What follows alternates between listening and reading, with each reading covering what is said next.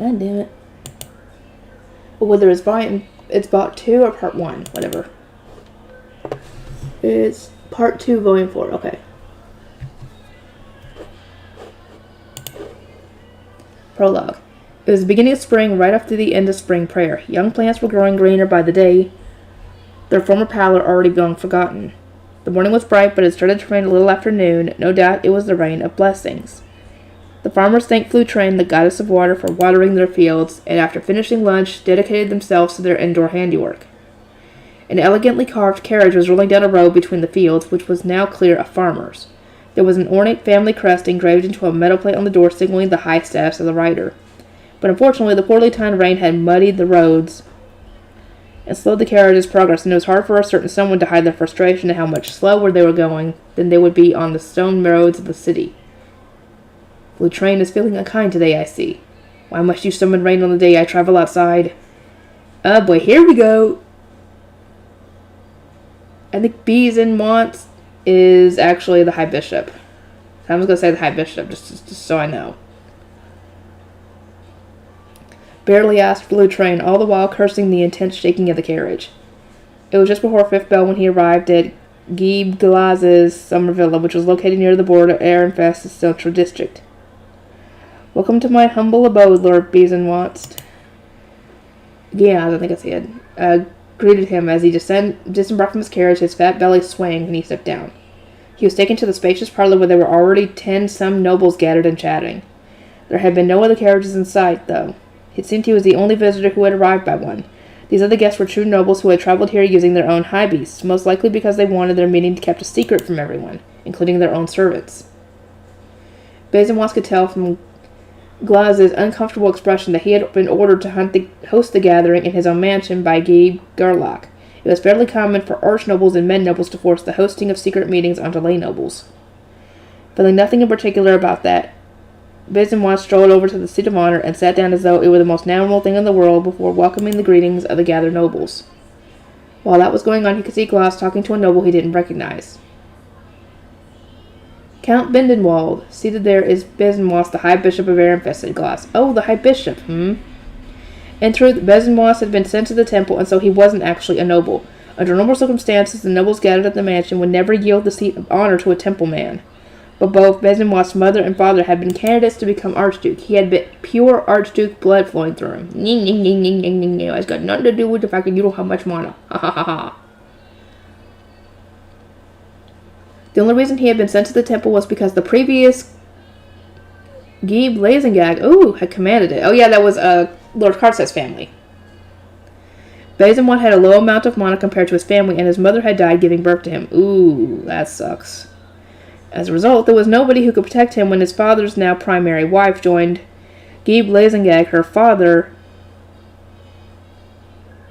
his father's new primary wife joined her father in demanding that he be put in the temple. This led to Beesenwatst having to take on the robes while still a baby, meaning that he had been raised from birth not as a noble but as a priest. Ooh, interesting. However, his older sister of the same mother still treasured him as her only living blood relative, and the gathering of nobles could not treat him lightly due to that. They knew well that his cooperation would be essential to advising and influencing his older sister. Lord Beesenwatst, this is Count Bindenwald from Ehrenbach. He will be instrumental in achieving our goals. The fact that he had been introduced as a count told Beesenwatst that he was an archnoble with his own province. Beesenwatst was fairly overweight himself, but even he couldn't help but notice that Bindenwald was quite the sizable individual. His eyes were murky, and he had the look of someone who would commit heinous acts without a second thought.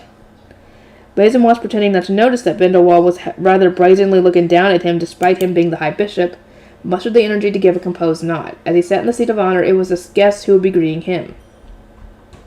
I ask whether I may offer a blessing in appreciation of the serendipitous meeting ordained by the pure rivers flowing from Fullmetal, the goddess of water. You may.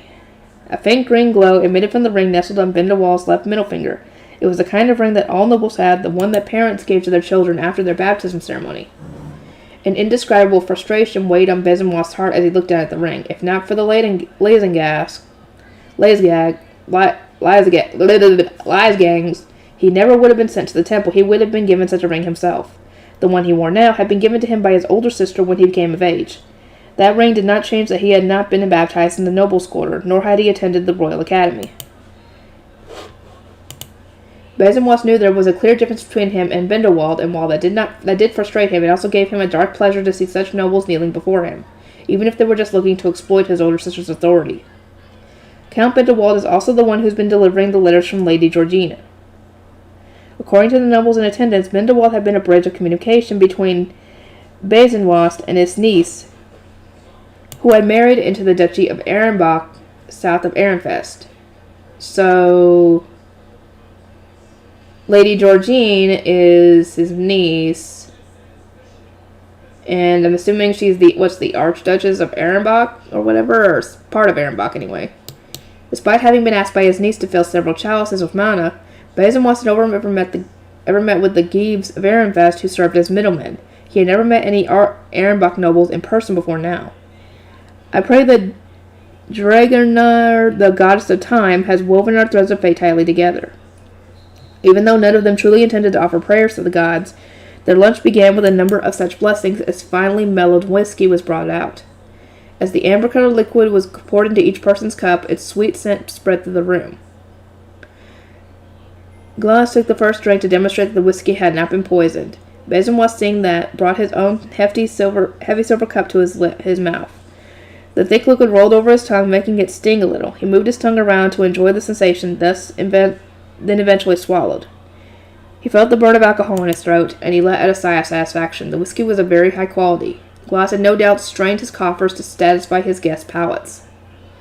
By the way, Lord Besenwas, where might the commoner shrine maiden I asked for be? Asked Gerlach, breaking the ice once he had waited for everyone to take a sip of their drinks. Besenwas took another sip of his whiskey, feeling all eyes focus on him. They had asked him to bring the mana-wielding commoner so that they could purchase her, but she was nowhere to be seen. I have not brought her. And why might that be? Besenwas snorted at the nobles looking at him with wide surprised eyes. Why must I tolerate a carriage ride with a commoner such as her? I would not like to breathe the same air as her, and I am not about to prepare a separate carriage just for her. I could have prepared a carriage myself had you asked. The nobles bemoaned the missed opportunity, but it was difficult for Besenwas to take mine away without the high priest noticing. He had considered using Delia to draw her out, but the sharp-eyed attendant, who once served the high priest, never allowed the two of them to be alone. The plan would likely end in failure, serving no purpose but to put the high priest more on guard. Why must I, of Archduke blood, expose myself to danger for their sake in the first place? Besenwas thought as he prepared to shift the blame on the Gabe Gerlach, having already planned out his excuses. They are much more on guard now due to the failed attempt during spring prayer. We should be thankful for the disaster I averted here. That is quite a shame. The plan was to use devouring soldiers borrowed from Count Bindewald to attack her carriage, but alas, the plan to kidnap mine during spring prayer had proven fruitless. Kidnapping an apprentice shrine maiden of commoner origin should have been trivial for magic-wielding nobles. The fact that they had failed was no doubt due to the high priest Ferdinand accompanying her. He was also a noble who could wield magic. We can blame that meddlesome high priest for this. It truly is a shame. I had hoped to make that commoner girl suffer, inflicting as much pain onto her and Lord Ferdinand as possible.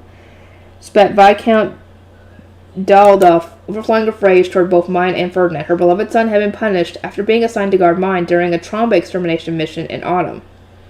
Besenwas had, at her request, complained to Ferdinand and asked his older sister to lessen Shikikoza's punishment, but in all honesty, he didn't really care what happened to him. Besenwas had been frustrated by Shikikoza's good luck and being able to leave the temple when the sovereignty's purge caused a political shift. Lord Ferdinand is a more formidable foe than we anticipated, it seems. We could have pinned the blame on the Lasengaks, but we had only been able to kidnap her while she was staying there, murmured Gerlach, looking regretfully at Besenwas. An useless fool.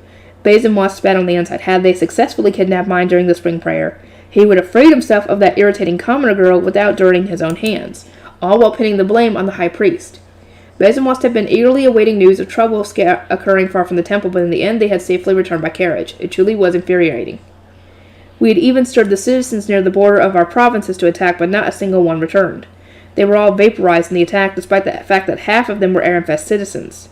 Bindewald said, which made Viscount Seitzen, the Gabe of the province bordering Gardunes, frown anxiously. That said, Viscount Gardun had said nothing of the citizens that disappeared en masse. Perhaps he didn't notice the attack due to its proximity to the border? That is quite strange indeed. Perhaps this attack had only harmed those from foreign duchies. Was that even possible? They wanted to know the details, but Viscount Garden was on friendly terms with the Lies gangs. He wasn't currently present and hadn't been informed of the spring prayer ambush. And as no survivors had returned, it was impossible to know what had happened there. Citizens were not the only ones who died. I lost half of my devouring soldiers. Some of them were fine men capable of using magic tools and wielding mana on the level of a lay noble. They were for doing dirty business while keeping my hands clean. Their failure truly is a shame. I have been hoping to buy the apprentice shrine maiden to restock their numbers. Bindewald said before giving a throaty laugh. It sounded horrible, like a burping frog. Basinwas gave a slight grimace, a sign he would rather not sell mine to him. Wow! So he does have some kind of conscience. He would rather not sell mine to this guy. Somewhat. A little bitty bit. Like a grain of salt. Or an atom. The nobles gathered around Bindewald, looked at each other, then all tried to persuade him with fake smiles. Lord Basinwast, I would greatly appreciate your help as High Bishop in acquiring a submission contract with the Commoner Shrine Maiden. Your information and position would prove invaluable, said one noble. We can imagine that the Commoner upstart is unbearable for you to be around. This is a deal in which we all benefit. Am I wrong? Well, the only one who doesn't benefit is mine, but still. It was true that mine was both unbearable and dangerous. Basinwas would be relieved to see her gone, and would love to see the face Ferdinand, her guardian, would make when she was taken. But Basinwas was not one to put himself at risk. It would take an enormous amount of luck and strategic will to avoid Ferdinand's inevitable attempts to take revenge on him for signing the Shrine Maiden's submission contract. We are dealing with a commoner here. She is not much different from the orphan Grey Robes. Do you disagree? Asked the noble. No, but she is not a Grey Apprentice. She has the mana befitting of one wearing blue robes. A normal commoner would not wield the power of crushing. As someone who had been hit with Mind's Crushing, Basinwas knew that her mana was reasonably strong. He had admittedly let his guard down, but she did not have the sparse amount of mana one would expect from a commoner devouring child her age. That was proven when she had performed the dedication ritual with Ferdinand, a ritual that could not be performed unless the two people involved had reasonably similar levels of mana. She is extremely rebellious, and would not like to face her crushing again. You all have magic tools to protect yourself, but I have no means of resisting another crushing. Why would I expose myself to such dangers just to sell an apprentice shrine maiden? Bindewald, who had been stroking his pudgy chin while listening, took a round cloth wrap something out of the pouch on his hip, then slowly unwrapped it with his plump fingers. This is a darkness phase stone for absorbing mana. The crushing of a mere commoner apprentice will mean nothing if you have this. Shall I offer this a gift to celebrate our acquaintance? Basinwas' lips curved into a grin as he stared at the pitch-black phase stone. No commoner child would be worth fearing with this in his possession. He could make her regret ever standing against one who had Archduke blood. Oh, blah, blah, blah, blah, blah, blah, blah, blah, blah, blah. Freaking mana's where it's at, and you got nothing compared to her. Bindewald, seeing how closely Basinwas was staring at the stone, gave a grin of his own as he held it out. Shall we consider the deal done? He asked, his eyes gleaming beneath the murky haze. It was clear that he was confident that Basinwas would agree to sell mine to him. Basinwas found it irritating to dance upon the palms of others, but every day he found himself wishing he could sell that brat mine to another duchy and send her parents, those wretched fools who had ignored his orders and fought back, plunging in the depths of despair. There was nothing he wanted more than the black face stone in Bindewald's hand. Basinwas changed his frame of mind. This wouldn't be him dancing on Bindewald's palm. This would be him working for the sake of his older sister. Ferdinand had announced that mine would be under his custody in front of most of the Knights' Order. Knowing that she was stolen, nonetheless, would no doubt send daggers through the High Priest's heart, and nothing would please Basinwas' sister more than witnessing Ferdinand's suffering. It would also help soothe the grieving heart of Viscountess Daldorf. In fact, allying with Count Bindewald would please all the nobles I have a deep connection with. Having established a suitable reason to take the stone offered to him, there was no reason for him not to do so. Basinwas grinned his own nasty smile while looking into Bindewald's murky eyes. I eagerly invite you to the temple whenever you are able. My older sister will take care of us no matter what happens. Yeah, right. You're gonna get your butt kicked. Basinwas, agreeing to help, sent a cheery stir through the gathered nobles. Some spoke of how excellent this development was, and although their enthusiasm was no doubt directed solely to the power of his older sister, he no longer gave it any mind. What the future might hold, I cannot wait to see. Basinwas said while raising his cup. His eyes ran along the horizon and saw the rain intensifying over the city of Ehrenfest. But now even poor weather was music to his ears. Caring for Camille. It was my first day as the older sister of my cute little brother Camille, a day to remember for sure, but despite resolving to act like a proper older sister, my arch-enemy, sleepiness, launched a surprise attack. Mom's labor pains had begun at dawn, and Camille had been born between second and third bell. By that time, I was already thoroughly exhausted from pacing around the well. I got sleepy right after eating lunch. No, I can't sleep. I could bring water to Mom, do the dishes, handle all the sorts of other chores. At the very least, I wanted to keep helping until Dad and Tully came back from the feast to help. As I battled to keep my increasingly heavy eyelids from drooping, Mom patted the mattress beside her. You can sleep if you want to, mind. I don't. I need to stay awake until Dad or Tully gets back. I'm going to be an amazing older sister that takes care of Camille all the time, I replied. I had no intention of sleeping now that Camille was finally here. I had already held him once, and I intended to keep taking care of him. Mom gave a gentle smile after hearing my determined announcement. I appreciate the thought, but my main concern is you falling ill. You should rest if you're tired, she said. I nodded sadly. Mom was still tired from giving birth. I couldn't worry her any more than I already had. I cleaned up the dishes, took off my shoes, and climbed into bed. After scooting to the side a bit so I wouldn't roll onto Camille, I rested on my side and watched his sleeping face before closing my eyes. Your big sister will start working hard tomorrow, okay? I didn't last long after deciding to sleep. I felt Mom tuck me in and stroke my head, and then I was gone before I knew it. But partway through my night's sleep, I started to hear a high-pitched whining like a cat meowing. It pulled me back awake. I frowned, not liking the feeling of being forced to wake again early. Shut up, I want to go back to sleep, I thought, pulling the blanket over my head, but that just made the crying louder. God, why is there crying so close to me? Oh, wait, Camille. My eyes shot open and I made immediate eye contact with Mom, who was hefting Camille up and preparing to breastfeed. She smiled. You slept well, honey. It's about almost time for fifth bell to ring. Despite having been asleep for so long, I still felt like I hadn't slept enough. I rubbed my eyes and looked at Camille. My tiny little brother was giving his all to drink Mom's milk. His sucking mouth, his unfocused, wandering eyes, and his teensy-weensy clenched fists were all super cute. I'm back. Is Camille awake? Hi, Tully. He's drinking milk right now, I said in the direction of the door, as Tully, having returned from the celebration downstairs, poked her head through the door. She walked over, sat on the side of the bed, and said, He really is tiny, while looking at Camille. You and mine were both this small, too, once, Mom replied with a smile. I really didn't know how to respond since I didn't remember that. Well, of course not. Camille moved his head away as if satisfied, and Mom patted his back gently. He let out a tiny burp. Not only were you slow and bad at drinking milk, mine, it always dribbled out of the corner of your mouth. And when you finally got it down, you'd suddenly throw up out of nowhere. Mom continued, her face crinkling up as a nostalgic smile as she looked at me. She was basically saying that I was a handful from day one, so I pouted and pursed my lips in a pout. I don't know what you expect me to say about that. I was just a baby. Well, began Tully, you still eat really slowly, and when you eat too much, you groan about your stomach hurting. So I think you're basically the same way now. Tilly, that's so mean. Oh, but she's right, Mom chimed in. If she was going there, then I had something to say too. The bread we ate here was just way too hard. It was actually too hard to bite into normally, so I always had to soak it in my soup or drink first. Waiting for it to soften slowed me down whether I liked it or not. That's all. I only ate slow because the bread was hard. It wasn't my fault. Hey, can you blame the bread when you're the only one who eats slow, mine? It takes you so long because you leave it in your soup till it gets all soggy. Well, that's because it's too hard to eat otherwise. I felt like I was even worse at chewing now that I had gotten used to the fluffy bread we had in the temple. But now that I was back home, I fought each day to appreciate the unique experience of eating rock-hard bread.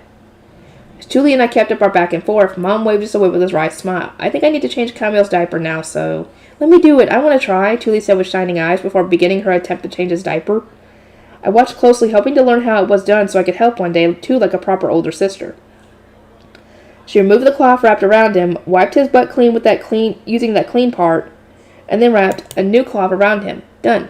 Tully let out a satisfied finished and beamed a smile. She had done it without much issue, and it sure seemed pretty easy to do. I'll try to do it next time. Tully speedily tossed the balled up dirty cloth into a basket before looking out the window at the blue sky.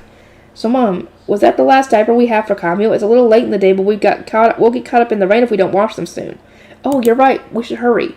Could you take care of what we have for me? I had Gunter put some strings in the kitchen to dry diapers, but they're a little high up. You'll have to ask him to hang them. As Mom and Tilly waved things along, I peered out the window myself, my head cocked to the side. There were some clouds out, but the sky was perfectly blue. I couldn't see any signs that the weather would be getting worse soon, other than the sun setting like always. How can you both tell the weather's going to get worse? How can you not mind? If we couldn't tell when the weather would be bad, it'd be too dangerous for us to go to the forest. Oh, but anyway, we need to hurry and get the laundry started. Let's go, mine, Tula said while pulling me out of the front door. It was at that point that it hit me. No, Sir Jamio told me not to go outside. I did kind of feel like I would be fine just going to the well, but I had been firmly told that going outside would bring danger to everyone around me. And considering the recent death of the head of the Ink Guild, and me being attacked during spring prayer, going outside wasn't something I could take lightly. Tuli, having heard Daniel firmly tell me to stay inside until he came to get me, slumped her shoulders as she remembered. We shouldn't disobey a noble, right? Well, I'll go do the laundry then. You can start dinner, mine. Dad and I aren't that hungry since we ate a lot at the celebration, so just soup should be fine. Our neighbors gave us some spring veggies and sausage. As I looked at the veggies I was going to make with soup with, I remembered that I had only eaten soup and bread for lunch. I put a hand on my stomach. Well, I'm a little hungry since I only had a little soup for lunch, too. I hadn't eaten any of the meat everyone from the temple gave us, and we need to get Mom fed well so she can make lots of healthy milk. In other words, I was asking to eat meat. Tuli pulled into the storage room in response and said I could use the bird meat in there. Okay, I should just rub salt and herbs onto it, right? Tuli shook her head. Some herbs aren't good for people who just given birth. Just use the salt, she said, before heading downstairs with our laundry-filled tub and some soap. I preferred herb-seasoned meat to plain salted meat, which was a shame, but if Mom couldn't eat it, there was no point in me making it. If rubs out of the question, I should just use a little bit of Dad's wine, I said to myself. After seeing Tuli off at the door, I went back inside and headed to our winter storage room for the meat, then went to fetch Dad's wine from the kitchen shelf. He would always desperately try to stop me whenever he saw me getting the wine to use for cooking. He said my food tasted more than good enough even without the wine, but I knew he just wanted to keep as much wine for himself as possible. I don't care how much Dad hates it, I'm using this wine. There's a huge difference between meat prepared with wine and meat that isn't. After massaging the meat with wine and salt for a bit, I started chopping the usual vegetables. There was still a lot of dangerous ones that I found hard to prepare, but naturally by this point even I could tell the difference between safe and dangerous vegetables. Wait, am I worse at this because I've been in the temple so long? I exclaimed. My cutting rhythm was shaky and off since I had spent so many months, living the life an excessively pampered rich girl in the temple. My hand was shaking just from holding the knife. Oh, this sucks. I was at rock bottom before when it came to doing chores, and now I'm below even that. I need to make a habit of doing chores every day, I said, bemoaning my drop in skills while taking care not to cut my finger along with the vegetables. Oh, this is vargol. Sautéing these in butter is better than putting them in soup. Vargol looked like white asparagus on the surface, but flavor-wise it was more like baby corn. It tasted great and reminiscent of spring when boiled and cooked with butter or just mixed with cream. I'm back, Dad declared in a jovial, drunken mood. Tuli followed closely behind him. She had finished the laundry while I was cutting veggies. You go hang these, Dad. We'll get supper ready, said Tuli as she handed the newly washed diapers to Dad and went to put the tub back in the storage room. Dad spread out the diapers and hung them on the multiple strings stretched high in the air across the kitchen, close to the ceiling. I was a little bothered by the fact that he was doing that while I was cooking, but I had to suck it up since Camille needed dry diapers. If only it was sunny so we could hang them outside. Yeah, the rain sucks. It really gets in the way when we've got to dry these every day. Having a ton of diapers swaying all over the room was incredibly distracting. It just wasn't a sight I was used to, and only when they were spread out like this did I appreciate how invaluable dispensable disposable diapers really were. Not to mention that these weren't the white diapers I was used to from my Arano days. They were long strips of cloth made from sewn-together rags and had gotten soft and thin due to repeated washings, which was about the only good thing about them. I wanted to push for us to use something more hygienic, but we were just using what we had. Besides, I already knew that they'd say they didn't want to waste new cloth on diapers. That would end up getting just as dirty, just as filthy in no time at all. How far did you get, mine? I finished cutting all the vegetables I can cut. Looks like the season for veggies is almost over. They're pretty hard now, I said, showing Tuli the out-of-season vargols. That's because we're almost halfway through spring now. Vargols have a long time when last a long time when spring stays cold for longer, but I care more about being warm. There's more stuff to gather in the forest when it's warm. Tuli cooked the meat with salt and dressed it with the buttered sautéed veggies. Vargols. I used that time to make the spring vegetable soup. Mine, go call Mom, Tuli said. I stealthily slipped into the bedroom, trying my best not to wake Camille. Mom was sleeping next to him. Maybe it was due to the dark room making it hard to see, but she looked exhausted and kind of sick. I didn't really want to disturb her, so I silently stepped back into the kitchen. Tuli, it looks like Mom's asleep. That's okay, you don't need to wake her. Mrs. Carlo was talking about this. She said it's really important to give a mother as much rest as possible after a birth. Tuli explained as she set the table. It seemed the neighborhood wives had told her about a lot of stuff while she was helping with the birth. Mom looked like she would be out of commission for a decent while, which meant we need to cover for her as a family. You may not realize this since you weren't there, Mom, but Mom really had it rough when she was giving birth. She was bleeding a lot, and it sounded like it really hurt a lot. Tuli murmured, anxiously looking at the bedroom where Mom was sleeping. I had been sent away for this birth, and I hadn't witnessed any back in my Arano days either. I had read about them and heard about plenty, but I didn't know what a real birth was like. I could only imagine how Mom felt, and it probably wasn't a big leap to say she wasn't in a great spot. We need to work hard enough that Mom doesn't need to do any chores herself. She'll be sick for a long time if we let her push herself too soon. Mine will be needing your help. Okay. That night, I woke up each time Camille began crying. It was just really hard to sleep through a baby crying in the same room as you. In the end, I was sure I had seen Mom breastfeeding Camille through blurry eyes on 4 separate occasions that night. Suffice it to say, I was sleep-deprived. My head felt fuzzy when I finally woke up for real. I think it'll only take a few days for you to get used to sleeping through the crying, Mom said while stroking my head with a worried smile. I replied that I definitely wouldn't get used to it that easily, but by the second night I managed to make it to morning without barely even registering the crying in the center of my mind. Mom, I felt like I've been way better at adjusting things than I thought. You're just like Dad, said Tuli while glaring at me through narrowed, sleep-deprived eyes. She pointed at Dad, who was still sound asleep. The abandoned child. With all the special celebratory events in the neighborhood over, everyone's daily lives returned to normal. I myself will be going back to the temple starting today. Once Samuel and Fran came to get me, I first made my way to the Gilberta Company. I needed to thank them for the gift and inform Benno about how cute Camille is. If time permitted, I could talk about the printing business too. He really is super tiny because he was just born, but he gets all red when he cries. He's all wrinkly and he really is just super cute. I never expected my own little brother would be so cute. I doted, telling Benno exactly what I had told Lutz, Fran, and Daniel on the way here. Benno was grimacing and rubbing his temples. Enough already. I've already heard what feels like a lifetime of this junk from Otto. Get to the printing business already. Well, Karina gave birth too. I didn't hear about this. When did this happen? I exclaimed with wide eyes. Benno furrowed his brows. I didn't mention it. I probably forgot to since it happened while you were stuck in the temple. Otto's been raving about his kid for so long I figured you would have heard about it from your dad. Lutz or maybe Leon. Benno explained as his dark right eyes shifted to Lutz, who offered a shrug in response. Leon said it wasn't our place to break the news in your stead, so I decided not to mention it. Yeah, I guess that's true. I did meet with mine after the baby was born, but, well, there was never a good time to bring it up. There was the finished metal types, and then the Blue Priest tour. Benno said a distant look in his eyes. He had been pretty occupied on both occasions, and neither really presented a good opportunity for him to say that Karina had given birth. Guess it's better late than never. The baby was born at the end of winter. Her name's Renee,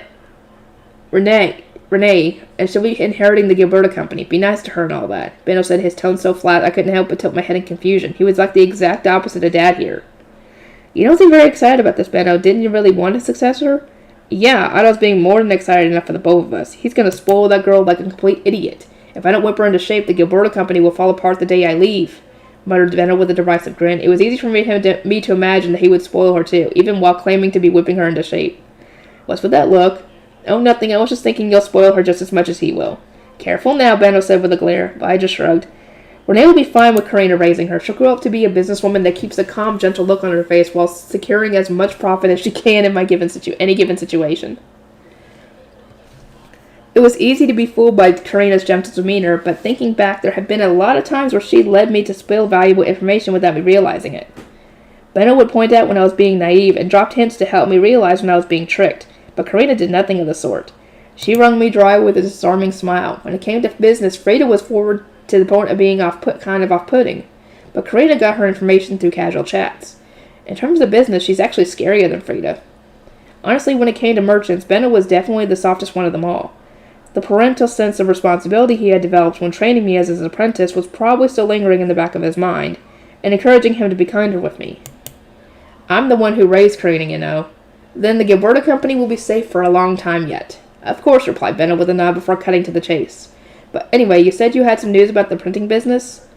The High Priest told me to hold off on movable type printing for now. If we charge forward, we'll end up clashing with the vested interests, the nobility.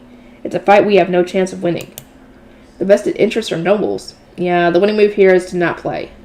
Benno loved to pick fights with vested interests, but even he had no intention of going toe-to-toe with nobles. Feeling relieved, I told him what the High Priest had told me. Most book copying is actually done by nobles, so it's important that I don't try to make thick, adult-oriented books packed with words. But the High Priest said they won't interfere so long as I just keep making kids' books, so for the next couple of years, I'll be putting my all into making picture books for kids. Benno shot me a glare, putting your all into it. Alright, I want to hear more about this. I gave a big nod and announced my plans for the Mind Workshop. To be specific, I'll be developing colored ink to color the pictures. I'd then like to develop wax stencils to further improve stencil printing. We really need to hurry if we want to have it done in time. Haven't done in time for what? Asked Benno, confused.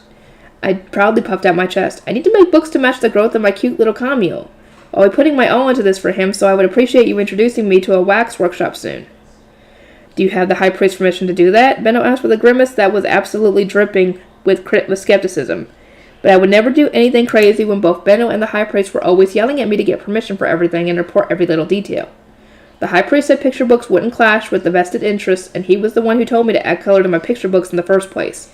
He was all like, Wilma's art is wasted in black and white. Books should have color, blah, blah, blah. I'm happy as long as you've got permission. I'll set up a meeting between you and the foreman of a wax workshop. And so, when my business with Benno was done, I left the Gilberta company having secured a future trip to a wax workshop. Good morning, I have returned. Welcome back, sister mine. Delia and Rosina greeted me at my chambers and changed me into my blue robes. I told them about Camille while I waited for them to finish. The other day my little brother was born. His name is Camille. He's a very small, wrinkly, goes red when he cries, and is overall very cute. Sister mine, he does not sound cute at all when you put it like that, Rosina replied with a giggle. Camille's wrinkly redness really was cute, but my words didn't seem to be doing him any justice. You know, sister mine, whether or not your little brother's cute doesn't matter to us at all. Why even tell us about him, Delia asked. I want as many people to know about him as possible. When he was born, I was told it was important for people to remember his birth. When I eventually got on my preaching about Camille's cuteness out of my system, it was time to begin Harpspiel practice for the day. After a short while, Rosina's teaching was interrupted by a knock on the first floor door. A bit later, Fran came upstairs. Forgive my interruption, sister mine. Wilma has urgent business, he said, a tinge of worry in his voice. You may let her in, I said. Urgent business from Wilma meant something bad happened in the orphanage. I ideally put away my harpspiel and moved to the table ready to welcome Wilma. She came to the stairs to the second floor carrying a baby in her arms, one a little bit bigger than Camille. Both Wilma and Fran looked at me for help. Wilma, where might that baby have come from, I asked. At the very least, I hadn't heard of any of the Grey Shrine Maidens in the temple being pregnant. It was apparently normal for attendants of Blue Priests to be returned to the orphanage after becoming pregnant, so the one thing I knew for sure was that the baby hadn't been born here. It was abandoned. The guard said the baby was left with him. According to Wilma, a Grey Priest had been standing guard at the gate to the lower city, like usual, when all of a sudden a lone woman hastily approached him. She then handed him a small bundle, saying it was an offering to the gods. It wasn't particularly rare for people to bring such offerings, or to give donations after being helped by the gods, so the guard had accepted the bundle without giving it much thought. When the guard untied the bundle to see what had been offered, he found his baby inside. It was standard procedure for the guard to check what was in an offering before giving it to the Blue Priests.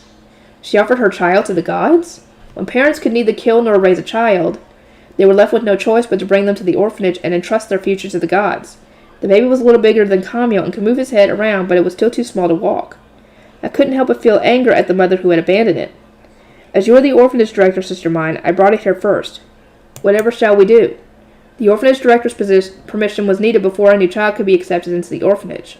But this was the first time since becoming orphanage director that I needed to do with this, so I didn't know what steps I needed to take. I'm not sure what to do, I'm afraid. This has not happened before in my time as director. I'll have to consult the high priest once again. Fran, could you request an emergency meeting? As you wish, said Fran. I could imagine it was his first time dealing with this too, and he hastily walked out of the room with a troubled expression. Meanwhile, the baby was snoozing in Wilma's arm, completely unaware of our worries. The baby certainly is a sound sleeper, I said. Its small sleeping form reminded me of Camille, which brought a smile to my face. This baby's cute too, but my little Camille is way, way cuter. No doubt about it. We are fine as long as it stays asleep, but I do not know what to do when it awakes. There are no longer any Grey Shrine Maidens here who have given birth. What shall we do without anyone to give the baby milk? Asked Wilma. In the past, a baby brought to the temple could simply be taken to the cellar where new mothers and still pregnant Grey Shrine Maidens could feed them. They would raise the baby like their own child. But now the pregnant Shrine Maidens were gone, and the accumulated knowledge they had shared in that basement had gone with them. The remaining Shrine Maidens and apprentices were all younger girls who had never been involved in offering flowers. They had been raised in an orphanage, not having parents to tell them about pregnancy, birthing, and child-rearing, so nobody knew what to do with the baby. Do you know how to raise a baby without a mother, sister mine? I have read about goat milk being used by mothers who cannot produce their own. I believe it is better for them than cow milk. It will take time, but we should be able to feed the baby spoonful by spoonful, I explained. That was all information I had learned from a fiction book set during the middle of a war. Wilma looked as though her entire world had been given light. Her eyes were shining with admiration and respect. I thank you ever so much, sister mine. I will prepare some at once. We will need to prepare diapers and baby clothes for it as well, I said, remembering what we had needed for Camille, but Wilma shook her head.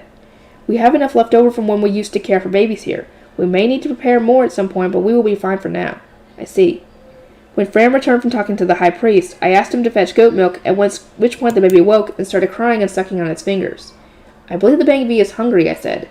Wilma began carrying small spoonfuls of milk to the baby's mouth. At first it shook its head in protest, aware that Wilma wasn't its mother, but eventually hunger won out and began drinking the goat milk bit by bit.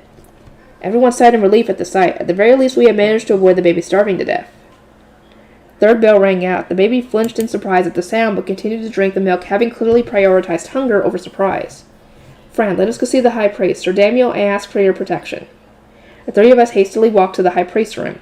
My urge to be a good older sister was strong in my mind thanks to Camille being born, and it made me want to prepare a living space for the baby as soon as possible. High priest, we have something to discuss.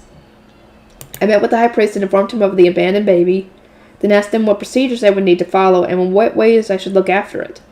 Can you not merely do as has been done before? I'm discussing this with you because there are no great shrine maidens who have given birth and raised kids in the orphanage anymore, I said, and the high priest widened his eyes with realization. So there aren't. But there is no use yearning for what is already gone. I suppose there are always wet nurses. Unfortunately, I have no experience raising children either. There are wet nurses we can hire, I asked, my eyes shining. Having one would make things a lot easier.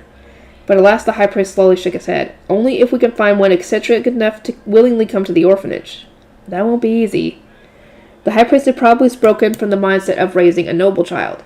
However, it was hard to imagine anyone in the lower city willingly going to the orphanage, considering how looked down upon it was. Mom might be willing to help, but that would have to wait until she was healthy again. I couldn't ask her to come now when she was too weak to even help with chores. I immediately concluded it would be impossible to bring a wet nurse here. For now, I would have to rely on my attendants to take care of the baby. That would be a big burden on everyone, but it was our only choice if we wanted the baby to live. What should we name it? There wasn't a name on its clothes or the cloth. You may name it what you like. As long as it does not overlap with any other orphan's name, it does not matter. Understood. Our conversation over, I returned to my room at once. The baby was in a good mood, having been fed and changed into a new diaper by Wilma. According to her, it was in fact a boy. We'll have to take turns watching him. Wilma would collapse if she had to watch over him all on her lonesome. That probably hadn't been a problem when there were several mothers and pregnant women in the basement. But none of the great shrine maidens in the orphanage had dealt with babies before. They didn't know how to handle one, nor did they have anyone they could ask for advice. I couldn't ask Wilma to take on the baby all by herself when there was nobody else she could rely on for help. Anyone who tried that would end up overwhelmed and exhausted. He will beg to be fed during the night as well. We will need at least one person to stay up at night and one person to wake up early if anyone is going to be sleeping. We decided that Wilma would watch him in the orphanage during the day, while the rest of my attendants would collectively watch over him in my chambers during the night. Rosina was already used to staying up late, so she would stay up later for him while Fran would go to bed early to wake up early as well. Once Delia awoke, she would then watch over him until Wilma came. Geez, why do I have to look after him? Delia demanded, listening to my orders as her mistress for one thing. But to her, looking after an abandoned baby every day was something else entirely. I did understand how she felt, but the baby would die if we didn't look after him. I carefully looked at Delia. Was there something I could say here that would give her to her? I needed something that would make Delia actively want to look after the baby. I thought for a moment, then it hit me. Delia had looked envious when she said that she didn't know what a family was like. She no doubt had a strong attachment to the idea of having a family. I believe it is your duty to look after him, Delia. You are his big sister, after all. What? Big sister? Delia replied, looking between me and the baby with a dumbfounded expression. You are too young to be his mother, Delia, so what else would you be but his big sister? Please take care of him as you would a family member. He is your family now. My family? She repeated as if still processing what the words meant as she looked at the baby. I became a big sister myself just the other day, and now you are a big sister too, Delia. Shall we compete to see who can be the better big sister? I'm obviously going to win, Delia declared, puffing out her chest and giving it a confident thump. She would probably dedicate her all to looking after him now like a good big sister should. At heart, Delia was a straightforward person and a hard worker who didn't hesitate to dedicate herself to things. My other attendants watched Delia's sudden enthusiasm with clear amusement. But if a young girl like Delia would be putting her all into raising the baby, the burden on Fran and Rosina would definitely be lessened. First, let's decide on a name. It can't be one that someone in the orphanage already has, but other than that, it's up to us. Does anyone have any requests? I want him to have a name like mine, like family would, Delia said while peering eagerly at the baby in Wilma's arms. Hopefully that will make her more attached to him, I thought, while thinking of a name that sounded kind of like Delia. A name like Delia. What about Data or Dirk? Data, Dirk. I think I like Dirk, Delia said, her face radiating blatant approval. Dirk, it's me, your big sister. She continued, reaching out a hand toward Dirk. He gave a lopsided smile as she stroked his head. Did you see that, sister mine? He smiled. Wow, Delia, Camille only ever cries with me, I said, a little disappointed that Delia was already proving to be a more powerful older sister than I was. I resolved to look after Camille as much as I could once I was back home to raise my own big sister power. But Mom and Tuli were doing so much by themselves that there was barely anything left for me. It didn't help that I didn't get some key aspects of changing diapers. Whenever I tried, Camille would start peeing for some reason, making a mess everywhere. Oh, I know that feeling. My nephews have done that to me before when they were babies. Oh, an abandoned child was given to the orphanage. It must be rough without a woman to look after him, Mom said while giving Camille milk. So, Mom, do you think there's anything I can do? Well, napping during the day might make night feeds that much easier. Why don't you try to make sure everyone look after the baby gets as much sleeping time as possible? Her advice came from a place of much experience, so I gave a big nod. Okay, I'll learn to change Camille and Dirk's diapers so you and everyone else can take more naps. Please do. I don't have very high hopes, though, Mom said with a smile. When I went to the temple the next day, Fran and Rosina both looked exhausted. It really was difficult for them to switch up their normal sleep patterns to feed Dirk goat milk throughout the night. They would need to nap during the day, no doubt about it.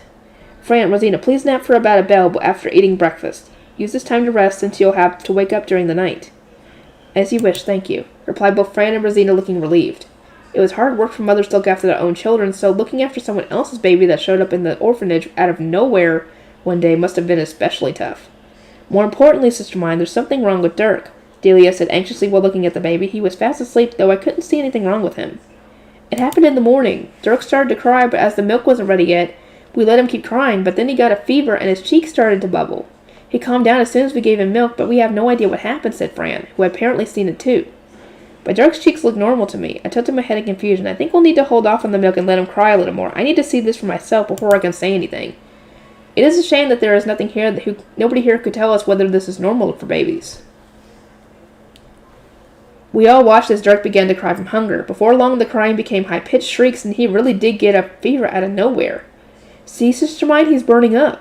I touched Dirk and felt a shock entirely like static electricity before seemingly being pushed away from his skin. Dirk's crying intensified. Sister Mine, his cheeks had started to get bumpy again. Delia, give him milk right away. Understood. Here you are, Dirk, said Delia while holding a small spoon in front of his mouth. Dirk stopped crying the second the milk was in his mouth, instead focusing on sipping it down. His cheeks returned to normal, and his fever went down in the blink of an eye. Nothing happened when I touched him now. Fran, ask the high priest for another meeting, preferably one as soon as possible, I said in a sharp voice. He left at once, and Delia gave me an anxious look. Sister Mine, do you know what's happening? I cannot say for sure, and I do not want to worry you by making a wrong guess. I replied with a shake of my head, lowering my eyes. I would have liked for my guess to be wrong, but it probably wasn't. Dirk had the devouring. And on top of that, he had enough mana that it would kill him as a baby. Delia, whose eyes had wavered with unease when I said I couldn't answer her question, gave Dirk a protective squeeze.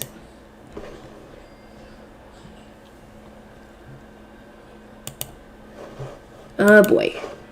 Volume 4, everybody. Or rather, Volume 7, I should say. Anyway, I'll see you guys next time. I think this is going to be Part 3, I'm not sure. It's either 2 or 3. What to do about Dirk? If Dirk had a severe case of the devouring, his life would be in danger unless he was given access to a magic tool that could suck the large amount of mana out of him.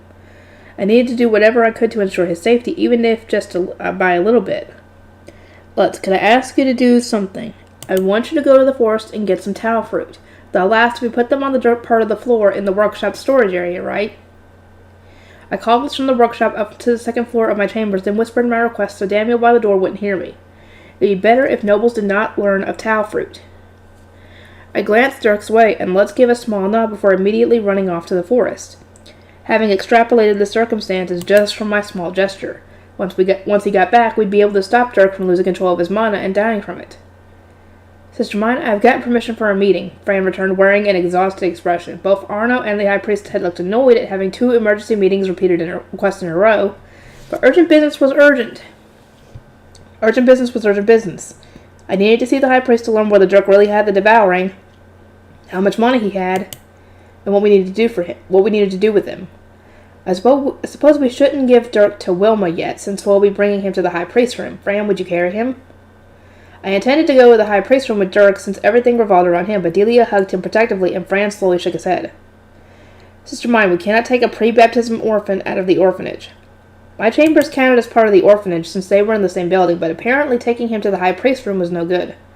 I had forgotten that we weren't supposed to take them out since we were stealthily taking the kids to the forest, but now that I thought about it, the pre-baptists and the kids were supposed to still be stuck inside the orphanage, so that the blue priest wouldn't have to see them. I thought that bringing Dirk would be important for the discussion with the high priest, but if you insist. I brought Fran and Daniel with me to the high priest room, as I always did. Once inside, the high priest gave a slight grimace of annoyance and asked, "What is it this time?" "The matter I want to discuss is very important. Is it something we should talk about out here?" I said in a quiet voice, pointing my eyes toward the hidden room. The high priest raised an eyebrow, then held out the sound-blocking magic tool. I firmly gripped it. "This discussion is important enough for you to actually pay attention to your surroundings and think?" "Yes, it's about Dirk, the baby from yesterday. I believe he has the devouring." After I explained what Dirk had looked like this morning, the high priest's brow furrowed hard and let out a heavy sigh. "I would say it depends on how much money he has, but given those physical symptoms, it would be safe to say that he has quite a sizable amount. So he has the devouring for sure." "Indeed." The high priest gave a grey nod before tapping a finger lightly against his temple. "It would probably be wise for him to sign with a noble as soon as possible. A contract? He will not survive otherwise." I tightened my grip on the sound-blocking magic tool. Signing a contract meant selling your life to a noble. In return for being given the magic tools you needed to survive, you would spend your whole life enslaved to them, essentially becoming a walking mana tank for your noble to drain. I shuddered at the thought of Dirk, a baby as young as my little brother, suffering a fate like that. "High priest, could you not make him a blue priest that offers up mana like myself, or otherwise set up an adoption with a noble? It will cost a significant amount to raise the baby as a blue priest. Who will pay for that?" Having become a blue shrine maiden myself, I knew all too well how much money it cost to live like this. I had almost run out of money preparing for winter despite the mine workshop supporting me. Clothes, shoes, and pretty much every other little thing was expensive. "You have been able to cover your expenses by earning your own money," the high priest continued. "But do you expect an orphan baby to do the same?" "No. Or are you suggesting that you will cover both of your expenses? Will you pay that much for a baby that has no blood relation to you? Is that something your family would permit? Even if so, would that not be the orphanage director showing favoritism to a single orphan?" I fell silent. I wasn't even sure I could afford to cover both of our expenses forever, and it was forbidden in the orphanage to prioritize one orphan over the others. I wanted to help him, but I couldn't think of what to do. All I could do was keep quiet. The high priest, seeing my hesitation, softened his expression. "In regard to having a noble adopt him, all adoptions need direct authorization from the Archduke. It is not possible for me to simply engineer one wherever I like. In your case, it was determined that you and your quantity of mana, talent for earning money, and otherworldly wisdom being put in the care of an archnoble would be for the best for the city." He said, indirectly revealing that there had been a lot of background forces at play when he was arranging for me to be adopted by Karlstadt. The high priest had clearly stuck his neck out and worked hard for my sake. "Mine, am I correct to assume the baby is a male?" "Yes." "Oh, right, we hadn't checked to see the baby's sex when I spoke to the high priest yesterday. He must have determined his gender by me calling it a he." "That will make things more difficult," he said with a slow shake of his head. "I believe I mentioned before that it is the mother's mana that influences how much mana her children have. A female baby might have had a future being adopted, though she would have been passed off as a natural child rather than an adopted one, so that she could be used as a pawn for political marriage." I bit my lip. Maybe it was just because I had my memories of living as a Japanese person, but I considered being a pawn for political marriage and being enslaved via a lifelong contract not much different. "There is a slight chance that a noble might want to adopt him, given the current mana shortage, but I can say nothing for certain until I have measured the baby's quantity of mana. Tomorrow morning, yes, at third bell tomorrow, I will come to your chambers with a magic tool for measuring mana. I imagine that is all right?" "Absolutely, I shall be waiting," I said, handing the high priest the sound-blocking magic tool, but he handed it right back to me. I cocked my head in confusion and took it back, wondering if he had forgotten to say something. "Mine, who else knows that the baby has the devouring?" I lowered my eyes in thought. None of my attendants were familiar with the devouring. Fran had asked me about Dirk's symptoms since even he couldn't recognize them on sight. Lutz could probably guess, since I had asked for the Tau fruit and then gestured toward Dirk, but none of my attendants would know what that means. I think I'm the only one who firmly understands that Dirk's symptoms are being caused by mana. In that case, continue keeping this a secret. Be particularly careful that the High Bishop does not learn of this. Understood. I would have to keep it hidden from Delia that Dirk had the devouring. If she didn't know about the devouring, she couldn't inform the High Bishop about it. I felt a little sad that I had to hide things about Dirk from Delia, despite her showing him so much love, as she strove to be a good older sister. The next day at third bell, the High Priest visited my chambers with Arno. We had finished feeding Dirk and changed his diaper ahead of time. He often did his business right after we put his own new diaper on, but there was no helping that. Well, they do that. It's sucks. You go to change the diaper after they pee, and then boom, they poop. Right after. It sucks. That's how you waste diapers that way. One interesting thing, though, was that Dirk didn't cry very much. He generally had a happy smile on his face as long as his diaper was clean and his belly was full. He was rarely fussy when put to bed and didn't require as much upkeep as most babies might, which was much appreciated by everyone. Incidentally, our Camille cried a lot more than Dirk. He was especially noisy when he wanted to sleep, and he wouldn't fall asleep unless Mom was carrying him. I couldn't tell whether this contrast was due to the difference in age or whether it was just down to their personality. Probably personality.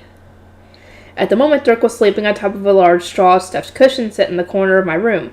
Delia was sitting next to it looking after him. The cushion was Dirk's bed and could be easily moved to the first floor where Fran was looking after him, then to Rosina's and Delia's rooms on the second floor when it was their turn. I heard a door open on the first floor, then heard Fran say, "Good morning, High Priest." "Where is the baby?" "The second floor. Please follow me." Delia, realizing from Fran's voice that the High Priest had come, dropped her happy smile and turned to look at the staircase with a hard frown. To me, the High Priest was someone I could rely on for anything and everything, but it seemed Delia saw him as someone who wasn't to be trusted. "I thank you ever so much for coming all this way. Mine, clear the room." Arnold set a magic tool down to the table and crossed his arms in front of his chest before stepping back. It was a circlet studded with small magic stones like those on the divine instruments.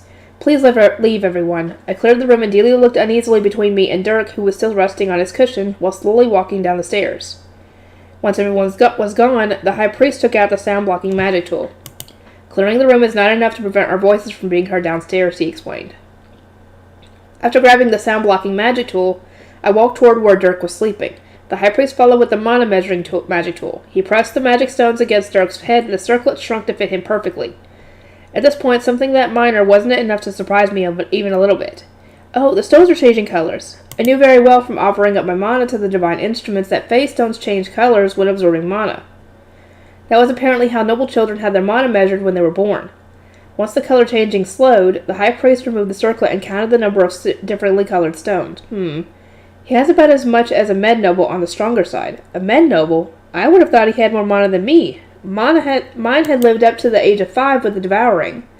So Dirk being close to death already made me think he had much more mana than I did, but apparently that wasn't the case. A baby still ruled by emotions, it is incapable of controlling mana, and a small girl with the mind of an adult are incompatible in mental strength. But more importantly, you have been compressing your mana without anyone having taught you how to, no? The High Priest explained that as one grew used to controlling mana, they could compress it and fit more into their body. He could estimate how much mana mine had from the fact that it was enough to eat her alive at 5 years old. Dirk probably had more mana than she did when she was born, but when I awoke in her mind, I successfully pushed the heat deep inside of me, which made space for more mana to grow. Each time the mana filled up and started to rampage within me, I compressed it even deeper inside of me, making even more space. This process repeated until I basically had a stupid amount of mana. The High Priest went on to say that I had an enormous amount compressed within my small body, so much that it was hard to believe I could contain it at all. Compressing mana like that was apparently a technique that nobles usually learned in the Royal Academy before puberty hit. Doesn't that mean all nobles could have more mana if they practice from a young age? Don't imply it's so simple, fool. Allowing mana to fill your entire body before containing it with sheer force of mind is to dance with death, putting yourself on the verge of being eaten alive. You have experience with that, no? Yes, it's happened countless times. It really was hard to count how many times I had battled with the heat to push it back inside my body. In the end, I had so much mana because over the year and a half that had passed between me starting to live as mine and me joining the temple, I had spent every day on the verge of death. It is difficult to compress mana without having a mind strong enough to force it into place. Does it not make sense to wait until children grow and can be taught the proper methods for doing so? Every year, there are a number of students who fail to control their mana and consequently have a brush with death. Brushes with death have been a normal daily affair for me, but noble children were given magic tools from birth to shield them from such danger. They just poured their mana into these tools until they could go to the Royal Academy and learn to control it. Blue priests didn't go to the academy and so never learned to control or increase their mana, which meant they were stuck pouring away their mana forever. Well, your case is irrelevant here. There might be some who would like to adopt a devouring child with such an abundance of mana due to the mana shortage, but given that we are in the process of concealing information to keep you safe, it would be dangerous to spread word of us seeking a family for a devouring child. If an adoption wasn't possible, I at least wanted Dirk to sign with a family who would treat him right. I looked up at the High Priest. High Priest, could you sign a contract with Dirk? I could, but I will not. I have absolutely no need for that baby's mana. It turned out that it was largely nobles restrained by a lack of mana who signed with devouring children. They were driven by their want of mana for maintaining their land and using their noble magic tools. Devouring contracts weren't something they wanted to be particularly public, so while well-raised children could be given positions as servants or for future mistresses, those who were poorly raised would often be locked in the cellar and treated like animals, which explained why the guildmaster was spending so much money on raising Frida like a noble. I stared at the floor sadly as I thought about what Dirk's future held, which made the High Priest give an exasperated sigh. If you are that concerned about him, you can sign with him yourself after Karlstadt adopts you. Me? I asked, blinking in surprise. I hadn't even considered signing with Dirk myself when I became a noble. Upon being adopted, you will have the noble status necessary to form such a contract. Hide the nature of his sickness and raise him in the orphanage until then. I thank you ever so much. If I signed with Dirk, nobody would be able to complain that me raising him properly was a show of favoritism. Though I would have to listen to the High Priest and Karlstadt's advice, the latter because he would be my adopted father. All I had to do was hide Dirk's devouring until then. It seemed that his future would be brighter than I thought. As I rejoiced, the High Priest narrowed his eyes as if glaring at me. Mine, this is no time to be rejoicing. The High Bishop will no doubt seek to exploit the baby if he learns of his devouring. You defy him at every opportunity, whereas the baby has no will of its own. It is clear which of you he will attempt to make his own. If you wish to protect him, keep his secret safe until the very end. The High Bishop will want to use Dirk's mana for his own means, and if the High Bishop demanded custody of Dirk, I had no means of refusing him. You would do well to always remember that your position in the temple and your future will be greatly determined by whether or not you can protect the baby. Understood. After telling me that Dirk's mana would be contained for a bit, thanks to the mana measuring tool draining him of mana, the High Priest took the circlet and left. Delia came running up the stairs a second later. Sister mine, what did the High Priest say? What is Dirk sick with? He's fine, I said with a slow shake of my head. The High Priest said to continue raising him as we have been. I see. That's such a relief. Delia's tense shoulders loosened as she hugged Dirk, rubbing her cheek against his.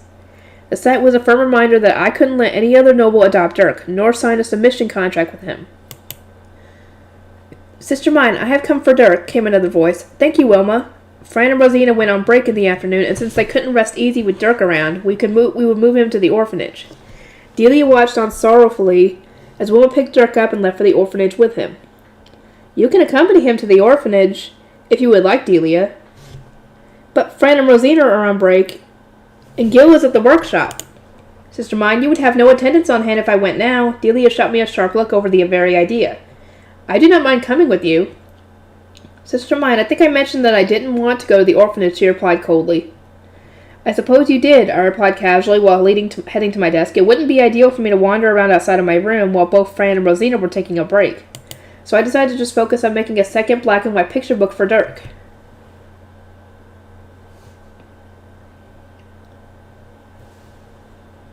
Unlike Camille, who had just been born, Dirk was already on the verge of rolling over in bed. He was surely almost old enough to see black and white picture books properly. Sister mine, what do you think Dirk is doing right now? Napping, I imagine. I drew pictures composed of circles and triangles on white paper using ink. All I had to do next was use the hide glue we had dried over the winter to stick the paper onto boards. I would have Fran prepare the hide glue for me when he woke up. Dad could then open holes in the boards, and after tying them together with thick string, the book would be done. Sister mine, do you think Dirk is crying, or maybe feeling lonely? I imagine he isn't feeling lonely with all the children around, though it may be too noisy for him to sleep. But Dirk needs his sleep. Raising your voice at me won't change anything. I can't even say for sure whether it is noisy over there, I replied disinterestedly while writing down a to-do list on my diptych. First, I needed to buy multiple different kinds of wax from a wax workshop. Stencils used for mimeograph printing were usually made with resin mixed into the wax to help them retain their form.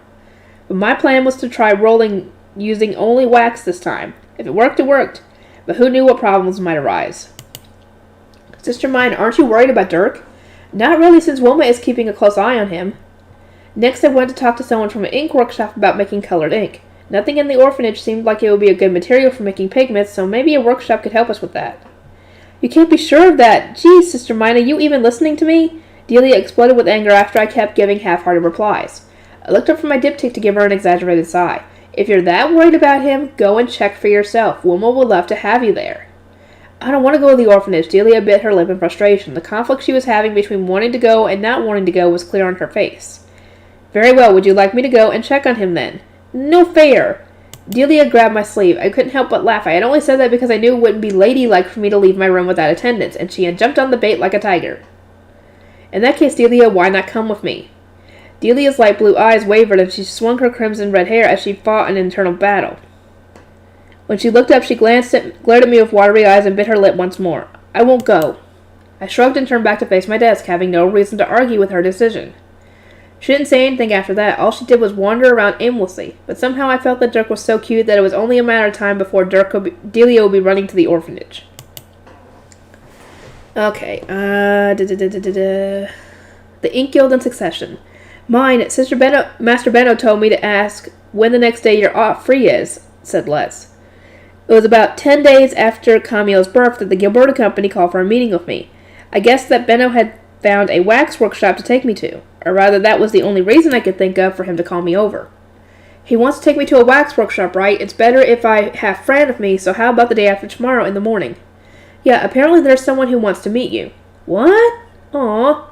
My hype died in an instant. I wanted to go to a wax workshop as soon as possible, but my dreams were not being granted.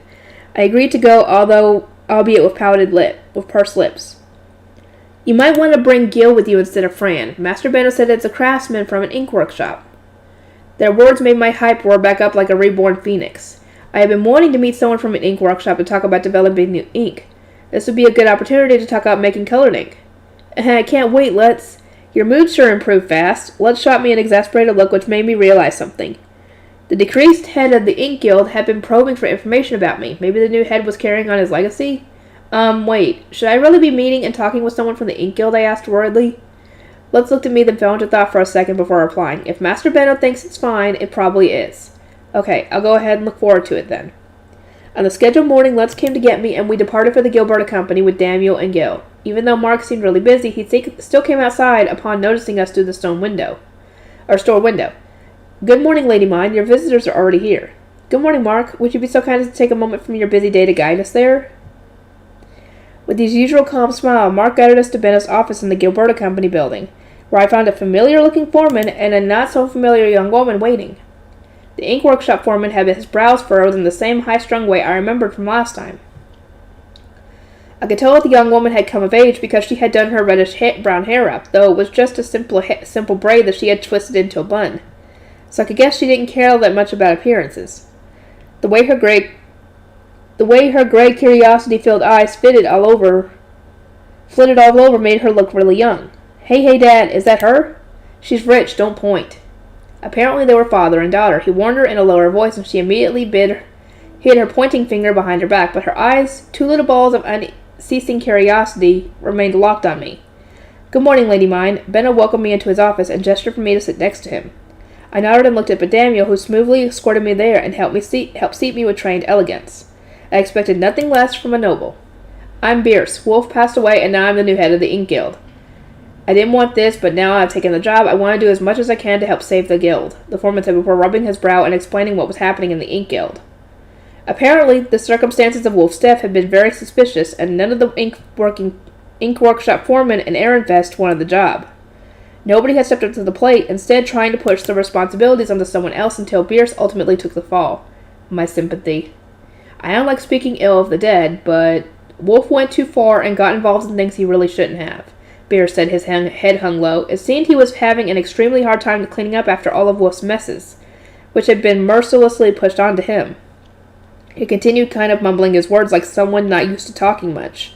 I want to keep the workshops running and bring them all together, but I'm not a good talker, as you can tell. I'm no salesman. Normally, ink workshops just had to make the ink. The actual selling was done by merchants from the Merchants Guild or local stores.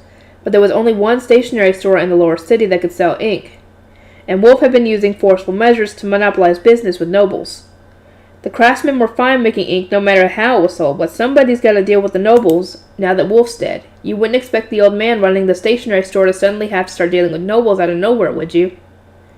Business with nobles brought in a lot of profit, but there were more than enough problems to balance that out.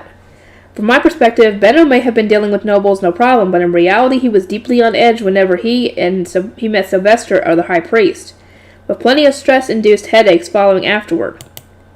That was reasonable. There was a lot you had to memorize just to greet nobles, and a single mistake could financially ruin you. It would just be cruel to expect a store used to casually dealing with the richer demographic in the lower city to suddenly have to do business with nobles. The store owner wouldn't know how to deal with them, and neither would his Laharls or successor.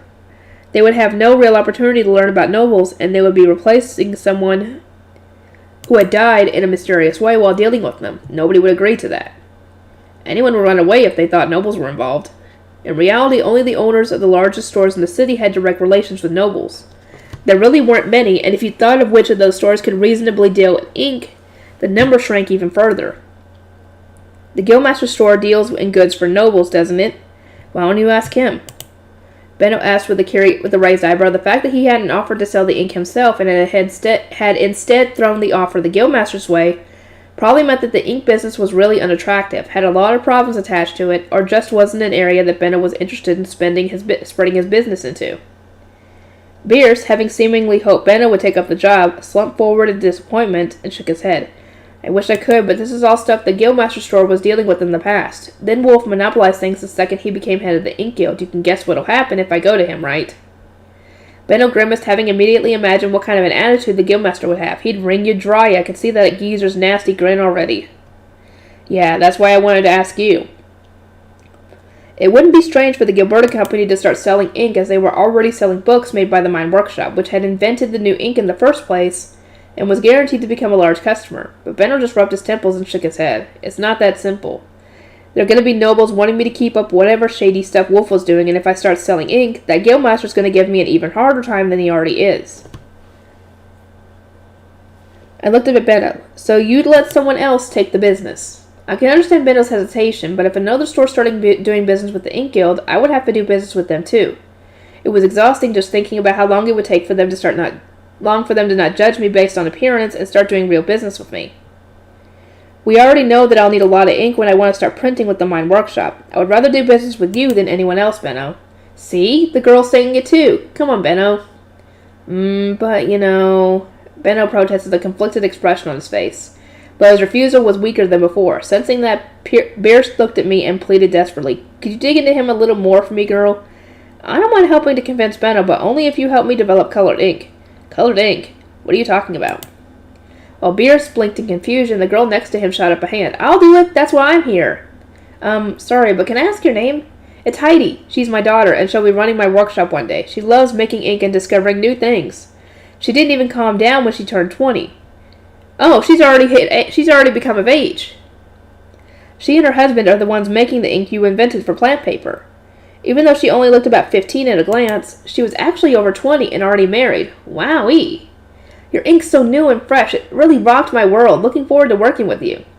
My name is Mine. I think we will do great things together. Right now, nobody's buying plant paper ink except your workshop. Buy lots and use lots, okay? The only real problem with normal ink was that it damaged the plant paper a little too much. It wasn't useless or anything, which meant that even if more people started buying the somewhat cheaper plant paper, most would probably just keep using the ink they were used to. There was no need for them to go out of their way to buy separate ink, and most importantly, what I taught the Ink Guild to make was highly sticky ink specifically made for printing. It was hard to imagine anyone else but me would want any right now. I guess I'll have to hurry up with making my second picture book then. Yep, and by the way, I thought this while making the plant paper ink, but it definitely seems like you can make different colored ink the same way. Heidi had figured out that you could make colored ink, but it wasn't able to experiment with it herself. This was because her dad, Bierce, had told her that the Gilberta Company had signed an expensive magic contract to transfer rights to the black ink, and that they might have already done the same with colored ink, but she had wanted to make colored ink so badly that she convinced him to go talk to Benno to discuss whether or not they could experiment. Benno barely knew anything about making ink, which is how this meeting with me came to be. It is indeed possible to make colored ink. Please feel free to make as much as you want. Well, it's also like, what material should I use? I came home here hoping you'd have some ideas for me. I got a lot of materials used for plants, paints, and dyes together, but which should be good for ink? Heidi asked, her gray eyes gleaming as she looked straight at me. I started to open my mouth to answer, but Benno clamped a hand on my shoulder. Mine, you get how this works by now, right? His eyes were saying it loud and clear. Don't talk for free. I shut my mouth and gave Benno a nod before turning back to look at Heidi. I will take 1/10 of all profits from the colored ink as payment for my information. That's way too much. It'll cost us a ton of money to develop the stuff before we can even start selling it. Heidi exclaimed, almost shrieking. She had a very good idea how much research and development would cost. I tilted my head and thought, I will take 1/10 of the profits from the colored ink, but we will cover half of the research and development cost. Okay, you've got a deal. Heidi thrusted a hand on the spot, her face shining. Negotiation complete. But when I went to shake her hand, Benno grabbed onto my hand just as Beer smacked a hand onto Heidi's. That's not for you two to decide. Heidi and I both looked at our respective guardians, hands on our heads. But why not? Wasn't that a fair deal? Not at all. You are being stupidly generous. If you're going to be giving out information, you only need to cover a quarter of the development fees at most. Yeah, that's more reasonable. Benno nodded in agreement Beers nodded in agreement to Benno's correction. The two of them started working out the details, but I just wanted to start talking to Heidi about colored ink already. She seemed to be thinking the same thing, judging by the hopeful look she was giving me as she wriggled in place. Ma'am, want to come to my workshop? I've got all the materials I could think of laid out for you, though Dad got real mad at me about that. That sounds absolutely wonderful. Of course I would like to come. I could already tell that Heidi and I would be getting along just fine. We both stood up at the same time, but were grabbed and forced back down by our respective guardians. We're not done talking yet. Hold your horses, idiot. Our guardians were completely synchronized. Benno let out a heavy sigh while still holding me down. All right, I'll take care of selling the ink for now, but all we'll have a monopoly over is the plant paper ink the mine workshop uses. That includes the colored ink. Anything else is up for grabs by anyone who comes knocking to join the market. Give the guildmaster more targets to focus on. All right, thanks. This is a big help. Benno and Beers' exhausting back and forth finally concluded with sellers for the ink being decided upon. Can I go to the workshop now? Let's go work on the ink. Heidi and I stood up, prompting Benno to call Lutz. He placed a hand on his shoulder. Keep a close eye on them, Lutz. Seems like we got 2 mines in our hands now. Master Benno, that's too much even for me. I've got my hands full with just 1 mine. An extremely uneasy expression washed over Benno's face, and I waved goodbye with a big smile as we headed off for the ink workshop. But it wasn't long before Heidi ran out of patience with my walking speed and just sprinted ahead on her own, saying that she would get things ready for us. Beers paled and apologized on her behalf, but I didn't mind. It wasn't anything to get upset about. So, Lutz, what do you think about Heidi? I think she's funny and hardworking, but kind of weird. You don't want to talk. The workshop Beers took us to looked like a chemistry lab at school rather than a place to make ink. There was a ton of equipment lying around, with craftsmen using scales to carefully measure out materials that would be used to make gallon of ink. The plant paper ink was being made off in one corner. There were several jars packed full of the finished ink, which was where I found Heidi getting yelled at by a 20-something-year-old guy. It sounded like his complaints could be summarized as, finish your work before playing around. Beers, is Heidi busy? No, there's nothing to be concerned about. Hey, Joseph, don't worry about Heidi right now. She's got a customer to deal with today. Beers yelled over the din of the workshop. Heidi turned around with a beaming smile, whereas the man named Joseph blinked in stunned surprise. Boss, are you insane? You're letting Heidi deal with a customer? This here is an important patron who wants colored ink and is willing to pay a quarter of the development cost for it. We don't need to stop Heidi's research today. Just watch and make sure she doesn't do anything rude. The conversation was more than enough for me to infer how Heidi was normally treated here. Lady mine, this is Joseph. He's Heidi's husband and the de facto successor of the workshop. Hope you and him get along nice enough. I'm Mine, the forewoman of the mine workshop. I have come to buy the plant paper ink you've made and to start also develop new colored ink, I said, which made Joseph give a sigh of relief. It seemed the lack of buyers for the plant paper ink had been making him nervous. This is how much we've made so far. Please bring it to our store by the end of tomorrow, said Lutz. He was buying the ink as a lahurl from the Gilberta company to then sell to the mine workshop later. It seemed tedious and unnecessary, but was apparently an important process. I left the merchant business to Lutz and instead looked around the workshop. Daniel and Yoko had come with us and were peering around too, intrigued by what life was like in the lower city. Lady mine, come here, over here. I went over to where Heidi was beckoning me and saw small amounts of a wider range of materials placed on a table. They had all been turned into powder already, which made it impossible to tell what was what. There was also a variety of different oils. Heidi, what kind of oils are these? I got every kind I could. Just linseed oil might not be enough. Right? Indeed, I was thinking the same thing. As an essential component of ink was drying oil.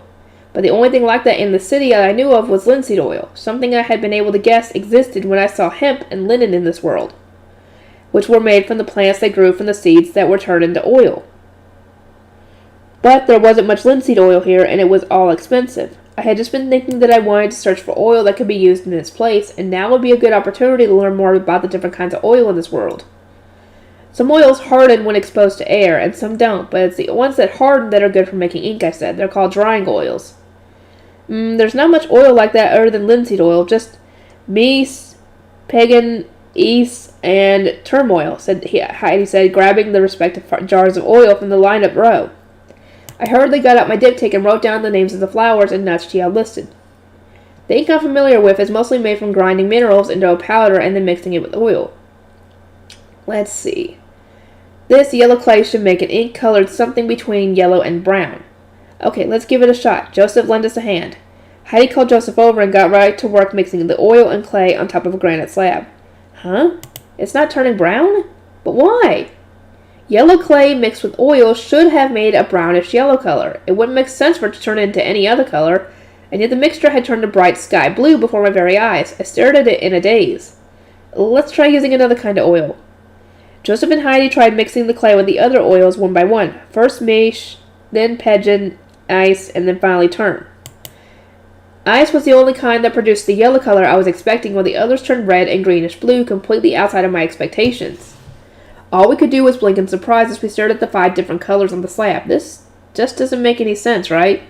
Right. I never would have guessed the kind of oil we used would change the ink's color. It's surprising, but I guess we should be glad that we were able to make so many different colors using just a single kind of material. Joseph, who was now rolling his tired shoulders to stretch his muscles, looked at me with an exhausted expression. You're more optimistic than I expected. Well, all I want is colored ink, so I'm happy as long as it doesn't turn transparent. I went ahead and wrote our results on my diptych. Maybe there was a method to the madness. Meanwhile, Lutz looked at the ink with a hand on his chin. How'd this even happen? What's going on here? You're curious too? It's really weird, isn't it? Don't you just want to figure it out no matter what? Exclaimed Heidi, eagerly clasping Lutz's hands with a manic grin on her face.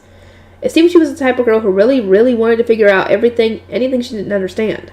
I shut my diptych. Heidi, it doesn't matter why this is happening right now. What does matter is which colors we can make from combining these materials. What? Something mysterious is happening right in front of you, and I don't even want to figure out what's causing it?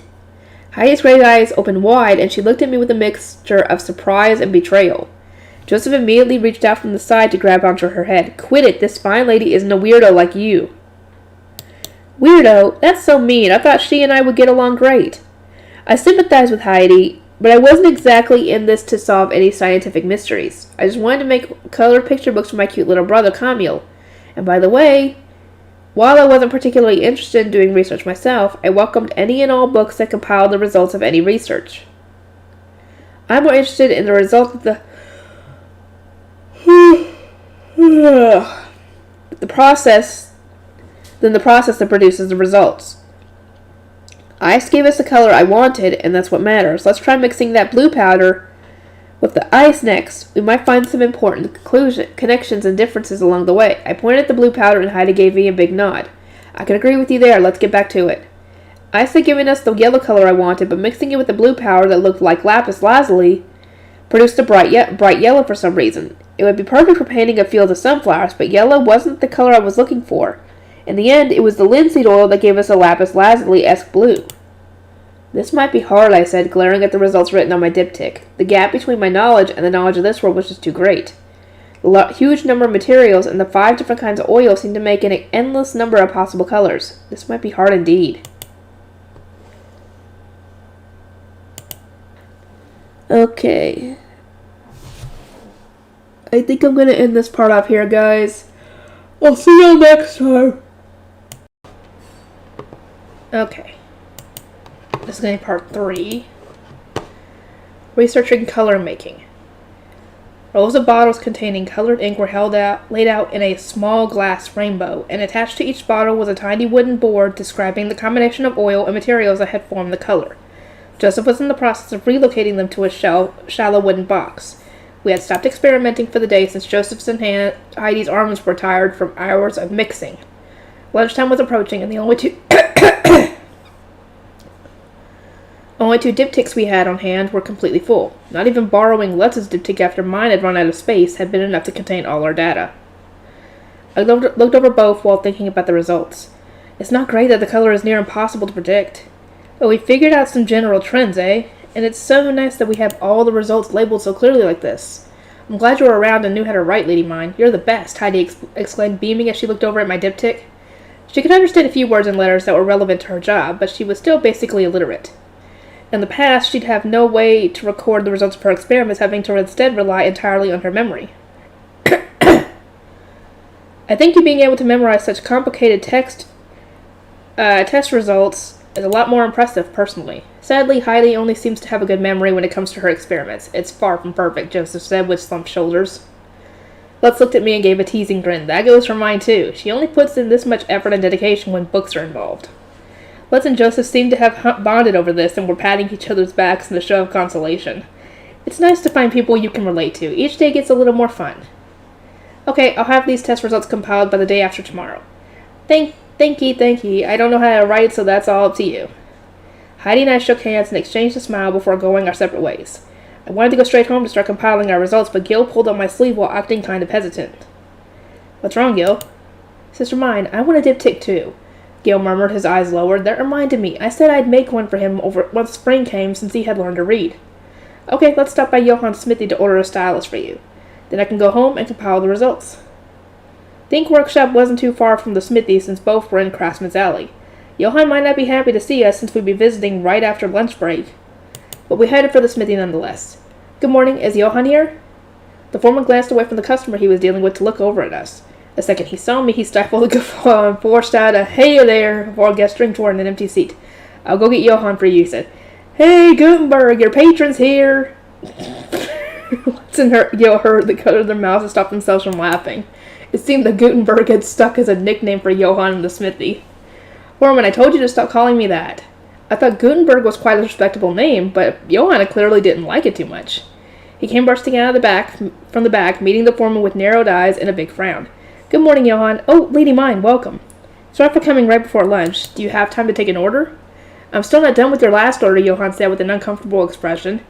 He was still working on the additional letter types I had ordered, but that wasn't a big deal since the high priest already put a stop to movable type printing. Johann could take his time making a ton of them over the next couple of years. Please prioritize this order. I would like you to make a stylus for Gil just like the ones I ordered previously. Absolutely, Johann said, his face beaming. He even pumped a fist into the air. It's been so long since I made anything but letter types. So long, he murmured, an emotional tear dripping down his cheek. Honestly, I feel kind of bad now. Sorry, Johann.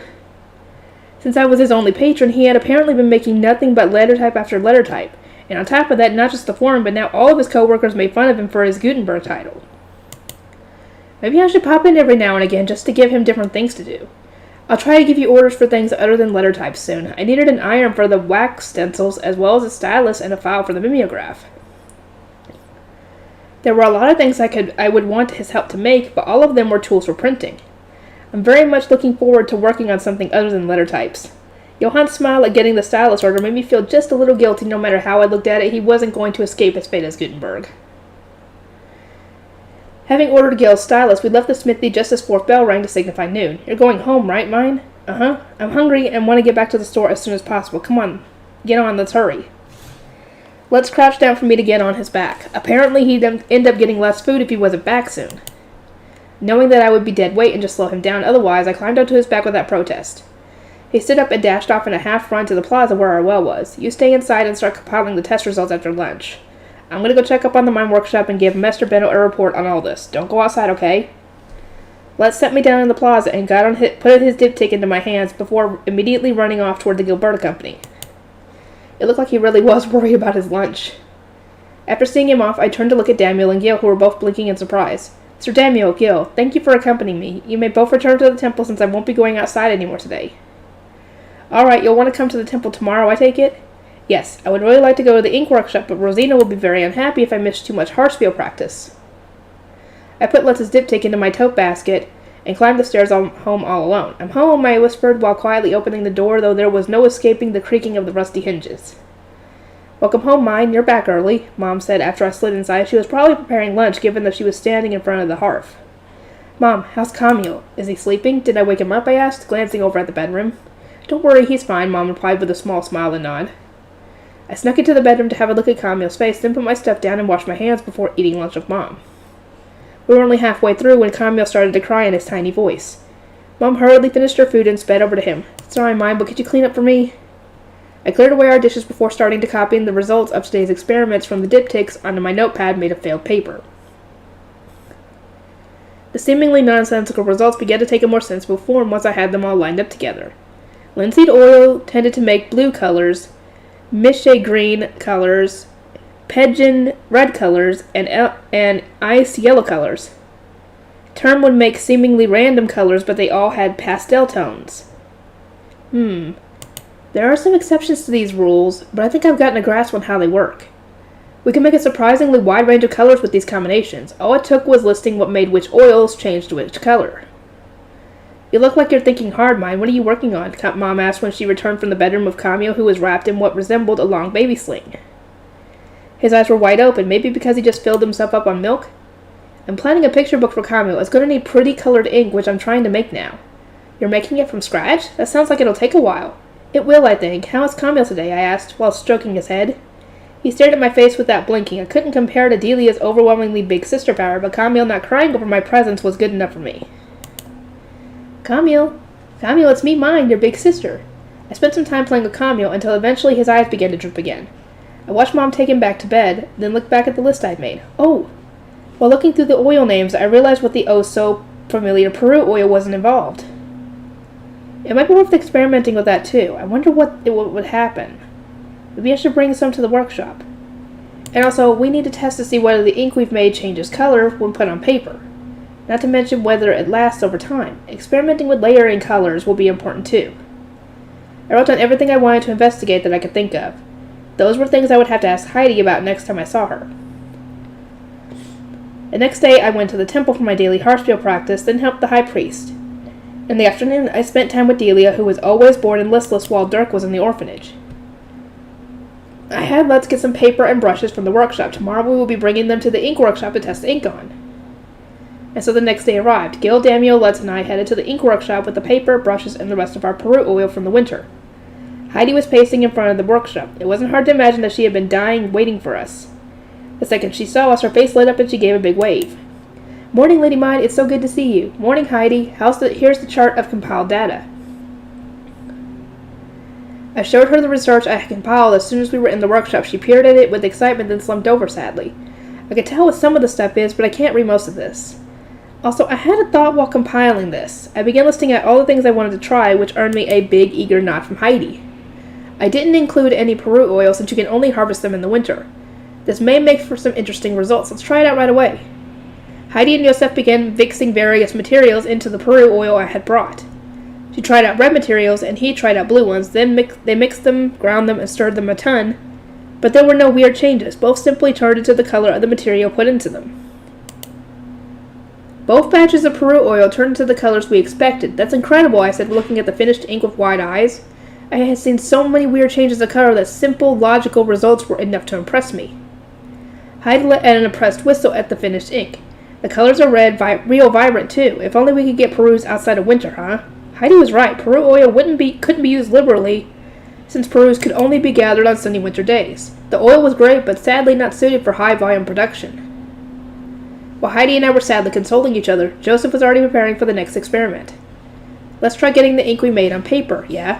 Heidi helped Joseph bring out all the ink we had made the other day. I leaned over to Let's as I watched them prepare. "Hey, Let's, do you think we can make paper out of Peru trees?" I asked, full of hope after seeing how well the Peru oil worked for this. Trombas were fey plants, and they made good paper, so maybe Peru trees would make for good materials too? Nah, that'll never work. Those trees just melt and vanish when fire touches them. They'd disappear if you tried boiling their wood, and there's no way we could peel their bark. Are Peru trees really that weird? Having never gone to the forest during the winter, I had yet to see a Peru tree. I'd heard about how they're strange, beautiful, and only appear on sunny winter mornings, but other than that, I really don't know anything about them. "Lady Mine, everything's ready." At Heidi's call, I beckoned Gil over so that he could test the ink on the paper using his brush. I had brought several paper sheets of poorly made Vollrent and Tromba paper that we wouldn't miss. We weren't going to be making picture books out of Tromba paper, but it was still worth seeing how it handled the ink. Oof.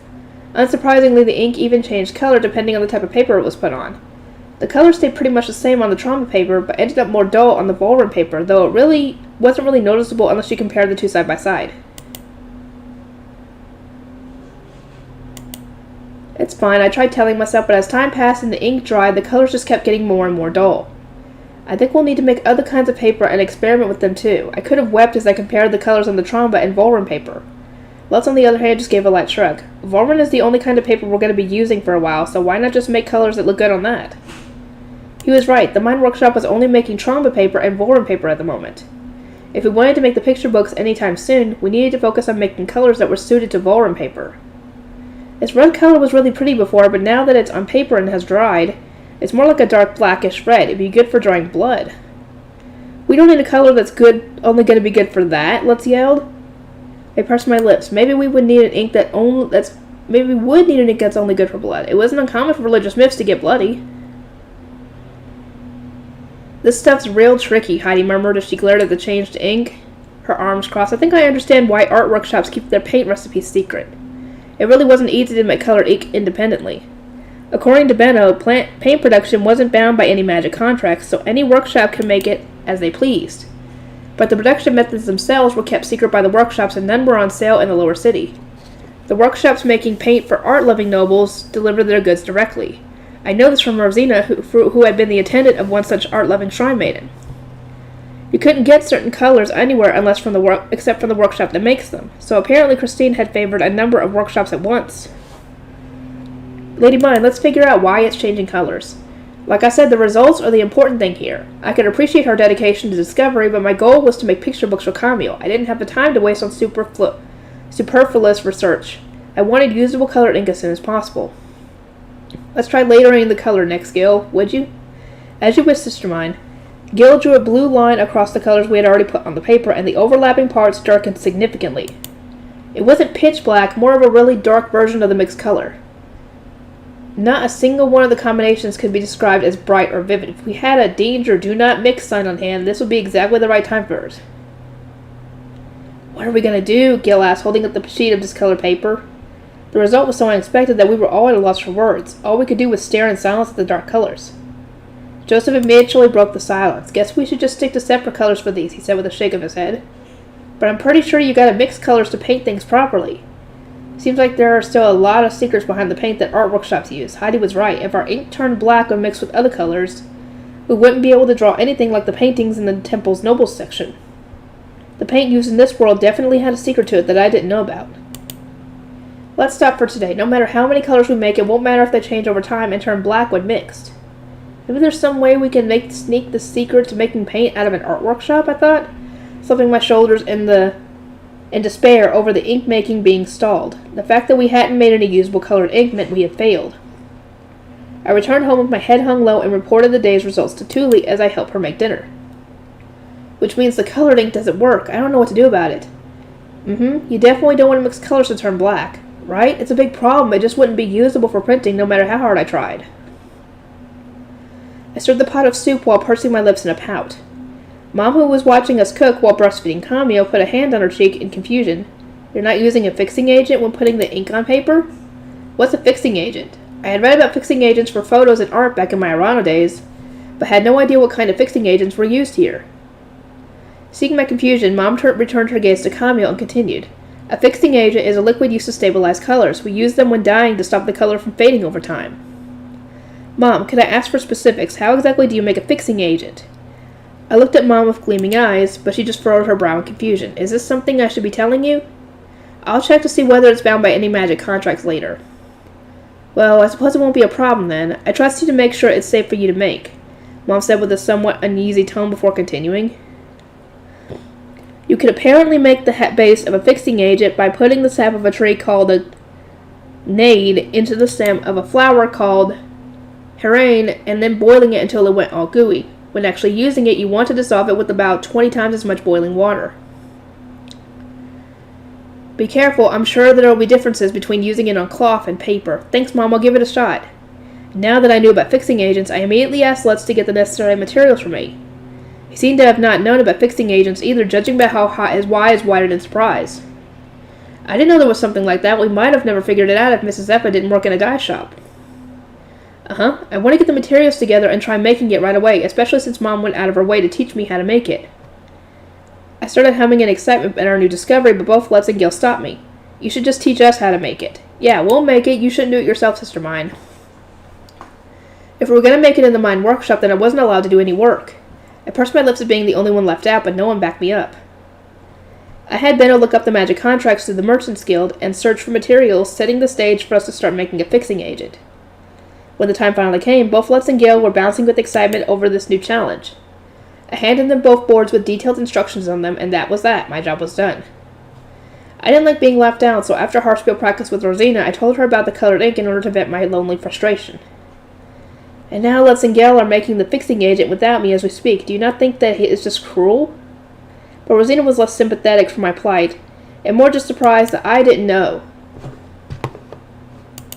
about fixing agents. Oh, you did not know about fixing agents, Sister Mine? She asked, her eyes wide. They are essential for drawing. Without them, no colored artwork could be done at all, really. In a shocking twist, the temple also had someone who knew about fixing agents. Apparently they were essential for art, but since Rosina had only ever used finished fixing agents, she didn't know how to make them.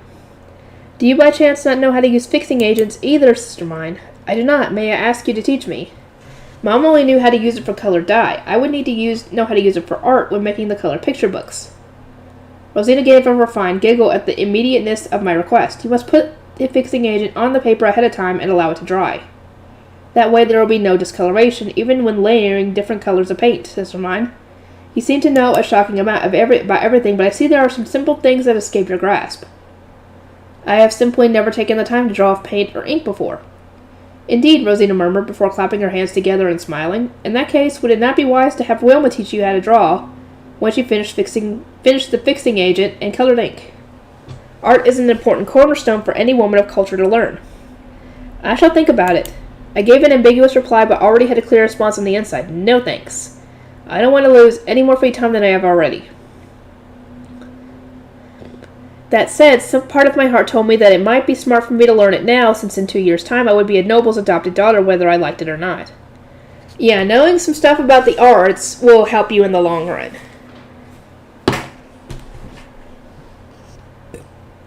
Or at least make them see not look down on you. Using the fixing agent production process that I had learned from Mom, and applying it as taught by Rosina resulted in us being able to layer multiple colors without them becoming black or discolored. The colored ink was complete. Challenging wax stencils.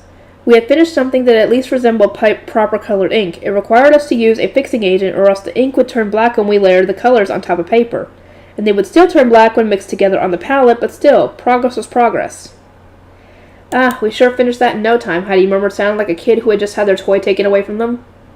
Personally, I was just relieved to have finished the colored ink, but Heidi seemed disappointed that we hadn't figured out what made the colors change like that. Joseph poked her cheek, an exasperated look in his face. Now that the ink's done, she's not going to be paying for the research anymore. Playtime's over. Well, considering how much of a success this was, I don't mind paying a bit more if you want to continue your research. My offer made Heidi beam a full-faced grin, and Joseph spun around to look at me in complete disbelief. I think further research will be important if we want to make more vibrant colors and just generally increase the number of colors at our disposal. I had prioritized just finishing some form of color ink due to time constraints, but I don't mind you continuing your research. And since I didn't feel like investigating why the colors changed myself, I was more than glad to let someone else do the job for me. Lady Mine, you're the best. Please, you're spoiling her. Heidi, Joseph, as far as I'm concerned, you are both now Gutenbergs, I grinned. Having found more Gutenberg allies to propel my dream forward. Ink was essential to the development of printing, and now I had it. Letts cradled his head, murmured something about there being more of them now, while Heidi and Joseph just blinked in some confusion. Guten, huh? We're a what? Gutenberg, a name of a heroic, nay, godlike being whose legendary accomplishments changed the history of books. As it stands, Johann is the Gutenberg of metal letter types, Benno's the Gutenberg of plant paper, and Letts is the Gutenberg of selling books. There's also Ingo, who helped make the printing press, and now you two are the Gutenbergs of making ink. It's only natural that I would find the Gutenbergs who are making my dreams of reading a reality. I proudly puffed out my chest as I gave my explanation, but Joseph's baffled expression remained. Heidi, on the other hand, was jumping for joy. We're Gutenbergs, Joseph. She has work for us. She'll fund us. She'll let me do research. Yahoo! We had already made colored ink. I had no objections to Heidi continuing to research it on her own time. I'm sure that knowing why the ink changes color will prove useful in the future, so please keep up the good work. You can count on us, Heidi exclaimed. However, your highest priority should be making the ink. If you don't finish an order before the due date, I'll cut off your funding without a second thought. Eek! You're the kind of person who loses sight of their surroundings when they get absorbed in their research. I need to make it clear what your priorities should be and lay out a punishment for you when you fail to stay on track, I said to Heidi as firmly as I could. Birds of a feather sure know how to clip each other's wings, huh? Looks like you know exactly how to keep her under control, Let's said with a chuckle, while Joseph plopped a hand over his own mouth to hold back his laughter. It seemed like he would be able to keep Heidi in check.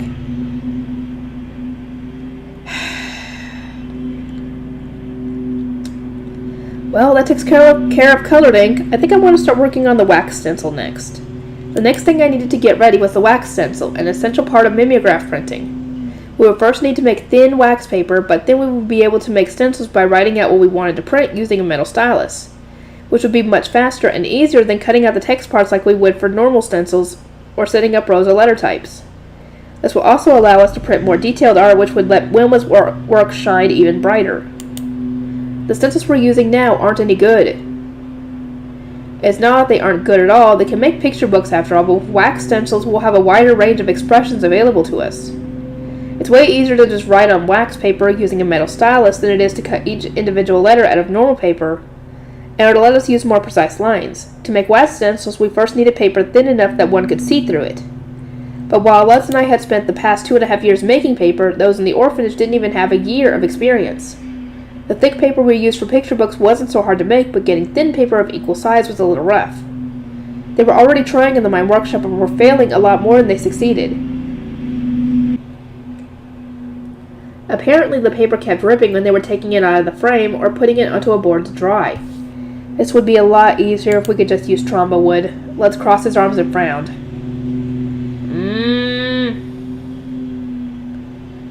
Tromba wood fibers were thinner and longer than Voron fibers, which made it easier to switch them into an equally thin sheet of paper. But tromba wood was too rare and valuable for us to make into stencils. It'll end up really pricey if we can't make them out of Voron. Yeah. All I could do was leave Let's and Gail to keep trying to improve the paper. As the workshop continued to make a paper for the picture books, they gathered the people with the most dexterous hands and set them to work making thin paper.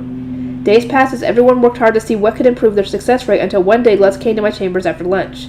Mine, a message from Master Benno. Sounds like he got in contact with the wax workshop. They're free if you're available tomorrow afternoon.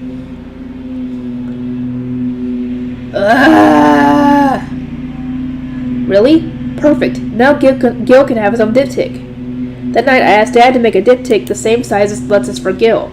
All it needed now was some wax inside. My own diptych was running low on wax, with most of what was remaining having hardened to an inconvenient degree. This was a good opportunity to fill mine up as well. So I went ahead and scraped the remaining wax out. Good morning, Benno.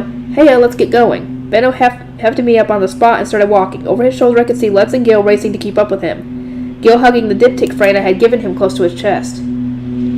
Damiel faltered for a second after seeing Benno roughly pick me up out of nowhere, but it didn't take long for him to realize that I never would have been able to keep up with Benno's strides. He followed after us, trying to match Benno's pace.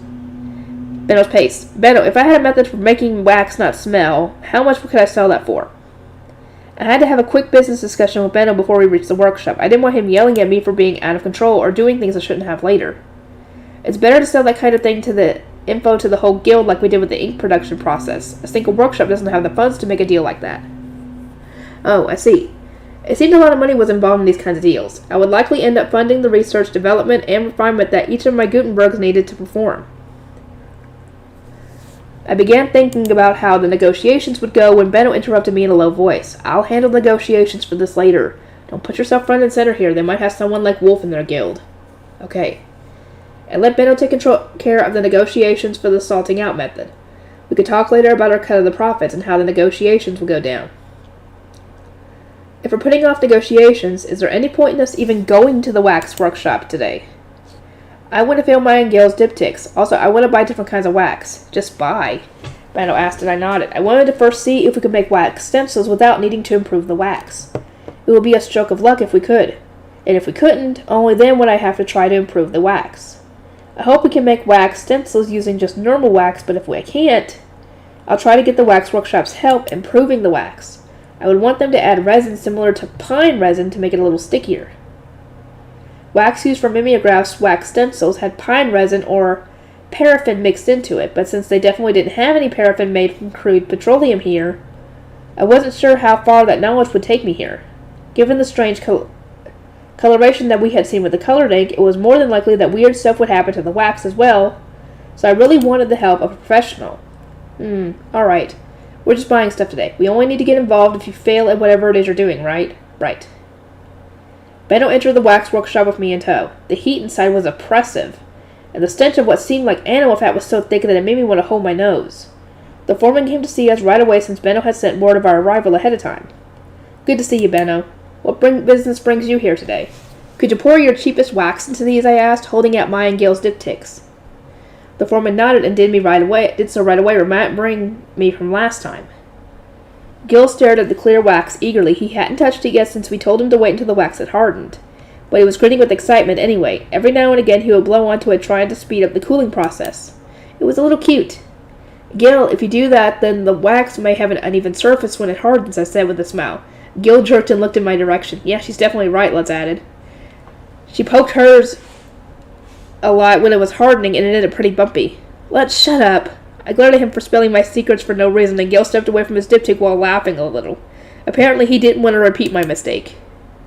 Hey, Benno, there's got to be something else, right? You wouldn't have contacted us if all you needed was this, the foreman said, walking over to Benno after putting away his tools.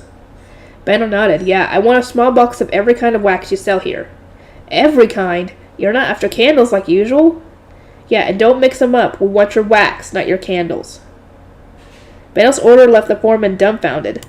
The owner of a major store like the Gilberta Company, who usually only came to get a specific number of candles of a particular size, was suddenly asking for every kind of wax he sold? And not even as candles? He never could have predicted that. What in the world do you need it for? Now that I can't tell you yet, Benno grinned, and the foreman put a hand on his cheek and thought. He knew Benno had been making new product after new product, and it was clear that he was wondering whether he was bearing witness to the next new invention. All right, I'll have him at your store by tomorrow. Good, I have 1 or 2 boxes of some wax you have on hand. Yeah, I can get these no problem. The foreman went into the busy workplace to speak to the workers. Then, once he returned, we left the workshop with 2 boxes of wax in hand. There, you can start working now, yeah? Yep, thanks, Benno. After returning to the Gilberta Company, I tapped cards with Benno to pay for the wax. I then wrote down the salting out process on paper and worked out a price for him negotiating on my behalf. With that done, Benno would work things out with the wax workshop for me. Okay, let's start experimenting as soon as we get back to the workshop, I said, handing Gil the boxes of wax. Let's gave a worried frown and grabbed my shoulders to stop me. Mine, hold on a second. What are you doing? What's the plan? You haven't given us half of the explanation we needed. Get us up to speed, then go back to the temple. Since I couldn't do any work at the temple, it was necessary that I give my explanation first. My plans had been to do it in my director's chambers, but it would probably be easier to keep the information under wraps by taking it over at the Gilberta Company. I nodded. You know the thin paper we made, right? We're going to thinly apply wax to it. We'll shave the wax down, sprinkle it onto the paper, and then use a clothing iron on it. That's it. Simple, right? What's that, and where can we get one? Let's gave a little frown at my simple explanation of how to make wax-covered paper. It seemed that the phrase clothing iron didn't get carried over. I tried to explain what it was while searching my memory. It's a piece of metal with a flat bottom that gets really hot and straightens out the wrinkles on cloth. Does that ring any bells? I would think they exist in clothing workshops or the homes of rich people. Considering how smooth my ropes had been when Karina made them, I was pretty sure she had one. Benno spoke up from the side. Yeah, Karina's workshop has an iron. You need one? According to Benno, rich people in clothing workshops had wide pot-like things that they filled with charcoal to heat up. It resembled a charcoal iron from the past.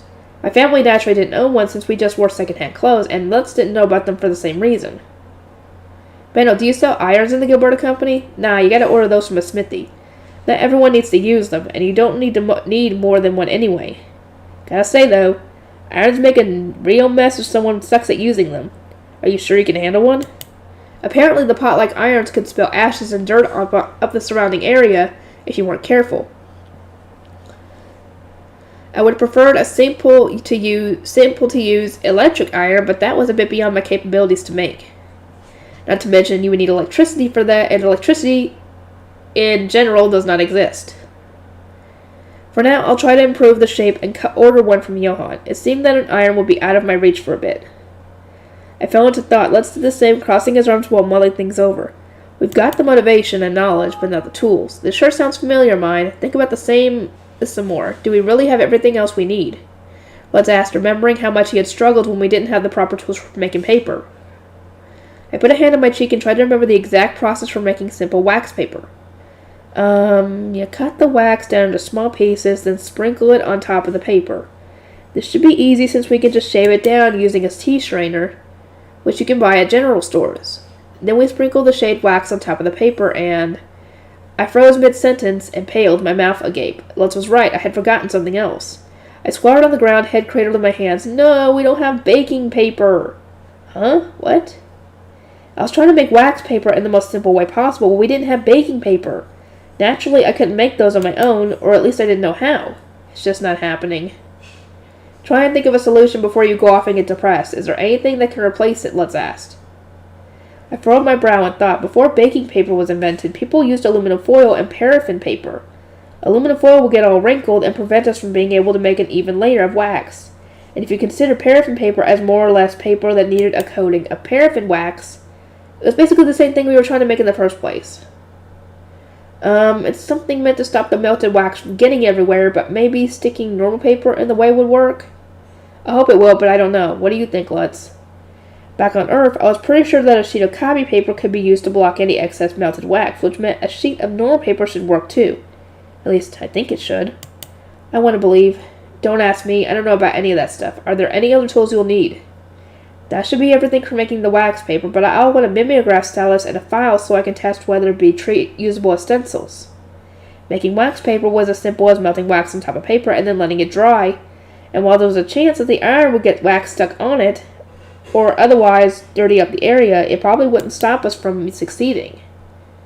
The only issue was whether or not this wax paper would be suitable for making stencils as is. A mimeograph stylus and a file. Is Johann going to make those? Uh-huh. Then those are both in Johann's jurisdiction. I stood up and gave Lutz a big nod, which made Benno's lips curve into a grin. My sympathies to the Gutenbergs are dragging around. You're a Gutenberg too, Benno. It's not just Johann.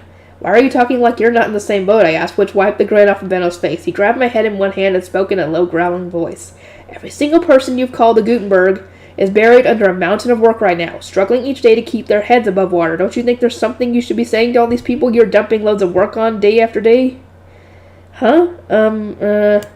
I floundered, my eyes darting between Benno and Lutz, unable to think of what he wanted me to say. They both looked at me with the same harsh expression, waiting for me to answer. Thank you, essentially, is what you're to be saying. Thank you! I'm sorry! It was clear that I wasn't going to be getting any hints.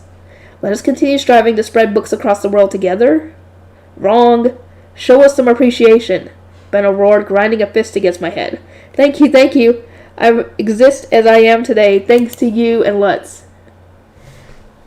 Benno, I'll continue being a burden on you both, but thank you for sticking with me, I yelled with teary eyes. Benno made it sound like I should feel bad about giving all the Gutenbergs a lot of work. But I only had a limited amount of time I could spend with Camille. I had no intention of slowing down on making picture books. If anything, I wanted to speed up some more. Johann looked like he wanted work other than making letter types when I went to get Gil's stylus, so I gave him the blueprints I had written out for an iron, a mimeograph stylus, and a mimeograph file. When he learned they were all tools for printing, he truly understood that he would forever hold the title of Gutenberg, and before my eyes he wept tears of joy. I don't think those are joy. I think that's sadness. Despair. Okay, let's do one more. Delia's progress. I had ordered the tools we needed to make wax stencils from Johann, but it would be some time before they were done. In the end, Wilma finished her art for the next picture book before the tools were ready. It was a story about Flutraine, the goddess of water, and her 12 subordinate goddesses, themed around spring. Hey, Lutz, since it'll be a while before the tools are made, should we just start working on the next picture book? Wilma had been working on the art for these since before we finished colored ink, so the stencils had all been made under the assumption that the illustrations would be printed in black and white. As a result, we were planning to print this round of books in black and white. If we were printing in black and white with plain stencils, we could print without needing to wait for the tools to be done. We still didn't have much paper since we had only resumed production in spring, but we could always just buy some from the plant paper workshop Benno had made. I want to use the printing press since we finally have one ready, but the high priest said no. Give up on it and just get to cutting out the stencils. Let's shot me down immediately, so I simply sighed in defeat and got to cutting. It was a true shame. It was a true shame. We had worked so hard to make metal types in a printing press, but it was all for naught. There's a lot of stuff you can do before resorting to using the printing press you were specifically ordered not to use, right? You need to talk to Fran and the high priest about the colored ink before it being done, and you should tell Wilma about it as soon as possible so that she can draw art with color for your next picture book. She'll have to think about that in the printing method when planning her next illustrations. You're right, I haven't had much time to properly sit down and talk with Wilma since she's been so busy looking after Dirk. I'll try to go to the orphanage this afternoon to see her. Let's and I walked down the street while talking. A mother with a child on her back passed us, which made me realize something. I stuck my hand in my tote bag and took out a bag with 2 wooden tubes and some small stones. Dad had carved and hollowed out the tubes, and I had thoroughly cleaned the stones. Could you put the stones in these tubes and glue the caps back on? Sure, but why? Let's blinked in confusion at the stuff I had given him. Both tubes were identical, and once the stones were inside, they'd function as rattles. They're baby toys, one for Camille and one for Dirk. They make small noise once you put the stones inside and shake them. Oh yeah, I know of something like that. They look kind of different, though. I'd like to color these and make them look cuter, but I don't want to put ink on something a baby will probably be putting in its mouth. A baby as 2 months old as Camille and Dirk wouldn't be able to see colors that weren't vibrant enough, so I would want to cover them in bright red ink, but I felt resistance toward putting ink on something that would be going inside a baby's mouth. Ink made out of edible materials was always an option, but then I would have to worry about bacteria growing inside the ink. Well, they're not going to last long either way, right? We could just use some of the ink we made out of edible materials back in the workshop. What else are we going to use the colored ink spent so much time on? It'll be a while before we can print it with it anyway. Okay then, can I ask you to do that, Lutz? Sure, I'll get them to you this afternoon. I said my goodbyes to Lutz, but in front of the workshop before heading to my chambers, where Rosina was waiting with the harpspiel in hand. Good morning, sister mine. I gave a bemused smile at Rosina's brimming enthusiasm, then looked at Delia as she played with Dirk. Delia, I would like to change clothes. Do you have a moment? As you wish. Dirk, I'll be back as soon as I'm finished. Wait just a moment. Delia regretfully separated from Dirk, then speedily started changing me. She put my blue shrine maiden robes on as quickly as she could, tying the sash, then immediately returned to Dirk. Dirk, I'm back. Delia spoke to Dirk with an absolutely shining expression that I had never seen on her before. She was head over heels for Dirk. What's with that cute smile? I've never seen her smile like that before. Delia already had a beautiful face, so seeing her smiling actually took my breath away.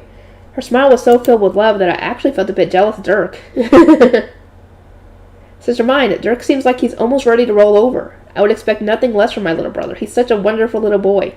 Delia sat next to Dirk and stroked his head as he tried his hardest to turn over. To her, everything else in the world seemed to fade away. Not even 10 days had passed since Dirk had come to the temple, but she was already caring for him like a real sibling. Sister mine, it would be wise to leave Dirk to Delia so that we may begin harpspiel practice. At Rosina's prompting, I picked up the smaller harpspiel and began practicing. I played the piece I was currently learning a few times, at which point the door opened. Breakfast had been finished in the orphanage, and Wilma, having seen the children off to the workshop, was here to collect Dirk. Good morning, sister mine. I've come for Dirk. Good morning, Wilma. Thank you as always. And while you were here, I planned to visit the orphanage this afternoon to discuss picture books with you. Wilma nodded with a brief understood in response to my plans, after which she talked to Delia after getting Dirk. She had to ask how he had been last night and how much goat milk he had drunk so that she could predict and prepare for the next time he was hungry. We do not have any Grey Shrine maidens who have experience raising children. If we don't think of what to do with babies offered to the gods, the orphanage will most likely be unable to function in the future. There were no longer any Grey Shrine maidens raising their own children who could look after the babies. Considering where these children came from, it was in our best interest for Grey Shrine maidens to continue not having children. I needed to talk to the high priest to discuss what to do with future babies given to the orphanage. It wouldn't be reasonable or possible to have any attendants bear the burden of every baby that ended up in the orphanage for the rest of time. I always feel so lonely when Dirk leaves, Delia said, rubbing his head regretfully before eventually giving him to Wilma. This energy always drained from Delia the moment Dirk went to the orphanage, leaving her slumped and melancholic. But Rosina always looked relieved. Their reactions were on the exact opposite ends of the spectrum. I practiced harpspiel until third bell, at which point I went with Fran to the high priest's room, where I would help him until lunch. After lunch, Fran and Rosina now went to their respective rooms to rest. They had both started to look a bit better now that they were getting regular naps in the afternoon. But the exhaustion was still clear on their faces. Rest well, you two. Please excuse our absence. Now that Fran and Rosina had gone to have their afternoon rest, Delia was the only attendant left in my room. She had finished cleaning and was working on her math, while I was busy making stencils at my desk, waiting for Lutz to arrive. It didn't take him long to finish his lunch at the Gilberta Company and come over with the finished baby toys. Hey, mine, they're all done. Yay, thank you. Lutz shook the darkish red rattles to show that they were finished. I really hoped they would make the babies happy. Camille wasn't quite old enough to really get excited over anything, as my plan was to see what Dirk thought first. I've ordered the paper from Master Benno, too. He'll be ready to supply whenever you want to start printing. You work fast, Lutz. Nah, I still have a long way to go. Mark's always telling me how much time and effort I waste when doing things. It seemed that Mark's education was really bearing fruit. Lutz was saying that he couldn't yet compare to Mark, Benno, or Leon, but at his age, it would be unreasonable to expect him to be that skilled. Mind, don't forget to bring the stencils from Wilma. I'll start getting the workshop ready to print. Leave it to me. After seeing Lutz off, I put one of the rattles in my tote basket, and then walked downstairs with the other one to talk to Daniel, who was in the small hall on the first floor. Sir Daniel, I would like to go to the orphanage. Sure, not a problem, he replied. I power-walked to the door where he was waiting for me, but when I got there, he looked around and gave a stern frown. Wait, apprentice, where are your attendants? Are you really planning on leaving your chambers without one? What? I had thought that wouldn't be a problem since Daniel was around, but apparently bodyguards didn't count as proper accompaniments, like attendants did. It would be extremely unladylike for me to leave without one, so my hand was forced. Delia, I have something to discuss with Wilma in the orphanage. Please accompany me. Sister mine, Delia turned around with a stiff expression, but swallowed her words mid-sentence and bit her lip in frustration. She wanted to refuse me, but couldn't due to her position. Under normal circumstances, I wouldn't want to force her to do something she wasn't comfortable doing, but with a knight like Daniel waiting on me, I couldn't waste any more time. You would only need to accompany me up to the orphanage door. Does that sound manageable for you? I can instead ask Wilma to accompany me on the way back, if you so wish. As you wish. Delia took the lead, dejectedly advancing down the hallway. I could tell even while following from behind that her shoulders were stiff and her footsteps heavy.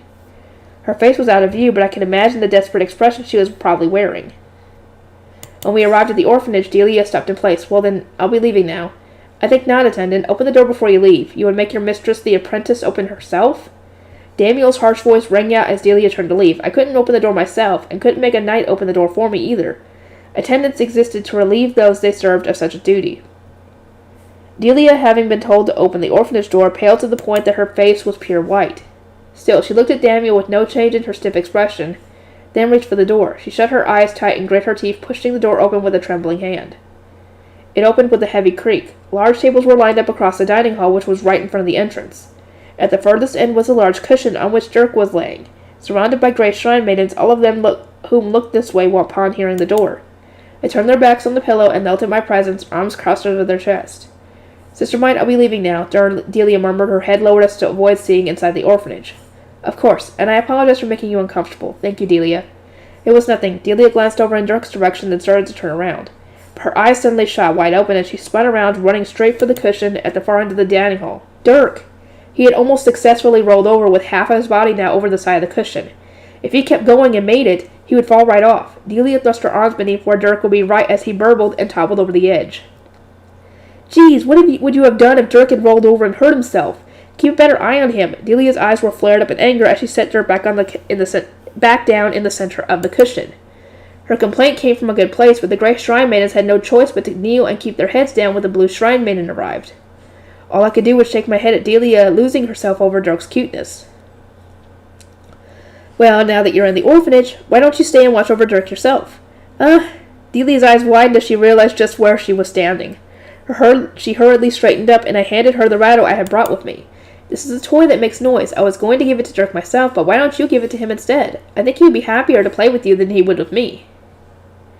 Delia looked at the red rattle in her hand, a conflicted expression on her face. He should be old enough to follow after this red color with his eyes now. Or would you rather I give it to him? I think he'd be a lot happier to receive his first toy from his older sister, but... I reached to take the rattle from Delia, but she gripped it firmly and held it up high, too high for me to reach. You can give it to him then, Wilma. Do you have a moment to talk? Everyone else can return to what they were doing. I headed to a table within view of Dirk's cushion with Wilma while the kneeling grave shrine maidens returned to work. Dirk, this is the toy Sister Mine gave us. Can you see it? Delia said, gently shaking the rattle in front of him.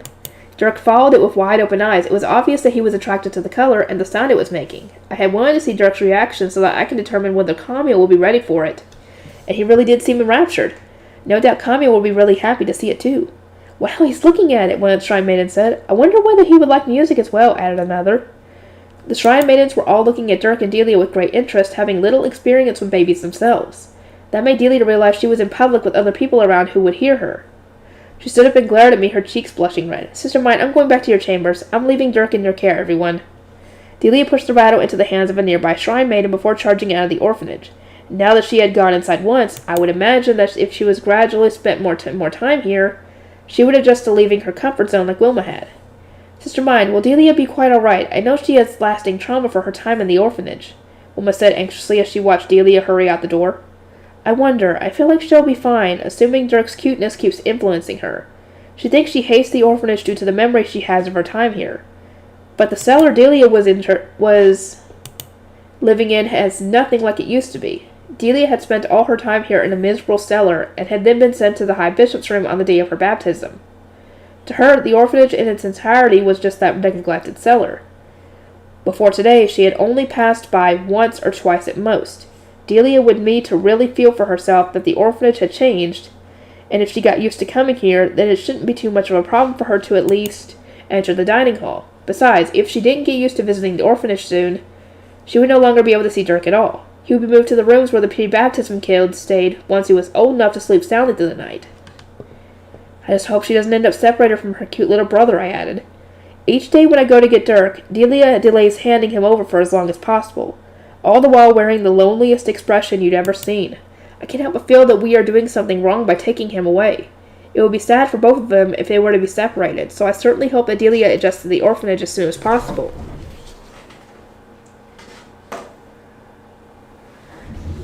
Wilma gave a faint smile, her features lacking the exhaustion that could be seen on Rosina and Fran's faces. You don't seem very tired, Wilma. Is that because of all the people here who are able to help you? I only look after Dirk during the day, and I do have others help me. Fran and Rosina end up all on their own when looking after him at night, correct? That sounds quite difficult to manage. It seemed that although Wilma only looked after Dirk during the day, some of the younger children felt like he had taken her from them, and were acting like babies themselves. Some would cling to her at night when she tried to put them to bed. You are like the mother of this orphanage, Wilma. It must be difficult having so many needy children to look after. I recall my loving mother taking care of me in the cellar before my baptism, and I want to give these children who lost their mothers the same love I received. Nothing makes me happier than them thinking of me as their mother, Wilma smiled, brimming with love for the cute little children. At that moment, I was thankful from the bottom of my heart that I had assigned her to manage the orphanage. With that topic over, we moved on to discussing the picture books. I began by telling Wilma that I wanted the stencils, since we'll be starting a new round of printing for the picture book soon. I then explained that we had finished making colored ink, and I want her to plan her future art around it. As we were using the same format of printing as before, that meant we would need a stencil for each color. Finally, I told her that once I had finished making the wax stencils, she would be able to draw more detailed art. You truly do love books, Sister Mine. To think that you would continue inventing so many new techniques for this. I'll put my absolute all into drawing for you.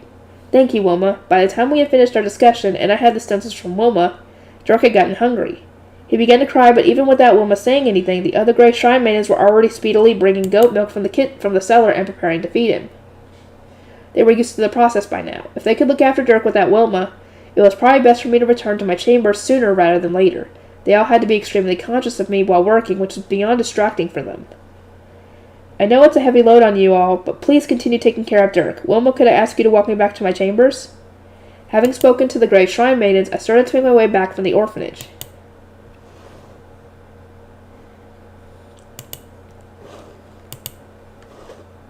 Okay. Let me see if I can get something done today. Both sides of the story.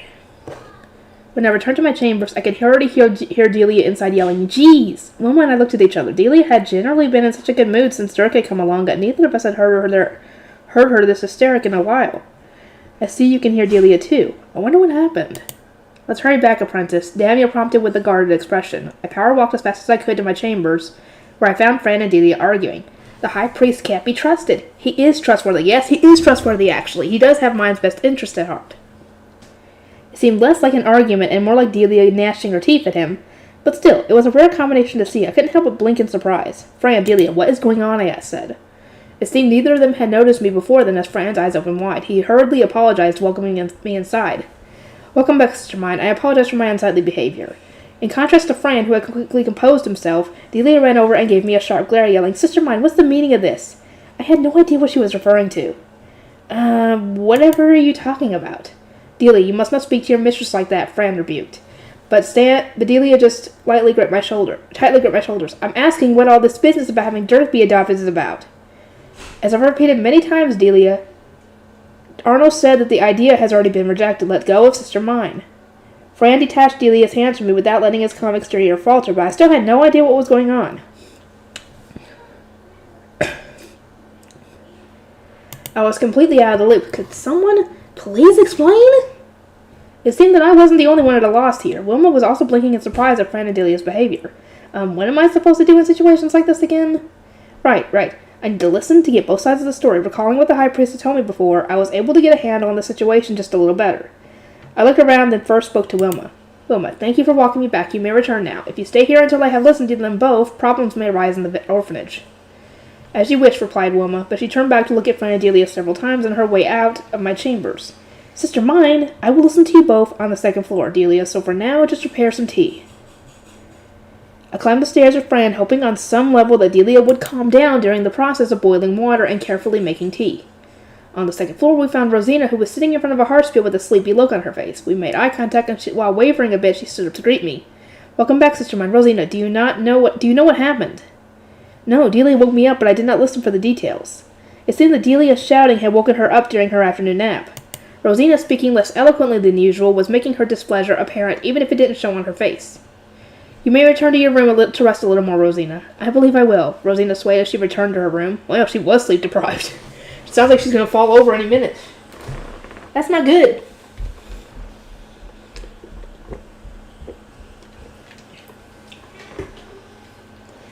I sat down in the chair Fran had pulled back from me and decided to hear his side of the story first. Sorry, but I couldn't understand a word of what you two were saying. Could you explain the circumstances, Fran? On her way back from the orphanage, Delia bumped into Arno, who was carrying a message from the high priest, and the two of them came here. I was in the middle of my rest, but Delia called for me, and I got dressed at once to meet with them. It seemed that not only had he been forced to wake during his nap like Rosina, but he had been pushed into meeting with Arno and listening to Delia's angry ranting at the same time.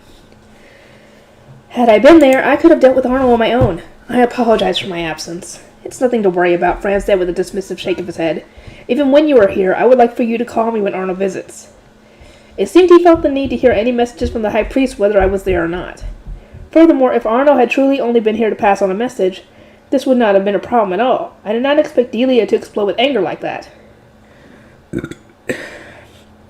Fran glanced toward the kitchen inside. His frustration was clear on his face, which was rare for him. That told me more than enough about how harsh Delia had been. What was Arnold's message, then? That the high priest did look for someone to adopt Dirk, but that the search was as difficult as expected. According to Fran, the high priest had been looking for someone to adopt Dirk, just like I had first asked him to.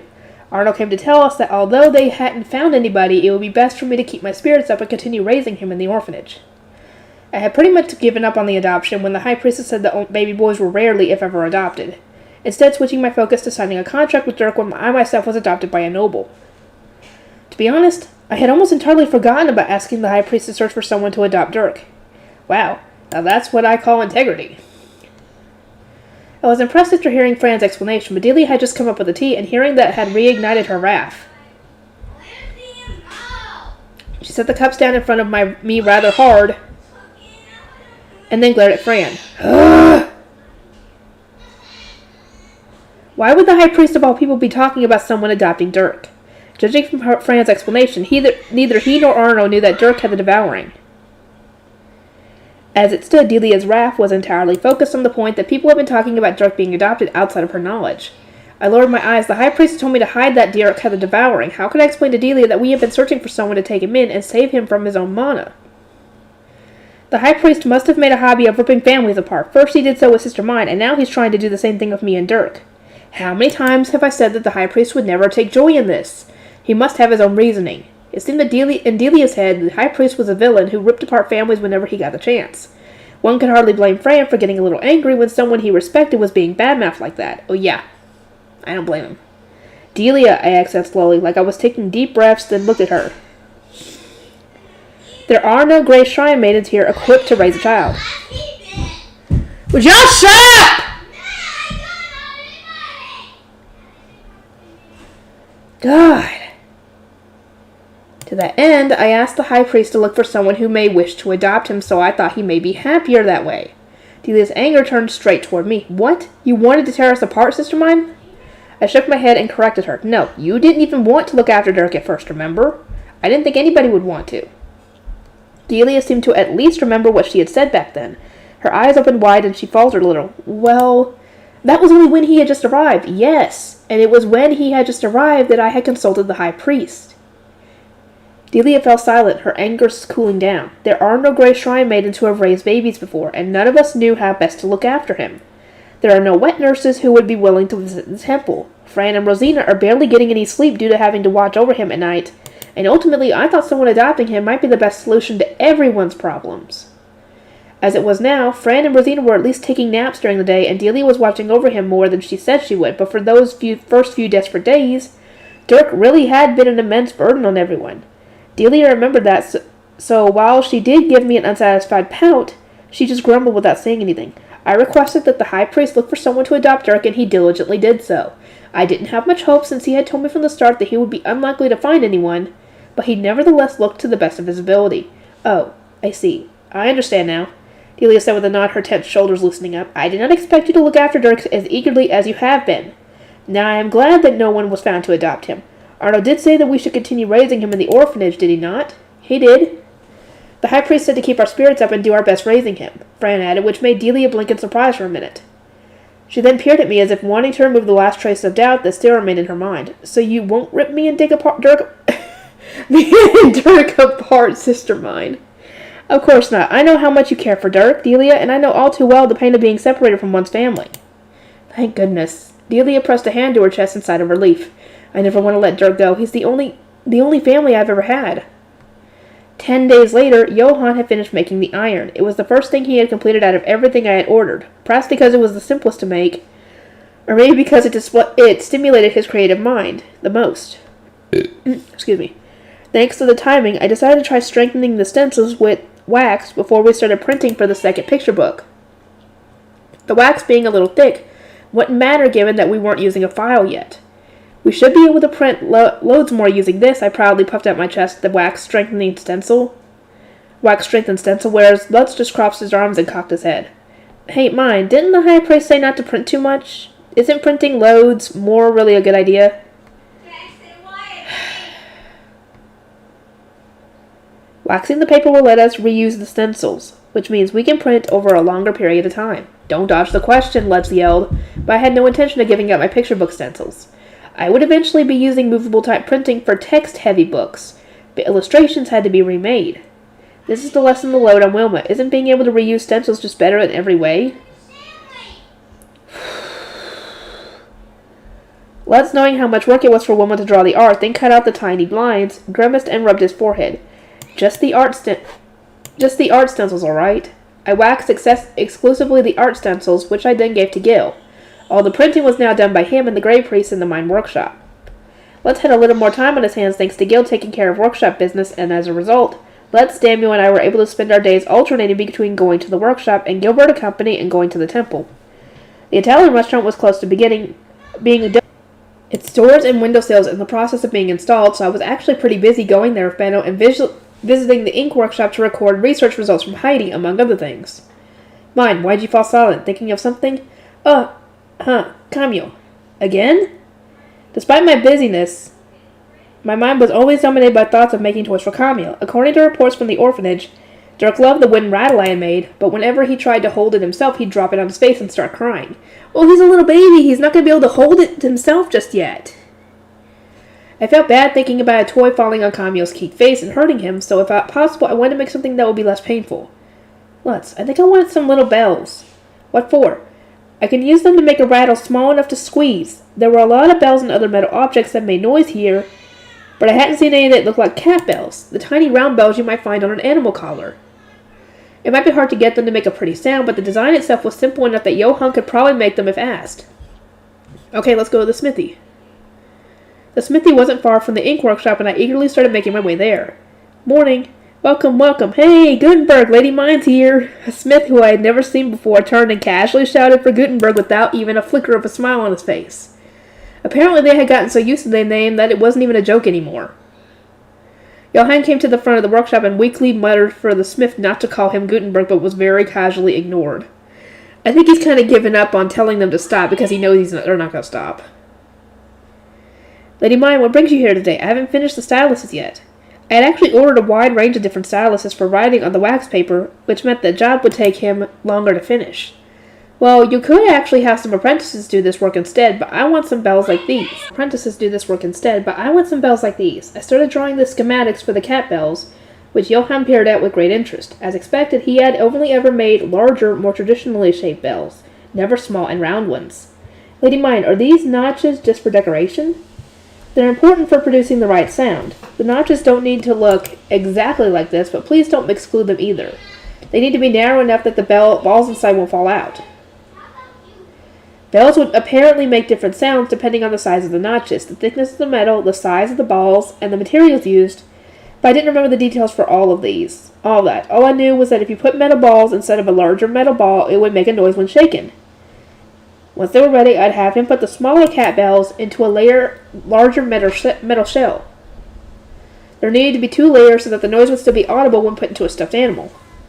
Yeah, they won't be too hard to make. Are these for printing too? No, I want to use these for baby toys. Even I order things unrelated to printing sometimes, I said with pursed lips. Johann beamed a wide grin. Hey, this is the first time you've ordered something unrelated to books or printing. I thought books were the only thing you cared about, he said, a clear sense of relief in his voice. Right now my head was full of Camille, but in general, I only cared about books. That said, I didn't feel the need to correct his misunderstanding. He could be happy while it lasted. Or so I thought, but Lutz went ahead and shot him down. You were right, mine only cares about books. If you think you can escape your fate as a Gutenberg, you've got another thing coming. I know that. Can't you at least let me have a little hope? Johann said with an exaggerated groan.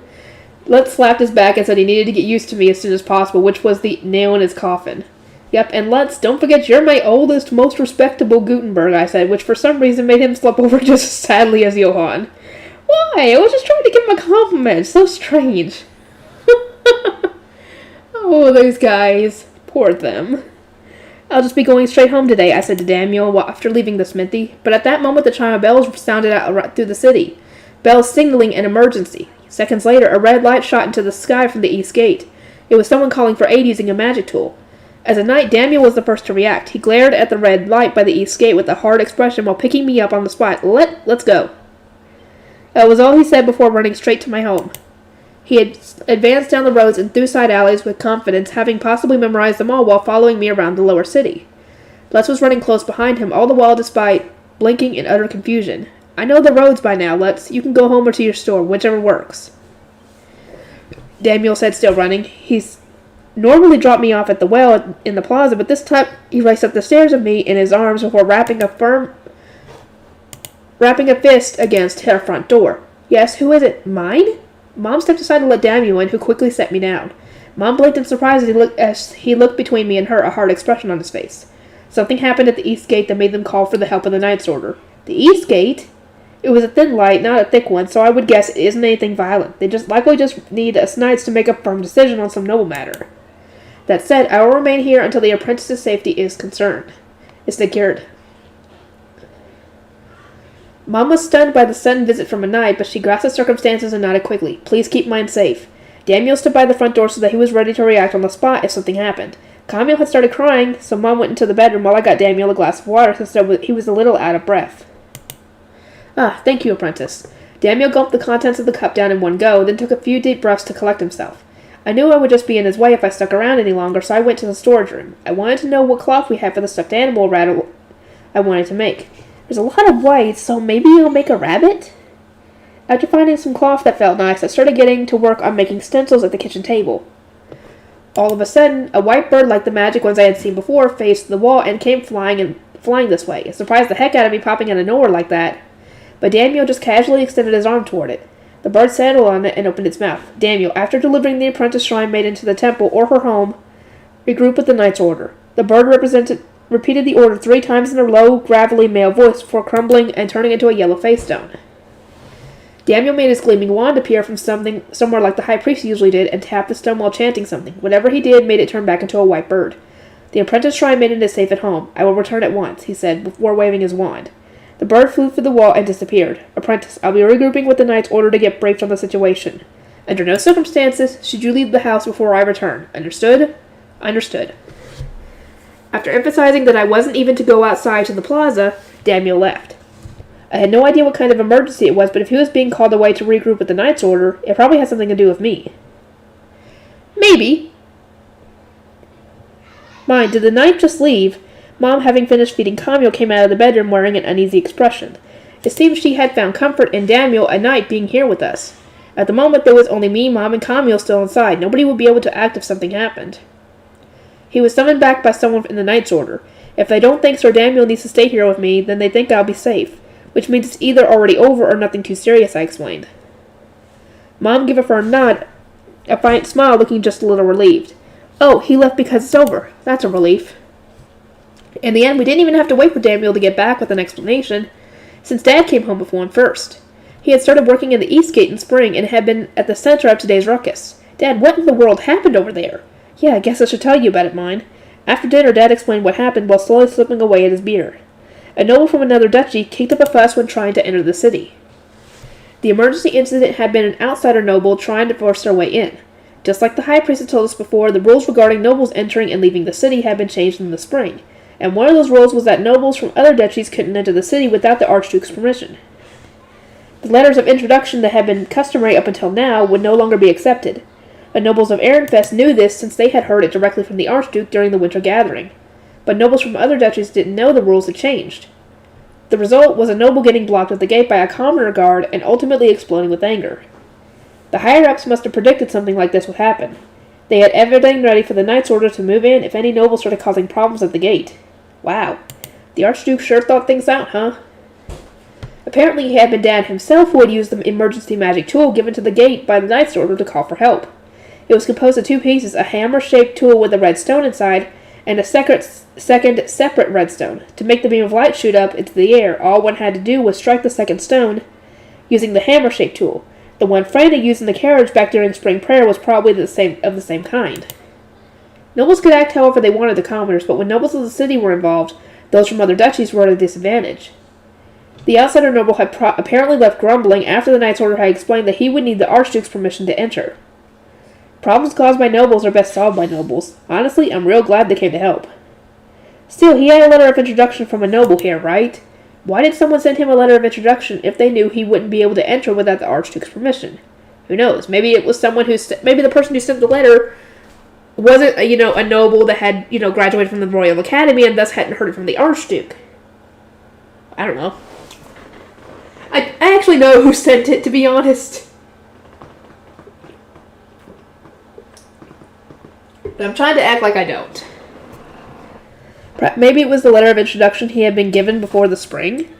I tilted my head in confusion, despite the answer being impossible for me to know when Dad looked at me with a serious expression. Mind, you need to be real careful about staying safe. Remember what the high priest said. Nobles from other duchies might be coming after you, he warned, and I gave a slow nod. I'll protect the gate and call the knight's order the second any dangerous noble tries getting in. You just be sure not to go anywhere without your bodyguard. Dad, promising to protect me, made me so happy that despite the circumstances, I couldn't help but smile. The 2 who left. Daniel didn't come the next day or the day after that. Since I wasn't even allowed to go to the plaza, I had nothing but spare time, which I spent thinking up the contents for my 3rd picture book and making stuffed animal rattles with Tuli. She was apparently going to give the one she had made to Karina's daughter, Renee, whatever.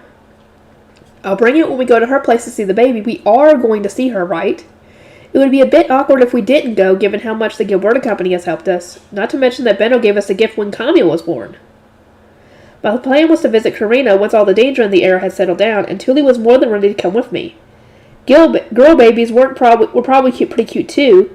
Plus, I was kind of looking forward to seeing Otto going head over heels for his new daughter. But look, the one you made is cuter, mine. Tuli looked down at the finished rattles and pursed her lips. She had made a white bear-like thing, which I made something more similar to a rabbit. They were kind of lumpy since we had stuffed the white cloth with rags instead of cotton. Your sewing is way better than mine, though. I had stitched mine together a little haphazardly, but like Tuli said, it was still pretty cute. As I sat looking at my successful work in satisfaction, Tuli peered over from beside me and shook her head. If you don't learn to sew a little better, you'll never get married. That's fine. I'm prepared to dedicate my whole life to books. What men look for in wives around here were good health, being able to work, and having good sewing skills. I didn't meet a single one of those criteria.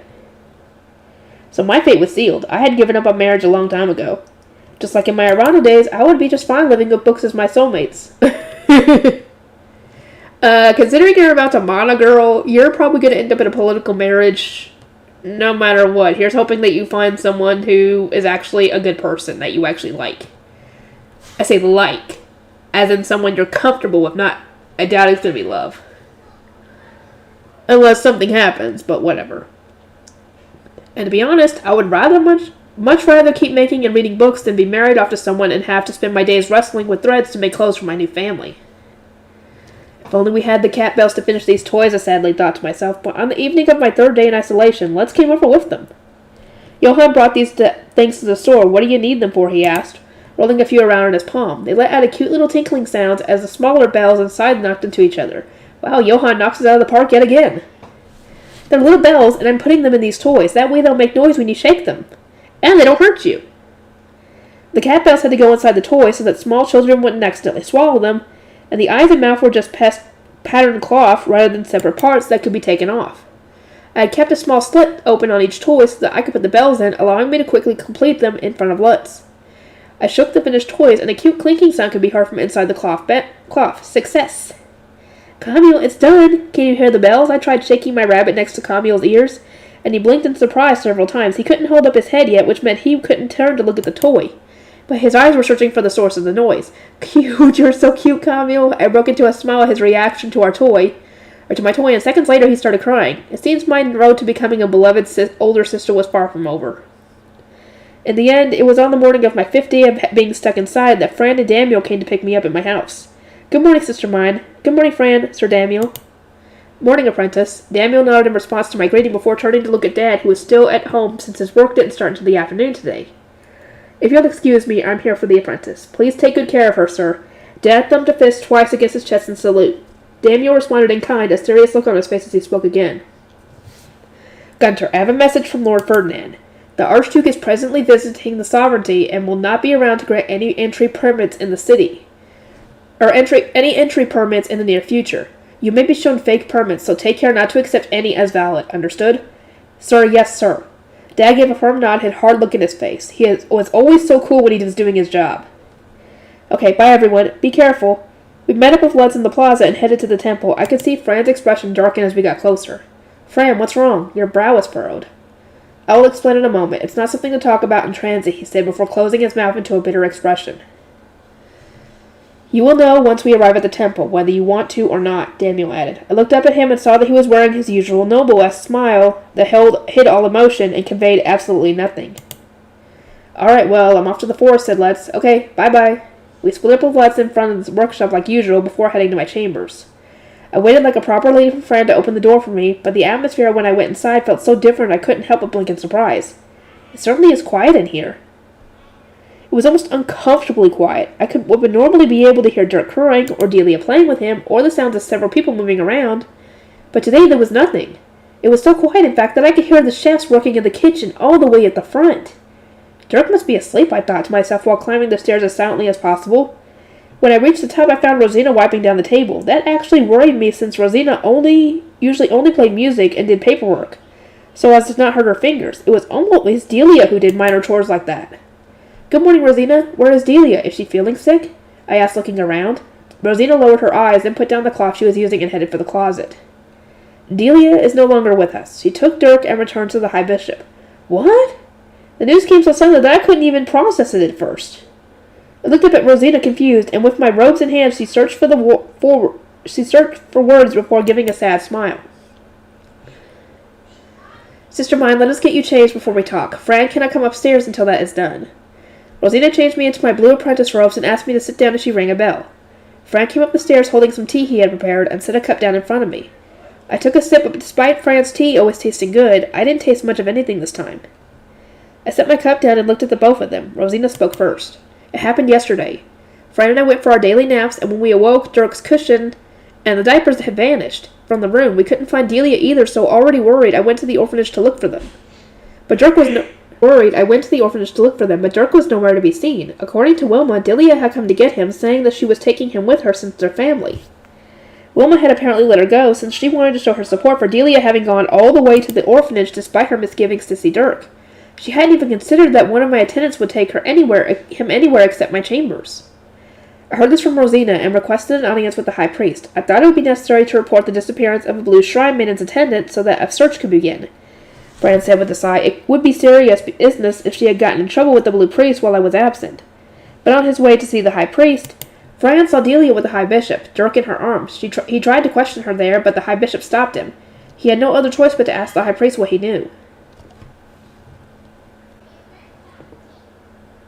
How was that allowed? Taking Delia makes sense given that she used to be one of the high bishop's attendants, but Dirk isn't allowed to leave the orphanage, is he?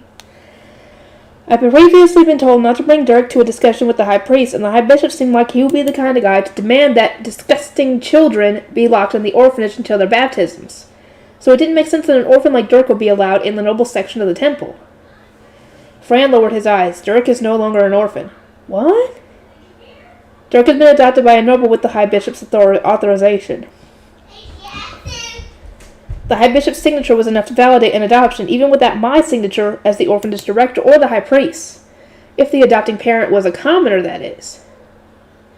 Do noble adoptions not require the approval of the Archduke? Sir Daniel told us just this morning that the Archduke is absent. According to the high priest, adoptions involving nobles from other duchies do not need the approval of our Archduke. In other words, no matter where you went, there were people who would specialize in exploiting loopholes in the law. Adoption to those outside of the duchy only needed the blood prints of the high bishop, the adoptive father, and the child.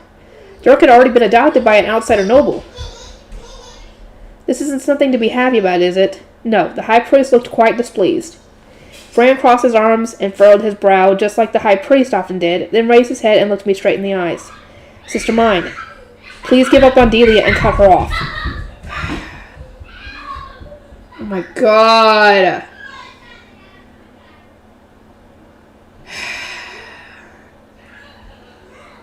I know well that you are a deeply compassionate person, but she acted on her own without the approval of her mistress, bringing you into great misfortune in the process.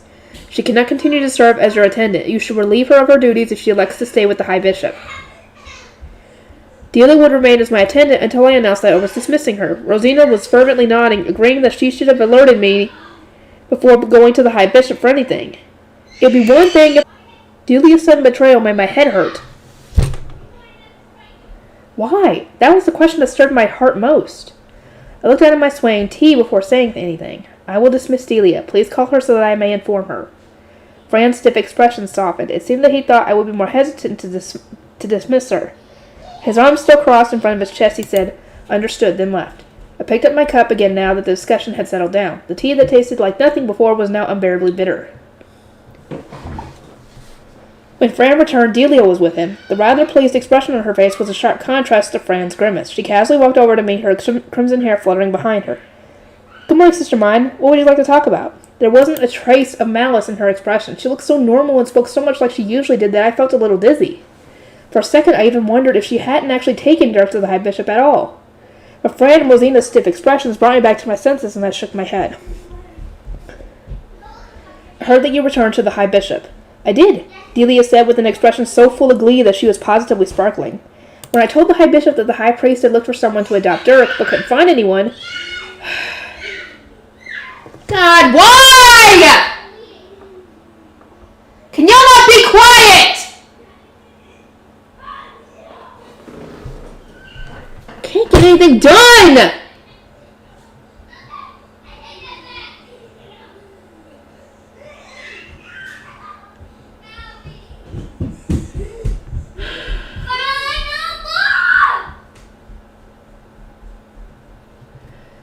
Some for us immediately, and a noble father at that. Isn't that incredible? Since adoptions by nobles here would require the Archduke's permission and thus be delayed, He went out of his way to search among nobles from other duchies. He has many more connections than the High Priest does. Does that not mean that you and Dirk will end up separated? I would have thought that Dirk being sent to the other duchy at once would be sent to the other duchy at once. Perhaps Delia will be sent with him as a caretaker? Either way, the High Bishop had certainly gone out of his way to get an adoption that wouldn't need the Archduke's permission. These ominous signs were making me visibly worried, but Delia just laughed. Dirk will be raised by the High Bishop until he comes of age, as he is no longer an orphan. The High Bishop will give us one of his attendant's rooms and allow Dirk and I to live together. Wasn't that odd? If Dirk was going to be raised in the temple until he came of age, he wouldn't be able to go to the Royal Academy despite being adopted. Nor would he be able to grow up with his new family. For what purpose, then, would the noble have adopted Dirk? Even assuming he was just after his mana, it seemed like a strange decision to let the High Bishop raise him. I was getting increasingly worried the more I learned, but Delia gave a happy smile, her cheeks blushing a rosy red. Now I won't have to be separated from Dirk. Had I remained with you, he would have been sent away to the orphanage in no time at all. Since Delia still couldn't bring herself to go to the orphanage, in her eyes, Dirk being sent there while she remained in the director's chambers was the same as them being ripped apart entirely. It was true that they wouldn't be living together even if she grew up more comfortably going to the orphanage, and once Dirk was baptized, he would be sent to the boys' building, where it would be even harder for them to meet. What could I say to Delia, considering that she had taken matters into her own hands to spend more time with Dirk? The two of you aren't being treated poorly, are you? No, of course not, Delia replied with a firm shake of her head. At the moment, the High Bishop was only showing Delia his good side. If she only knew him as a kindly grandpa, then she wouldn't believe anything bad I said about him. I took a deep breath. In that case, I hereby dismiss you as my attendant. You will now serve the High Bishop. Are you okay with that? Very. If that's all you have to say, sister mine, I would like to return to Dirk. His adoptive father will be arriving soon. And it felt like there was ash in my mouth when I forced myself to announce her dismissal, and yet Delia didn't seem to feel anything in particular at all. She was just excited to leave and get back to Dirk as soon as possible. My apologies for calling you over here, but I hope you know that Fran and Rosina were both worried sick looking for you and Dirk when you left unannounced. Wilma was surprised. Gil was shocked to find the room empty when he came back from the workshop, and I myself was shaken when I heard the news this morning. We were all worried about what might have happened to you and Dirk. I would have liked for you to have at least said something before you left. In the end, I did let her know how I felt, hoping more for her to understand what she had done than to make her feel bad for it. Delia thought back, then smiled to hide whatever she was really feeling. The High Bishop said you wouldn't approve of me taking Dirk, so I decided to be more stealthy. I do apologize for that. I'm sorry, she said, averting her gaze as she shifted the blame to the High Bishop. So she had known that she was doing something I wouldn't approve of after all. Well, good luck raising Dirk. I imagine things won't be easy for you. Thank you, and goodbye. Delia gave me a true smile this time, then left to return to Dirk. I was glad to see that she was happy, but I know that there was no way that would last. Once she was gone, I looked at Fran and Rosina. Will Delia and Dirk be okay? There is nothing more we can do now that Dirk is no longer an orphan. Delia chose this fate herself, Rosina said firmly. Why did they gotta be loud? If I can hear them, then the stupid mic is gonna pick it up. I gave her a hesitant nod. You're right. But I still wanted to help her however I could, and as I thought about what I could do, Fran knelt down beside me. He took my hand and looked up at me with deadly serious eyes. Sister mine, even if Delia is to come calling, you must never visit the High Bishop under any circumstances, he said. I blinked in confusion, and with a face full of worry, he continued. When I went to get Delia, the High Bishop was extremely insistent that you go to his room to fetch her yourself. I repeated that it would not be proper for a mistress to leave her chambers for her attendant, and in the end, successfully left with Delia, but his change of behavior is frightening to me. The High Bishop had ordered that I never be brought to his room. He didn't even want to look at me, yet now he was telling Fran to bring me to him? He wanted me to dismiss Delia in his room. That change in behavior made Fran feel uncomfortable, and it certainly was strange.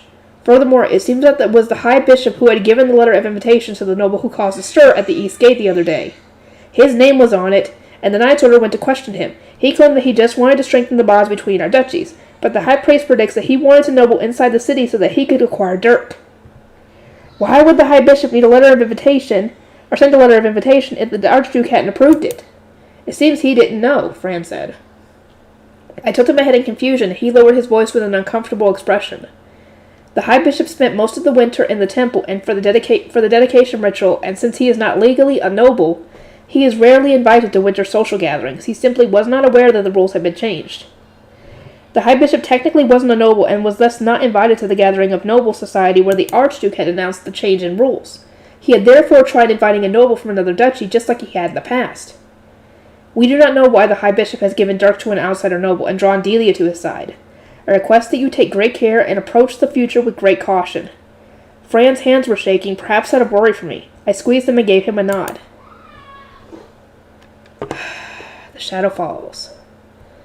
Sister mine, would you consider taking on a new attendant to replace Delia? Do I need a new one right now? Or do I need a new one right away? I wasn't living in the temple like I had been during the winter, so as far as I was aware, there wasn't enough work to require immediately replacing Delia. The sooner the better. Now that Dirk was gone, Fran could sleep at night and handle the more physical labor with Gil. Rosina, however, didn't want to hurt her fingers during chores, and Fran went on to explain that it would be better for everyone if Delia was replaced soon. If I may speak frankly for a moment, I know that you are still worried about Delia and have a tendency to be soft on those you care about. It would be easier for me to relax if there was someone other than Delia here for you to direct your compassion toward. I felt silent, unable to disagree that I was still soft at heart. He must have seen me looking around the room aimlessly for Delia at times, and in the end, Fran was right. It was more important for me to work toward easing Fran and Rosina's worries than for me to keep worrying about Delia, who was gone and would stay gone. I sighed and briefly lowered my eyes. If I am to pick one from the Grey Shrine Maidens, perhaps Monica and Nicola will do? They had both helped Ella cook throughout the whole of winter. Wilma had recommended their services, and I already knew they were diligent workers, not to mention that I could entrust both chores and helping the chefs to them. In reality, since the Italian restaurant was on the verge of completion, all of the chefs except for Ella would soon be leaving. Ella wanted to stay to learn more recipes, and I had already negotiated with Benno to make that a reality. It had worked out the best anyway, since we needed someone to direct the new chefs. Benno would be sending our way. Plus, it would be easiest for Ella to work with Monica and Nicola since they already knew each other. Monica and Nicola? Sister mine, would you be capable of taking both on at once? Fran, knowing the financial state of my chambers, whispered his concerns to me in a low voice. It was true that there might be a slight strain on my wallet depending on the season, but I already had more orders for the games we had made for our winter handiwork. And if the picture books continued to sell well, then I'll be perfectly fine. They both worked hard over the winter, didn't they? If I only picked one of them to be my attendant, then it would be hard to ask the other to help again. Ultimately, I think it would be best to take them both on at once. I do not believe you need to concern yourself with the feelings of Grey Shrine Maiden, sister mine. Rosina gave a bemused smile, but there was a big difference between living in the orphanage and living as an attendant. It would be hard to pick just one while knowing that. It would be easier to rest with them as your attendants instead of Delia, Fran interjected. Shall I go and summon them? Please do. They have no experience as attendants, so the faster we get them involved, the more time we have to train them. Fran, will you be available to teach them? I wanted them to learn their duties before the Italian restaurant opened and took most of our kitchen staff, but Rosina was too concerned about hurting her fingers to be a proper example for cleaning. Either Fran or Gil would need to teach them, but that would be a lot harder to arrange if Fran didn't have the time. Now that I can entrust paperwork to Rosina, I will have enough time. Then contact Wilma and we can go to the orphanage tomorrow. We settled our plans for tomorrow, and at that moment there was a knock on the door. My attendants would come in at will without knocking, while temple residents like the high priest and his attendants used a bell. The only people who knocked were Lutz and Thule, people from the lower city. Is that Lutz? He's a bit early today. Not much time had passed since fifth bell. I went to the stairs and peered down at the first floor while Fran walked down the steps to welcome the visitor. Daniel opened the door with a tense expression. Lutz was there as expected, but Thule was actually there with him. Please come in. Fran gestured the two of them inside, and as the door was being shut behind them, I heard Gil yell, "Hold on a sec!" from somewhat far away. Fran waited with the door open for a bit until Gil eventually came running inside, gasping for breath. Thule, what happened? We came to get you, mine. Let's go home together. Thule smiled as she watched me race down the stairs. Things are dangerous right now, aren't they? I'll protect you, mine, she declared while thumping her chest. What are you gonna do, Thule? I'm sorry. I know it's not. It's a nice sentiment, but good God, Thule, what do you think is gonna happen if something were to happen? Daniel would be able to protect her way more than Thule could. Actually, out of all of them, if mine was there and had to protect herself, Thule would be more of a help than mine is, to be honest. Because mine is weak. Physically weak. Mana-wise, oh good God, she'd thump anybody. But are we seriously getting into the climax already? Really? Hold on a second here. We're not even halfway done. Do we seriously have a whole heck of a lot of side stories coming in on this? Wow. Okay. I'm not complaining. I'm surprised, though.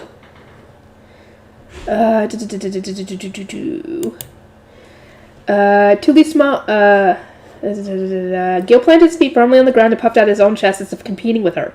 I'll protect you, Sister Mine. I'm your attendant. I appreciate the enthusiasm, you two, but I think it will just make things harder for my bodyguard. I looked up at Daniel, who would need to guard all of us kids, and he gave an exasperated shrug. Yeah, the more people there are for me to protect, the more dangerous it gets. Right. Please forgive them just this once, Sir Daniel. Tully didn't know. I go back now that they had all arrived. It was a bit sooner than expected, but I decided to go home with everyone.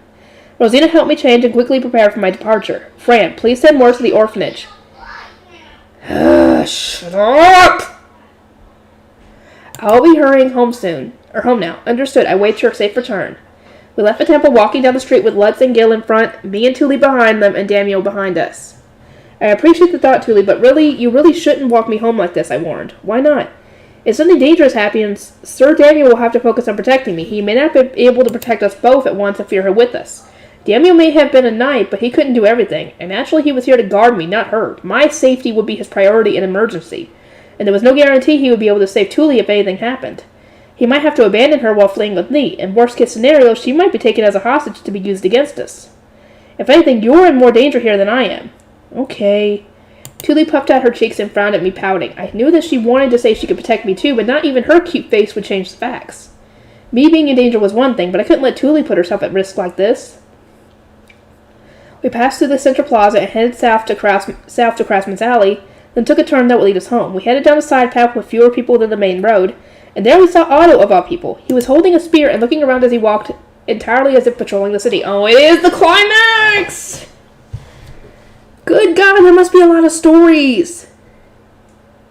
Hi, Otto. It's been a while. Mine? Otto's face lit up the second he saw me. I'm glad you're safe. Seriously. Now I don't have to worry about the captain beating me to death. The fact that this was his reaction to seeing me was more than a little unsettling. Had he done something that would encourage Dad to beat him to death? Otto, what did you do? Me? It was the commander of the East Gate and the guards on duty. Otto replied with a shrug. Apparently he had been inside doing paperwork when the guards standing at the gate and the commander made some mistake that could be worthy of Dad beating them to death. He had just been sent out here to try and clean up their mess. It happened this afternoon when the captain contacted the commanders of every other gate and went to the center of town to tell them something important. What? I widened my eyes. That important something was probably the fact that the Archduke was absent and there would be no new permits given. I had a really bad feeling about what was coming next. According to Otto, despite Dad being on afternoon shift, he had gone to work at the East Gate long before it was time to switch shifts. He immediately went to the commander, explained the circumstances, and had him organize a meeting with the other commanders in the center of the city. Then he told them what Daniel had told him, that the Archduke was absent and that there would be forced permits before returning to the East Gate. By the time the captain came back, they had already let a noble's carriage train through. The commander of the East Gate hadn't told the guards anything, so they never even considered that the permit might be fake. The captain only learned of their mistake when it was time for his shift. He blasted the heck out of the commander for not telling all of the guards what he'd said. They then ran off to the temple to make sure you were okay. You didn't see him there? I instinctively looked up at Daniel, more concerned about the fact that a noble's carriage train had been let inside than the fact that I had missed Dad on the way here. His eyes were open wide in disbelief. They let carriages through? Don't tell me, was it the same noble from the other day? Yep, you sure know a lot. It was the one and the same. Right now, all the guards at the East Gate are looking for them, but nobody's found them. Maybe they're already in the noble's quarter? I would have thought the knights at the North Gate would have caught them there, though. Otto wondered out loud. It seemed that despite the Archduke having forbidden the entry of nobles from outside the city into the duchy, not all soldiers shared the same sense of danger and urgency. You contacted the Knight's Order, didn't you? Daniel shouted, his eyebrows shooting up in anger, but Otto put a hand on his chin and had to think before answering. Who knows? Maybe the commander did? The captain ran off straight away, so maybe they didn't know yet? You should have reported this immediately, fool! Daniel took out his shining wand as he yelled at Otto for his lack of urgency. He ignored Otto, who was murmuring, huh? Wait, you're a noble? After seeing the wand appear out of thin air, and shot the red light signaling a call for aid into the air.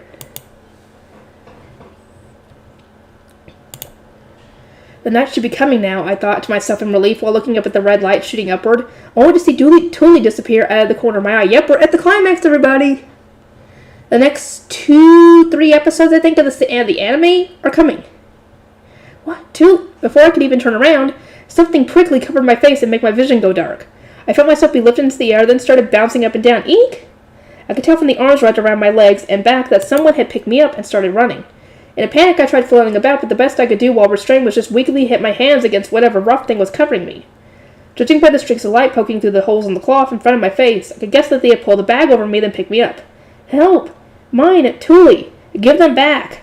I heard Lutz and Daniel yell behind the veil of darkness, with several pairs of footsteps racing after me. Thule had been kidnapped as well. I could hear what sounded like her screaming. Given that the bustle of the main street was growing fainter, the kidnapper was probably running in the opposite way down the alley. Captain, mine's in that bag! Let go of my daughter! I heard Otto yell, then my dad roar with anger, then suddenly my body was spinning through the air. I assumed the kidnapper had thrown me aside to defend against Dad's attack. In the darkness, I couldn't tell what was happening, and I could do nothing as I hit the stone ground and rolled across it. Ow! Mine! Sister, mine! Just as I heard Lutz and Gil let out panic cries, the bag was tugged, forcing me to sit up.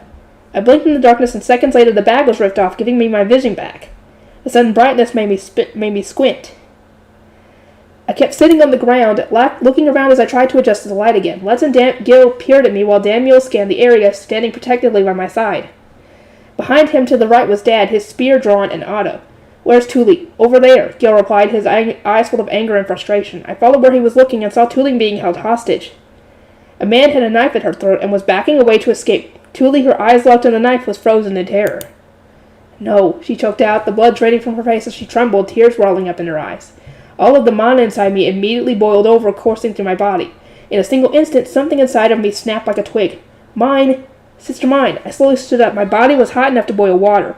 My mind was as cool and composed as an icy river.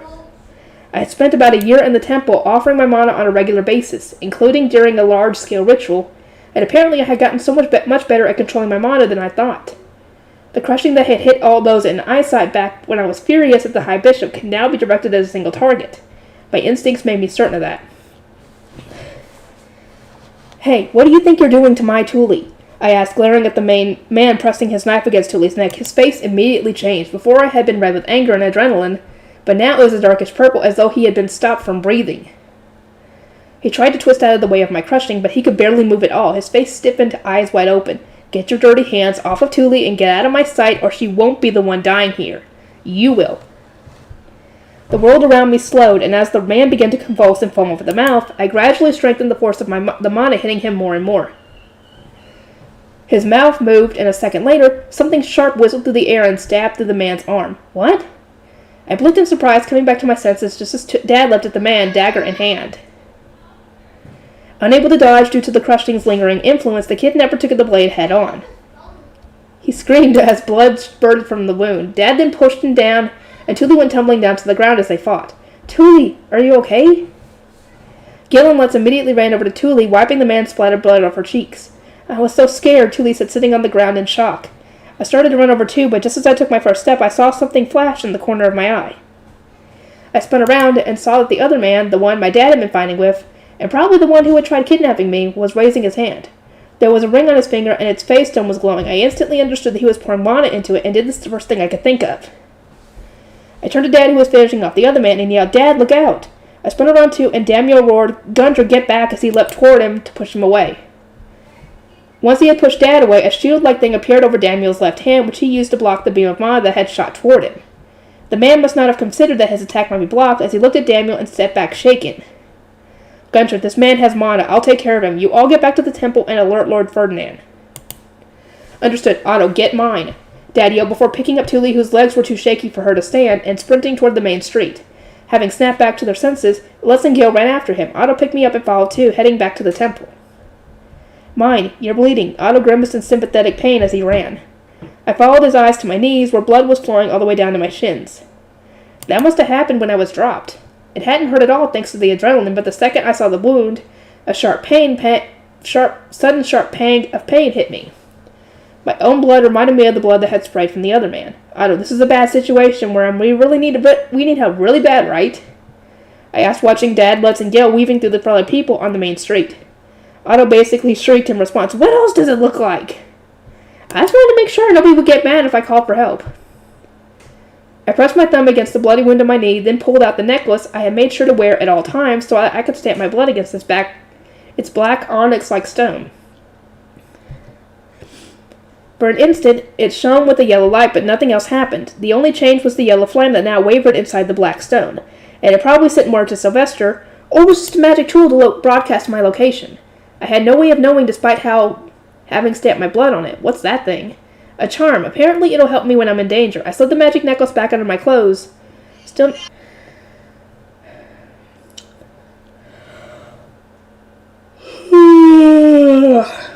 Okay. Apparently it'll help me when I'm in danger. I slid the magic necklace back under my clothes, still not knowing what it had done. And that was when we passed by the Gilberta Company. Tully and Lutz, you go inside with Otto and stay at his place. Dad instructed while setting Tully down in front of the door. Lutz looked up at him, gasping for air. Mr. Gunther, I can... You'll get in the way. Dad shut Lutz down before he could ask to come with us. But Gil is going. Gil lives in the temple. You're different. We don't need people who can't fight, Dad said, slicing Lutz's hopes to shreds before turning to Otto and giving him a hard look as I was set down. Otto, I'm entrusting Tully to you. I'm taking mine to the temple. Captain, mine. Be careful out there, okay? Otto clenched a fist and bent his elbow. Dad did the same, tapping his fist against Otto's. It'll be fine. The Knight's order is out. His expression still hard. Dad pointed his fist upward. We could see several Faystone high beasts racing through the sky, probably heading to where Daniel was. If so, they would reach him in no time. Let's go, mine. Dad picked me up and started sprinting to the temple. Oh boy, here we go. How much? I'm not even at 200 pages yet, good God. And that would still leave 129 pages. That's not even counting the afterword, actually. A noble from another duchy. Dad reached the temple with Nee in his arms, and for some reason Fran was already waiting at the gate. Why was he there when Bree hadn't had the time to tell him when we were coming back? Fran, what brings you to the gate? Did something happen? I saw the call for the Knight's order pierce the sky, and considered it possible that you would be returning soon. I think I will be right. Fran said, looking us over. He could guess that something serious had happened by the fact that Lutz and Tully weren't with me, and Dad was here in Daniel's place. Fran, we need to talk to the High Priest. He is not here. What? We can talk in your chambers. Gil, my apologies, but please wait here for Sir Daniel. I ask that you instruct him to go not to the High Priest's room, but to Sister Mine's chambers. Upon arriving in my chambers, Fran poured a glass of water for Dad, who had just sprinted across the whole city carrying me. We then moved to the hall to talk. Fran was the first to do so, speaking in a quiet voice. I will begin from when you and the others left, Sister Mine. It hadn't been long after I had started being escorted home that Dad arrived in my chambers. He said that the noble from before had just entered the city, asking Fran to report that to the High Priest before sprinting back to the city to check that I was okay. I hurried to the High Priest's room to tell him what had happened, but unfortunately Arnold informed me that he was absent. With no other options available, I decided to return to your chambers, but I was stopped by Delia on the way. Delia? Did she have some business with you? She said that Dirk's adoptive father had arrived and wished to discuss Dirk's health with you since you had raised him. But I sent her away as you had already left. I was relieved that you were not here while the High Priest was absent, but... Fran frowned at me as if expressing his frustration that I had returned, but I wouldn't have any of that. A lot happened to me, too. I told Fran exactly what had happened on my way home. He crossed his arms and fell into thought. If we consider both sides of this story, it is possible that the High Priest was summoned by the Knight's order. He would likely return when Sir Daniel does. The Archduke is always accompanied by a group of knights when visiting the sovereignty, so there is no mistaking that the Knight's order is lacking in manpower right now. He murmured, Sister Mine, please change it to your blue robes before Sir Daniel arrives. I put on my robes with the help of a worried-looking Rosina, and it wasn't too long after that Gale returned with Daniel. The Knight's order had contained the disturbance in the lower city and instructed him to return to his guard duty. Fran gave them both water and explained the circumstances in the temple. That's strange, Daniel muttered in confusion. I didn't see Lord Ferdinand among the other knights. They even told me to report this to him. Are you sure he's not here? We were all confused by this revelation, and so decided to try visiting the High Priest's room once more. At the very least, we would have to interrogate Arnold as to where he had gone. Daniel made it clear that the situation was bad enough to demand that level of drastic action. Apprentice, hold on to this. Daniel, as if suddenly remembering he had it, took a ring out of a small pouch on his hip and placed it on my hand. It had a small, slightly murky gem attached to it. This is evidence I got off the man from before. See the noble's family crest on it? I shouldn't have something this important. It's small and not that high quality, but it's got a face stone. Hold on to it in case something happens. Unlike Lord Ferdinand, I don't have any decent face stones I can lend to you. Apparently, as a noble on the poor end of the spectrum, Daniel didn't have enough face stones to be able to lend one to someone else. I put the ring on figuring that it would be better than nothing, even if it did belong to a criminal. It didn't change size to fit my finger, Perhaps because it wasn't a magic tool like the ring the high priest would always give me. It might be broken. The crest is all we need for evidence, and there's no point in putting it on if you can't use it. Can you put mana into it? Daniel asked. I tried pouring mana into the ring. It looks like I can, just a bit. Unlike the ring the high priest always lent me, I could barely put any of my mana into the ring. That's a low-quality stone. It might shatter if you put too much mana into it at once. Be careful. I clenched my fist so as not to let the half-broken ring slip off my finger as Fran prepared to take us to the high priest's room. I was positioned directly behind him with Dad and Daniel on either side of me. Gil, watch over my chambers for me. As a child with no fighting experience, he would be staying behind. He had been taught his whole life that violence was wrong, and this shock of seeing someone killed in a spray of blood today had really gotten to him. He looked sick, and it was obvious that he wasn't in a good state of mind, but as much as I wanted to stay with him, that simply wasn't an option right now. So we left the room, a stiff-faced Gil seeing us off. Sister Mine, please be careful. Please. We entered the noble area of the temple just as the High Bishop and a group of people turned into the same hallway. Uh-oh. Besides the plump-bellied High Bishop was an ugly toad-like man who was just as overweight. He wore different clothes, but he was a spitting image of an evil minister or some other politician. They were followed by grave shrine maidens and some plainly dressed servants, bringing their party up to about 10 people. Fran smoothly turned a nearby corner to avoid the High Bishop's group, taking us into a hallway that led to the Noble's Gate. It would be a long detour to the High Priest's room, but that was better than meeting the High Bishop along the way. Oh, yeah. Dad picked me up. Daniel scanned the area, and Fred led the way as we power walked to the High Priest's room. Sir Daniel, who was that with the High Bishop? Count Bindewald. He's the arch-noble from another duchy who used a forged permit to enter the city. We can guess he's here for you, whispered Daniel in a quiet voice, causing Dad to tighten his arms around me. We might be able to catch him if the Knight's Order or even Lord Ferdinand were here. But I don't stand a chance alone. He's of a much higher status than me and has much more mana. He may not know how to fight like we knights do, but that doesn't matter when he can just overwhelm us with mana. Oh yeah. The door closest to the Noble's Gate gave it to view. We turned the corner to head to the High Priest's room, only to see the High Bishop's party blocking the hallway. Oh, great! I think they might have spotted you and realized where you were going, so they headed you off. We had intended to avoid them, but they had seen us and backtracked to get here first. That's exactly what happened. Count Bindewald, that is the Blue Apprentice Shrine Maid in mine. The High Bishop said with a nasty grin and a finger pointed at me. Bindewald's lips twisted into a frog-like smile as he looked me over from head to toe. Oh, I see. His disgusting gaze sent goosebumps all over my skin, and I subconsciously squeezed Dad tighter. I honestly deserve praise for holding back my urge to shout, "Don't look at me!" We were told she had left, but here she returns to her guardians. I suppose they failed them, useless fools. Bindewald muttered in a frustrated tone before extending a hand my way. Mine, I shall grace you with the contract. I respectfully refuse. I am already promised to someone. You may be in his custody, but I imagine you've signed no contract. All I need to do is get your blood on one first. I told that out of disturbing cackle, and his stomach bounced as he took a step forward.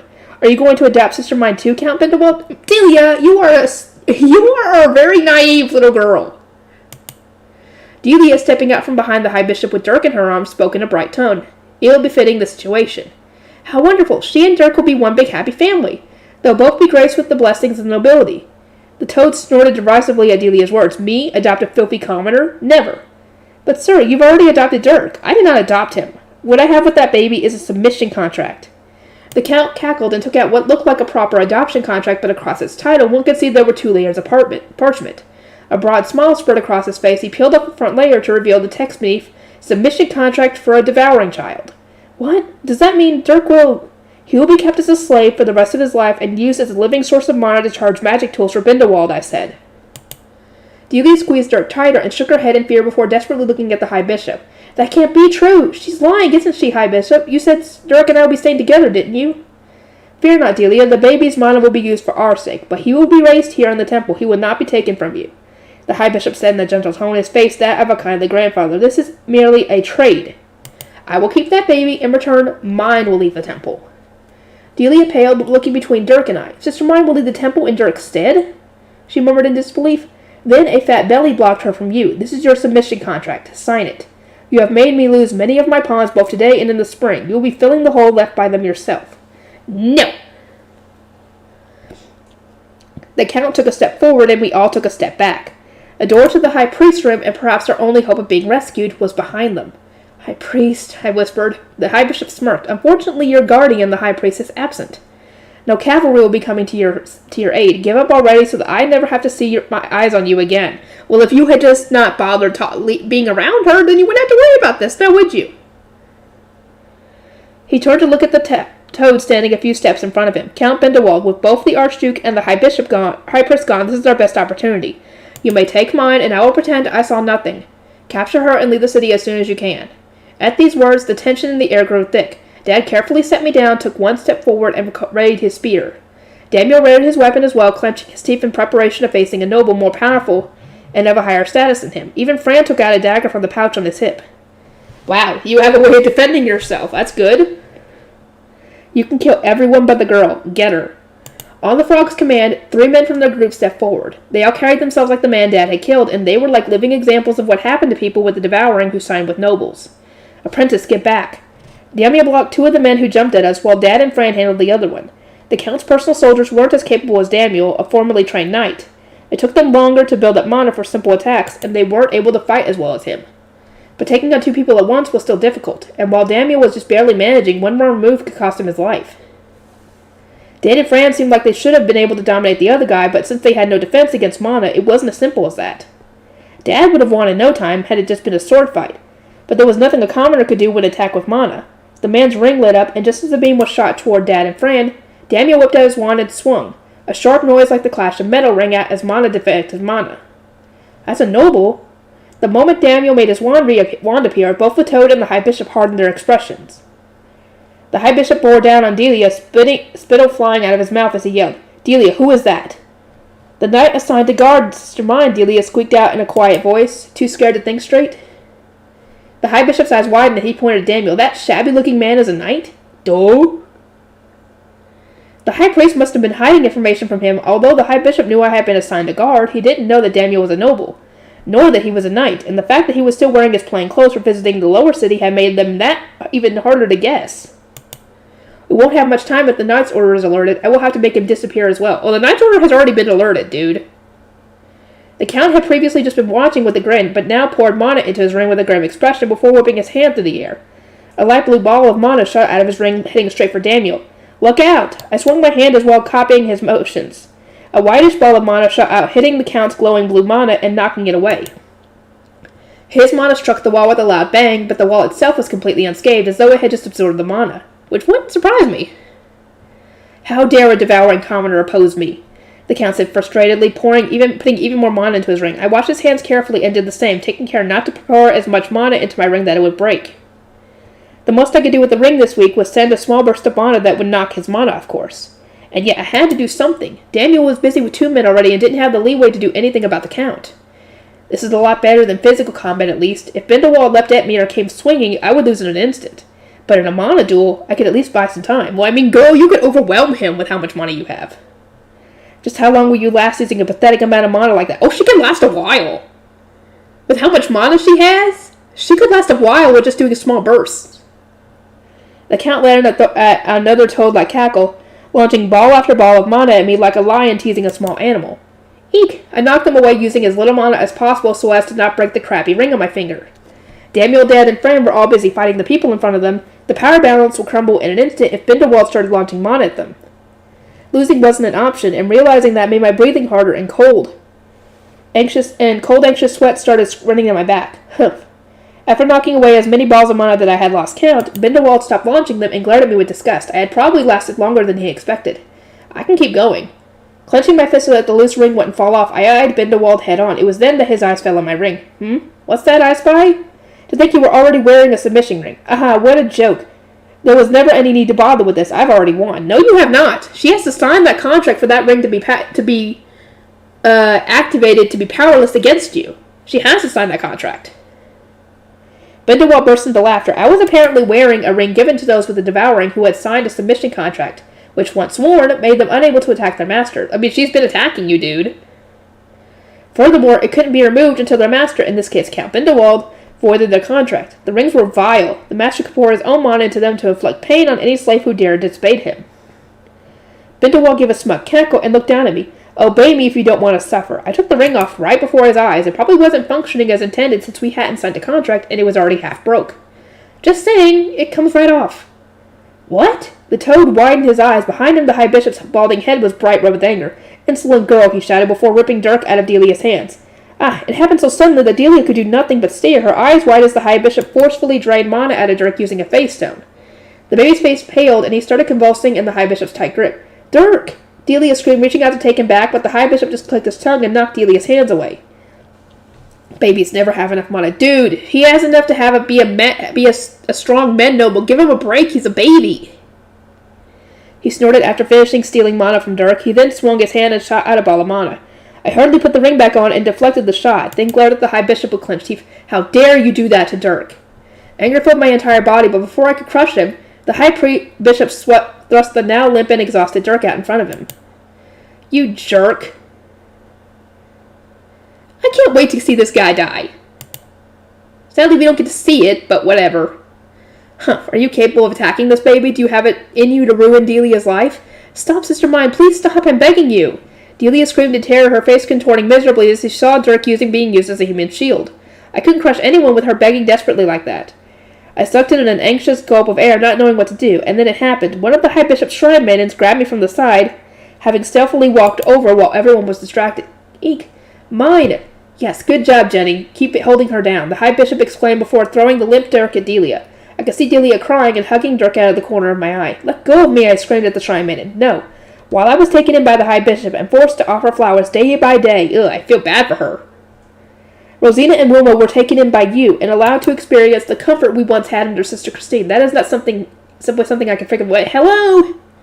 She didn't know that. She didn't know that you had also gone through that. And even if she had, I doubt there was anything she could do about it, considering the High Bishop had taken her. She couldn't really go against him, but still.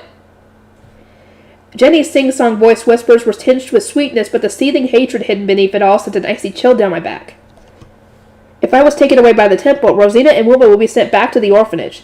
Jenny wanted nothing more than for them to be miserable there, and I knew there was nothing I could say that would make her let go of me. We can consider the contract done, then, Bindewald said with a throaty laugh. He started walking this way. Jenny's grip didn't loosen no matter how much I struggled.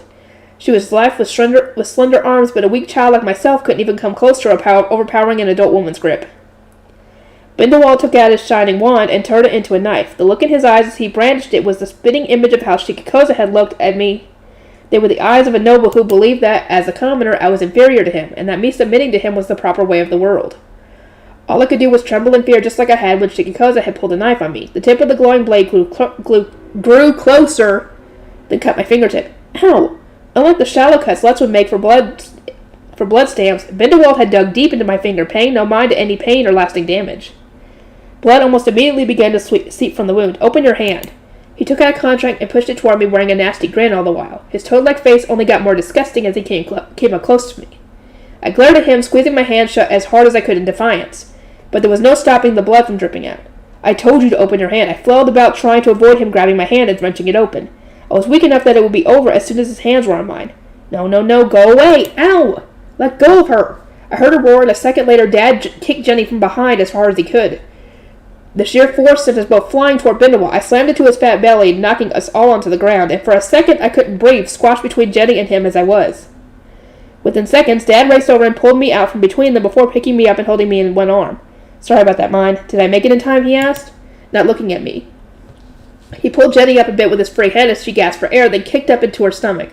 She flew off Bindewald with a gurgle, vomit spewing from her mouth. That was just cruel, muttered the High Bishop. Both he and his attendants were trembling at the sight of violence that was never normally seen in the temple. Says the guy who's trying to force a tiny girl into a submission contract against her will. Dad gave them a cold look. So you're saying it's not cruel to stab a little girl with a knife and force her into a slave contract she doesn't agree to? I have to agree. Silence, commoner. Bindewald, whose face was bright red in humiliation as he sat up on the floor, angrily swung his ringed hand. He shot out a larger blast of mana than ever before, and the massive ball of shining blue mana came right for us. It was too close for me to launch my own blast of mana to deflect it. I'm dead. I squeezed my eyes shut as the ball shot toward me, but Dad was braver. He grabbed me in a hug and immediately leapt to the side, rolling as he hit the floor. Dad! He hadn't completely dodged the mana attack. His left shoulder down to his elbow was bright red, as though he had been burnt. The sight of him groaning in pain flipped a switch inside of me. Oh, now you've pissed her off even more. I rolled out of Dad's arms and stood up. I locked my eyes on Bindewald, who was building up mana for a second attack, and hit him with all my mana from the very start. I will make you pay, I shouted, and the force of all the mana in my body made the face stone on the ring burst apart like a pop balloon. In the same moment, the full force of my crushing hit Bindewald. He blinked and then fell to his knees, eyes wide open in surprise. He tried to move his trembling hands, only to find he couldn't move them at all, as if heavy weights were crushing his body from all sides. I had no intention of letting him do anything else. Count Bindewald, the High Bishop's panicked voice sent my head turning toward him in a glare. I wasn't scared of him now that he had given up his human shield.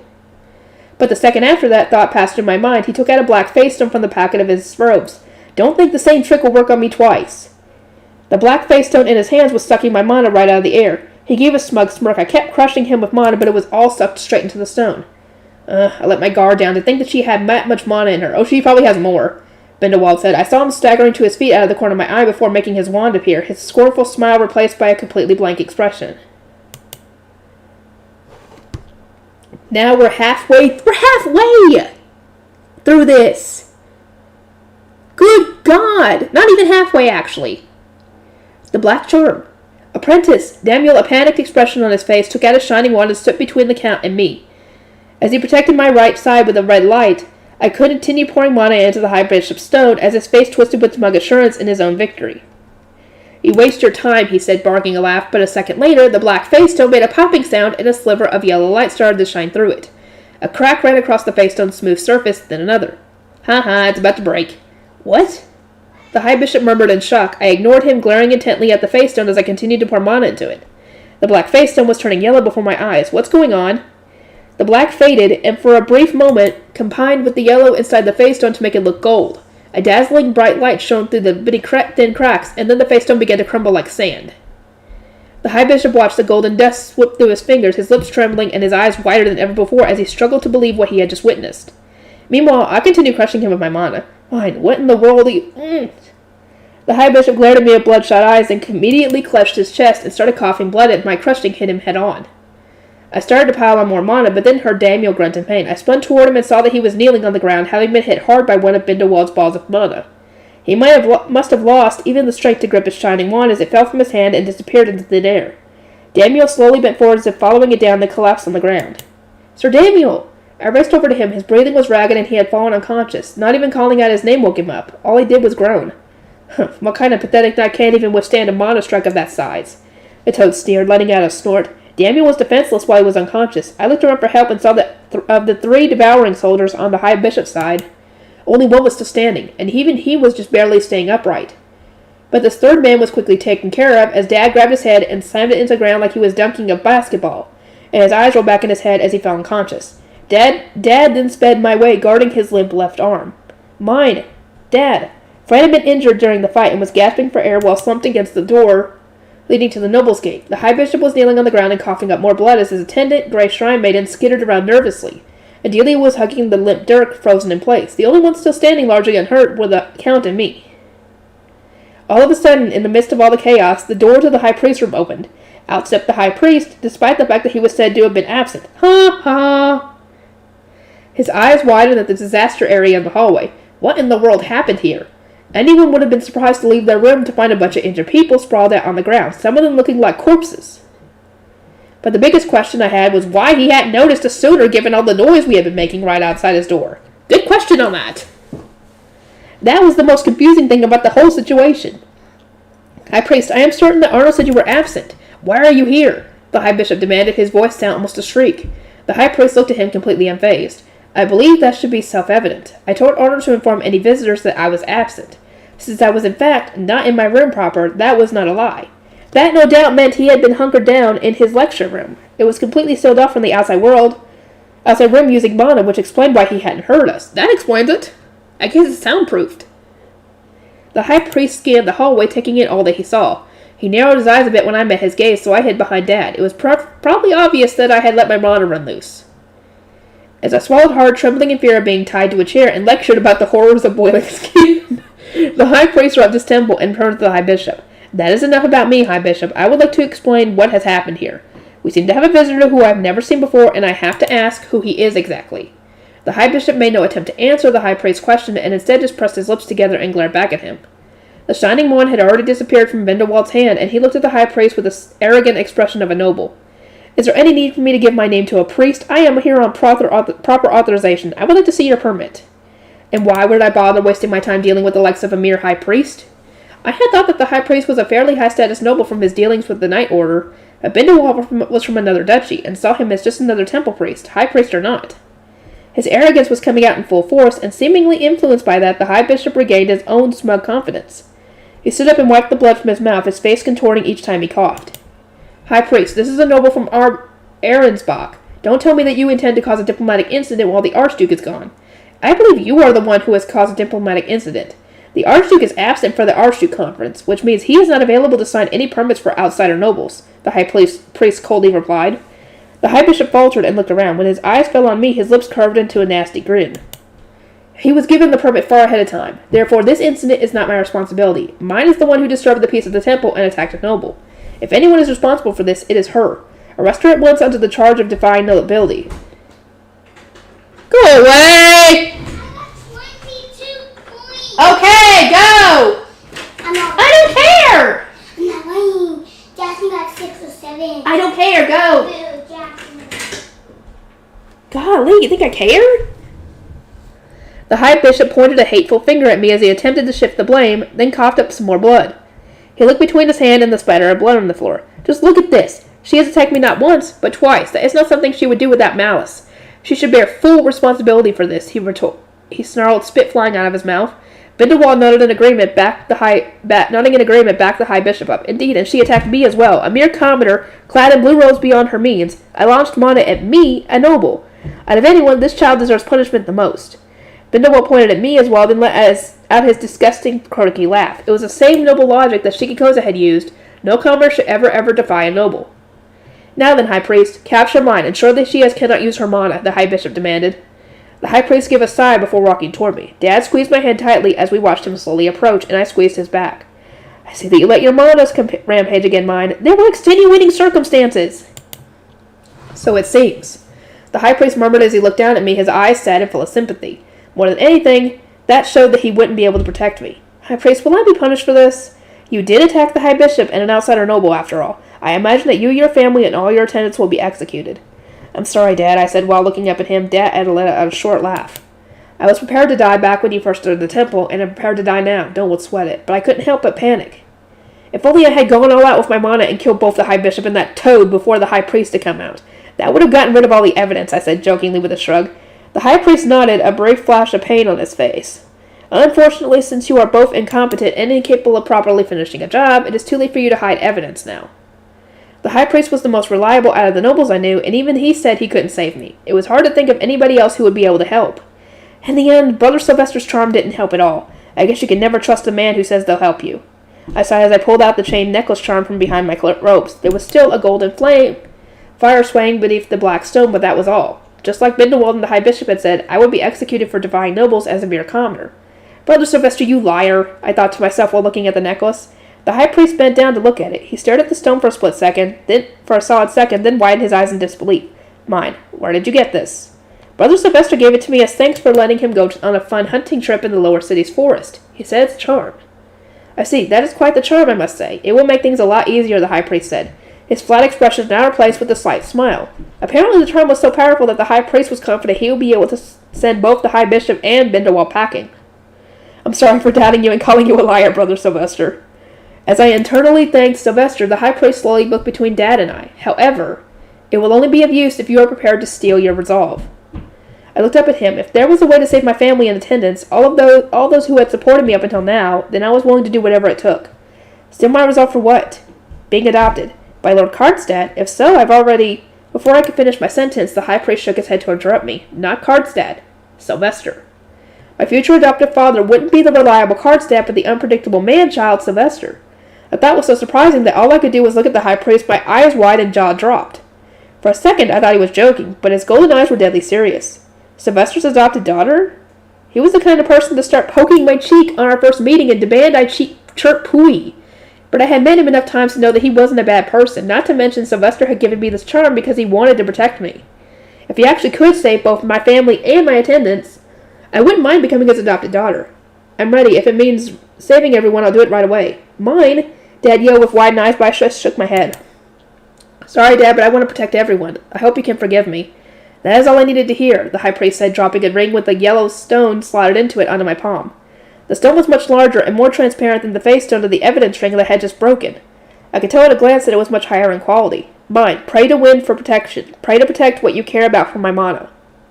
From your mana, high priest? I asked while looking up, and he flashed me an evil grin unlike any I had ever seen him make before. Yes, if that door over there is opened and mana spills out everywhere, it will be quite a pain to fix everything. Make a shield of wind around the door to stop that from happening. We now have justice on our side, mine. It is best we use this opportunity to eliminate those who oppose us. Apparently the high priest had been extremely frustrated with the situation the high bishop and the toad had put him in. I don't know what exactly had put justice on our side, but either way he turned his back to me with an amused grin on his face before walking toward the both of them. High priest, have you stilled mine's mana? The high bishop asked while peering my way. I gave her a magic tool, the high priest replied smoothly. The magic tool he had given me was for wielding mana, not stealing it, but the high bishop interpreted that reply in the way that favored him the most. The tension drained from his crushing body, and he gave a cocky grin. Very good. I believe it is best that we entrust this dangerous criminal to Ehrenbach and allow them to remove her from this duchy. The high priest summoned his wand with a sly smile, as if mocking the high bishop for acting like his usual arrogant self. He then aimed his wand at him. It was a clear threat. Well, what do you... The high priest chanted something as he swung his wand, which made beams of light shoot out from its tip and wrap around the high bishop. He fell to the ground like a lifeless doll, then began gnashing his teeth. High priest, what is the meaning of this? It would be inconvenient for you to die here. That is all. Die? Replied the high bishop, stunned by the sudden violent word. The high priest turned his back on him and faced Bindewald, who was pointing at the high priest's shining wand with clear panic in his eyes. Why does a mere priest have one of those? Because I am a noble who graduated from the Royal Academy, of course. Apparently the shining wand was proof of having graduated from the Academy, something that a priest who had been raised in the temple would never be expected to have. It wasn't something that nobles from other duchies would know, but the high priest hadn't been raised in the temple. He was a noble of high enough status that when outside the temple, the commander of the Knights captain would bend the knee to him. Shall we duel, Count Bindewald? Why do you know my name? How could I forget the name of the outsider noble who tried entering the city without the Archduke's permission, only to be stopped by the Knight's order? The high priest knew everything about the incident, including Bindewald's name and circumstances. As always, I couldn't help but be impressed by his diligence. It was good to have him as an ally. Oh, you don't know the half of it, girl, I'm betting. You may think that you will be safe as long as you escape this duchy, but now we have justice on our side. I will not be letting you get away so easily. Justice, you say? I could feel the high priest pouring his mana into his wand. Bindewald must have as well, since he stopped staring and hurriedly readied his own. The high priest was pouring such an immense amount of mana into his wand that I couldn't help but gasp. It dwarfed the pittance of mana that the toad had using before. Dad, hurry and carry Sir Daniel to the door where Fran is, I shouted. Then dashed over to Fran myself. He winced and tried to stand up as I got closer. Don't move, just sit still. I hadn't been able to tell from afar, but Fran was covered in tiny cuts and bruises. I'm sorry, Fran, are you okay? I am the one who should apologize. I was barely able to help you at all. There was no way that a great priest, untrained in battle and taught from birth that violence was wrong, would be used in situations like this.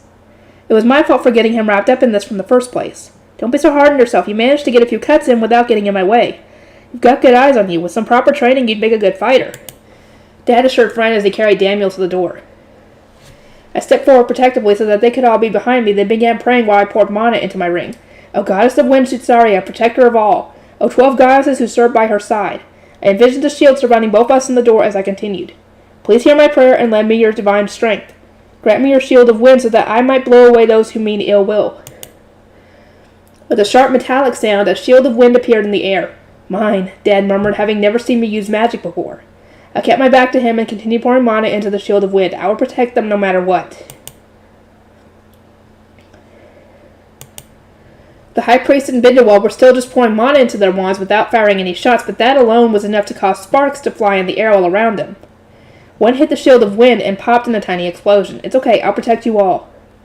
The swelling mana was in effect crushing everything around them. Oh, no protection, the high bishop and his attendants lay on the ground, trembling as sparks flew around them. In the midst of all that, Delius frantically began looking around for safety. Dirk held tightly in her arms. Upon seeing my shield of wind, she stood up in wavering legs. Please, sister mine, help! Please save Dirk, she screamed in desperation. But I had my hands completely full, pouring mana into my ring's face stone to maintain the shield of wind, and hold back the immense amount of mana radiating from the high priest and Bindewald. Protecting Dad, Fran, and the unconscious Daniel was my priority. I didn't have the leeway to go and help Delia and Dirk. Come into the shield yourself if you want to be safe. I can't move.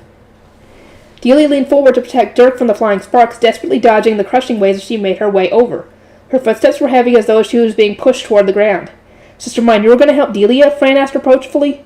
I shook my head. I don't have the leeway to help her, but if she wants to get inside the shield herself, she's free to do so. But Frank continued before trailing off dissatisfied. I lowered my eyes. I could understand his disapproval, and I did remember that he had told me to cut Delia off entirely, but I didn't think it was right to leave them to face the mana out there and let them die together. Dirk in particular was already on the verge of death, having been forced into a contract and then forcibly drained of mana. He wasn't at fault here. Once I explained this to Fran, he swallowed his reproach, but there was still a pained look in his face. All he did was whisper, please don't let her exploit you.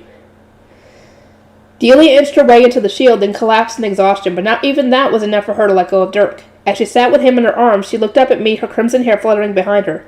Thank you ever so much, sister mine. Delia, I will allow you inside the shield because I do not wish for either of you to die, but that does not mean I have forgotten what you did. Please be aware of that. Of course. The High Bishop's attendant saw that and seemed to think that even if I wouldn't forgive them, I would at least spare their lives. Sister mine, may we please enter as well, they said, each trudging over and wanting to enter the shield too. If you can enter, then certainly. We thank you, but of the three who tried to enter the shield of wind, only one was successful. The other two were blown back by the wind. No! Delia and the shrine maiden inside the shield both blinked as they watched the other two get blown away. But why? Those with ill intent can't pass the shield. It wasn't my fault they had been blown away. The shield fundamentally wouldn't allow passage to anyone who meant harm to those within it. Those two shrine maidens had intended to harm either me for hitting the High Bishop with mana, Dad for hitting their fellow shrine maiden, Jenny, or Delia and Dirk possibly for entering the shield first. I wasn't enough of a saint to try to save people who meant me or those close to me harm. Nor did I have the time to care. It's a shame they couldn't enter, but that's all there is to it. I murmured right as the high priest spoke some words, his mana swelling immensely. Just as everything was about to explode, the door behind us creaked open. Kept you waiting, huh, mine? Sylvester said with a grin as he and Karsten stepped out, just as mana shot out of the high priest and Bindewald's wands. What the heck is going on? He yelped. Both of you get inside the shield, and please shut the door, I yelled. I watched two enormous beams of mana collide in front of my eyes. Here we go. Now I'm gonna have to end this here. I'll see y'all next time. Okay, I should be able to get this one done. Hopefully I can finish, or at least get close to finishing this one. So it should be part 5, I think. Wow. The Source of Strife. Sylvester and Karsten, exhibiting truly praiseworthy reaction times, shut the door and laid behind my shield of wind. In the blink of an eye, I poured as much mana as I could into the shield to strengthen it. I had to protect everyone inside no matter what. The beams of mana that the High Priest and Bindewald had shot from their wands mashed together so hard that they began to surge around each other, around her excess energy whipping around, but there was an obvious difference in the size and power of their mana, and in no time at all the High Priest's mana overwhelmed Bindewald, pushing his beam back until it hit him and sent him flying. He smashed hard against the wall before falling to the ground and with a thud. He was covered in burns just like Dad was, and rolled on the ground letting out pained groans that made him sound even more like a toad. The High Bishop had survived thanks to the bands of light wrapped around him, but he was completely frozen, his eyes wide open. It must have been terrifying to see the huge beams of mana colliding right in front of him. The Grey Shrine Maiden's head and collapsed. Devouring soldiers, however, were nowhere to be seen. They had no means of protecting themselves from the explosions of mana that had erased from them Oh, good God. That means that the two Grey Shrine Maidens that had tried to enter and were blown back, and the Devouring soldiers are dead! Wow! That had erased them from existence. Mind, this is how you destroy evidence. Be thorough if you're going to do it. None of these people are supposed to be in here in the first place. The High Priest said as he looked down at the toad with cold eyes and thrust his wand without mercy. Bindewald squealed and crawled away as fast as he could, but the High Priest caught up in just a few steps. His lack of mercy was much appreciated when he was a friend, but I would never ever want him as an enemy. The High Priest is kind of terrifying. Well, no dip, dude. Ferdinand, isn't that enough? Said Sylvester. And mind, get rid of the shield. We don't need it anymore. He wasn't wearing the blue robes of a priest, but rather a fancier outfit than one might expect a noble to wear. Wasn't he wearing this during the spring prayer? Or, when they're downtime, I mean. Or am I missing something? Let me know if he was in the comments, because it seems like he was wearing the same outfit that he was wearing at this point. Or am I wrong? He stepped forward whipping his dark yellow cape behind him. I stopped pouring wine into the shield as instructed, letting it fade, and the high priest made his wand disappear as well. Stand down, Ferdinand. Sylvester darted up his chin as he made the order. In response, the high priest stepped back and knelt before Sylvester, arms crossed in front of his chest. My jaw dropped at the sight of the high priest kneeling. All blue priests were equal in status within the temple, and it was taught that there was no need for them to kneel to each other here, but so the high priest wouldn't be bowing before Sylvester like that if he was a blue priest, which means he's not! I thought Brother Sylvester was just a particularly high-status priest, but maybe was he making a fake all along? I think that this says a resounding yes. I knew from how close they had seemed over spring prayer that he and the high priest went way back, but the high priest had never done anything to express such a clear gap in status before. Were I to assume that I had been seen a more personal side to their relationship during spring prayer than this would be how they acted during official public business. In other words, not only was Sylvester not a blue priest, he was of a high enough status that someone with higher status than anyone in the Knight's Order would kneel before him. Am I about to be adopted by someone ridiculously important? Yes! Yes, you are. I felt a cold sweat run down my back. Sylvester was of a high enough status to suppress the high bishop and make the high priest kneel. To be fair, he had to be to save me and everyone else, but it was still coming out of left field for me. My heart pounded as I tried to process the situation. Sylvester, you've come at the perfect time. Do me a favor and order this insolent fool to undo these bindings, the high bishop said while looking between him and the high priest, still bound by the bands of light.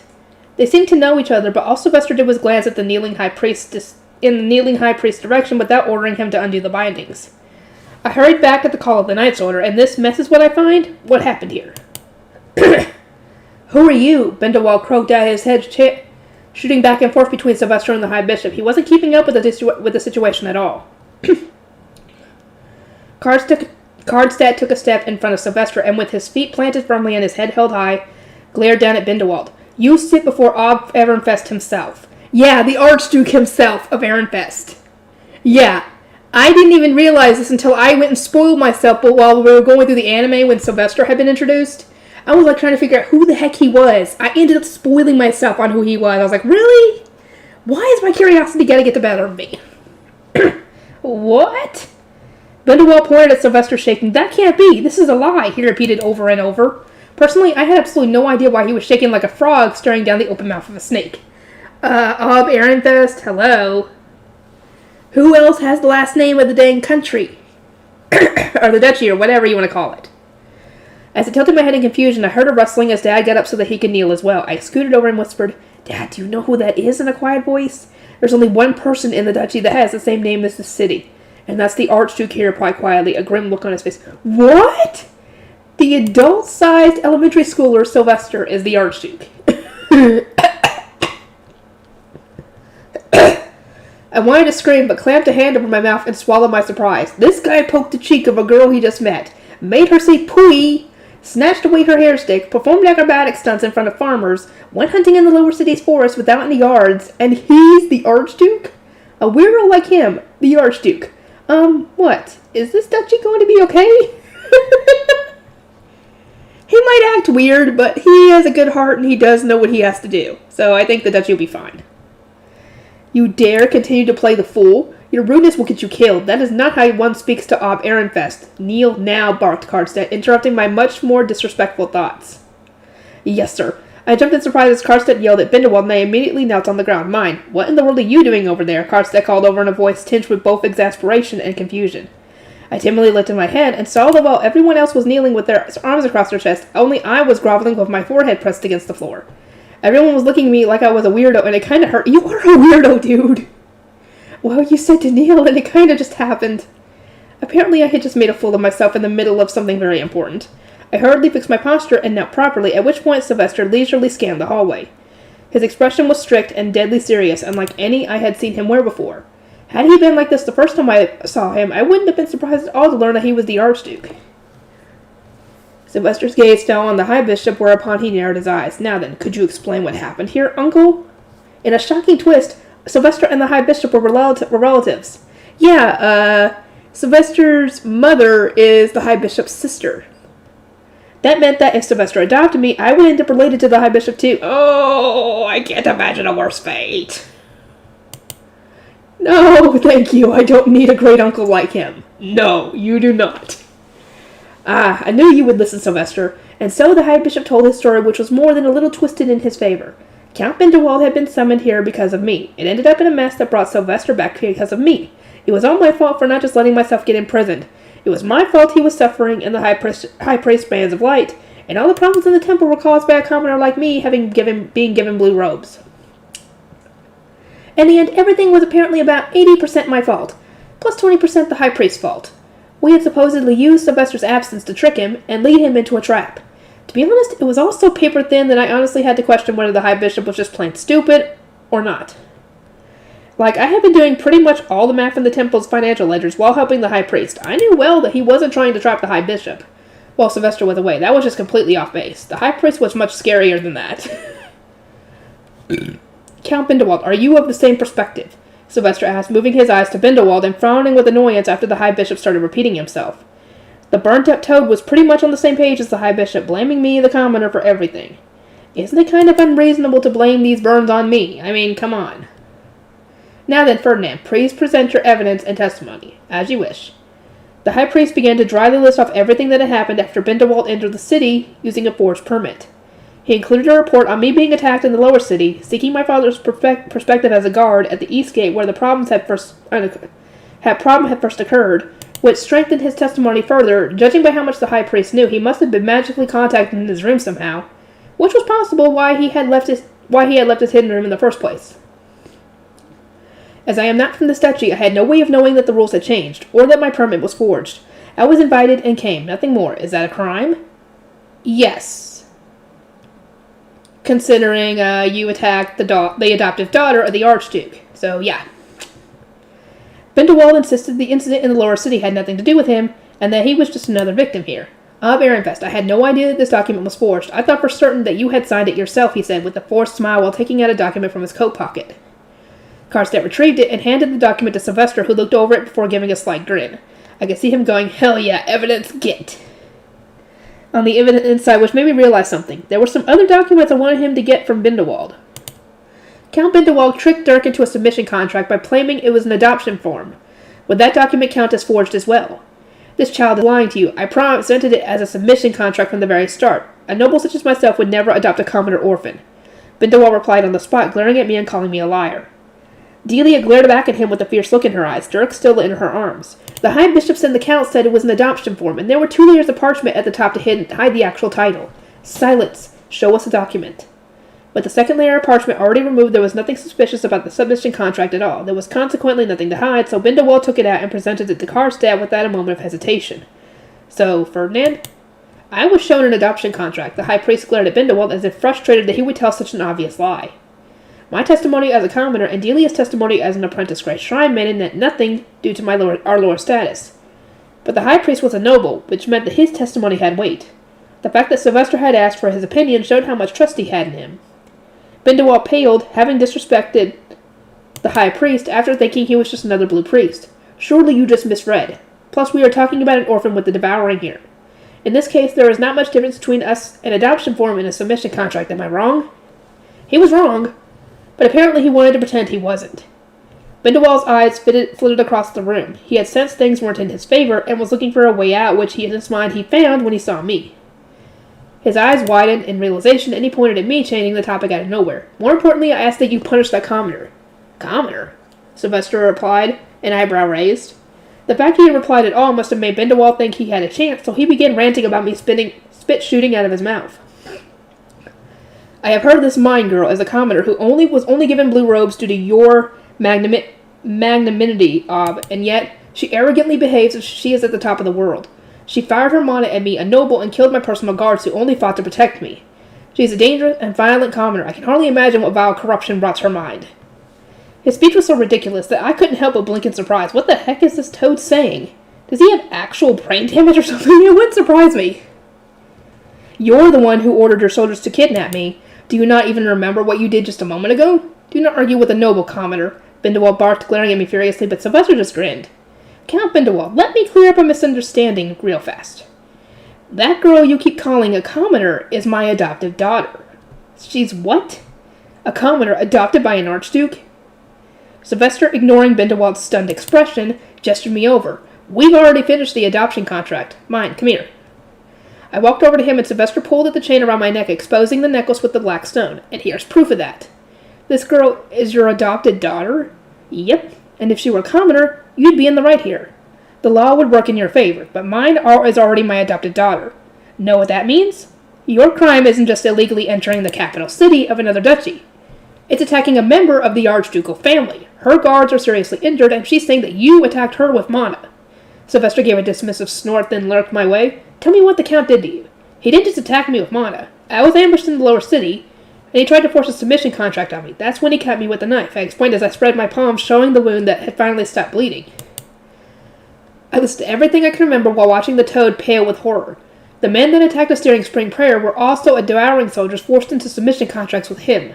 He was whining about the pawns he lost when trying to attack me, both now and in the spring. My testimony as a commoner might not have meant anything, but being the daughter of the Archduke changed that, whether I was adopted or not. Not to mention that Sylvester had accompanied us during Spring Prayer. Count Bindewald was surely unaware of the fact, but his party had attacked the Archduke directly. Ha ha. Fascinating. Sounds like he's got a lot of crimes to his name. Count Bindewald, you're under arrest. Your crimes are illegally entering my city and attacking my daughter alongside her knight bodyguard. Sylvester said in a firm tone that left no room for argument. As for the mysterious attack on the carriages during Spring Prayer, I was there with them. It will be taken as a declaration of war from your duchy's Archduke. You're a criminal who has greatly disturbed internet interduchy politics. You will be interrogated. I will question Ob Ehrenbach on whether he does intend to declare war, and then your fate will be decided. Get him. Karsten made his wand appear and brought it down in a sharp slash which sent bands of light just like the ones wrapped around the High Bishop, flying out of his tip. Bindewald, his eyes rolled back in his head from foam bubbling and his mouth was captured without any resistance. I think he kind of made himself go unconscious with the realization of what he had done. Karsten then strode to the door leading to the Noble's Gate, threw it open, and shot a beam of light up into the sky. The Noble's Gate opened, and the Knight's Order, having apparently been waiting behind it, marched into the temple to retrieve Bindewald and the unconscious Daniel.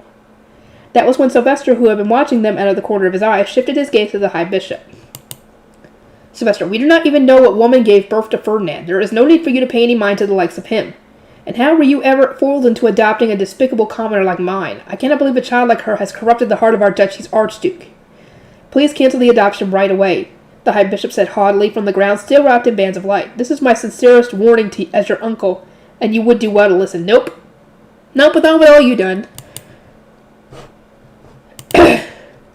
I could tell from Karstadt's and Ferdinand's exasperated expressions that this wasn't the first time he had used that line.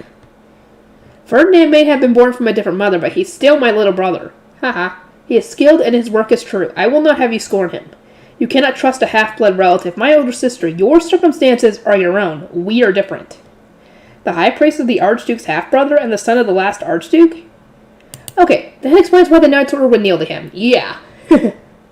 His past caught me by surprise. I can imagine that the High Bishop and Sylvester's mother were always trying to get in the way of their friendship. Maybe the High Priest had joined the temple due to something like that? That might be part of it. You are my beloved nephew, Sylvester, the precious son of my older sister. I did not want you to suffer any misfortune. Please listen to my warning, the High Bishop pleaded like a desperate old man. Sylvester looked down at him with cold eyes. I am Ob Ehrenfest, and I will not repeat the same mistake forever. As Archduke, I will abandon my familial sympathy and have you punished in accordance with the law. What? Veronica will never accept this. Well, too bad. Yes, you have to. Apparently, whenever the High Bishop broke any laws, Sylvester's mother would get involved and smooth over the situation for her little brother. I had been wondering why he was so arrogant and aggressive, but now I understood. He really could do whatever he wanted when he had the Archduke's mother compensating for his lack of status. Uncle, you went too far this time. Mother can no longer protect you. She, too, will be charged with forging documents and assisting in criminal acts. It looked like Sylvester would be charging his own mother in order to punish the High Bishop. I could guess that in the past, his mother had only ever protected the High Bishop, never going as far as to commit crimes that could be traced back to her. But this time she had disobeyed the orders of the Archduke and forged documents to allow an outsider into the city, a clear-cut crime regardless of whether or not the Archduke was her son. Sylvester no doubt intended to punish both his mother and his uncle in one fell swoop. Sylvester, you intend to turn your own mother into a criminal? You will not escape from such a horrible act unharmed. And that is your fault. Sylvester barked after the High Bishop yelled in protest. You have committed so many crimes that I can no longer even count them. Mother protected you out of love each time, and now it has come to this. You will be executed for your countless crimes, and Mother will be imprisoned. You are not needed in my politics, he concluded flatly. The spark faded from the High Bishop's eyes, and he looked at Sylvester with an ashen expression like a fire had been burnt out. But Archdukes did not go back on their word. Take the High Bishop and his attendants away. Yes, sir. It seemed that just like how any crimes I committed would bring punishment to my family and attendants, any crimes that the High Bishop committed would bring punishment to his attendants. The knights called by Cardstep first picked up the restrained High Bishop, then went to his room to get his attendants. The shrine maidens by the door were captured as well, with one of them being Delia, who raised her head and looked desperately around for help. Her eyes met for just a second. She lowered her gaze with a defeated smile, then held out Dirk. Sister mine, please take care of Dirk. Her furrowed brow, lowered lip, eyes, and trembling frown felt all too familiar. She looked the same way when she told me she wished I had saved her as well back when I started reconstructing the orphanage. A sharp stab of pain pierced my heart. I had made her a promise back then. I had told her that I'd be there for her the next time she was in trouble, that I would save her when she needed it. I nodded to myself, then lifted my head. Lord Sylvester, I have a request. Let's hear it. May I ask you not to execute Delia? Why? Sylvester asked, his deep green eyes already gleaming with interest. Delia was simply tricked by Count Bindewald and the High Bishop. It is true that she made a lot of mistakes here, but she wasn't acting maliciously. Not to mention she was only the High Bishop's attendant for a brief time. And given her very young age, I don't think she was involved in his illegal activities or flower offering at all. True, but she was here and involved in the heart of this conflict, so she can't escape punishment. As the Archduke's daughter, show me how you would judge her. His gaze made it clear that she would be executed as normal if he wasn't satisfied with my response, and I swallowed hard at the strictness hidden within the amusement in his eyes. Delia will return to the orphanage that she swore never to visit again if she could help it. That's all.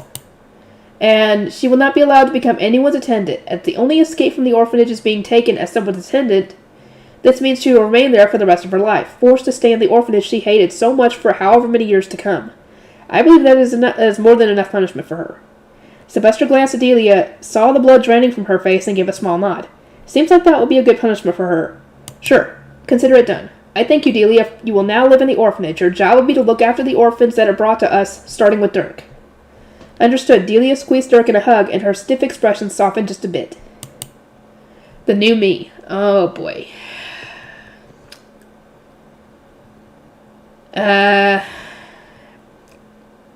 Yeah, this last bit is probably going to make me cry. Especially when we get to where we find out about Fran's past. Because that is included in one of the side stories in this book. The new me. The knights bustled about, tying up the high bishop and his attendants to take them away. I asked whether there was anything I could do to help, then saw Dirk still limp in Delia's arms. I am worried about Dirk. If possible, I would like to go to the orphanage with Delia to inform Wilma of the circumstances. That's not important. Let someone else handle it, Sylvester replied, his arms crossed and feet firmly planted as he looked down at me. The most important thing here is figuring out what's going to happen with you, and we haven't even started on that. Ferdinand, lend me your room. As you wish. Please give me a moment to prepare. The high priest smoothly turned around and returned to his room, preparing to welcome Sylvester, the Archduke. Delia hugged Dirk. Thank you, sister mine. I will be fine on my own. Goodbye, she whispered before starting to walk to the orphanage. I watched her go. Are you mine's father? Yes, sir. My name is Gunter. I turned around to see Dad kneeling before Sylvester, who was looking at him with an expression blank enough that I couldn't tell what he was thinking at all. Call your family. You're all we need to finish up the adoption papers, but I'll give you all an opportunity to say your goodbyes. That is appreciated, Dad said as he stood up, his legs wobbly and fists tightly clenched. He, too, wore a blank expression, his low status preventing him from showing the storm of emotions raging within. Gunter, one moment. I will have someone show you to the gate, Fran said as he stood up as well. He winced in pain, then instructed a nearby Grey Priest to guide Dad to the gate. He didn't forget to instruct someone to wait at the gate as well, since Dad would be coming back with the family soon. Alright, looks like Ferdinand's all done. Let's go mine. Sylvester started walking as soon as he saw one of the High Priest's attendants come out to summon us. Cardstep followed a step behind, having just finished giving instructions to the Knight's Order. When I started going as well, Fran took a wavy step forward to accompany me. Fran, you can go back to my chambers and rest if you're in too much pain. No, I am your head attendant, sister mine.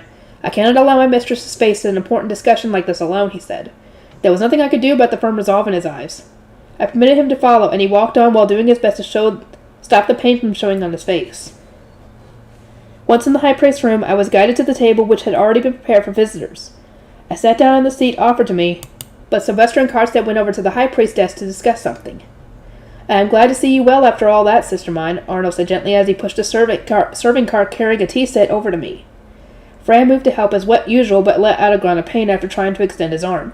"Perhaps you should return to your room, Fran. You seem to be in great pain, and she has other attendants who can be here," Arnold murmured in a rebuking tone. I wasn't supposed to get involved with conversations between attendants, but I was worried about Fran's wounds too, and wanted to throw my full support behind Arnold's suggestion.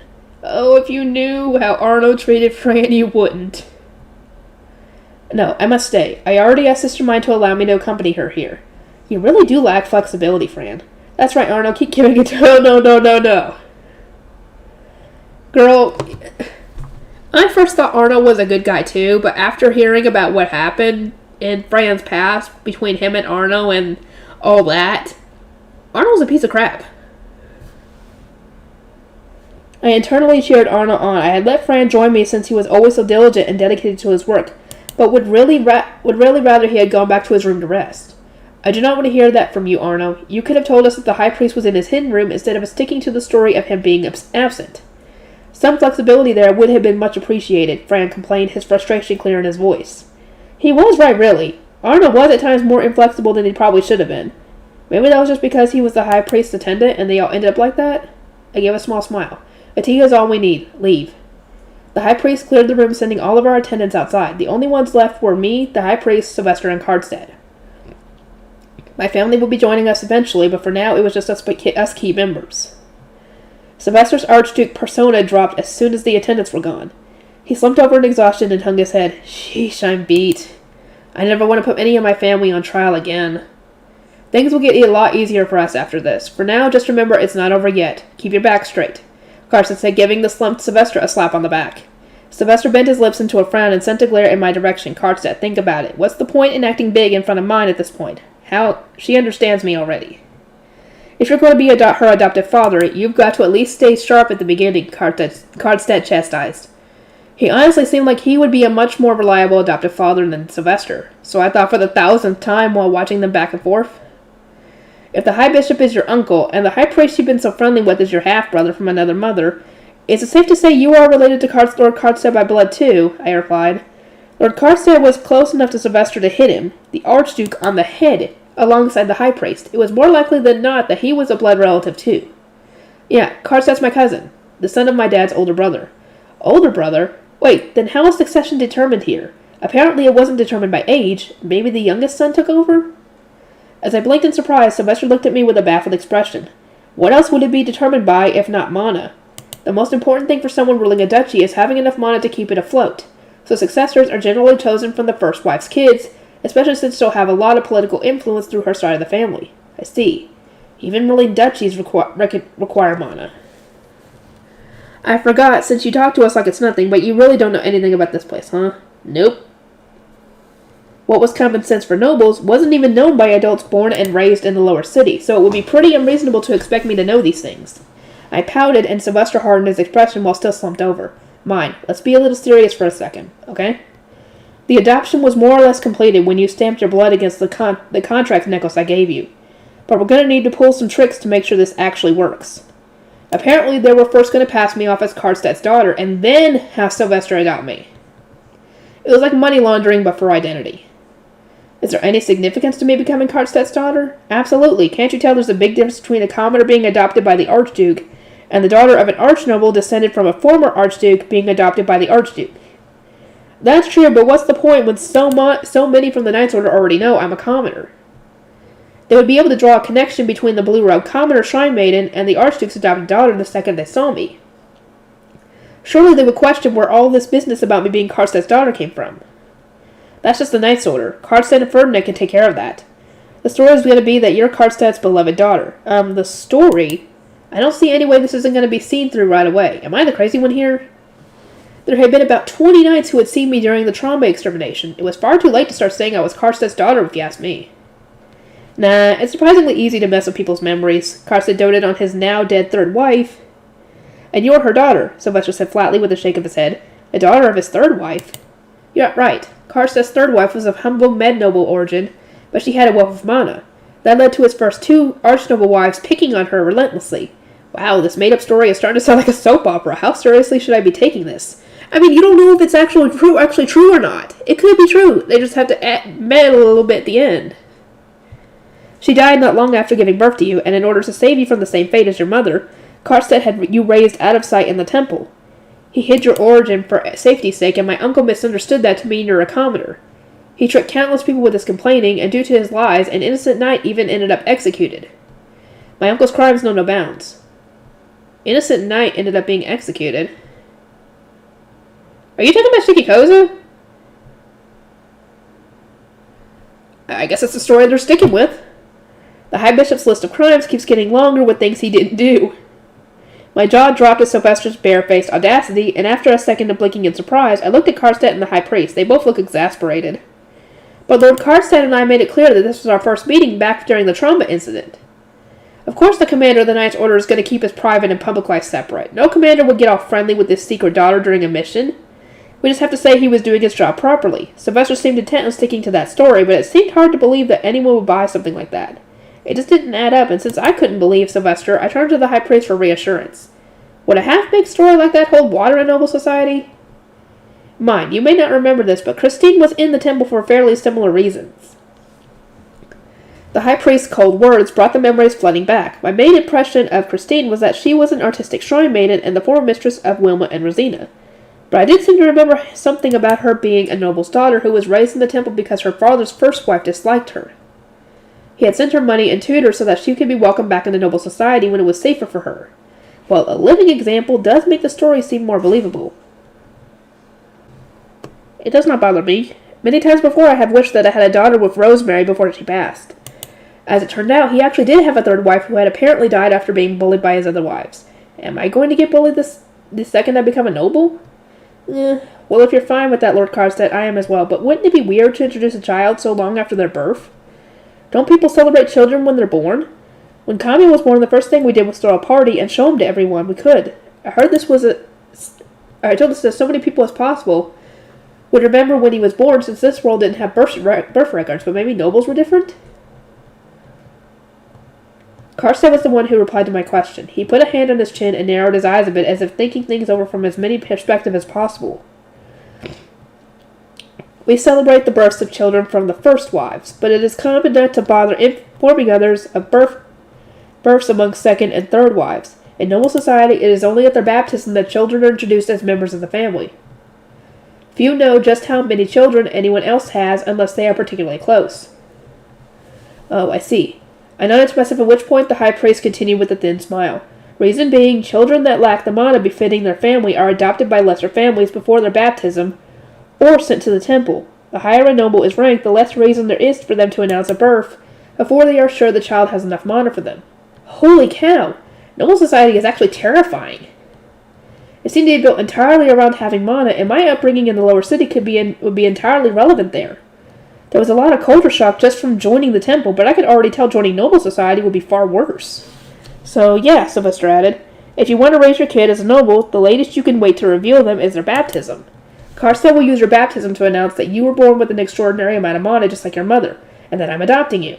That way, he could give his beloved daughter the status she deserves, while protecting her from his wives, and that's the story. Got all that? I nodded, thinking over everything he had just told me. So noble society really is just like a soap opera. Can I turn this story into a book? You can include it in your autobiography if you ever write one. No, I think I'll pass, thank you. I'm just a very weak little girl who likes to read books. I'll never write an autobiography. I rejected the idea immediately, earning me a grin from Sylvester and a comment that since he had gone out of his way to think up the story, we might as well spread it across the world. Yeah. Anyway, point being, we'll hold your baptism ceremony this summer. It'll happen in Karstedt's mansion, and we'll announce your adoption to me at the same time. Karstedt, when's a good time for you? How does right before the Starbind ceremony sound? We'll need time to prepare for the baptism. Outfits, food, invitations, and the like, Karstedt said. The High Priest fell into thought, then shook his head. I believe it would be better to plan the ceremony for a few days earlier, rather than right before the Starbind ceremony.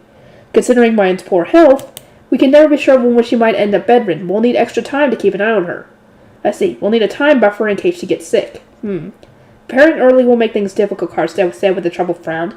Karstedt, invite as many people as you can to the baptism ceremony. Given that we'll be announcing the adoption at the same time, the more people who are in attendance, the better. Ah, that reminds me. You will do well to assign her an etiquette tutor before the baptism, Karstad. She knows the fundamentals thanks to the instruction of her attendants, but she has never had a proper teacher. The three of them were ignoring me, steadily advancing their plans while I sat there stunned. But I already had my baptism ceremony a whole year ago. Won't this mean we'll be lying about my age? Baptisms were held at age 7, and mine had happened a full year ago. I don't want to have another and go back to being 7 years old. That feels like being held back a year in school. I pursed my lips in a pout, and Sylvester glared at me with his deep green eyes. Don't whine about a single year's difference. This is to ensure you fit right into noble society, and considering how young you look, we could honestly even get away with pushing the baptism ceremony back an entire year, no problem. An entire year? Now you're just being mean. I am getting bigger, you know. Since it was essential for me being accepted into noble society, going back to the age of 7 was already set in stone. They ignored my frustration and continued the discussion. Anyway, about your life after the baptism. You will be participating in noble affairs, such as the daughter of the Archduke. Me. And if nothing's going on, you'll be spending your time in the temple just like Ferdinand, really. What? That sounded like such a busy lifestyle that I actually felt my face twitch in fear. With all of our mana problems, it'll be putting too much large of a burden on Ferdinand to take you completely out of the temple. Not to mention your workshop. The plan is for us to take on your book production as official duchy business. But it'll be people in the lower city who actually make the books. It'll be easier for me to make things happen if you keep your existing connections in the lower city. I've already talked this over with the Gilberta Company. Sylvester said with the sly grin of someone who had a ton of irons in the fire. When did that happen? I thought. Then remembered Benno being dragged away by Sylvester during his workshop tour, and how thoroughly worn out he looked after. Good luck, Benno, you have my support. So in short, after my second baptism, I'll be playing 3 roles at once. I'll be the Archduke's daughter, a blue apprentice shrine maiden, and a forewoman. That'll be exhausting, I said, while counting my rolls on my fingers. Sylvester shook his head. Not quite. You won't be an apprentice shrine maiden anymore. You'll be the High Bishop. What? I said, tilting my head at Sylvester. I had probably just misheard him. I had definitely just misheard him. Silly me, I need to work on my hearing. As I attempted to avoid reality, Sylvester let out a sigh. Nobody's going to want to succeed a High Bishop who abused his power and ended up getting executed. Everything they do will be under scrutiny, meaning no room for any legally questionable behavior. It's a job with nothing to make it worthwhile. On top of that, it comes with the Archduke's daughter and half-brother, who would take up the job knowing it'd wear on their sanity more by the day. But in that case, shouldn't the High Priest be the High Bishop? He's much better suited for the job than I am, I said, shooting a glance toward him, but Sylvester just gave an exasperated shrug. From an outside perspective, it doesn't really matter which one of you takes the job, but the actual work that's expected of you both is entirely different. Ferdinand is at his best, doing the nitty-gritty work and holding all the priests together. You will never last as a high priestess, mine. It was true that the high priest's duties covered a lot of ground. If he asked me whether I could do his job, but the answer would be a firm no. But the High Bishop was the highest authority in the temple. Those were shoes too big for me to fill. I can't be the High Bishop. I'm a kid who only had her baptism last year. My failure of an uncle managed it. You'll be fine. All you have to do is sit around and let things happen. Honestly, considering that all my uncle ever did was break the law, you'll be a better High Bishop than him just by doing nothing at all. Sure is nice to be following up a failure, Sylvester said, but I didn't think that was their problem. As I floundered about nervously, the High Priest tapped his temple and began to speak. It certainly will be a great deal easier to work without that oath getting in my way. That alone is enough for me to welcome mine as High Bishop. I myself will be handling the majority of the difficult work, but mine is always more than willing to help when asked. I would much rather have her here than a certain someone who pushes all of his work onto others and then vanishes, he said, all the while glaring directly at that certain someone. Sylvester snorted and said he could feel free to keep working me to the bone like he had been already. I ignored Sylvester's rude comment and decided to just thank the High Priest for his kind praise. Mine, you really think you should be treating me like that? I was going to let you keep using director's chambers as thanks for taking on the job. And I was going to turn a blind eye to you sometimes meeting commoners there, but I'm not so sure now. Lord Sylvester, I love you. I curled my fingers into a hard front of my chest, eyes shining. Karstead poked Sylvester on the side of the head. He's making it seem like he's doing you a favor, but don't be fooled. He's just planning to turn the temple into his base so he can wander around the lower city. Huh? Karstead, you make it sound so much worse than it actually is. I'm adopting my cousin's beloved daughter. Why wouldn't I want to come visit her? Sylvester asked with a serious expression, but no, on significantly closer inspection, it was written all over his face that he just wanted to go hunting again. No doubt his plan here was just to make it easier for him to go and play around in the lower city. Sylvester, you're gonna let mine deal with commoners? I would think that's too dangerous, considering she'll be Karstad's daughter, the high priest commented warily. If we're going to grow bookmaking as a government business, we'll need connections with the Gilberta Company. Do you know how much work it would be to crush that store and build up a new one from scratch? Sylvester replied casually. You're gonna crush the Gilberta Company? Don't jump to conclusions. I'm not planning on doing anything to them. Their owner is quick on the uptake, and he knows how to keep a secret. Shockingly few people know who you really are, mine, and most of those who do are Gilberta Company employees. Everyone else thinks you're either Benno's daughter or some rich girl, so there won't be any problem with us saying you were a noble all along. Although the books would be produced under the authority of the Archduke, it would be my Gutenbergs who actually make them, with me at their center. As such, it was more convenient to keep a place that commoners were able to enter freely than to constantly have to summon them all to Noble's Quarter. Oh, now I'm almost at 200. Good God! You can meet commoners in their chambers just like you have been, Sylvester said, and my face lit up. But you will not be allowed to meet your family as family. You will become Karstad's daughter and my adopted daughter. It's important that you leave your old family so that you might join ours. If you can't do that, I can't allow you to meet your family ever again. My face darkened again. It was like a chill had been sent through my heart. I wasn't sure whether I should be happy that I was allowed to see them at all, or fearful that doing so would just make it hurt all the worse. There won't be a problem with your soldier father accompanying you as a guard while you travel, or having your older sister get involved with making paper. Work relationships are fine. But I will have you swear through a magic contract that you will no longer call each other family, Sylvester said. He looked at me with hard eyes, and I could feel my heart thumping painfully in my chest. Guys, here we go. If you are to be ripped apart, if you are to be baptized as Karstad's child, you will need a new name, the high priest prompted, breaking the silence that had fallen over the room. I blinked in confusion, not following his logic. A new name? Yeah, your current name doesn't sound too great, Sylvester agreed. Apparently nobles needed to have long names, not short ones, which meant that all of the nobles I would soon be meeting against my will would have long names. Honestly, I had no faith that I would be able to remember them all. But I remembered all those long god names, so maybe I'll be fine. At least, I hope so. I hope I will be. Ideally, it'll be something that can be shortened to mine as a nickname. That will help explain anyone from the Gilberta Company using her old name by accident. Mine, any preferences here? Sylvester asked. I was trying to think of a new name that incorporated mine, but sadly nothing immediately sprung to mind. All I could think of are terrible names like Minigo, Eradamine, and Akaimine. Those all sound quite strange. I imagine they each have some particular meaning to you, the high priest asked with a confused frown. As he expected, I was using the Japanese from my Arano days, so nobody understood what I was trying to say. They mean mine too, new mine, and red mine respectfully. Why is red mine one of your suggestions? Your color would be blue based on your birth, midnight blue based on your hair, or gold based on your eyes. Where are you getting red from? I don't really understand this myself, but red versions of people tend to be like stronger or faster. Sylvester gave me a weird look, but I was basing that off of something my childhood friend from my Arano days had told me. So I didn't really have a strong grasp on the concept myself. My mom was completely sold on the red underwear is lucky boom of her day, so that was probably one of the reasons I subconsciously associated the color with strength. Incidentally, the red underwear was supposedly good to wear when the stakes were high.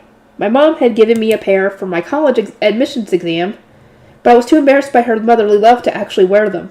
I luckily passed the exam anyway, and while that made my mom's faith in red underwear grow even deeper, I had actually been wearing light blue underwear at the time. I'm sorry I was such a bad daughter. As my thoughts wandered, Sylvester's eyes shot open in shock at my statement. Hold on a second. I'm the one who's confused here. Red is a strong color? If we're talking about strength, what else is there but blue, the divine color of Leidenschaft? Karstad rested a hand on his forehead, and his face seemed to cloud over a little. Red is the divine color of Geduld, the goddess of earth. It represents warmth and compassion, which is feminine, but not exactly what you seem to have been going for. Yeah, okay, I guess that's what happens when you have two different cultures that have developed independently. My goal had been to envision a new me, stronger and healthier than ever before, but that didn't get through to anybody. The high priest glared at me, tapping a finger against his temple. You should know that strength and speed are ill-fitting for a woman's name. Your lack of common sense astounds once again. Need I remind you that this is the name you will be using for the rest of your life? Think harder, fool.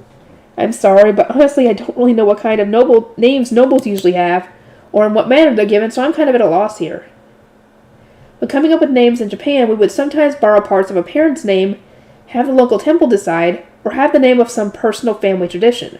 I had no idea how names were decided here, and when I asked for details, Sylvester Karstedt and the High Priest all seemed thrown off. Some people take names from their ancestors or great people of history, but there aren't really any rules beyond that. Sylvester explained. I nodded, intrigued, as Karstedt rubbed his chin in thought, then raised his head to look at me. If we were to borrow from the name of one of your parents, what if we took inspiration from the rose in Rosemary and named you Rosemine? Wow, now that sounds like a noble girl's name. I like it a lot. It's much cuter and more feminine than anything I could have ever come up with. It seems that you will need to work on developing a better sense of aesthetic, mine, the High Priest said with a quiet laugh before standing up. It seemed he would be writing up both the magic contract to change my name and the previously discussed contract before my parents arrived. Not long after he finished, we heard the tinkling of a small bell outside. You may enter, the High Priest permitted, and an attendant who had been waiting outside opened the door. Fran guided the visitors inside as Arno announced their arrival with long, noble phrases. Tuli was holding hands with Dad, and Mom was carrying Camille in a sling. Mine!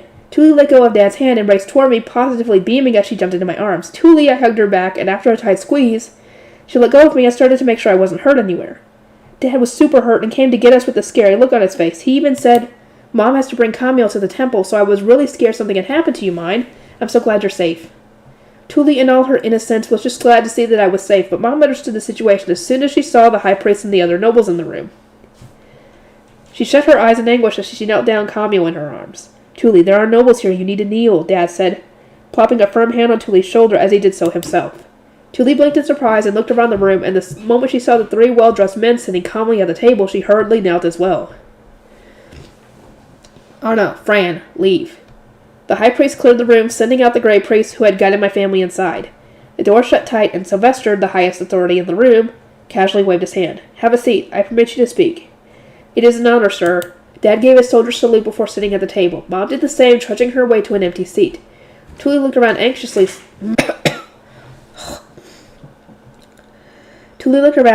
sensing the sparks in the air, then sat next to me. Sylvester crossed his legs and exhaled before beginning to speak. The situation has demanded that I adopt mine and have her as my daughter. Understood. Make it so that the commoner mine has died here. Tuli shot her head up and looked at me, her face pale. Is this my fault? You were attacked because I came to get you, right? No, Tuli, the culprit was inside the temple all along, so I would have been attacked even if you hadn't come to get me. I desperately explained the situation as best I could so that Tuli wouldn't blame herself. I told her how it had gotten so dangerous that I needed to attack a noble, which was a crime that would have put my family and attendants in danger too. If this is anyone's fault, it's mine for getting you all wrapped up in this. It was scary, wasn't it, Tuli? It was scary, it was, but adoption... Tuli looked at the floor, tears dripping from her eyes. I reached out and stroked her hair. Sylvester looked at Tuli, a painful grimace flashing across his face for only the briefest of moments before he quietly spoke with the harsh expression of an archduke. Mine needs to be the daughter of an archnoble so that I may adopt her. You, her family, are complicating that. I considered executing you all to tie up any loose ends, but since that would no doubt send mine into a frenzy, I decided to spare your lives. However, that does not change that you cannot meet as family ever again. Sylvester's firm declaration made everyone in my family gasp in shock. They looked at him with wide eyes, their lips trembling. The Mind Workshop will continue to exist and produce paper, books, and other products. She will also remain in possession of her chambers in the temple, so if you sign this contract, you will be able to meet her in business. That is all I can permit. Sylvester held out the magic paper being used for our magic contract. It was the one the High Priest had just finished making. Mine, read this for them. They'll trust you more than they would any of us. Most commoners couldn't read, which led to more than a few cases of people getting tricked into signing unfavorable contracts. I had heard there were even merchants who had suffered great losses after not understanding deceptive euphemisms that nobles had slid into their contracts. That was why it was important for the illiterate to have someone who they could trust available to read for them. I stood up and headed to the part of the table where the pen and ink had been lined up. Sylvester Karstedt and the High Priest were to my left, while my family was sitting to my right. I picked up the contract while looking at them all. I looked at them all, then frowned hard. It hurt so bad that I had to read out loud a contract made to separate me from my family. Mine will be announced to be dead. Henceforth, neither party may acknowledge the other as family, should they ever meet. Mine must be treated as one would treat a noble. Thus are the terms of this contract. I set the paper onto the table and saw Tuli, who was sitting the furthest away from me, start to cry again. If I sign this, does this mean you won't be my little sister anymore, mine? We won't be sisters even if you don't sign it. The contract was mainly there to allow us to continue seeing each other. My adoption was going to happen either way. I don't want that. Me neither, but I don't want to put you in any more danger. You survived this time, but maybe you won't next time. They might even go after Mom and Camille next, all because of me. A haunted look crossed Tuli's already pale face. She must have remembered the fear she had when being kidnapped. Not much time had passed since a knife had been held to her throat. It only made sense that she would be afraid. I don't want to keep putting my family in danger. Please understand, Tuli, this is for your sake. But Tuli bit her lip and groaned, unable to agree with me. I wanted to cry too. My vision blurred and a tear rolled down my cheek. Tuli, please, write your name on it. If you don't, we'll never see each other again. Even if we stop being family, even if I can't call you my big sister, I at least want to keep seeing you. I don't want this to be goodbye forever. What? Tuli looked at me wide-eyed, then abruptly stood up and raced toward me, tears trailing behind her as she ran. I immediately clung to her. I'll do my best to make books and toys for you and Camille, okay? Come and visit me in the temple and my chambers. Just let me see you. I want to know how you're doing. Mine, don't cry. Tuli tightened her arms around me and spoke in a halting voice, pausing as she tried to choke back her tears. I'll come visit you in the temple. I'll work hard and learn to read so I can read your books, okay? I want you to come visit and then take the toys and books back home with you. Camille can't come to the temple until his baptism, so I'll need you to give him my gifts for me. I looked up at Tuli, and her warmth forced my troubled frown into a smile. Tuli wiped the snot from her nose while she responded, Definitely. I'll definitely give him your gifts. Also, you're joining Karina's workshop, right? If you work hard and become a first-rate seamstress, I'll order my clothes from you. I want you to make my clothes one day, Tuli. My request restored the light in Tuli's puffy red eyes, and she gave me a firm nod. I promise, I'll make your clothes no matter what. I love you, Tuli. I'm so proud to have an older sister like you. Well, not anymore, but... We hugged tightly once more, then Tuli signed the magic contract, sobbing all the while. It felt a little ironic that the letters she had worked so hard to learn over this winter would prove useful here. She took out her knife and cut her finger to make the bloody fingerprint. Her part done, she returned to her seat, still choking back sobs. Mine. Mom stood up from her chair, holding Camille in his sling, handing Camille in his sling to Dad. She knelt beside me as I stood next to the contract and while on her knees embraced me in a warm hug. Perhaps due to the smell of milk, I was enveloped by a sweet nostalgic scent as I wrapped my arms around her too. Mom, I couldn't think of what to say, so I kept hugging her tightly. As I stood there in silence, Mom whispered to me in a troubled tone, I cannot talk right because my nose feels like it's congested. Yeah. Okay, that feels a little bit better. It feels a little better. It's too soon for you to be leaving your parents. I'm sorry, Mom. She was holding me so closely that I could hear her heartbeat as she spoke. She stroked my hair like she usually would at night when we went to bed and started giving me her usual list of warnings. Take care of yourself, Mine. You always get sick so easily. Ask the people around you for help when you need it. Listen to what they tell you so you don't keep being a thorn in their side, and don't charge off and do things on your own. Help where you can, but don't rely on others too much. And... Normally, I would have stopped paying attention by now, but the realization that I'd never hear her lecture me like this again made my heart sink. I nodded, still clinging to her, and listened to every word, but she kept saying so much that eventually she just started repeating herself. It almost made me laugh. And finally, one last thing. There's still something else? I looked up and actually did let out a chuckle. Mom's own smile broke down, and I could feel her tears dripping down into my face. Don't push yourself too hard. Stay safe and happy.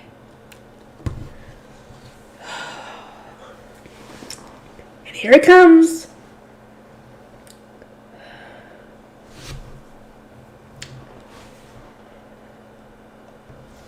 Okay, sorry guys.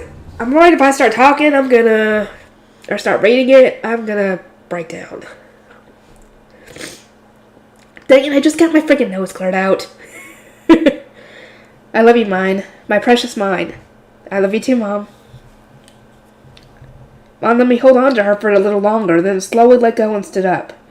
Mom, do you need me to write your name? Dad could sign his name thanks to work, and I had taught Tuli how to write while she was studying in the temple. I didn't think Mom knew how to write, but she slowly shook her head at my offer. I studied with Tuli over the winter. I wanted to read the letters you wrote too. It's not much, but I can write everyone's name now. Mom gave an embarrassed smile and picked up the pen before writing her name and Camille's with a shaky hand. Once that was done, like Tuli, she stamped the contract with her blood. Dad walked over to us, holding Camille in his sling. He was probably about to hand Camille over to Mom, so as she stayed standing instead of going back to her seat. Dad, can I hold Camille? Yeah. Dad undid the sling, needing Mom's help to do so, since he could barely move. his arm, then held Camille up to me. I held him properly, having finally learned how to, and his eyes opened the moment I peered at his face. Is he gonna cry again? Poor girl. Freaking her baby brother cries every time he sees her. That sucks. Camille's sweet baby scent caught my nose as I rubbed my cheek against his. I inhaled deeply, then gave his cute forehead a kiss. I don't think he'll remember me, but I'll make lots of picture books for you. Be sure to read them all for me, okay? I handed Camille back to Mom before he could start crying. Yeah, 'cause he probably would have. After a moment of hesitation, she made a small cut on his finger, then stamped it against his name as he started crying in pain. Oh, poor thing. Mom left while consoling Camille, leaving me with Dad. He hugged me using just his right arm, since the burns on his left stopped him from being able to move it much. Dad, is your arm okay? It hurts, doesn't it? I'm sorry. You got hurt because of me. No, I'm your father, but I wasn't strong enough. I couldn't protect you. I'm sorry, mine. Dad forced out in a low voice, his face twisted with regret and tears trickling down his cheeks. As I felt his arm tighten around me, I shook my head over and over. No, Dad, you've protected me my whole life. If I ever get married, which I don't know if that will happen or not, to be honest, because we've seen how she reacts to that idea, I hope it'll be to someone strong who could protect me just like you have. Hearing that, Dad furrowed his brow and shook his head, now wearing a tearful grin. Mine, if whoever you marry can't protect you, I'll come beat him up myself. I know you'll always be there for me, Dad. I hugged him tighter, and Dad buried his face in my shoulder. Yeah, I've always wanted to hear a daughter of mine say that, but now that I have, and now that you're going to leave, it hurts more than anything else. Dang it. Sorry, guys. Dad had protected me and raised me my whole life, and I couldn't stop crying. My name's going to change, and I can't call you Dad anymore, but I'll always be your daughter. I'll protect this city and you and everyone I will. Mine. Dad squeezed me tighter, and I couldn't stop the explosion of emotions inside of me. The ring the high priest had lent me started shining as my mana poured into it. Oh boy, here comes the blessing. Dang it, got a freaking bump right above my eye on my eyebrow. It's annoying me.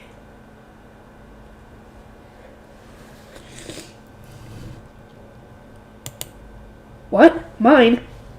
Dad stepped back in surprise, looking between my shining ring and the three nobles who had all stood up with their shining wands in hand. Mine, contain yourself.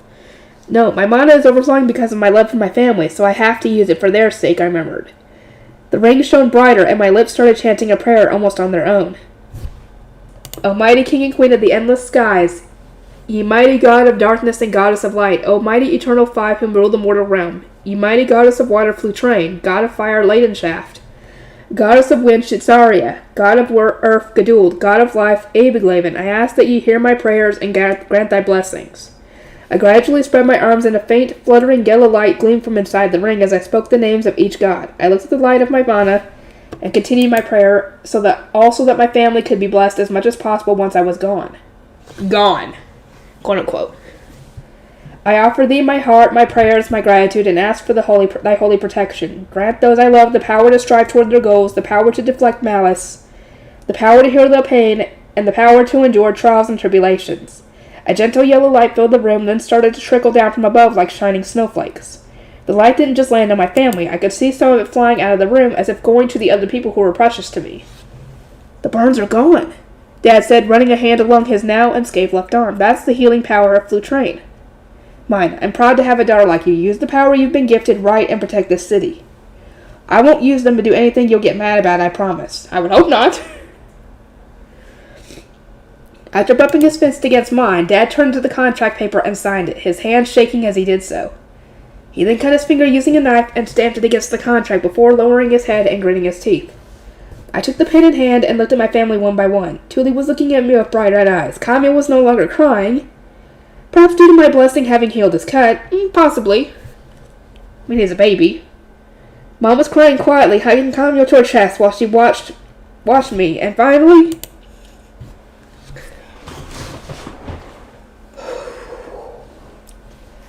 Dad was standing next to me, his head lowered and a hand covering his eyes.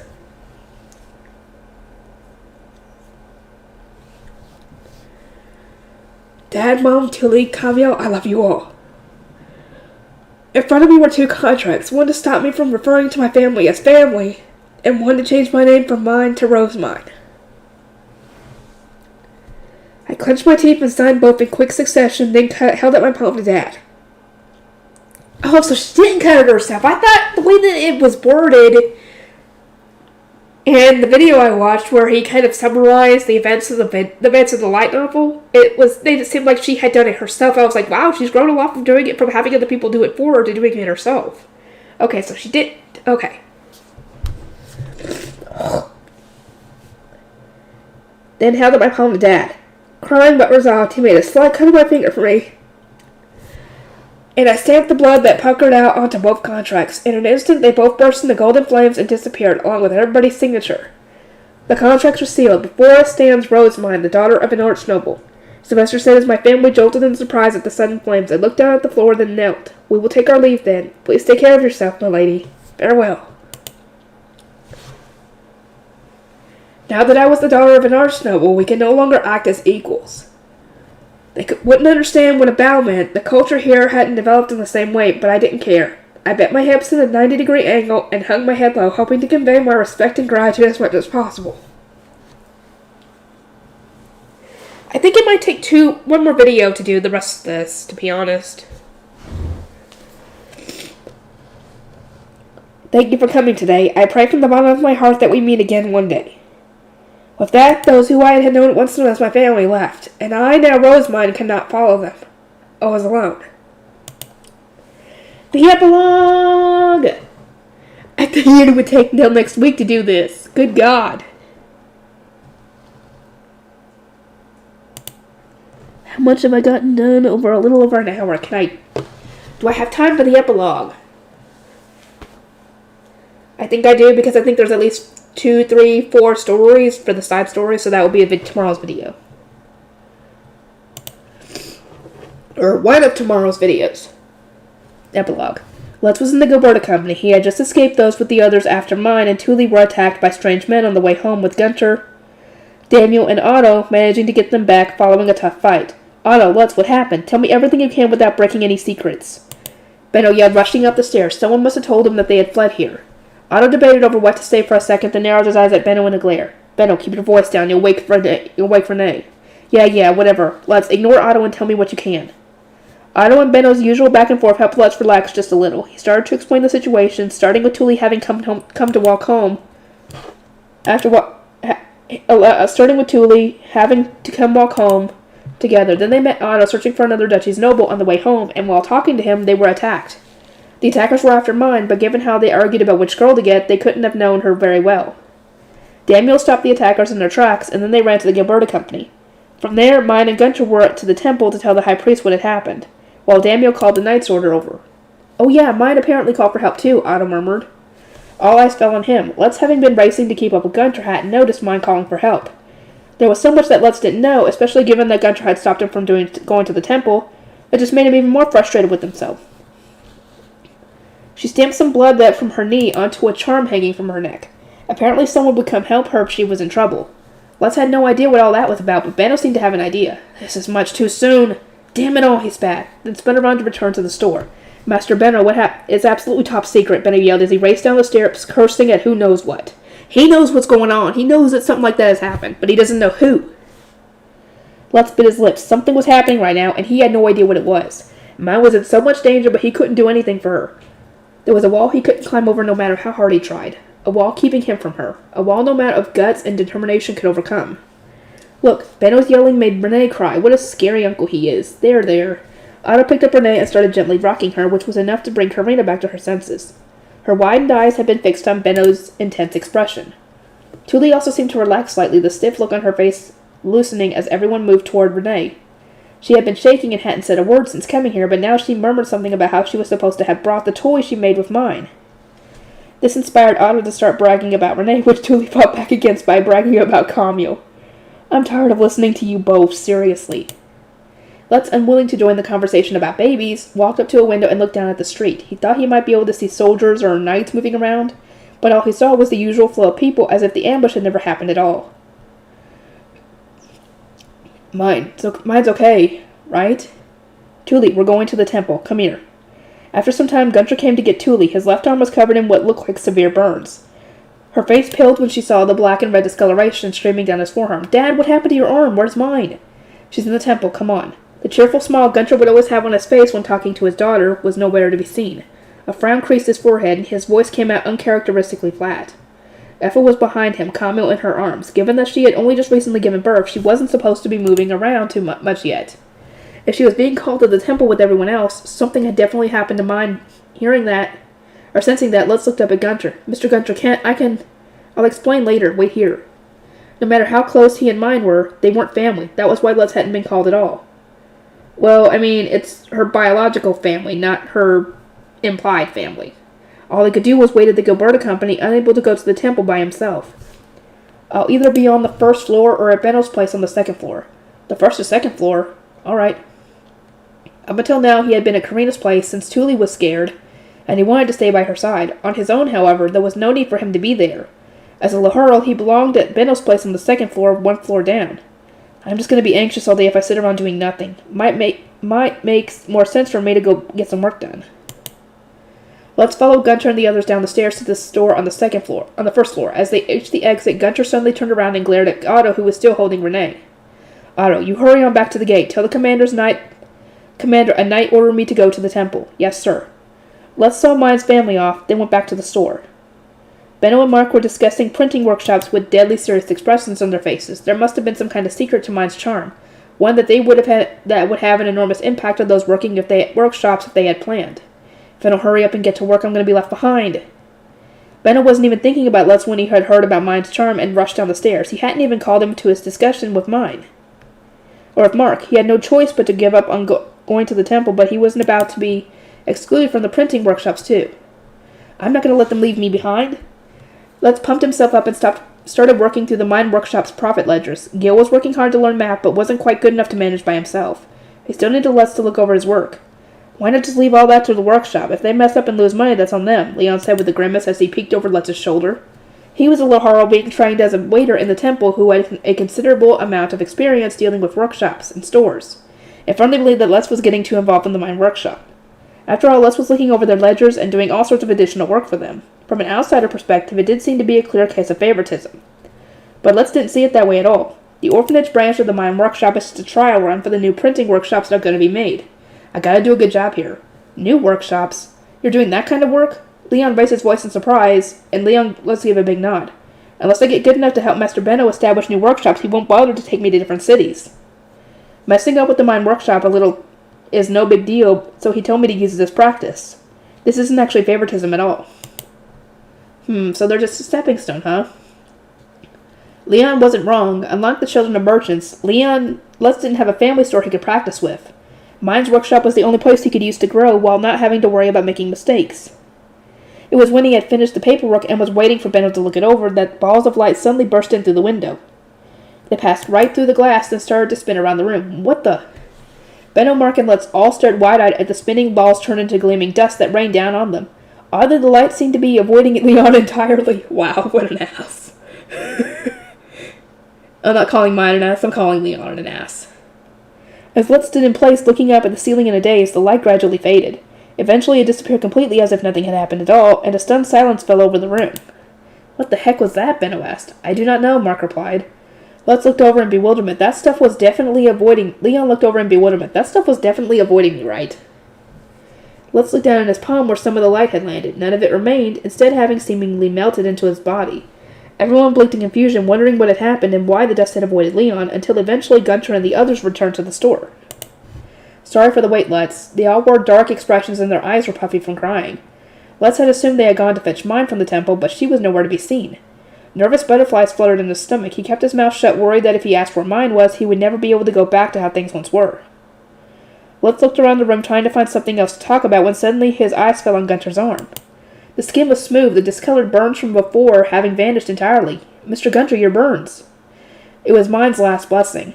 Her light dust healed the burns. Gunter grunted through clenched teeth. Lutz looked at Thule and Effa, shocked by Gunter's choice of words. Last blessing? Lutz swallowed hard, his body trembling, but before he could ask Gunter what he meant, Mark clapped his hands together. Then I suppose the light we just saw was Mine's blessing as well. The light came here too? Gunter asked, his eyes widening slightly in surprise. Lutz nodded hard, explaining how balls of light had burst into the room, then turned into dust that rained down on everyone except Leon. Seems like the light went to everyone Mina cares about. Pretty strong blessing, too. It'd have to be to cure these burns, Gunter said with a sad smile. The resignation in his eyes told Lutz everything. It had all ended elsewhere in a place he could never go. What happened to Mine? Why isn't she here? Mine's gone now. The nobles took her. She's gone, Tully said, tears streaming down her face and dripping onto the floor. Benno furrowed his brow hard and narrowed his eyes. Gunter, tell me one thing. Is the mine workshop going to keep running? Master Benno, Mine's gone now. Now's not the time for that. Shut up. This is important. If she's dead, I'll have to buy the workshop and keep it going. If the nobles took her, I'll have to do something else. The sooner I act, the better. Lutz couldn't understand what Benno was saying, but it seemed Gunter did. Benno, do you know? I'm not sure about the details, but I'll stitch stamp that charm with her blood. I know what'll happen if mine didn't die. Where was I at? I know what'll happen if mine didn't die. Baron Fest will take her. So, what's the name of the new forewoman? Gunter, glaring at Benno with eyes so cold they froze Lutz's blood, opened his mouth. Rosemine, the daughter of an archnoble. She runs the workshop now. Mine is dead. That's the story. That's the story? Lutz was at a loss for words, and Gunter ruffled his hair entirely like he would do to Mine. Mine became the daughter of an archnoble to protect us, to protect her family, to protect you. From the Archduke to be able to adopt her, she needs to be known as the daughter of an archnoble, and that'll save her life and ours. But in return, we were forbidden through a magic contract to ever treat her like family again. You all are in too deep with Mine. Be careful if you don't want to get executed. I appreciate the warning, Benno said sincerely before letting out a sigh and slumping his shoulders. Still, I thought we had at least 2 years to prepare for this. Life sure comes at you fast. What? Master Benno, Mine's gone? An archnoble took her and she can't see her family as family anymore? What are you saying? Lutz yelled, shocked by Benno's attitude. But all he got was a cold look from him. Listen up, Lutz. That weirdo didn't die. She's going to keep on living as Rosemine. Do you think that weirdo's going to change as a person just because she went from being a commoner to an archnoble's daughter? No. The only thing that's changed is how much more terrifying her rampages are going to be now that she has actual authority, Benno roared. Mine stomping around was scary enough already, but now that she had the authority of an archnoble, there would be nobody who could stop her. Not to mention, if she's only changed her name, then Rosemine is still going to be a partner in the Italian restaurant. The Gilberta Company just finally managed to get some business from med nobles after years of serving lay nobles, and now we're suddenly co-owning a business with an archnoble? If you've got the time to be all weepy, get to work instead. Whether her name's Mine or Rosemine, what's that weirdo going to want? A bookworm whose obsession had survived an actual death and reincarnation wouldn't change her ways just from becoming an archnoble named Rosemine. There was only one thing she would want more than anything else.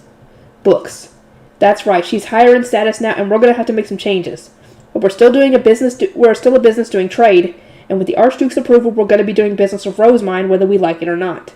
Benno said, and all of Mine's family shot their heads in his direction. You all might not be able to meet or talk to an archnoble, but we can talk to Rosemine as business partners. We got paperwork to exchange, and it'll be more than easy to slip some letters in amid all the papers. I predicted this would happen, and already had Lutz and Mine sign a magic contract together. All else fails, we'll still be able to stay in written contact with her. They couldn't face Mine and call her their family, but nothing stopped them from writing letters to her. Benno gave a pained grin as he explained that even magic contracts had loopholes. Is that true, Lutz? If I write Mine a letter, will you give it to her for me? Tully asked. Pulling Lutz back to his senses, there were still things he could do for Mine. As long as she was alive, it wasn't too late. He could make books and act as a bridge between her and her family, and with that in mind, he gave a big nod. You can count on me. They left the store together and started on their way home. Mine was, for all intents and purposes, dead to the world. They would have to hold a funeral for her as soon as they got back. Lutz, Mine was killed by the noble that broke into town. Tell that to your family. We've got our own preparations to take care of, Gunter said, his brow tightly furrowed as he looked up at the sky. In a way, that explanation wasn't dishonest. After all, it was because of the noble who had broken into town that Mine had become a noble herself. All right. After getting home, Lutz told his parents about Mine's funeral, and they all hurried to finish their dinner.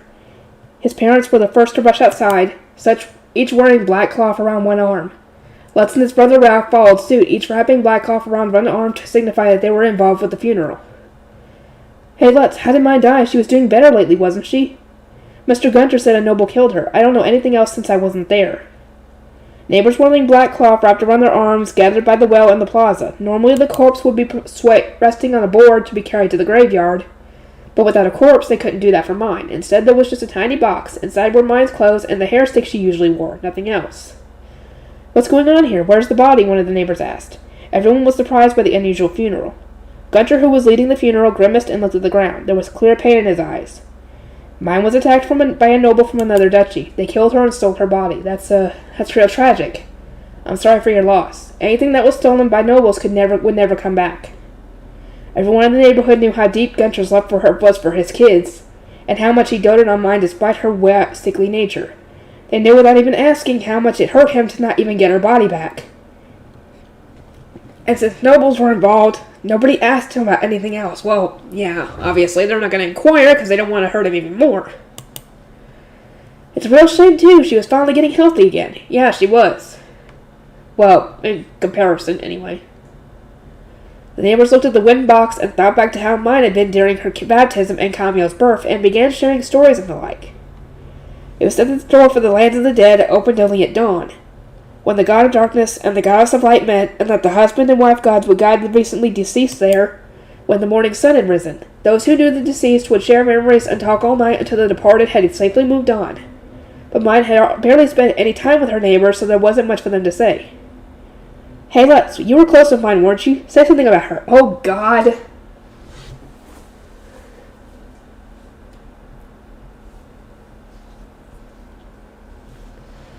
Lutz thought back over the 2.5 years he had spent with mine. At first, she couldn't even walk to the gate. She had wanted to make books, but didn't have paper on ink. She had tried waving grass fibers together then making clay tablets. Even when she eventually did manage to make paper, there was a lot more she needed to do before she could make a book. Mine would always collapse as soon as she decided to do something, but she always worked hard to get what she wanted. When we first started, she'd get out of breath just walking to the well, but in the end she could walk all the way to the forest on her own. Oh yeah, that reminds me, she sure did a lot of weird things like shave wood and mess around with clay. Didn't you two boil wood in a pot, Lutz? Faye and his friends who had gone to the woods with mine started talking about what they remembered her doing there. That must have encouraged Lutz's family to start talking too. All the rest of his mine thought up tasted great. Mine learned letters and math while helping Gunter at the gate, and she taught all that to Lutz too. She was smart. Oh yeah, I didn't know that about that. After their baptism, Lutz had become an apprentice merchant, and mine an apprentice shrine maiden in the temple, but he didn't talk about that in public, since temple shrine maidens didn't have a very good reputation. Oh, you ain't kidding. As far as everyone here was concerned, she was just helping out at the gate and doing the paperwork that Lutz brought back from the Gilberta Company. Barely anyone knew what mine had really been doing since her baptism. Mine had founded a workshop in an orphanage, made ink, and then finally made books, became Johann's patron, and had him make metal letter types for her, funded Heidi's research into colored ink, and after some trial and error with Ingo, finished a printing press. She was amazing. And Lutz wanted to tell everyone that, but he couldn't. He had no idea how much about booking making was safe to be talked about. Mine was weak and slow to grow, Effa began, holding Camille in her arms. We were always scared that she might not live to see the next day. Tully started getting more independent when she was 2 or 3, but it took mine until she was 5. Before then, she would always cry about how unfair it was that only Tully was healthy, or how unfair it was that we all got to go outside. It seemed to hurt her as a mother that mine hadn't been born a healthy child. That was probably the old mine, Lutz thought. The mine he knew would never cry about things being unfair. She worked hard to get stronger on her own terms, and while she often ran in circles, she was always dedicating her all to getting books to read. But once she did stop crying about things being unfair, she started getting mad about things. She'd say, "I hate this body," and start cleaning the house until she broke out in a fever. She'd do weird dances until she fell over and say eating certain things was good for her body before ending up getting stomach aches. Effa continued with a small smile. Now that's the mine I know. It was easy for us to remember and visualize all the weird things mine had done. It was around when she stopped crying and getting mad about things all the time that she started going to the forest with Lutz. She never expected to be the same as normal kids, but she still got strong enough to go outside and join festivals. To think that after all that, she would be taken from us like this.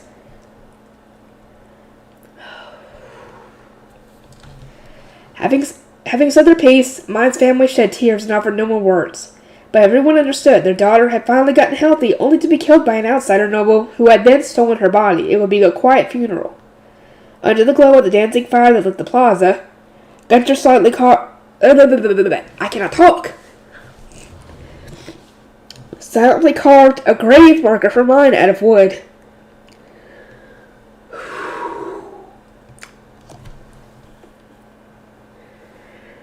tears running down his cheeks all the while. They waited out the night, taking turns to nap. When second bell rang, the wives began distributing bread and tea. It was forbidden to eat meat before the funeral was over. Second bell. Okay, now I'm confused as to how the time thing works. Does first bell start at midnight? And if so, how long is the period between that and each bell? Like, I'd like to know, actually. After finishing their simple breakfast, they shouldered the light board and headed to the temple. They needed to report the death and then collect a medal permitting the burial. When they arrived, the temple gate's guard led them into the chapel. It was standard for grey priests to handle the deaths of citygoers, but for some reason the high priest was there this time. A 7-year-old born in the summer named Mine? Very well. After leaving them to wait in the chapel for a bit, the high priest returned with a flat white medal which he handed to Gunter. It was the medal Mine had stained to blood during her baptism. Those served as a show of government approval for the burial and as substitute gravestones for poor commoners who couldn't afford their own. With the medal in hand, they went to the graveyard outside the city. As there was only a light box on the board, the men shouldering it were able to walk quicker than they usually would.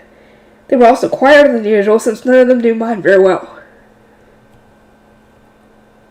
Okay, it's going to take one more video to finish this volume, and then we're getting into uncharted territory, everybody. And that video is going to be recorded tomorrow. They buried the box in the corner furthest from the graveyard's entrance. It didn't take long to dig the grave since the wooden box was so small.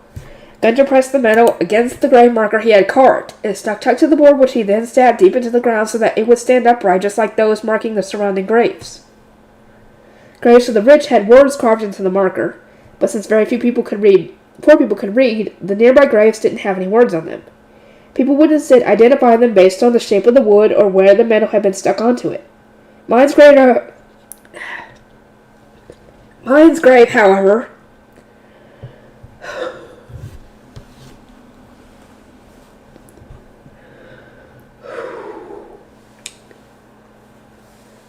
had the words,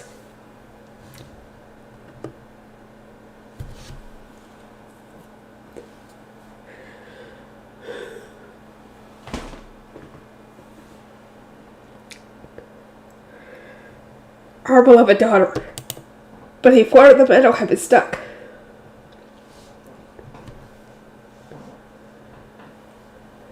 With the burial finished, the funeral was complete. There would have been discussions of wills and succession had she been the head of a house, but none of that was necessary for Mine since she had died so soon after her baptism. Everyone returned to their daily lives the next day. Hang on, guys.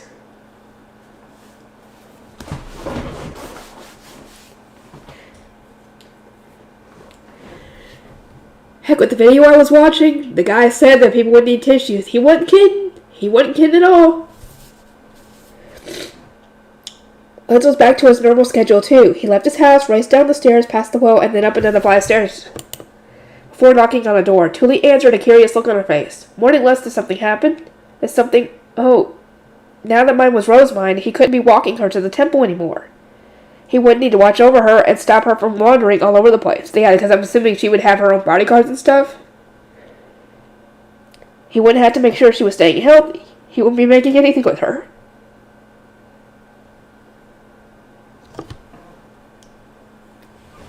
God damn it.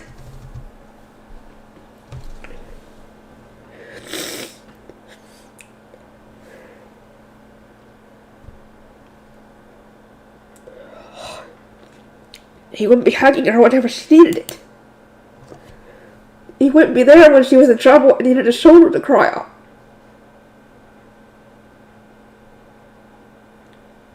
There was nothing for him there anymore. Mine's really gone, huh? There was a part of him that expected Mine to still be there, but as Rosemine, she needed to live as the proper daughter of a Norse noble. Mine was gone, and now that she was Rosemine, she would never again be the girl that Les had known and spent so much of his life with. Not only just 2 years, but still. For the first time, I truly understood that Mine was gone.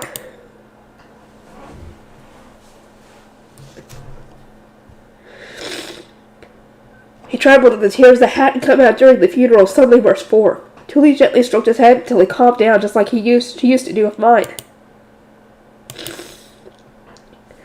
Once, you can still talk to mine through work, can't you? I can talk to her, but she's not mine anymore. That's true, but mine said all the way till the end that even if she can't talk to us like normal, she at least still wants to see us. Thule murmured, thinking back on our last conversation with mine. She couldn't call them family, but mine still wanted to see that they were doing okay. With that in mind, she would probably want to keep talking with us, even if it's just about business. Well, Lutz, could you take me to the Gilberta Company today? Huh? Why, Thule? I didn't want to keep my last promise to mine, Thule said before going to the bedroom. She came back with a tote basket mine had always carried around, inside of which was the toy she had made for Renee and mine's diptych. I promised to join Mrs. Karina's workshop because at first become a first-class seamstress and make mine's clothes for her. I want to go meet Mrs. Karina so I can make that happen. You made your own promise to mine, didn't you? Thule's question made Lutz remember all the things he had spoken to mine about. He had promised to make and sell books together with her. He had promised to make all of the things she thought up. Guess now's not the time for me to be crying. He had to make enough books that mine could spend all day every day lazing around her room reading them. Lutz wiped his eyes and picked up his stuff and with Thule beside him, opened the heavy door leading outside. Okay, here we go. This stuff will have to wait until tomorrow. I hope you guys are excited for the unknown because I am too. And I will have to work on editing this, and I'll see you guys next time. Hello everybody, this is Yoko's Anime Reactions, and this should be part 6 and hopefully the end of volume 7, if I get lucky. If not, it'll be part 7, that'll be the end. Frida, a visit to the Noble's Quarter. Oh my, it's already time, I noticed, while changing for bed, that the color of one of the face stones on my bracelet was a little different. The bracelet had a bunch of tiny black face stones lined up along it, which one of which was no longer opaque. As a devouring sufferer signed with the noble, my master had given me this magic tool to contain my overflowing mana. Face stones changing color was a sign that the bracelet was getting full with mana, which meant that I needed to go see Lord Heinrich, the noble I had signed with, and my master. Grandfather, please request a meeting with Lord Heinrich. The face stones had begun to change color. I informed Grandfather the next morning. We needed special permission to enter the noble's quarter, and as I was underage, I would need him to accompany me there. That time already, Yes, indeed. Shall I bring some pound cake as a gift? That would be wise. He seems to have quite liked it last time. Very well, then. I shall bring pound cake mixed with rum toff this time. We had invented a new form of pound cake last winter by thinly slicing the rum toff mine had taught us to make, and mixing it into the cake batter. It took much trial and error to find the ideal amount of rum toff to add, but thanks to Lisa's efforts, the cake ended up quite delicious. It had a strong alcoholic smell, which made it fairly popular among male nobles. However, since the rum toff itself had been made experimentally, there wasn't enough for us to make too many pound cakes. Lace was determined to make much more rum toff over the coming summer, though.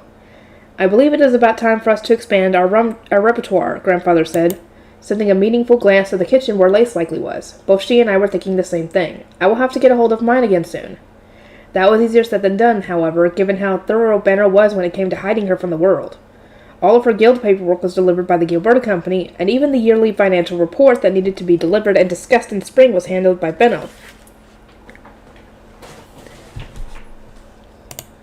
Despite being a member of the Merchants Guild, mine showed up less often than any other foreman or forewoman, and yet she was selling enough that her workshop was quickly becoming one of the largest in the city.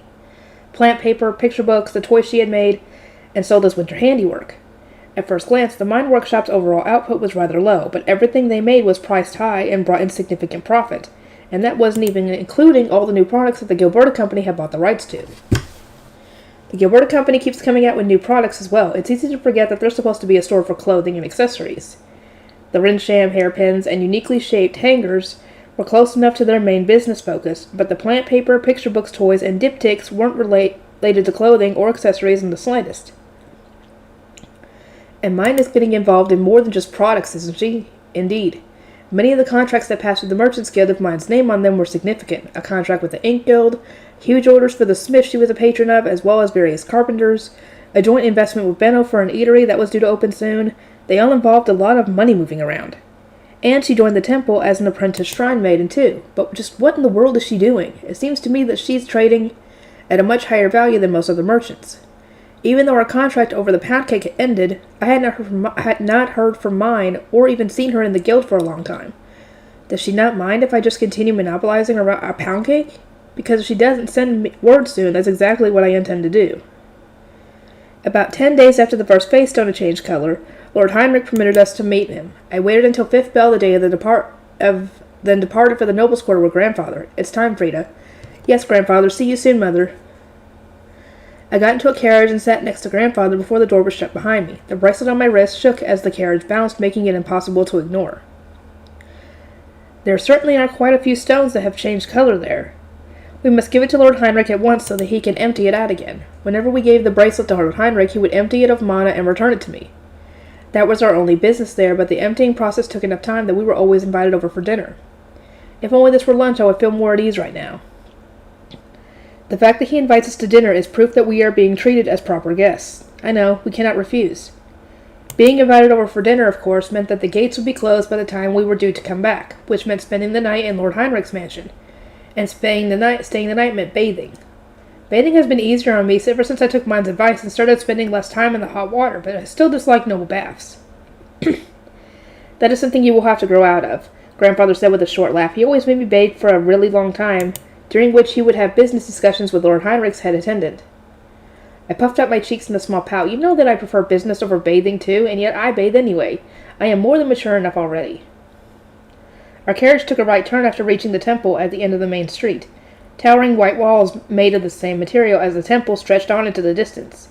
They separated the lower city from the noble's quarter, and following it for a bit would lead to a gate.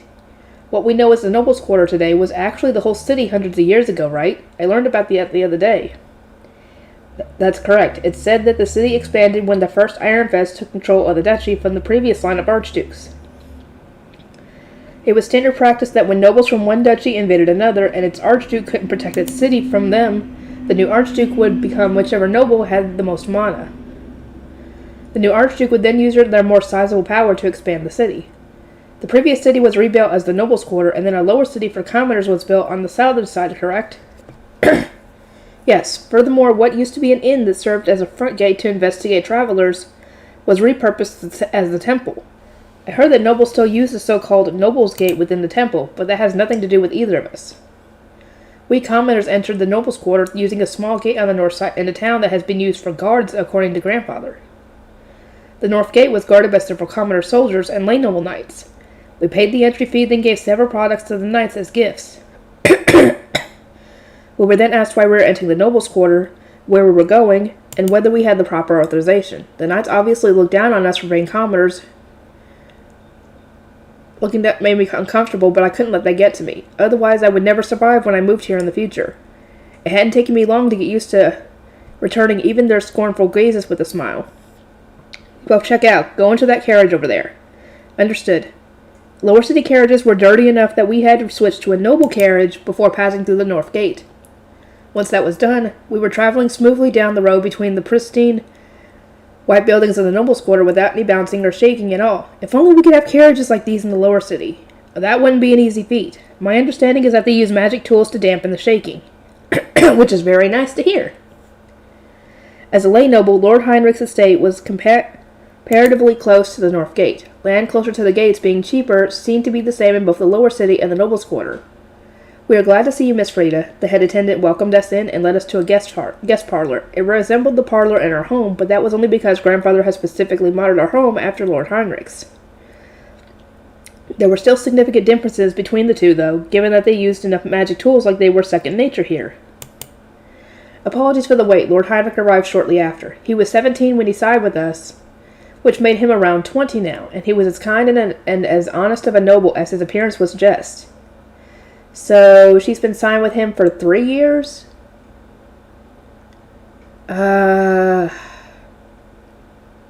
She had her baptism when she met mine, and that was like a year. No, that wasn't a year. It was a little over a year ago. So she's, 8 now? So she was 5 when she signed the contract with Lord Heinrich. Okay. So when she comes of age, he'll be 27 and she'll be, 15? Not too big of a difference. His father had died 2 years ago, and it seemed he was working hard to serve as the head of his family despite his young age. Lord Heinrich had a first wife with whom he had children, but no second wife, and as a commoner, I would be counted as a mistress rather than a proper wife. It would be fair to say that he was somewhat relying on my family for financial support. But ironically, the source of his money problems was the diligent and warm-hearted nature of his family, which was why grandfather had arranged for me to sign with him in the first place. He wouldn't abuse his authority to drain money from us, nor was he likely to be involved in any back-alley deals. There was no noble more ideal for me to sign with. May this meeting ordained by the gods be blessed on this fruitful day given life by Flutrain, the goddess of water's healing. It's good to see you after so long, Lord Heinrich. Grandfather and Lord Heinrich exchanged the lengthy greetings of the nobility, which was especially tricky to learn since the gods one needed to name changed each season, and while listening, I suddenly remembered the picture book I had bought for mine. Oh, I recall that she wanted to make picture books for all the subordinate gods as well. I wonder if she ever finished those. Mine had been making picture books that could easily have their cover swapped out.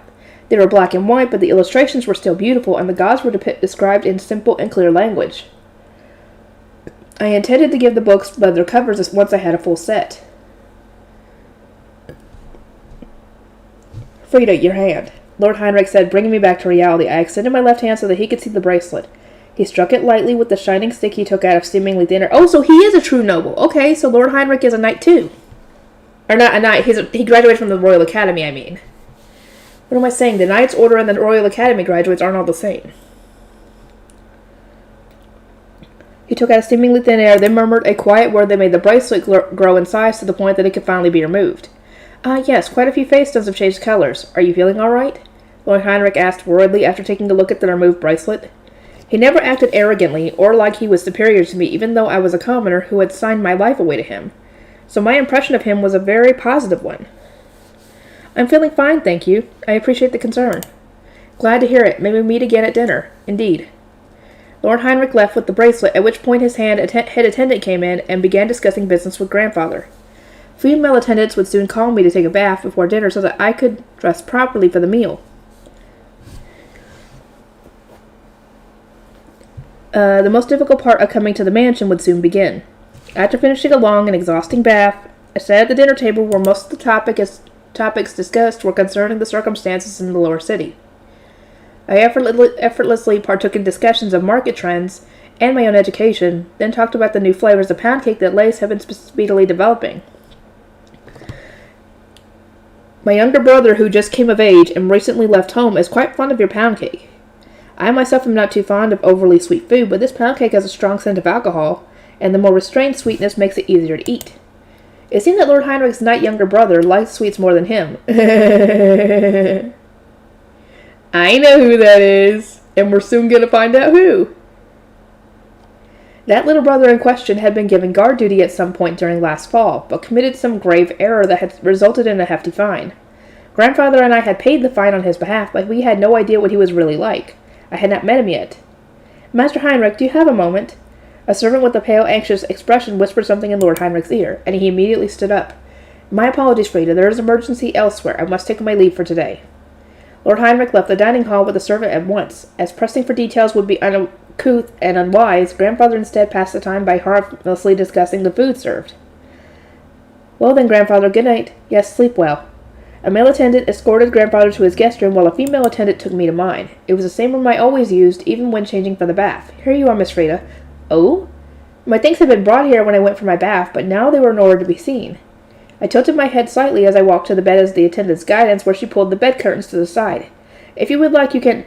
The attendant let out a squeal. There was a man lying down on the bed I was to use. He looked much like Lord Heinrich, and his brows were tightly knitted as he groaned in pain. Sir Daniel. Sir Daniel is Heinrich's younger brother, and that means that Frida and her grandfather paid for the part of Mine's robes. So she has no clue of this. And I didn't even know this until I watched the anime and saw this. I was like, whoa. That was a twist. Sir Daniel, Miss Frida, my apologies. I shall ask the head attendant about this. The attendant, looking positively baffled, spun around and exited the room. Given that my things had been moved out, I can imagine that I had been given a separate room that nobody had been notified of properly. Goodness, what should I do? Unable to leave the room on my own to chase after the attendant, but feeling too awkward to just stand alone in a room with a man I didn't know, despite the fact that he was unconscious, I put a hand on my cheek and sighed. My sincerest apologies, Miss Frida. The head attendant hurriedly walked into the room. It seemed that while Lord Daniel's younger brother now lived in the Night Storm, he had been badly injured on duty and taken to his home until a healer was available, since it was so close to the Noble's Gate. But as he was unconscious and there was no time to prepare a room, he had been brought here instead. We have prepared another room for you, Miss Frida, but it seems we were so surprised that we didn't send word as we should have. My sincerest apologies. I can sympathize with how unsettling it must have been for your master's younger brother to be brought here unconscious without warning. If the other room is ready, I do not mind moving there now. Just as the servant let out a sigh of relief at my understanding, a ball of light flew into the room through the window and spun circles above Daniel, sprinkling a glimmering dust onto him. The falling light shining in the dark room looked brilliant and mystical. So this is magic, is it? How beautiful. I reached out to touch the dust, but it avoided my hand as if on purpose. Oh, Frida. Yeah, that was mine's blessing, and the fact that it didn't hit her is sad. So freaking sad. I was hoping that those two would become friends, but nope. Nope, apparently not, according to mine. After a minute of me watching the dust up enraptured, Daniel suddenly shot up in bed. Apprentice, are you okay? Eek! Daniel was gripping a shining wand in his hand and scanning the room with a hard expression as though he was in the middle of combat. But after a second, he blinked in surprise. Where am I? He said in confusion. He must have become disoriented when he was knocked unconscious. As Daniel looked around the room again, baffled, the head attendant took a step forward. Sir Daniel, how are you feeling? You were brought home after falling unconscious, and up until now you've been resting in bed. I'm fine. Judging by the remnants of light, there must have been some healing magic. Daniel looked down at his arm, then shot his head back up. There was an intense look on his face. I have to hurry back to the Knight's Order. Sir Daniel, I think it would be wise to wait in. There's no time. Despite having been groaning unconscious just moments ago, Daniel sprang up from the bed with at ease, raced to the balcony, and flung the window open. I'm in the middle of guard duty. If the apprentice shrine maiden is hurt again, I'll... He swung his arm, and that alone was enough for a large winged horse of pure white to appear by the balcony. He mounted his horse, his expression worryingly grim, and then flew off. It was dark out, but the horse's large wings were such a radiant white that I could see them flapping through the air as Daniel quickly disappeared from sight. The ball of light appearing in the room and Daniel jumping out of bed had happened so suddenly that all I and the head attendant could do was stand in shock and watch him go. Miss Frida, I will guide you to your room. Yes, please do. After helplessly watching Daniel go, the head attendant came back to his senses and guided me to my newly prepared room. I climbed into bed and thought back to what I had heard him Daniel say. He had certainly yelled about needing to help an apprentice shrine maiden who was in danger. To my understanding, mine was the only apprentice shrine maiden in the temple at the time.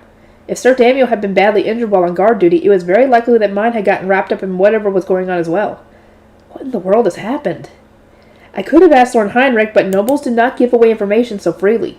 He might tell me if I explained that I was mine's friend, but depending on what mess mine was wrapped up in, that opened up the possibility of putting myself in danger, too. It would likely be safer to keep my relationship with mine a secret. Yeah, probably best. I would at least like to make sure she's alive. At breakfast that morning, Lord Heinrich apologized for the incident the night before. I was so concerned about my younger brother that I didn't send proper word out about it. My apologies. Think nothing of it. I myself got to witness the magic of the nobility for the first time. It was beautiful, mystifying, and very worth seeing. After breakfast, Lord Heinrich returned my bracelet. All of its face stones were now black again. Shortly after, Grandfather and I returned home. Grandfather, there's something I need to research. Please lend me the key to the inner document room. I hurried and changed before going to the Merchant's Guild. There existed a room that compiled documents related to magic contracts, and this room could only be entered by the Guildmaster and those who had his permission. I went there to search for copies of the contracts that mine had signed with Benno. Unlike those in the documents room that could be browsed by anyone, the contracts here would change when someone who had signed them died. Ooh. Yeah.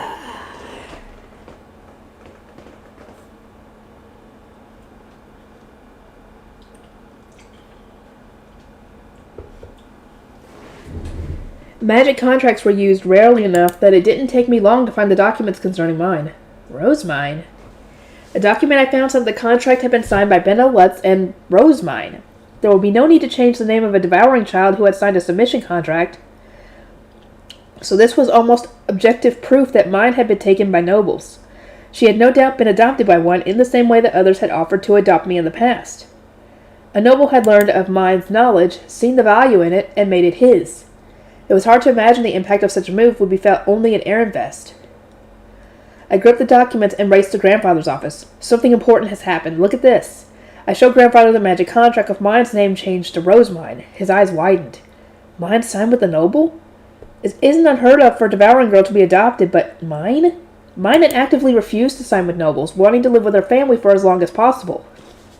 She had said that she would choose death over being separated from them, yet now she had let herself be adopted by a noble? I myself didn't want to be a noble. I wanted to be a merchant. I wanted to spend my time doing business and counting money. When I told grandfather that, he had found the ideal noble for me and signed me with him. Thanks to that, I would have a store in the noble's quarter when I came of age, and until then, I could live at home with family. I was satisfied with my choice. But what about mine? Grandfather, please call Benno over. I am sure he knows something about this. Ah, boy. Sylvester, cleaning up the mess.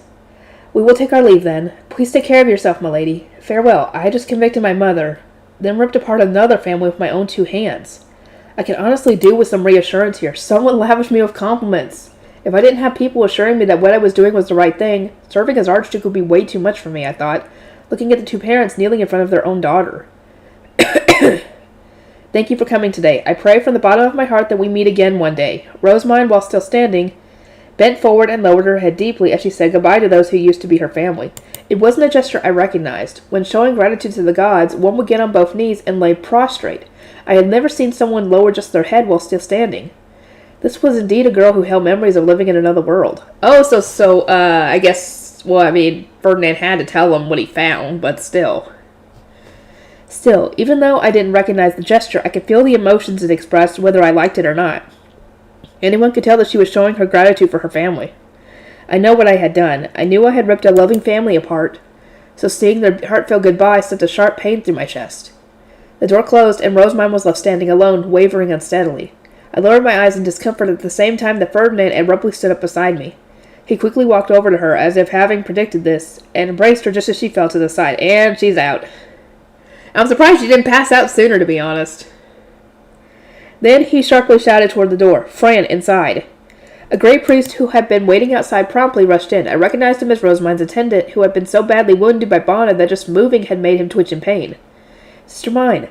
I could see remnants of the blessing dusting his figure as he rushed over to her. Given that his wounds were gone, I could guess that Fran had received the same blessing Mine's father had.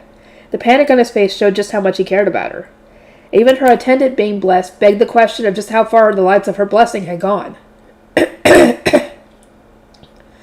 As I had just seen myself, Rosemine didn't hesitate to recklessly wield an enormous amount of mana when those she cared about were involved. I would have to investigate and see just how many people her blessing had reached. It is nothing to worry about. She has simply used too much mana, Ferdinand said, grabbing a nearby potion from his well-stocked cabinet and pouring some into Rosemine's mouth. That was probably the terrible, foul-tasting one. Even Sylvester knows this. It was as effective as it was vile, but if you ask me, it was downright cruel to pour any of that junk into the mouth of an unconscious child. Ferdinand was once again proving to act more on logic than emotion. Poor girl. Fran, take her to her room and get her in bed. I will come by tomorrow afternoon to explain what the future holds. Gather all of her attendants for me when the time comes. Understood. Fran picked up the limp unconscious Rosemine and left the room. That somehow reminded me of something I had seen before. Arnold, some tea. That will be all. That as you wish. I eyed Ferdinand, who was giving an order to his trusted yet forgettable attendant, while murmuring to Karlstedt in a low voice. Hey, Karlstedt, is it just me, or is Rosemine like the spitting image of... Blah? Blow? Who the heck is that? Seriously? Blow? Ah! The Shamil you once kept as a pet. Shoemills? Oh, Shoemills! What was it, like a groundhog or something? I can't remember. Shoemills were easily domesticated fabies that made cute pooey noises. Oh, that explains why Sylvester had her do that. She reminded him of that. Okay, that explains it. It's still annoying, but it makes sense. Plenty of nobles kept them as pets, myself included, but Blah was about the weakest creature I had even seen. She had fur that was a color between black and blue, big round... That explains it even more. She even looked like it, like a human version. Good God, Sylvester, seriously, you couldn't have mentioned that? Maybe then she would have understood why you poked her cheek like that? big round golden eyes, was always very weak and seemed to like Karstedt more than me. In other words, she was exactly like Rosemine in animal form. That's what I just said. I sought Karstedt's agreement, but he just let out an awkward grunt. You say she liked me more than you, but that's entirely your fault. She was constantly on the verge of death from all your teasing. You could say she only grew attached to me as a desperate measure to stay alive. Hey, it sounds real bad when you put it like that. All I did was give her the love a pet needed. You were even less delicate and considerate as a kid than you are now. With the way you chased it around and crushed it with hugs. Oh, I feel bad for how do you say it? Blay, whatever you call it. I feel sorry for his pet.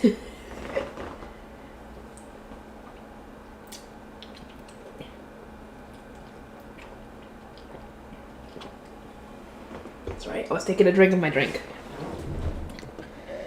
Any small animal would have been at risk of an early death, Karstedt sighed, rubbing his temples. Well, what? Blow getting tired so quickly back when we used to play together was because of me, not because she was weak? Huh?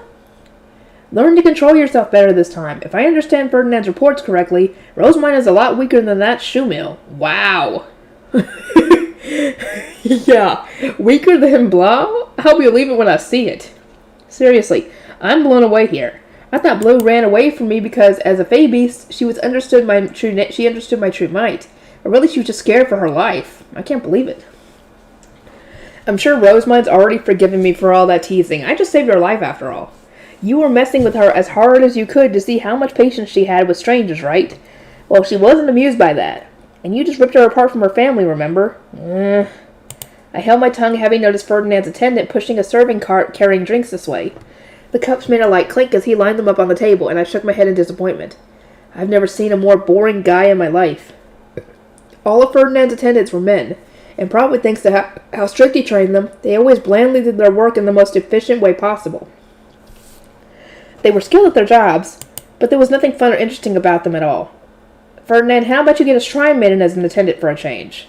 I have no need for women attempting to seduce me for status, and a single woman will be out of place and make it harder for everyone else to work.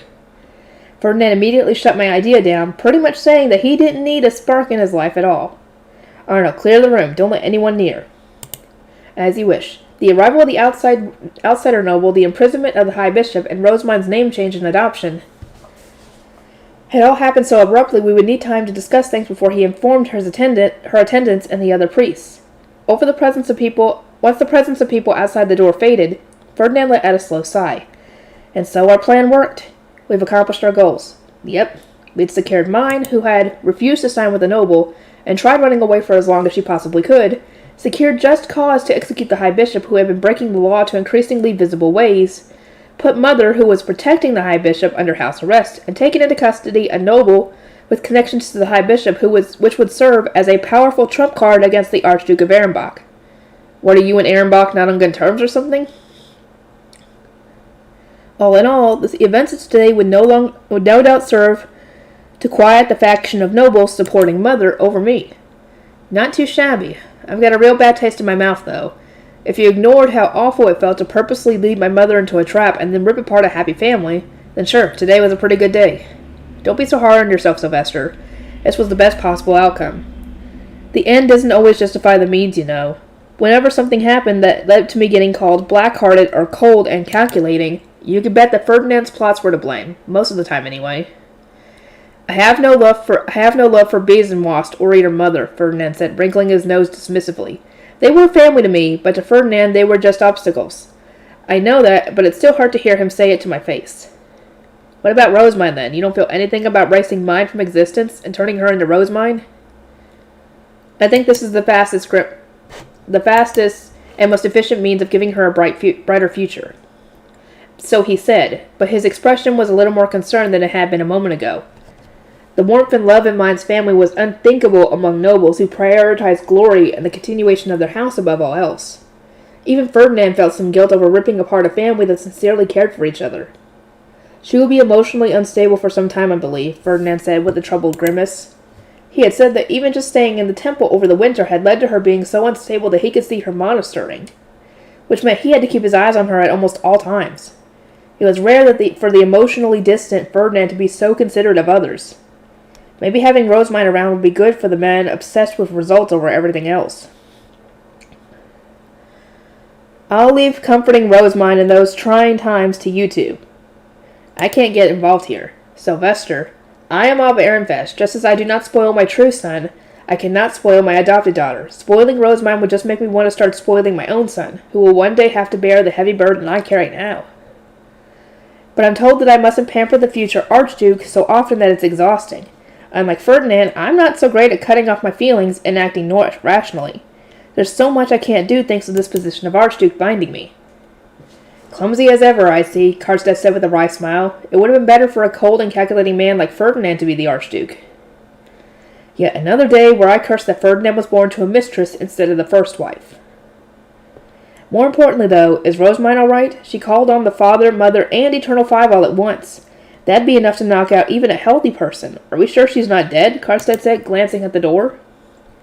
I crossed my arms and followed his gaze. One didn't normally pray to multiple gods at once. It required more mana, and the chance of success dropped hard. Especially since the god of life was disliked by his brothers and sisters for hiding the goddess of earth every year. I hadn't heard of a single case where a prayer to all of the gods at once had actually worked, let alone one where multiple people received the blessing. That prayer actually working is what's weirding me out. I thought for sure it was going to fail, I said.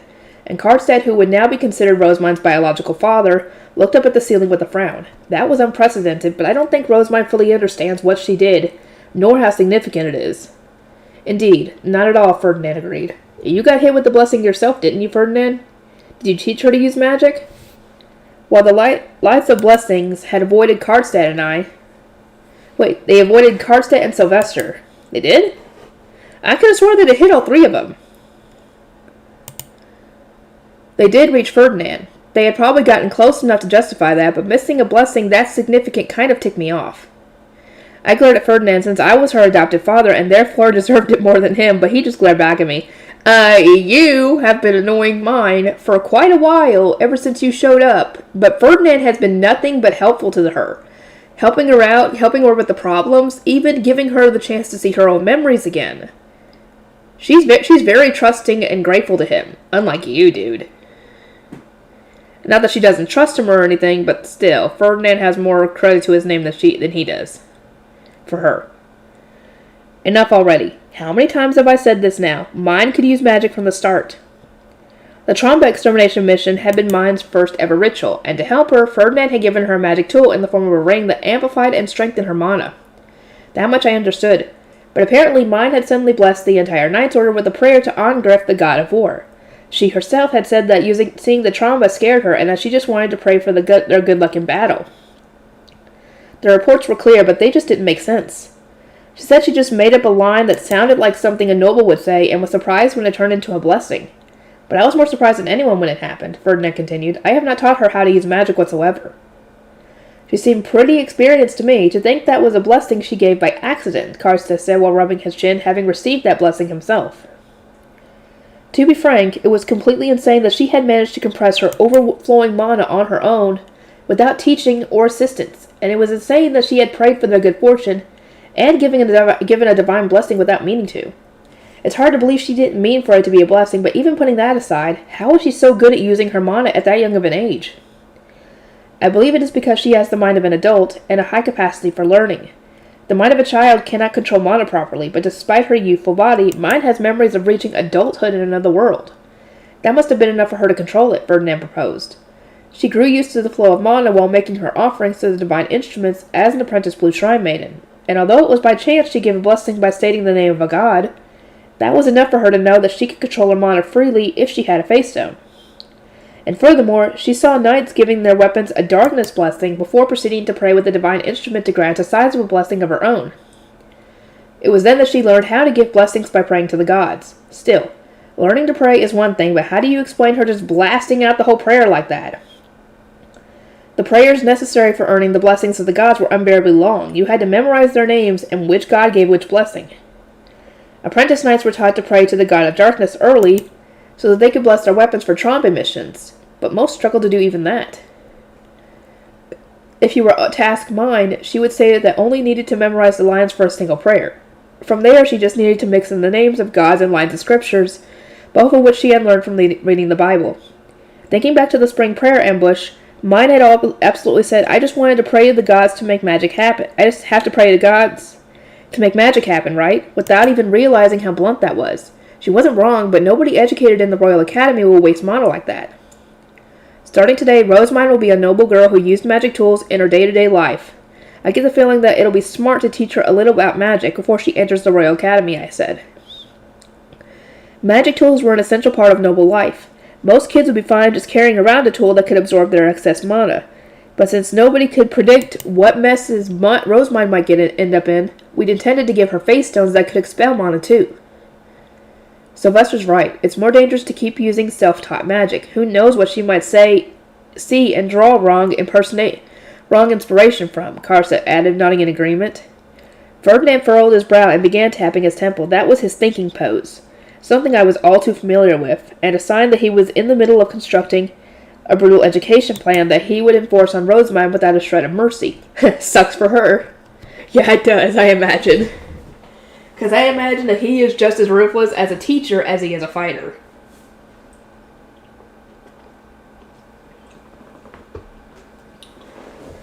Right, Ferdinand. Give Rosemine a physical examination. You mentioned that there was something suspicious about her poor health, right? If she has a problem with her mana flow, I trust you can make a potion for it. Given that she was now my adopted daughter, there would be a huge fuss if a doctor found something wrong with her. If she was sick with something particularly rare, I'd have to fend off weirdos wanting to use her for research. Giving her a checkup now and keeping it private before moving her to the noble's quarter would be best. I do feel that when it comes to Rosemine, nothing can ever be simple. I will do as you suggest, Sylvester, and examine her here in the temple. It seemed that not even the Ferdinand can make predictions when Rosemine was involved.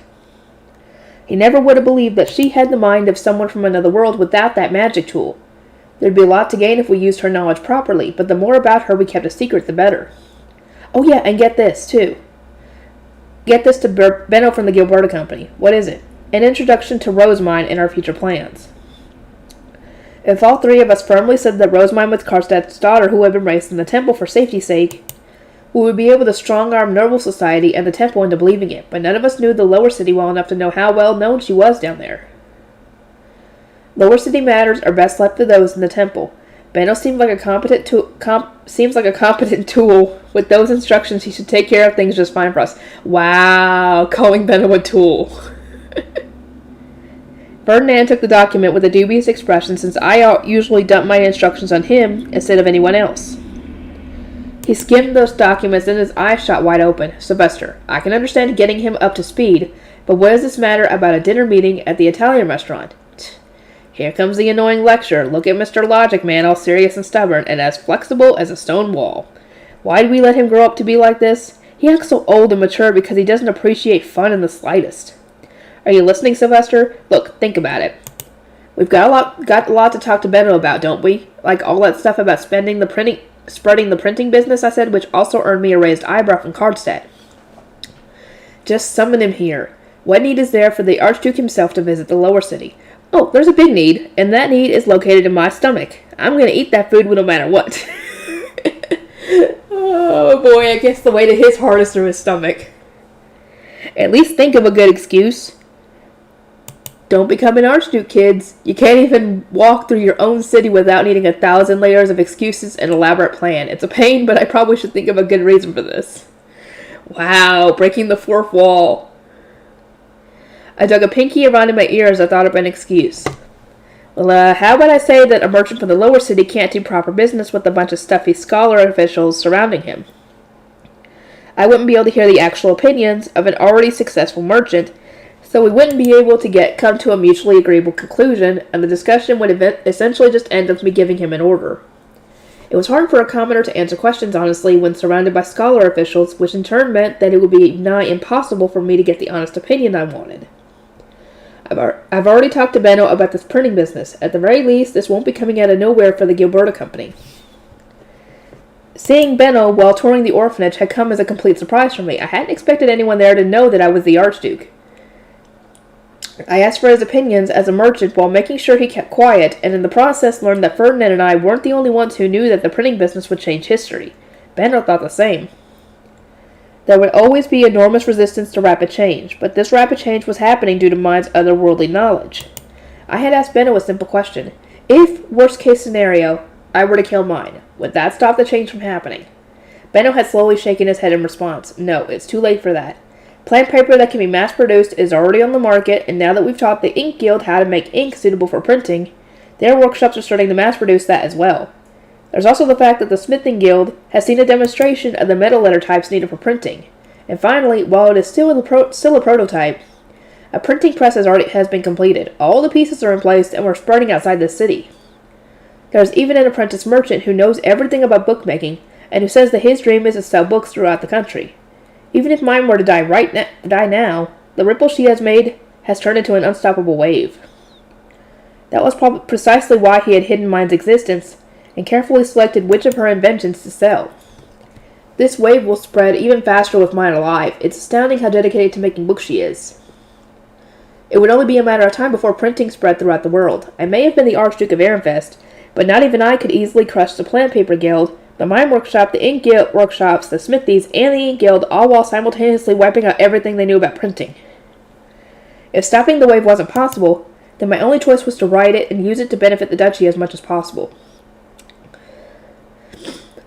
I've already told the Gilberta Company that Ehrenfest will sanction the printing business with Mine at its center, and to prepare for its acceleration once she becomes a noble. The first step of our plan is to make another workshop in the orphanage of a nearby town. I would need to send the Gilberta Company and a scholar there to see how big of a workshop can be made, how many workers they would need, and what tools they would require. In any case, Rosemine can only return to the outside world once her baptism ceremony and inauguration as the High Bishop are over. We have some time. Tell them to ensure that the workshop investigation and Italian restaurant are finished before then. And there we go. Is that a good enough excuse for you? I asked. Looking at Ferdinand, his brow furrowed harder and his expression twisted into a grimace. Can't you use that talent of yours for anything but food and other pleasures? Hey pal, I'm always going all out, whether it's for pleasure or not. I put as much effort in as I could when it came to sneaking away from work underneath Ferdinand's nose, or plotting about how to delegate all my work to others so that I could relax. I'm offended that he'd think I only go all out for food and stuff. Our conversation was interrupted by the chime of 7th bell. It seemed our discussion had continued for a fairly long time. I stood up and so did Ferdinand and Karlstadt. That's all for today. We can discuss the baptism ceremony's details when the Archduke conference is over. I need to get back to the sovereignty. Karlstadt and I had snuck out of a dinner party celebrating the beginning of the conference, and would need to have returned before tomorrow morning when the conference itself would begin. Could I ask you to take the Vice Commander of the Knight's Order as your guard? Karlstadt asked, his tone formal and respectful. I would like to stay here and prepare for Rosemine's baptism ceremony if possible. Sure. Later, Ferdinand, Karlstadt, get that physical examination done, and once Karlstadt has everything ready, move her to the noble's quarter. Those in the temple will need to prepare for receiving Rosemine as the new High Bishop in the meantime. Ferdinand, I trust you with explaining the circumstances to Benno and preparing the temple for the upcoming changes. Karlstadt, I entrust you with preparing the baptism and enforcing the punishment of the criminals we imprisoned today. Having received my orders, they both knelt out of respect. Oh, God, no. Not this one. I really, really do not want to even read this one, to be honest.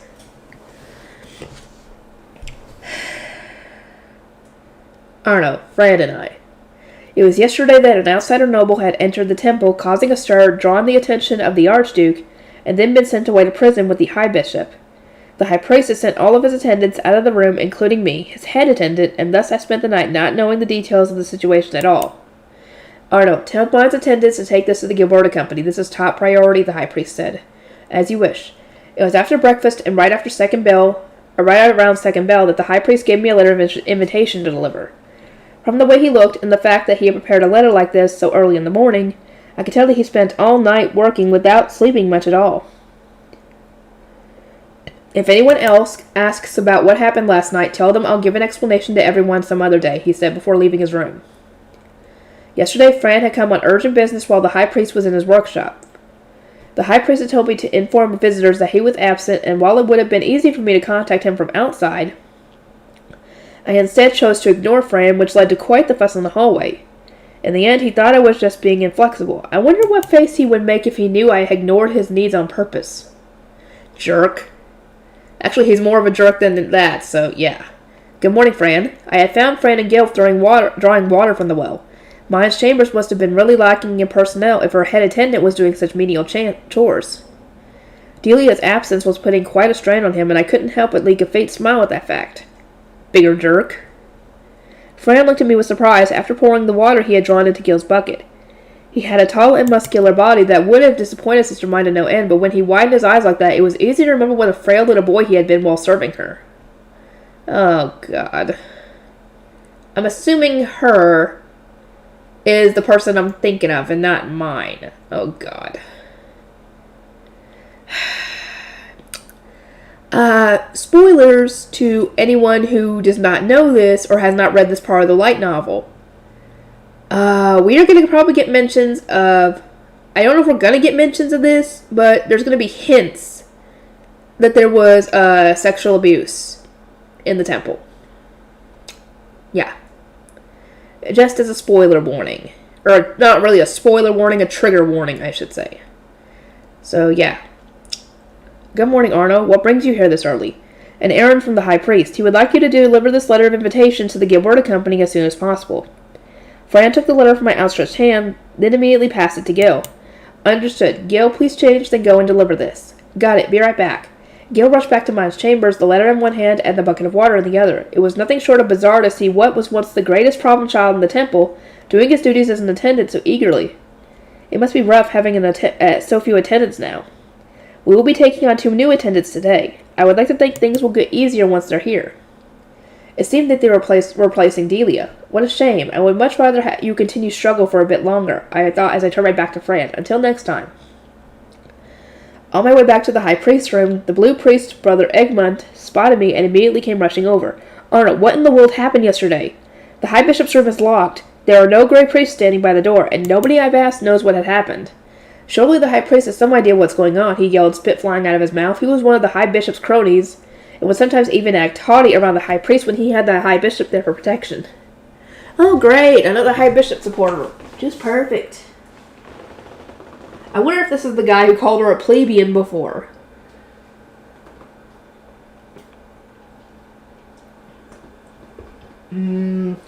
Sorry, I get a Starbucks drink. It's a Frappuccino, and it tastes so freaking good.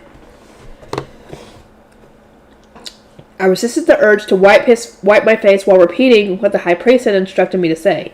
He will explain the circumstances to everyone when the time comes. Unfortunately, I was cleared from the room, and so do not know the details myself. That means you know something, though, right? Come now, tell me. I do not know the changes, but the High Bishop was imprisoned by the Archduke and the Knight's Order. I truly do wonder what happened, I said in a curious tone, all the while observing Brother Egmont, who paled on the spot. His haughty behavior had only been permitted thanks to the High Bishop's protection. And now that he was gone, the High Priest would no doubt be the next High Bishop. Ha ha, you don't even know. Oh my god, I cannot wait to find out what their expressions are when they find out that Rosemine, aka mine, will be the next High Bishop. Oh my god, that will be so freaking satisfying. What miserable fate now awaited Brother Egmont, I couldn't wait to find out. There was nothing quite so refreshing as trash getting what they deserved. I agree! I agree with Arnold on this one. Even though the guy is a piece of trash himself. Yeah, I agree. He does deserve it. I started making my way back to the High Priest. Just as I was approaching his room, I saw him leaving with Zom, another of his attendants. I walked over to them. High Priest, where might you be going? I believe today is the funeral, and I would like to be at the chapel for it. Arnold, prepare to welcome the Gilberta Company. Funerals that involved going to the temple's chapel tended to be for commoners, and the High Priest practically never went to receive the report of death himself. So why is he going out of his way to attend this time? I wondered as I returned to his room and began preparations. Not long after, I received a report that the Gilberta Company's carriage had arrived at the back gate. I headed to the entrance to welcome them inside. Thank you for coming today, I said, guiding them to the room and then leaving. The High Priest seemed to want to proceed with as much secrecy as possible, and was once again clearing the room of all attendants. Truly, what had happened last night? Excuse me. I knew nothing outside of the fact that we will be visiting Sister Mine's room in the afternoon. It's time, Arno. Understood. Once their meal was finished, I followed the high priest's orders and headed for Sister Mine's room with the sheets of plant paper he had handed me. The high priest knit his brow tighter than usual. His heavy frown made it clear that he was conflicted about something, but since I knew nothing of the circumstances, I decided there was no need for me to think any more about it. I walked down the hallway and stood in front of the door to the orphanage director's chambers, which took me back to when I was the former director's attendant. Oh no, I don't want to think about this. Really, I really don't want to think about this. It still felt so strange having to ring the bell of arrival just so I could enter. And when I did, Fran answered the door just like he would back then. "Please come inside, High Priest," he said. The hall was unchanged from when Sister Margaret had lived there. Oh. Yeah. I really don't like Sister Margaret. From what I've heard about her, she is an awful, awful person. Or was an awful person. Perhaps didn't mind reusing the furniture. These similarities made my memories of the past even more vivid, and I smiled nostalgically as the high priest began talking to Fran beside me. "How is she?" "She has a small fever, but she is dressed and ready. I have gathered all her attendants as requested." I climbed the stairs with Fran and found myself instinctively looking around for Sister Margaret. No, God, quit mentioning her. In my mind's eye, I saw her rich golden hair and her deep blue eyes, crinkled in a smile that never left her face. The beauty mark above her lips was this... no, I don't want to read this, guys. I really don't. If you've read the light novel and gotten this far and know what I'm talking about, then you understand why I don't want to read about this. Was as sensual as anything I had ever seen, and her gesturing hand was enough to make my heart pound. But unlike in my memories, it was Sister Mine and her attendants inside the director's room, the furniture looking a little more flush than usual, perhaps due to her fever. There were two girls among them who I didn't recognize, both of whom were looking this way anxiously. They were most likely Delia's replacements. As they were not yet of age, there had been a few opportunities for us to meet. "Who were these two?" the high priest asked. "Monica and Nicola," Sister Mine replied. "I spoke yesterday about taking them on as attendants to replace Delia. They will take care of me and help the chefs in the kitchen." "I see. In that case, let us discuss the future." What the high priest said next was truly shocking. Sister Mine was in fact the daughter of an archnoble who had been sent to the temple and disguised as a commoner for her own protection. Her true name was Rosemine. Yeah, right. Is he really believing that? Seriously. Well, then again, whatever. Despite having seen her commoner family several times before, my first reaction was not surprise, but rather understanding. The temple was ruled by the oppressive whims of the Blue Priests. There was no point in arguing with their unreasonable expectations and demands. The decisions they made became the proper way of the world. Regardless of what they thought on the inside, the attendants of Sister Mine, or rather Lady Rosemine, all nodded to understanding. It was surely easier for them to understand serving an archnoble than a commoner. Rosemine will be baptized in her father's mansion this summer, and at the same time be adopted by the Archduke. She will then assume the position of High Bishop, the High Priest said, which made many of Lady Rosemine's attendants blink in surprise. It was clear from their expressions that they had heard what he said, but could not understand it. I felt the same way. It was not particularly rare for nobles to hide or be forced to send their pre-baptism kids to the temple, where adult blue priests would serve as their guardians. Since nobles announced their children at their baptism ceremony, it was normal to send children who would never be announced to the temple before it happened. The idea that an archnoble's daughter had been hidden and raised in the temple with the high priest as her guardian made perfect sense, and was readily agreeable. That said, it was a bit much to say that Lady Rosemine would be replacing the High Bishop. The High Bishop has earned the ire of the Archduke through multiple criminal acts and is already imprisoned as we speak. I will assume the duties of High Bishop until Rosemine is formally adopted by the Archduke and can assume the position herself. He said he would assume the duties of High Bishop, but since he was already doing over half his work, that wouldn't increase his workload much at all. In fact, the lack of complaints and tedious instructions would likely mean a decreased workload overall. Rosemine will be educated and trained in her father's mansion until her baptism ceremony. There will be an inauguration ceremony for her afterward, which all of you will need to prepare for as her attendants. The High Bishop's room will also need to be prepared for her. These chambers will be used as a meeting place when residents from the lower cities, such as those from the Gilberta Company, are summoned. Out of all the baffled attendants, Fran was the first to recover. What is needed for the High Bishop's inauguration ceremony? Your job is simply to prepare the High Bishop's room for Rosemine's use. I'll prepare the clothes myself. Really? Okay. Fran nodded, took out his diptych, and began writing something.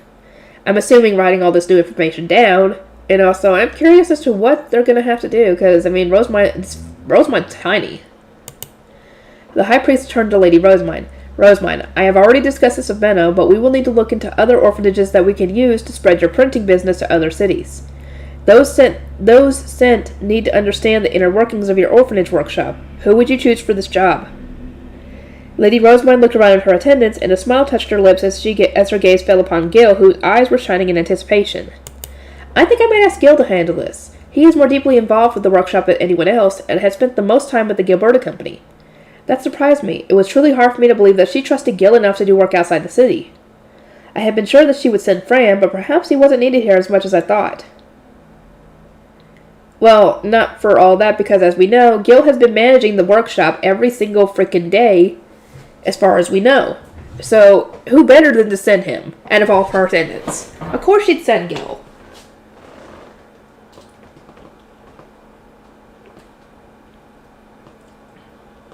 In fact, I'd be shocked if she didn't send Gil. Fran, you have to train Nicola and Monica on top of preparing the room for me. Don't you? I know this will be putting an extra burden on you, but without Gil here, I need you to keep the workshop running as well. As you wish. Oh, he was instead being crushed under the burden of all the remaining work. That pleased me, but the small smile on his face was infuriating. He was serving a blue shrine maiden just like he had been when he served Sister Margaret as an apprentice attendant. And yet he seemed much happier following Lady Rosemine's orders. Well, considering what Sister Margaret did to him, and how Sister Mine treats him, night and day on this one. It was a stark contrast to the Fran who would bite his lip and frown tearfully whenever Sister Margaret gave him orders. It made no sense to me. Like I said, it makes perfect sense, considering how Sister Margaret treated him, and how Mine treats him. Like I said, night and day. Of course he'd be happier serving someone who treats him well. If Gil would need to travel outside the city to help establish workshops, should I select a Grey Priest to manage the orphanage's workshop in his place? Lady Rosemine asked. That is not something you need to decide right away. It is more important that we get a musician for the baptism, as there will be many tea parties and feasts in your future. I was thinking you could buy Rosina as your personal musician. What do you say to that? Sister Mine, Lady Rosemine, please, oh please buy me. Rosina's face beamed with excitement. It was exceptionally rare for shrine maidens to be purchased, as anything but servants with music teachers being no exception to that. It seemed the High Priest truly did respect her talent as a musician. That seems fine to me. I would love to have Rosina as my musician, especially as it would be nice to have someone I know by my side. But I would like for her to continue helping Fran until I move to the Nobles' Quarter. I thank you ever so much, Rosina said. Her leaving Lady Rosemine's attendance would greatly increase the burden on Fran, especially since she had just come of age and became used to her work. It was clear that Fran wanted to congratulate her but could not, and his conflicted expression brought a smile to my face. Jerk. Moving on. Here, Benno sent these for you. Lady Rosemine scanned the documents given to her, then put a hand on her cheek. I was planning on taking Ella with me to the Nobles' Quarter to make sweets for me and Hugo, and Todd will be sent to Lace's place to learn more about noble recipes for the Italian restaurant. I wonder whether I can leave the cooking here to Nicola and Monica. They may not be skilled enough to serve you yet, Lady Rosemine, but they should be fine as long as their food is edible for us attendants, Fran replied. It seemed that her attendants were forced to cook as well. Just how low on manpower were they? Oh, shut it, Arno. I blinked in surprise, but the High Priest just shook his head in exasperation. Rosemine, that is nothing to worry about. You could just take on more attendants as needed. High Priest, this is the best I can do with my income. Think, fool, you now have an archnoble as your father and will soon become the High Bishop with the Archduke as your adoptive father. Up until now, you have had to earn all your money yourself. But it should be obvious that this will no longer be the case, the High Priest said, the exasperation in his tone now much more clear. Lady Rosemine was attempting to settle things using exclusively her own money despite becoming both the daughter of an archnoble and the High Bishop. It seemed she was having difficulty adjusting her mindset to her new circumstances. In any case, Lady Rosemine becoming the High Bishop meant that Fran would become the head attendant of the High Bishop, which in turn would make him of a higher status than me. Ha ha. That was not entirely pleasing, and reminded me of how Sister Margaret had given him more affection no, I don't want that, than she had given me, and valued him more as an attendant. Allow me to correct myself. It was extremely displeasing. In fact, it was so frustrating that I would be content simply bullying and tormenting him in subtle ways so that the high priest would not notice. The high priest had entered the temple after the death of Sister Margaret, so he did not know that the mere sight of a blue shrine maiden had made Fran feel sick for some time, nor that he had traumatic memories in the orphanage director's chambers. That was exactly why I had recommended Lady Rosamond stay in these chambers, and why I suggested Gil serve alongside him. It had been more entertaining to see Fran's displeased, pain, and miserable expressions during the trauma extermination mission and the dedication ritual, and while Lady Rosamond was suffering as a result of my malice, that was a sacrifice I was willing to make. And yet Fran was now serving Lady Rosamond entirely as though he had conquered his past. The sight of him calmly spending time in this room was a clear sign of how much he had grown, and while that frustrated me to no end, I hid my irritation beneath an expressionless mask. The high priest took out a magic tool, a ring with a large blue face stone embedded into it. Rosamond, have this. It is a gift from your father. Which father? Karlstadt? I'm assuming? Or her future father. Rosamond took the ring from the high priest's hand and placed it on her finger. The face stone was large enough that it looked odd on her small hand. Use it to register your mana with this door. Follow me. Oh boy. The high priest pulled aside the canopy of the bed to reveal another door, just like the one in his room. The very sight was nostalgic, frustrating, and sent waves of emotion through my heart. I quelled them and looked toward Fran. As expected, his face had paled, and he was looking at the door with fearful eyes. Despite how calm he had been acting before, it seemed that he had not entirely conquered his past, because she didn't even have access to that room until just now. So of course he's going to be fine, as long as he doesn't have to go in the room. I could feel a dark joy spreading through my chest. Jerk. What's wrong, Fran? You look unwell, Lady Rosamond said, giving Fran a concerned look. It is nothing. Pay me no mind. Surely it's something. You look as though you've seen a ghost. Oh, you have no idea, little girl. Fran's expression twisted into a troubled frown as everyone looked at him worriedly. That was to be expected. He certainly didn't want anyone to know about his past. No, I don't want to read this. I really don't. Trigger warning. Mentions of sexual abuse are probably about to show up. Where Sister Margaret had called for and taken him into that room practically every night. Kinda gives you an indication of what the heck happened. High Priest, I interjected. I will spell everyone the details, but Fran does not have good memories in that room. It will be fine, Fran. The room is created by magic, and will not be the same one you are familiar with, the High Priest said casually, unaware of Fran's circumstances. Though, considering that, I am sure he probably will have looked into it. He then shifted his focus to registering Lady Rosamond's mana with the door. Considering that just seeing the door was enough to drain the blood from his face, Fran would surely feel an enormous amount of stress regardless of what was inside. But nobody seemed to notice that, all thanks to Fran working as hard as he could to appear calm on the surface, no doubt. And that concludes the registration. You may use that room when you wish to discuss matters you want no one to hear, even your attendants, as voices I hear can be heard elsewhere even if you clear the room. Can anyone go inside? Unlike my workshop, there are no special restrictions in place. It was likely that she would be using that room daily from now on. The sight of Fran enduring his stress and fear alone, unable to say a word of complaint, made me very pleased. Are you okay, Fran? I asked. Thank you for helping me there, Arno. I will have to explain your situation to the High Priest if he asks. My apologies, Fran, but my hands are tied. More than likely, the High Priest will do his own research before asking Arno anything. Because Arno could be biased. Very, very biased on this, I might add. I intend to tell him everything regardless of whether he asks. How does it feel to know that the High Priest you respect so much will know the secrets of your past that you want to keep hidden more than anything else?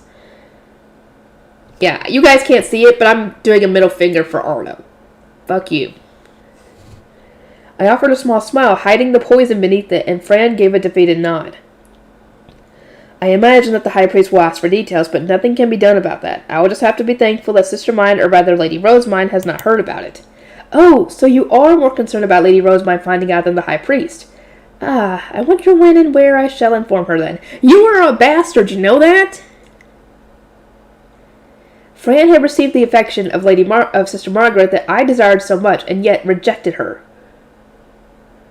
Fran had just watched as Sister Margaret fell into despair, having become unable to return to noble society, due to sleeping with a Grey Priest. Yeah, that's exactly what happened. I told you guys. He did nothing to stop her from killing herself. Yeah, she died. By her own hand, I might add. Because it's essentially, from what I remember, it's taboo to do that. To have sex with the Grey Priest when you're a blue priest or blue shrine maiden. No, it's for blue shrine maidens, I think. Because, I mean, the blue priests do that for flower offerings, but it's not okay the other way around. So, apparently, yeah, evil lady here. Fran thanked the gods in utter relief when Sister Margaret died. I have not forgiven you, Fran. Better, maybe lessen the workload. How much more do I have left? Friggin' everybody and their mother is dumping work on me. Do they want me to die or something? The day after I heard that mine had become Rosemine, the high priest summoned me to the temple. I'd figured he would since I knew so much about mine's circumstances, but the day after the incident, I never saw that coming. That was way too fast for a noble. It always took them days and days to set up meetings. Well, they might not have much time on that. The store got busier after second bell thanks to the gates opening. It was then that Gil came rushing in carrying a letter of invitation. It was the first time I'd ever gotten one from a noble with no date or anything written on it. All it said was to come as soon as possible. Take care of the store while I'm gone, everyone. Mark and I hurriedly got changed before heading to the temple at once. This was going to be an extremely important meeting that determined the Gilberta Company's future. We knew that if the high priest determined we weren't necessary for Rosemine, the daughter of an archnoble, he could have us eliminated at any given moment. It was time to fight for our survival. I appreciate you coming on such short notice, Benno. Arno, clear the room. The discussion was secretive enough that the high priest cleared the room even of his attendants. Do you know why you're here? To discuss Lady Rosemine, I would think. Word travels fast, I see. Who knows?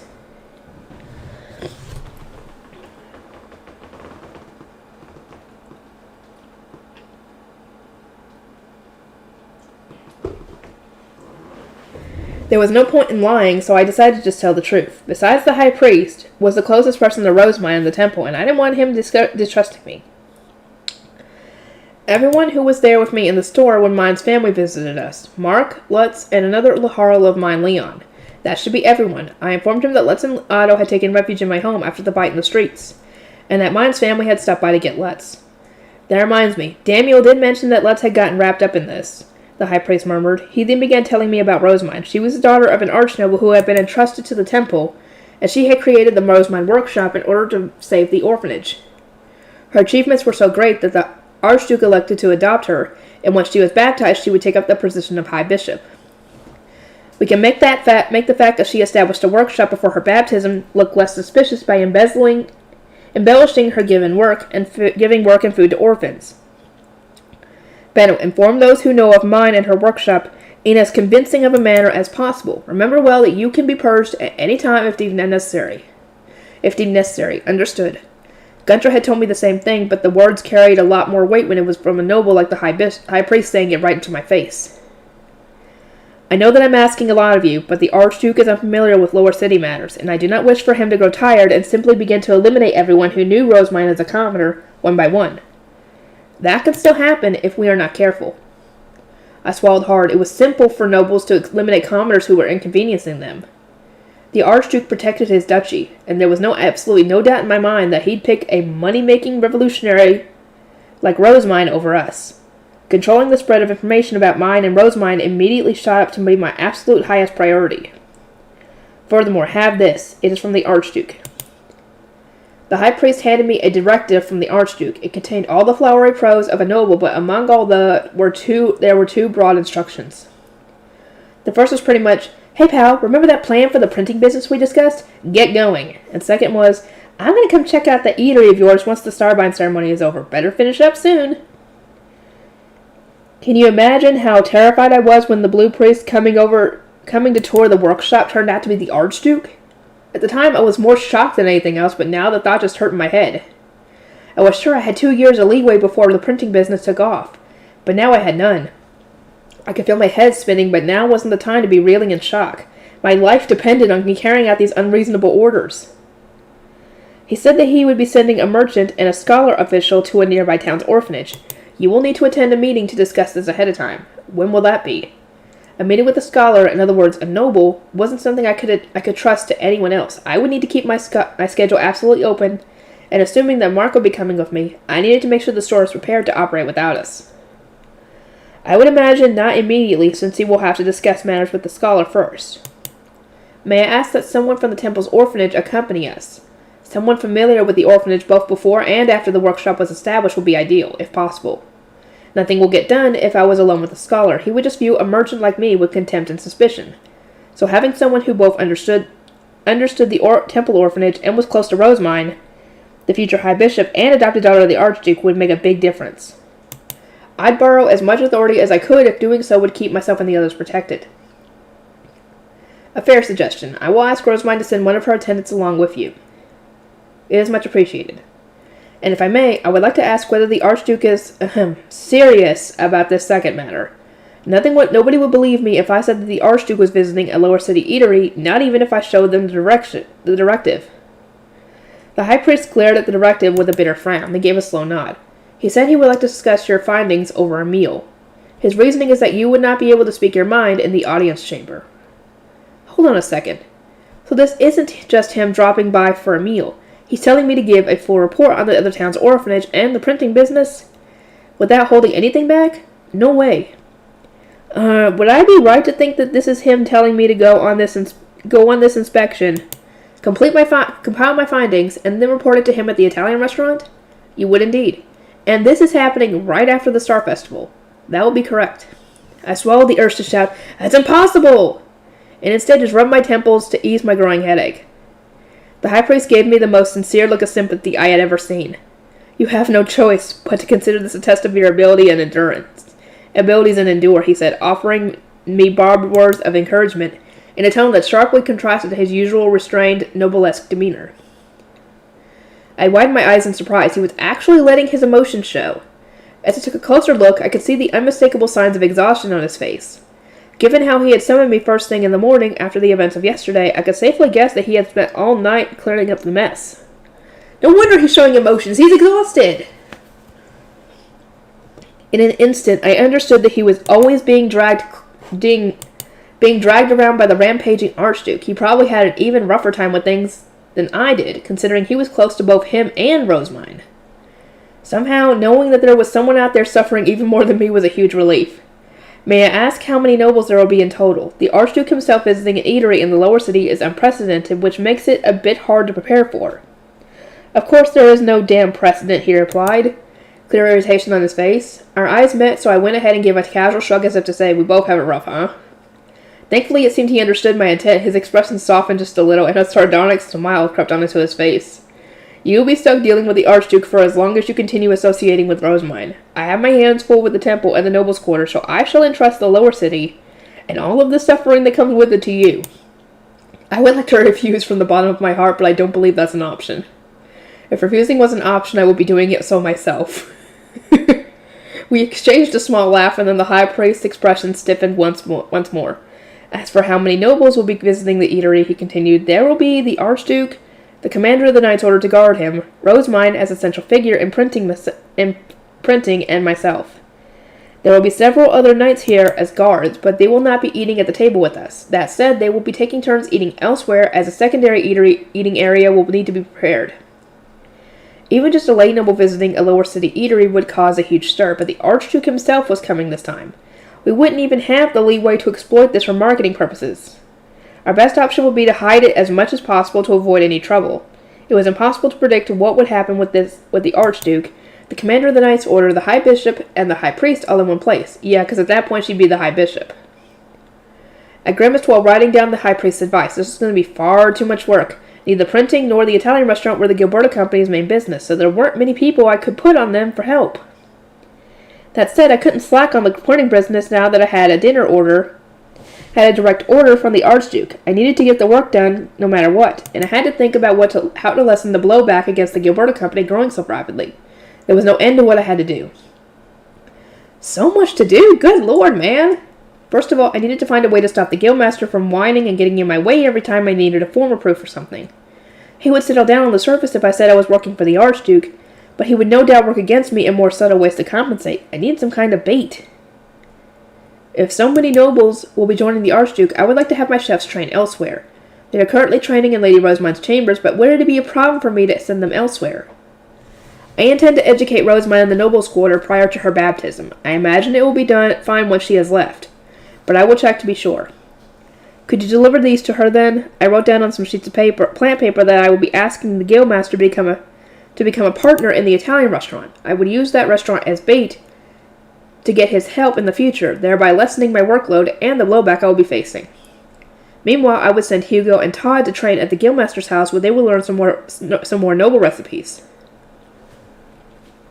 While I was writing the letter, the high priest took a bundle off a shelf and brought it to the table. Rosamund's inauguration as High Bishop will begin as soon as her baptism ceremony is over. The plan is to hold it right before the starbind ceremony, and I ask that you alter these to her measurements. He spread it out in front of me, and I immediately recognized it as the High Bishop's ceremonial robes. Rosamund's archnoble father will be preparing her baptism clothes, but the temple had to prepare her High Bishop's outfit, and this simply lacked the seamstress to do it. You have Rosamund's measurements already, no? Don't worry about the sash. She can use the one she has already. I have heard about these special sewing techniques she likes to request. I trust you to know what she wants. Furthermore, I will be ordering a ceremonial hair stick that use the highest quality thread to adorn it with fanciful flowers. Understood. To summarize, I had just been told to control the flow of information concerning Rosamund, kickstart the printing industry, finish the Italian restaurant, and do my actual job of making clothes and accessories. I'm gonna die. At this rate, I'm actually going to be crushed under my workload and die. That's your fault, dude, for starting all this. If you hadn't picked up the Italian restaurant thing, that might not have happened. When I returned to my store with the burden of overwhelming work already weighing me down, Leon was there to tell me that the guildmaster had summoned me. I listened to his report while changing out of my noble clothes. It seems he wants to discuss Lady Rosamund. Just where did he hear about that? Leon wondered out loud. I had heard about it directly from mine's family, so I faced some potential problems unless I figured out the guildmaster's source. I clicked my tongue and sent a return message saying that I would meet him that afternoon, which meant I had to rush and finish my highest priority businesses before the message got back from the Merchants Guild. Mark, send someone to the smithy and get them to keep on making metal letter types. Get Bierce's ink workshop to make more printing ink too. Tell them we're gonna spread printing through the duchy at the Archduke's orders. Regardless of how the Infinite inspection went, nothing would change the fact that the printing business would be expanding into an industry. The sooner I got things ready, the better. Mark, having finished changing, nodded and let out a lengthy sigh. Now that it has come to this, we will have to get the guildmaster involved as soon as possible. We will never be able to keep up if each form takes days upon days to be approved. That's what I'm going to talk to him about today. The geezer's a pain in the ass to deal with, but thanks to his nose for money, he's not impossible to work with. I left it at that and finished changing, then grabbed the robes the high priest had given me and ran up the stairs to Karina's place. Karina, we've got an urgent job. Alter these robes so they'll fit mine. I spread out the white ceremonial robes, and Karina widened her eyes in shock. But, Benno, aren't these the High Bishop's robes? I'm asking for mine's measurements here, but it's got to be the daughter of an archnoble wearing them. Lady Rosamund, not mine. Take care not to mix them up. Karina lowered her eyes, then gave a deliberate nod. She had probably heard some details from Otto, but she was a merchant who dealt with nobles just like I did. She knew well that at times you just had to accept the unreasonable and do your job. I understand.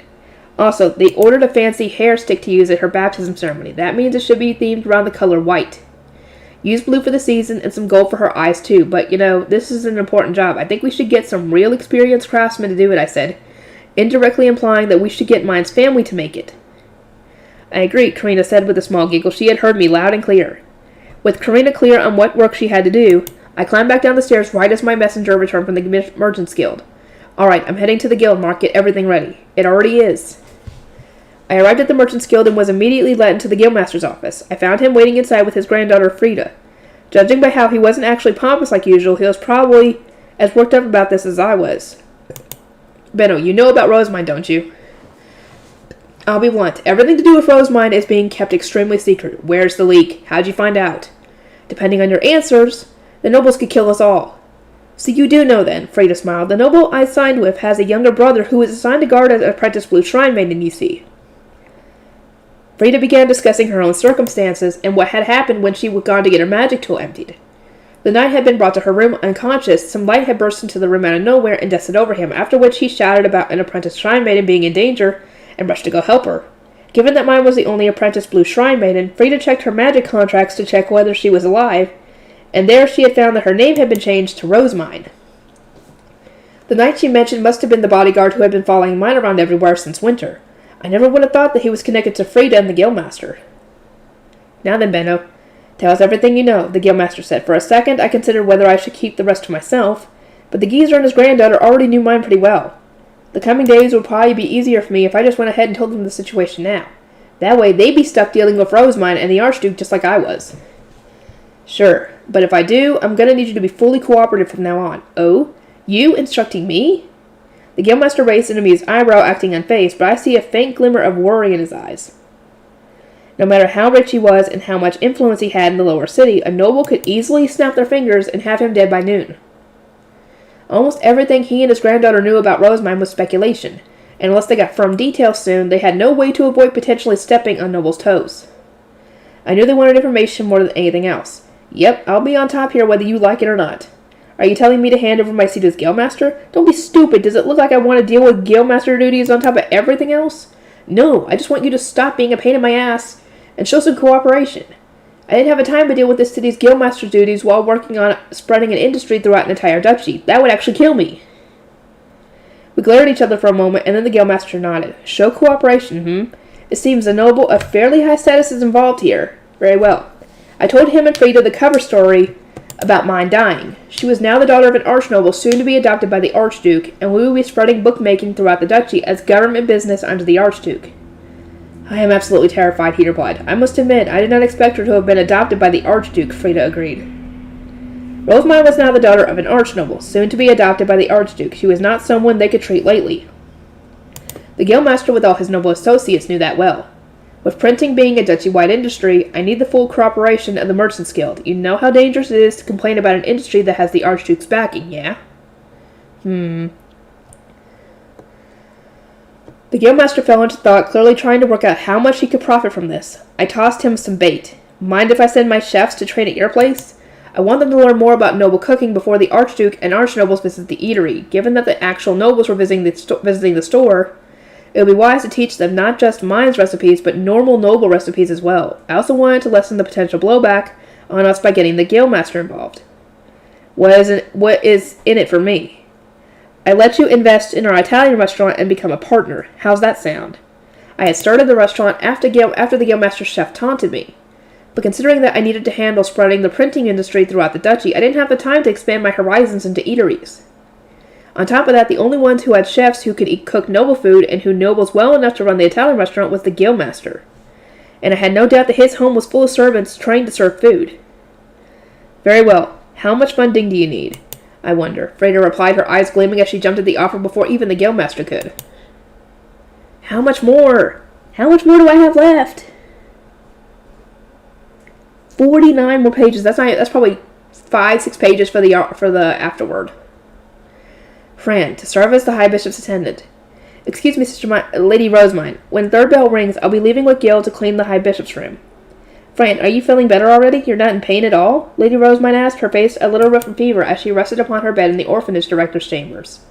She was inquiring once again about the wounds I had received when fighting the devouring soldiers that the High Bishop and Count Bindewald had brought into the temple, and I couldn't help but smile at her continued concern.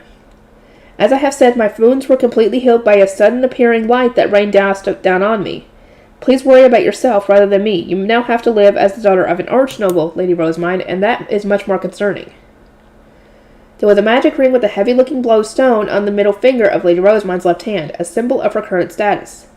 She saw me glance at it and forced a small smile. It hurts a little every time someone calls me Rosemine, like I'm being reminded that I'm no longer mine. I hope I can get used to it soon, before I go to the Noble's Quarter at least. It seemed that we weren't the only ones having trouble adjusting to her new name. I had been told just enough to understand that Lady Rosemine was the daughter of an archnoble, and would soon be adopted by the Archduke. Fran, you faced off against Count Bindewald, and were there when Lord Sylvester appeared. You can guess what I'm feeling without me needing to even say it, can you? Please keep this a secret from the High Priest, she said before murmuring weakly about how worried she was for her commoner family, and how she doubted she would ever be able to be a proper noble. The high priest had told me to always report when Lady Rosemine became sad or uneasy, since unstable emotions could lead to her losing control of her mana. What will be the best course of action here? While struggling to decide whether I should keep her feelings a secret, I took out a book I had borrowed from the bookroom and offered to her. As your fever appears to have mostly gone down, you may read as long as you stay in bed. Will that help cheer you up? Thanks, Fran. As Lady Rosemine gleefully hugged the thick book to her chest, I gave her some space and began looking around the room. Could see Rosina smiling brightly as she polished the large harpspiel. Rosina, I must go and clean up the High Bishop's room with Gil. Please take care of Lady Rosemine while I'm gone. She will no doubt be absorbed in her book, so you will need to observe that time and tell her to drink water when necessary. I understood, Rosina replied, her eyes not leaving the harpspiel for a second. I can understand that she was overjoyed to rise from a grey shrine maiden to a noble's personal musician, but she still had much to do, including teaching Monica and Nicola. I could not trust two newly taken on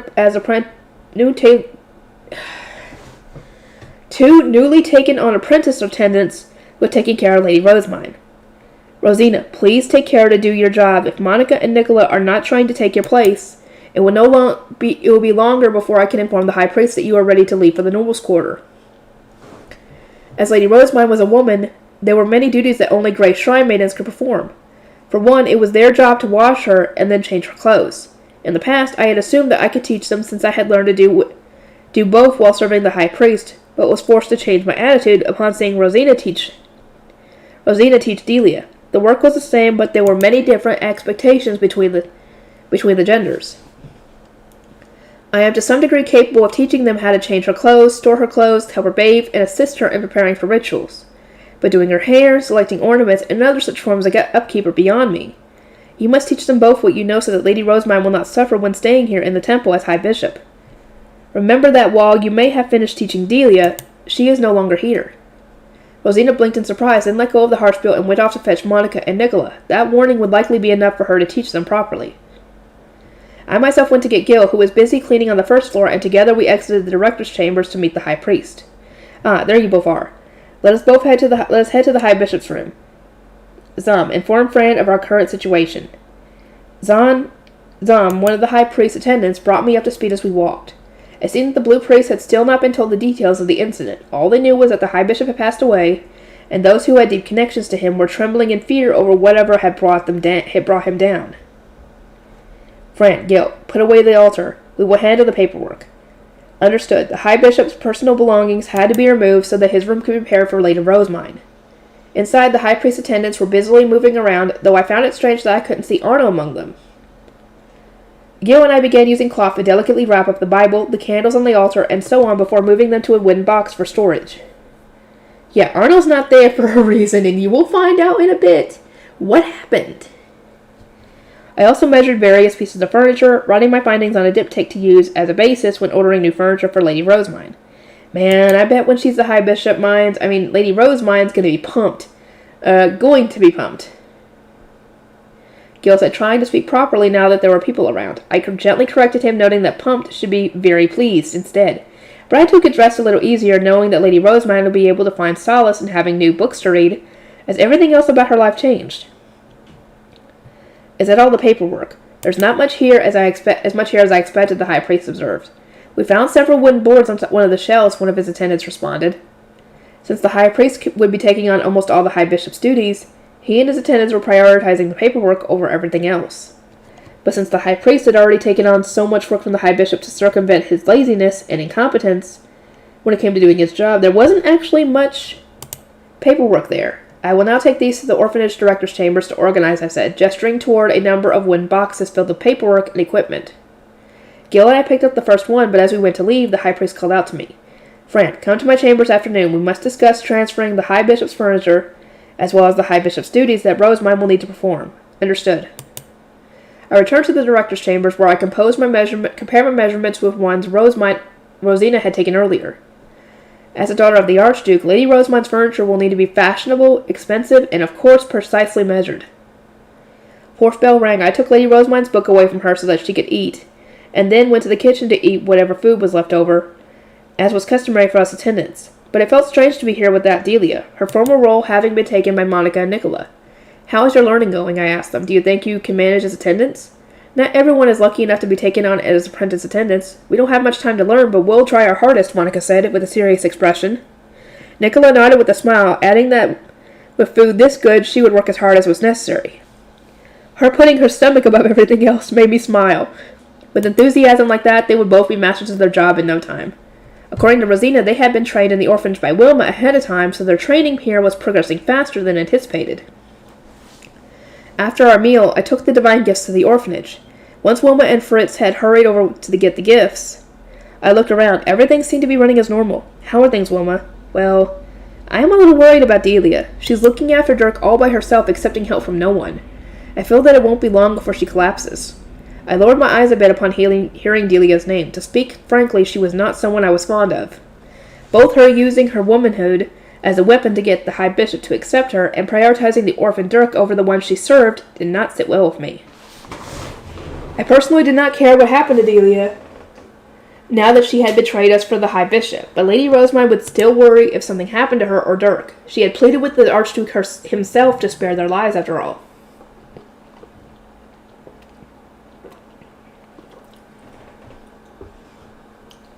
I do not believe there is much we can do, but let Delia continue on until she collapses. She is in such torment right now that she would likely not listen to anything we have to say to her. Our best course of action is to prepare someone to look after Dirk and someone to look after Delia once she collapses. I see. Very well, then. Wilma sent a worried glance toward the back of the dining hall, then nodded. Upon returning to the director's chambers, I found Gil anxiously waiting for me. You've got to go to the high priest's room, right? I'll go check up on the workshop. We're going to be going to the forest tomorrow, he said, so worried that his speech was falling apart. I gave him a warning, and he corrected himself after sucking in some air. I shall check up on the workshop. Gil, I feel as though there are times where you overload yourself with work that only you can do to secure your place among Lady Rosemine's attendants. However, if you are to be the High Bishop's apprentice attendant, you must learn to delegate your work to other great priests. Lady Rosemine is not the type of person who would cut you off while you work so hard to serve her.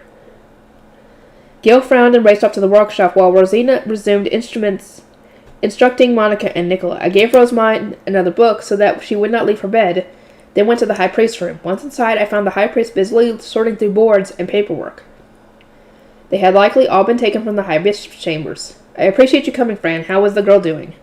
I heard her fever was lasting longer than usual. It's almost entirely gone now. However, I believe she is still emotionally unstable. She spoke of worrying about her family and feeling anxious about her current position, I reported, and the high priest's expression softened a bit with relief. We do not need to worry if she's comfortable enough to share her anxieties with you. The potion I gave her this time does not restore much mana, and given how much she spent, her mana should be fine for quite some time. Though, do tell me if you notice any changes. The high priest's attendants and I discussed what to do with the furniture taken out of the former high bishop's chambers. His family did not care to have it, so it would instead be distributed among the blue priests. Once we had finished arranging the order in which we would put this furniture on display and who would look after it, the high priest waved a hand. I will now discuss the ritual that Rosemine shall perform as High Bishop. Return to your work, he said, and his attendants all immediately distanced themselves from his desk, leaving only myself and the High Priest there. I took out my diptych once they were all gone to write down what he had to say, at which point he glanced at me, then lowered his voice and seemingly forced his next words out. Fran, I heard about your circumstances from Arno. Yep, Arno told him. Goosebumps rose on my skin and I swallowed hard. Arno had said he would inform the High Priest of my past, if asked. But now that it actually happened, I felt as though I wasn't even fit to stand in the High Priest's presence. I instinctively took a step backward. Although I did not know at the time, I can imagine the pain you felt when I ordered you to serve a blue shrine maiden, Fran. Do you wish to continue serving Rosemine? Can you view her as you did me in the past? He asked, fixing his golden eyes on me, speaking not a word of my past. It felt as though he had indirectly said the past did not matter, and I could feel the burden on my heart lighten. You are correct in assuming that. I was depressed at first. Nothing could have been worse for me than returning to the orphanage director's chambers in service of a blue shrine maiden. Lady Rosemine had been given the chambers with the furniture and cutlery unchanged from its last owner, which forced me to remember my past there, but I was shocked to see just how big of a difference a new owner could make. Lady Rosemine took Grey Priests to the lower city when normally they weren't permitted to leave the temple, and she taught those in the orphanage and the workshop the ways of commoners. I could see my environment changing before my very eyes. She started one new thing after another, and I was so caught up following Lady Rosemine as she changed the temple using her outsider influence that I didn't have time to think about my past. Lady Rosemine is nothing like Sister Margaret. She does not use the orphanage for her own benefit. Instead, she fights to improve it as much as she can. She could have treated the orphans like tools to exploit. She could have embezzled the orphanage's budget to line her own pockets. She could have done no meaningful work beyond accepting the payment those who directed the orphanage were given. But she didn't, and that was made Lady Rosemine entirely different from every orphanage director who had come before her. Instead, she used her own funds to save the orphans, giving them work and the means to survive on their own. Only someone raised in the orphanage could truly understand just how wonderful and important Lady Rosemine's impact had been. No doubt so, considering that she had needed to do it all under the noses of the High Bishop and the Blue Priests. All those in the orphanage, from the youngest child to the oldest Grey Priest, respect and thank her. She often baffles me, but even so, I would like to continue serving and being of use to Lady Rosemine however I can. I see. Good then. I have distanced Arno since his own actions have been unduly influenced by his past experience with Blue Shrine Maidens, but I hope that you continue to serve Rosemine well. I nodded, understanding the intent behind the High Priest's short-coded message. Essentially, what the High Priest said is that Arno was dead. Yeah, he killed Arno for knowing too much and what he did. I had thought it strange that Arno was not among the High Priest's other attendants, but it seemed that he had climbed the towering stairway. And given that his past with Blue Shrine Maidens was mentioned, I can guess that Arno was one of Sister Margaret's victims. In noble society, even the smallest of errors can lead to permanent stains. Keep that firmly in mind as you serve Rosemine. It is not enough to just diligently follow orders down to the letter. You must be firm in your guidance, such that she is producing results befitting not just any noble, but the daughter of an Archduke. The High Priest said, telling me what we need to do as attendants of Lady Rosemine, and how we would need to prepare ourselves for serving the daughter of an Archduke. Understood. I will serve her well and true. The High Priest gave a firm nod, then waved a hand. I knelt down, my arms crossed over my chest, and then left the High Priest's room to return to the orphanage director's chambers. He wanted results befitting the daughter of an Archduke.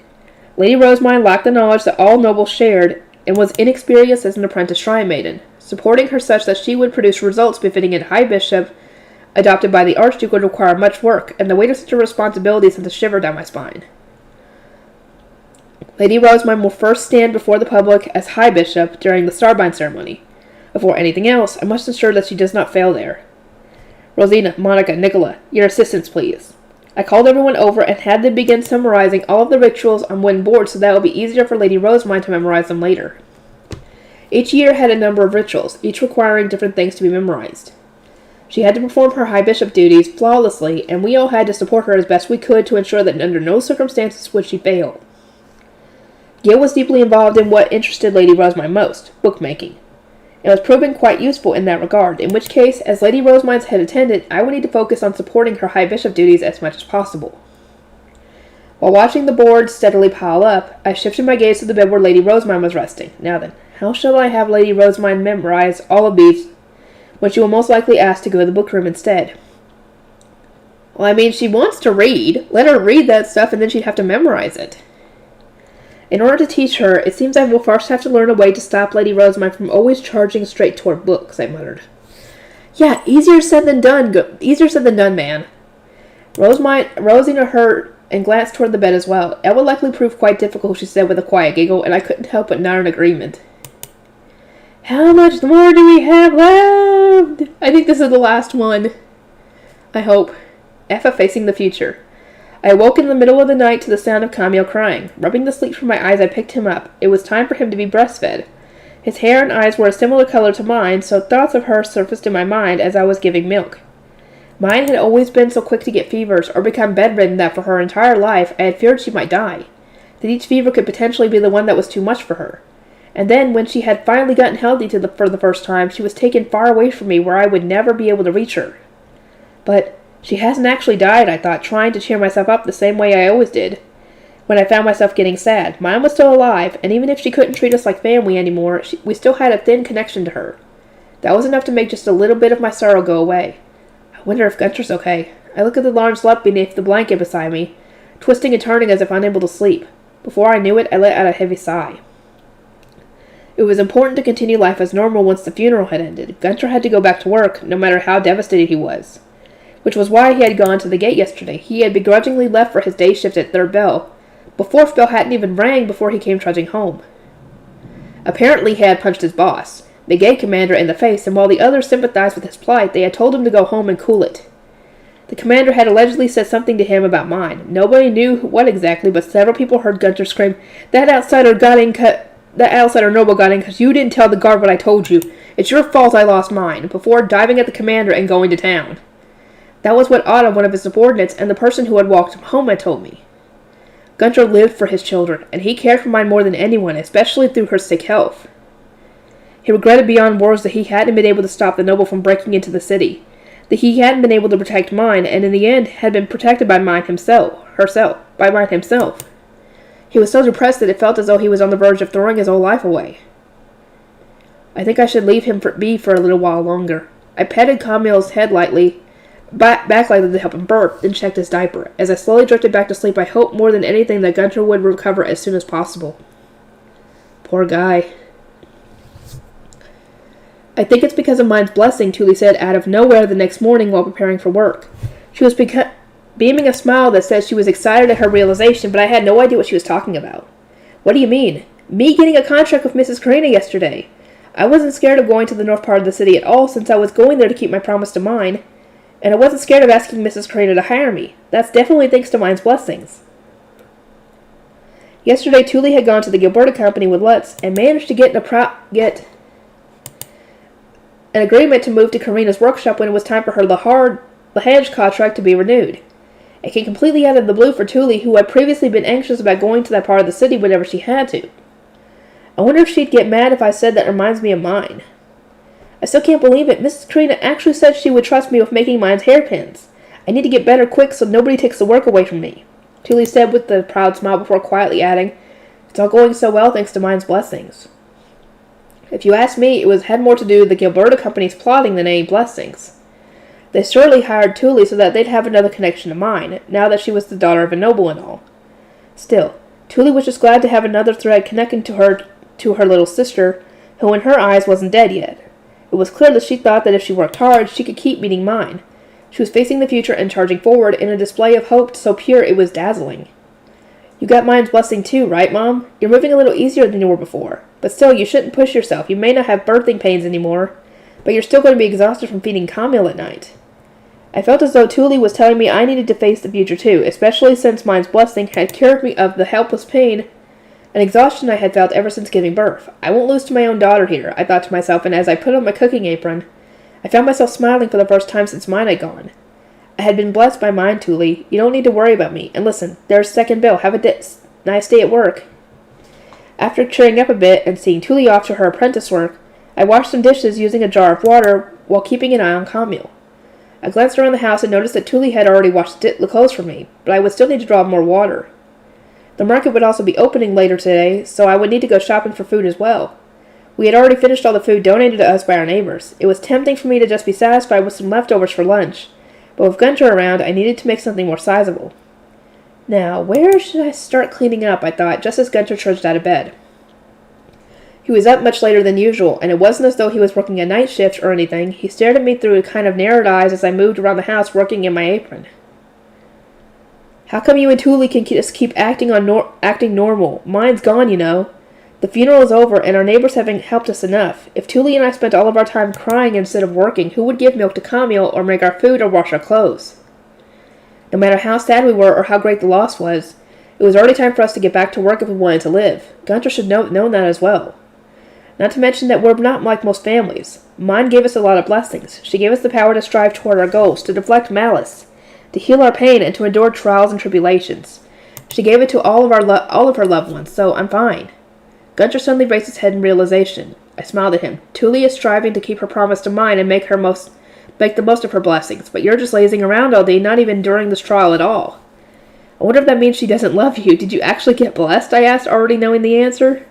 Dude, that's mean. Gunter's eyes shot up, and of course she does.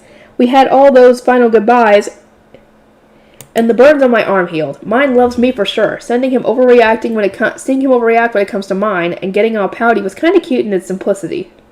In that case, why don't you face the future and get back to living as well? There's a mountain of things we have to do. If you have the time to skip work, you have the time to help. First comes drawing water. First. And then once that's done, could you go shopping for me? The market's up today, but I still can't go that far with Camille. Mine will get mad at me for sure. Mine hadn't been able to keep quiet for a minute without telling us not to take Camille outside until he was old enough to move his head, due to all of the sicknesses outside. Gunter seemed to remember that as well. He fell silent, searching for words. Look, now Camille's crying. It's time for him to be breastfed. I gave the mopey frowning Gunter a bucket and shooed him out, then picked up the crying Camille and opened the bedroom window. The room lit up in an instant thanks to the dazzling bright sunlight of a summer just beginning.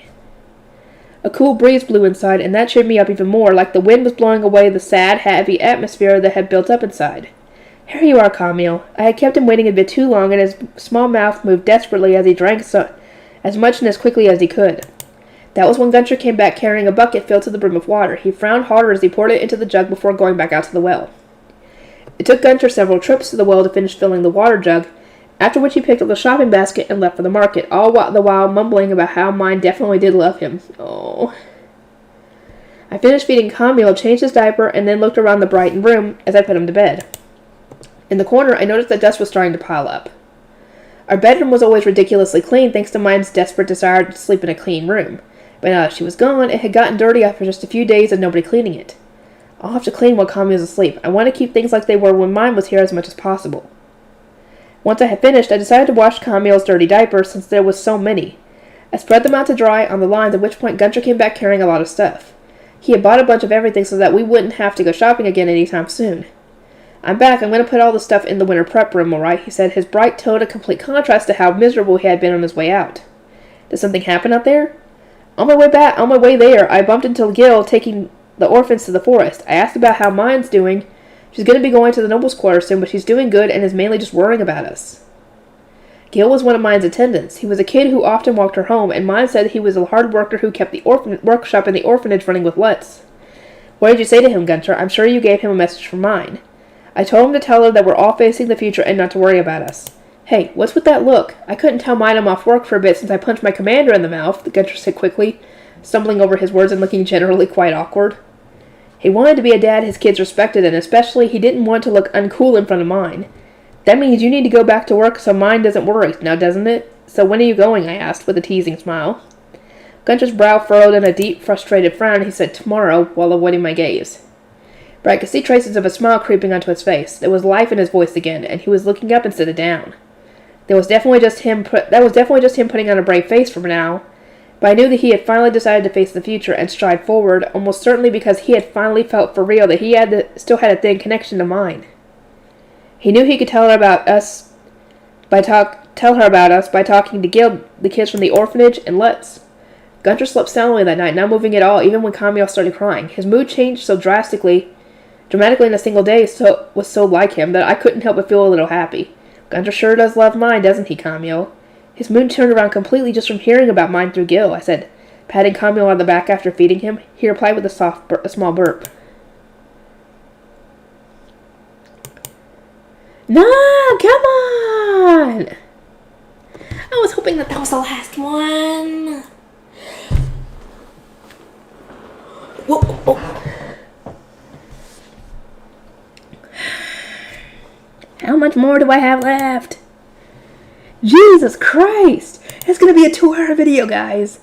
Joseph, Baroque certification. I heard the foremen are going to eat with us today, I said to the Laharls, who were packing away their tools, since work was over for the day. They all glanced wearily at Bierce, then one while Pierre whispered to me. Hey, Joseph, that rich patron girl came today, didn't she? Are things good again? We don't want to have dinner like the last one ever again, he teased, but I could sense the worry in his voice. I clenched my fist and gave him a confident grin. Don't sweat it. Tonight's going to be a good night. For everyone except me, that is. I got to hold Heidi back. There was a moment of silence and everyone started cackling. It's been a long time since the workshop was cheery enough for us to joke around like this, I thought, before a grinning craftsman came over and slapped me on the back. Oh, oi, Joseph. Looks like you're going to have to get to work before dinner. Yep, it's already your time to shine. Go get Heidi to clean up. She's still over there thinking to herself, another Laharl said in a now cheery voice, pointing over at Heidi, who was glaring at some materials while deep in thought. How much more do I have left? Good God. 31 pages.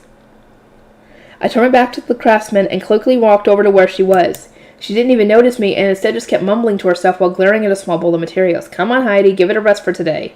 We're all stuck here until you clean everything up, I said, poking her in the head before grabbing the bowl and lazily handing it over to a nearby Lahange. She had been deep in thought, but not deeply in thought to stop her from shooting out of her chair the moment the materials were taken from her. God, Joseph, wait! Be careful, don't mix the materials. It looked like I had successfully brought her back to reality. I gave the bowl back to Heidi, which was filled with a powder that had been ground down to use for ink. If you've got time to complain, you've got time to clean up. The bell's gonna ring soon. Okay, I'll clean up right away, so please be gentle. Come on, it's not you. I'm not you. I'll treat the materials carefully. Everyone nearby was laughing and saying things like, yeah, leaving Heidi to Joseph is always the best move. But honestly, it had been so long since I last heard them teasing us that even their lighthearted mockery was nostalgic.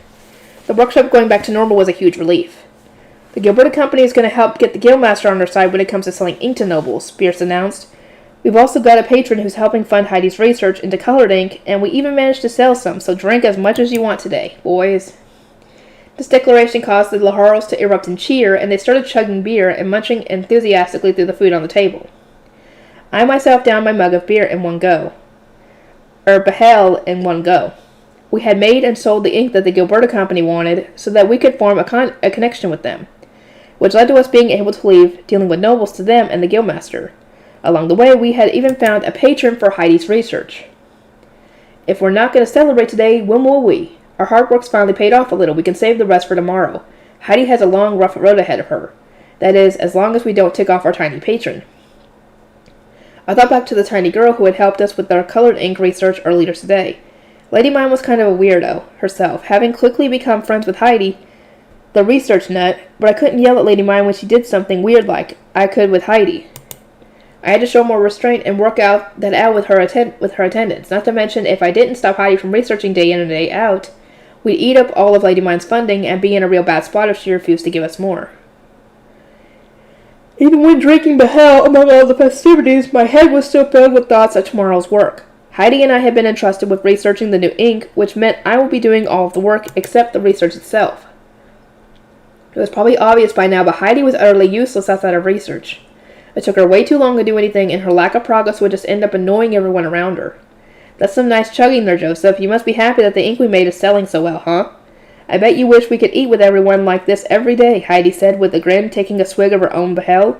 She loved eating with a ton of people like this, especially the other Laharls, but in our workshop, Bierce's family and the Laharls usually ate separately.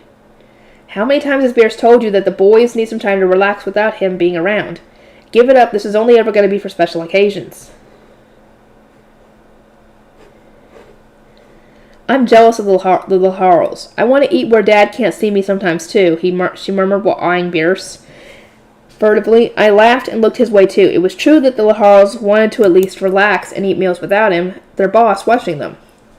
His decision to normally eat separate from them was the right one to make. That said, I had experience of both sides since I had married into Bierce's family through Heidi, and, well, it was safe to say that there was a big difference between what the 5 Laharls ate and what we ate. Eating separately was convenient to Bierce in part to save on the Laharls' food costs. There was a lot of reasons and excuses for us eating separately, but regardless of all that, we ate dinner together when there was important news for the workshop. It was the best and worst at times for the Laharls, who loved the better quality food but feared Bierce's news. This time it's good news, but last time it was because Mr. Wolf had died, so yeah. The last time we had eaten with the Laharls was when the former head of the Ink Guild, Wolf, had died under mysterious circumstances, and Bierce ended up unable to refuse the position of guild head. If this meant he had to pick up all the shady underhanded deals that Wolf had been making then, it wasn't strange to think that Bierce would have to start dealing with nobles himself. Naturally, the Laharls all paled after hearing that. The workshop would no doubt crumble without Bierce. The Lahanges could run away when their 3-year contracts ran out, but the Laharls didn't have it so easy. Their fates were tied to the workshop. His daughter and successor Heidi only cared about research, and since I, her husband, wasn't qualified to be a Baruff yet, everyone had been reasonably terrified. I gotta get my Baruff certification as soon as possible. One needed the title of Baruff to be a workshop foreman.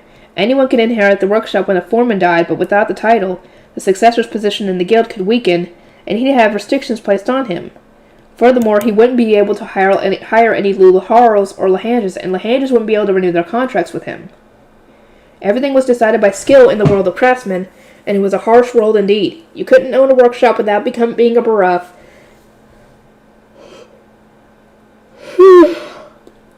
Since talentless people owning a workshop could damage the reputation and development of the entire area. You could technically get around this restriction if you had friends in powerful places. A personal workshop not belonging to any guild, generally established by a rich merchant or noble, could be run by a foreman who wasn't a bereft. But that didn't apply to most people, and in general the death of a foreman meant the death of a workshop. Like Wolf's own ink workshop. Since Wolf was the only one in his workshop who was a certified bereft, his workshop rapidly deteriorated after he died. Limits were put on trade, and due to rumors coming out about his dark past, several Lahanges canceled their contracts once spring came. I can't let our workshop meet the same fate. I was a Laharo married to the workshop's successor. I was tied to it no matter what happened, and I didn't have the luxury of slacking on getting my bereft certification. Lazily watching Heidi go nuts over research. Bierce had been forced to become head of the Ink Guild after Wolf died, and in all honesty, it wouldn't surprise me if he dropped dead under arguably equally mysterious circumstances any day now. I need to get my bereft certification as soon as possible. Bierce had slapped me on the back and said, "Joseph, I'm counting on you," when he became the head of the Ink Guild, and I felt the true weight of that slap more than ever now. Whoa. My heavy thoughts were suddenly interrupted by Heidi jabbing a finger between my eyebrows. "Drop the frown already and eat up, okay? What's with you all of a sudden?" "I need your help for sure to develop the new ink. I won't be able to make so many different kinds myself, so shape up. There's going to be a lot of stuff I want to try tomorrow," Heidi said as she piled meat onto my plate. It took strength and stamina to mix oils and materials together for hours at a time while making the new ink, which meant Heidi would have a real hard time doing it by herself. "Am I just an ink-making machine to you, Heidi? Huh?" I thought, but despite feeling a little frustrated at my wife for once again thinking about nothing but research, I ate the meat on my plate and drank my Behel. "Isn't this great, Dad? I'm so glad the little girl decided to be my patron." "Wait, mine is your patron too? So she's got two people she's patron for. It's Johan and Heidi." Everything's going so well now thanks to that. Although our workshop was in a better spot than before, Bierce remained the head of the Ink Guild, and the deals with nobles made in the past were all resting on the Guildmaster's ultimate decision. The fact that Bierce was the only one in the workshop with a bereft certification was still unchanged as well. The only things that are going well are the new ink selling and you getting research funds. Is that all that matters to you? Come on, I silently yelled at Heidi, who was beaming thoughtlessly as she finished her food. Ever since then, Lady Mine, our patron, visited the workshop seemingly every day to help with our research in colored ink. The colors changed dramatically based on the oil and materials used, and faded over time once put on paper. Overall, the research was leading into a string of failures, but we kept making different kinds of colored ink despite all the problems with Lady Mine writing it all down. What to do? Heidi murmured, getting absorbed in her research that she would forget to sleep and eat, but she kept repeating that she needed to make ink good enough for Lady Mine like it was a magic spell, as she changed the kinds of inks and researched the market for materials that looked like they would make good colors. None of that was especially new, so despite my exasperation, I wasn't really worried about her. All I had to do was wait for the right opportunity to stuff food into her mouth and watch for when she started wavering in her seat so that I could throw her into bed. Sadly, that wasn't good enough this time. Heidi had been murmuring something about there having to be a secret to all this while chewing on her morning bread, but I just ignored her and went ahead to the workshop. Eventually, a terrified Lahange came rushing out to me. "Mr. Joseph, Mrs. Heidi's been arrested or something." "What?" She hadn't shown up at the workshop yet, but I'd assumed she was so late because she had fallen asleep during breakfast. In reality, she had been captured by art workshop employees after she started fishing around inside while they were drawing. What the hell is she thinking? I thought as I raced down to the street with the Lahange. It wasn't long before I found Heidi surrounded by angry-looking craftsmen. "Heidi, what are you doing here?" I was chewing down my bread trying to think of good ideas, and suddenly here I am. "Why am I here?" Heidi tilted her head at me while blinking sleepily. I immediately shook her awake. "How am I supposed to know that? Wake up already," I yelled, then deeply apologized to all the hard-eyed art craftsmen watching us. "I'm sorry my sleep-deprived wife caused you trouble." Whether she had consciously come here or not, her goal had definitely been to find out the secret behind making ink not change colors when put on paper, but it was a major crime to steal trade secrets like that. I had to convince them that Heidi had just wandered over here sleepily with no hidden intention whatsoever. Quit messing around and tell the truth. She wouldn't just sleepwalk over to a place like this. If she weren't sleepwalking, she wouldn't be here at all. We have no business here. Obviously, she was here to steal the secrets to our paint production method. I'm a Lahara working in an ink workshop, and she's its successor. We don't need to know about paint. It has nothing to do with ink. And we both know how serious the punishments are for stealing trade secrets. We would never do that. While I was busy getting yelled at by a bunch of furious craftsmen, Heidi had started to fall asleep on my arm. Despite her own husband desperately apologizing for her blunder, her head started to bob. By the time she was audibly snoring, the craftsmen had all calmed down and were just shaking their heads and expressing their sympathy for what a crazy wife I had ended up with. Just keep a better eye on her, alright? Absolutely, it will never happen again. Heidi didn't wake up no matter how much I shook her, so I ended up carrying her to the workshop, at which point 4th bell rang. Noon had come with us making no progress whatsoever, despite the fact that Lady Mine always came in the afternoon. Can I actually survive as this woman's husband? I was so annoyed by Heidi's bizarre behavior that thoughts of divorce briefly flashed in my mind as I tossed her into bed. Don't drag us back down now that things are finally looking up. Their method for stopping paint from changing colors is a business secret. You know what we would do to anyone who tried stealing our ink production process, right? Sorry, she replied, scooting up in bed, and seemed that she now understood how bad the situation had been as well. You really weren't thinking, were you? I've been thinking so hard lately that it feels like my head is gonna burst. I'm not talking about research here, alright? I poked Heidi's puffed out cheek and she blinked her gray eyes several times in surprise. Huh? What else but research should I be thinking about right now? I need to stop this fast while she's still funding us. Heidi looked at me as if she couldn't believe that I didn't understand that, and honestly, I didn't feel like arguing. I had heard that Bierce and the Gilberta Company had come to an agreement about the research funding. It wasn't anything for Heidi to worry about. Really, what I needed to think about here was how to keep the patron from being rared out by Heidi and leaving. Heidi, Joseph, I figured out how to make fixing agents, Lady Mine exclaimed, walking into the workshop with a beaming smile that afternoon. She and Heidi squealed with excitement and immediately started talking about how to make the fixing agent used for dyeing cloth. Whoa, this is amazing, so amazing! Thanks to the fixing agent Lady Mine told us about and taught us to make, we stopped the colored ink from fading when used. It was done, and the burden was finally off of my shoulders. Lady Mine didn't need to visit our workshop anymore now that the ink was done, and Heidi could spend less time immersed in research. To be honest, having a patron visit our workshop basically every day was exhausting. I had to keep my eyes on Heidi at all times to make sure she didn't do anything rude, and Lady Mine's presence made it hard for all the other workers to go about doing their jobs as they normally would. I started in relief, but Heidi slumped over in disappointment. We sure finished that in no time. Now that the ink is done, she's not going to be paying for the research anymore. Playtime's over, I said, poking her cheek. Please don't let her or anyone else cause any more problems, I begged on the inside. It was a simple wish, but not one of the gods were willing to grant. The Lady Mine smiled and said, I don't mind paying a bit more if you want to continue your research. Lady Mine, you're the best. Please, you're spoiling her, I yelled. Who's going to keep an eye on her while she does her research? I don't want to live like this for the rest of my life.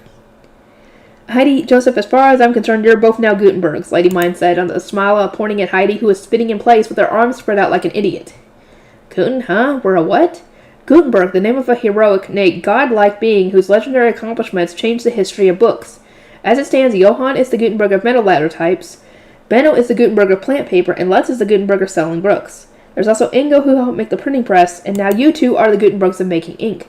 It is only natural that I would find the Gutenbergs who are making my dreams of reading a reality. It looked like I was the only one who wasn't following her. The little boy accompanying Lady Mine had murmured something about there being another one, and Heidi was jumping for joy. We're Gutenbergs, Joseph. She has worked for us. She'll fund us. She'll let me do research. Yahoo! I'm sure that knowing why the ink changes color will prove useful in the future, so please keep up the good work. You can count on us, Heidi declared proudly. Of course I get it. I've been trying not to think about it since she's our patron, but this little girl is a weirdo just like Heidi. Duh. I'm surprised you didn't figure that out sooner. That said, while them getting along so well wasn't good for my heart, Lady Mine already had her own personal workshop and the backing of the Gilberta Company despite her young age. She was on another level from Heidi in her singular obsession with research. However, your highest priority should be making the ink. If you don't finish an order before the due date, I'll cut off your funding without a second thought. Eek. You're the kind of person who loses sight of their surroundings when they get absorbed in their research. I need to make it clear that what your priorities should be, and lay out a punishment for when you fail to stay on track, she said to Heidi, looking confident and authoritative. Yep, that's a businesswoman for you. She looks young, but she's got a proper backbone. Birds of a feather sure know how to clip each other's wings, huh? Looks like you know exactly how to keep her under control. The apprentice from the Gilberta Company chuckled, saying exactly what I was thinking. Right, birds of a feather. I nearly burst out laughing myself, but Lady Mine glared at me with a pout, so I hurriedly promised to watch over Heidi's research to get her back in a good mood. And rest assured, Heidi was in a good mood that night. Isn't it all grand, Joseph? She's going to continue being my patron, and everything's just going so well. Heidi, seriously. I couldn't believe she was acting like all the problems she had caused this morning just didn't exist. Before I could say anything, Heidi beamed a smile so dazzling as the summer sun. Now you're definitely going to get your borough certification, huh? That's what our workshop needs now more than ever, right? We finished the new colored ink and secured research funding from a patron. So if we force the issue with the Ink Guild, which owes us for dumping the position of guild head onto Dad, it should be pretty easy for us to get you a borough certification, don't you think? My jaw dropped to the floor. I probably look pretty stupid right now, but could you blame me? I never would have expected to hear Heidi talk about the future of the workshop or anything like that. I wanted a borough certification as soon as possible, but I hadn't at all considered that. This is why Heidi was so upset over in her ink research. But you're the one who's researching the colored ink, Heidi. You deserve the certification.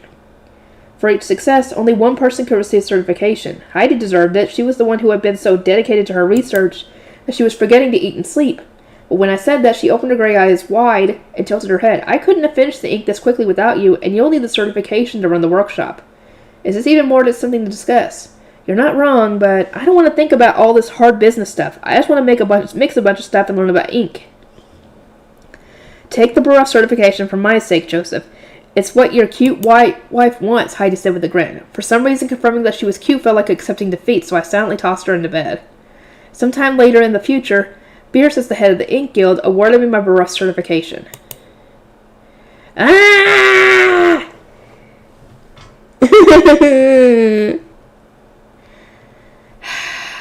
Leon, Sylvester, Undercover. How many are in here? I had to look. Leon, we've got to go to the forest today, Lutz said, before racing back to his room as he could change.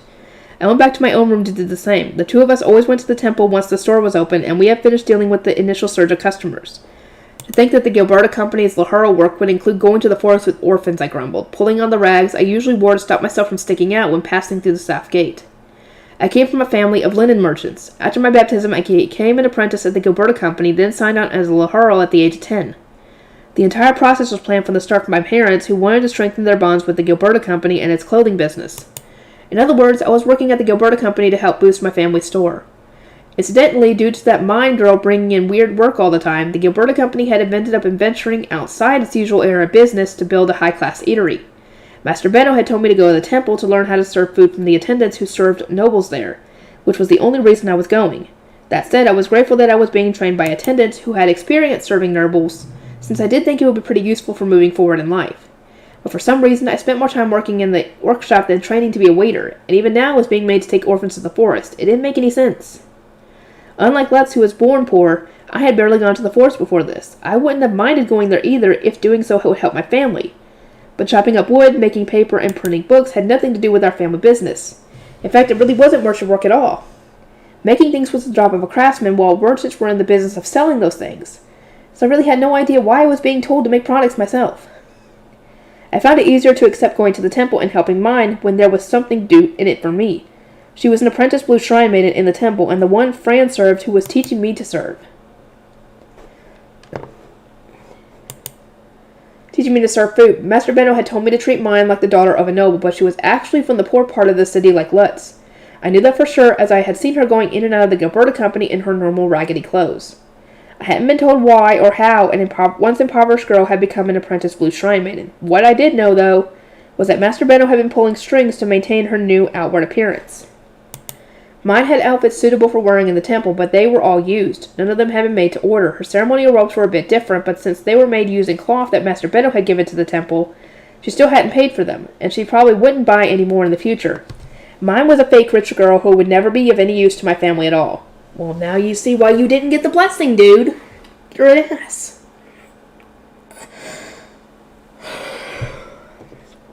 Of course, I did think her inventions like the plant paper and hairpins made using thread were impressive, and they were definitely profitable for the Gilberta Company. Had I never gone to the temple, I would have viewed her from afar as a very impressive child prodigy. But she wasn't of any use to me, and it was annoying to watch her get so clingy with Lutz all the time, so I didn't really want to spend more time around her than I had to. Lutz was this weird guy who wanted to be a merchant even though he was the son of a carpenter. He had none of the common sense that other merchants should have. The way I saw it, he had only been able to become a Laharo because of his friendship with mine. That was the only way I could explain a failure of a merchant like him getting a Laharo contract before turning 10.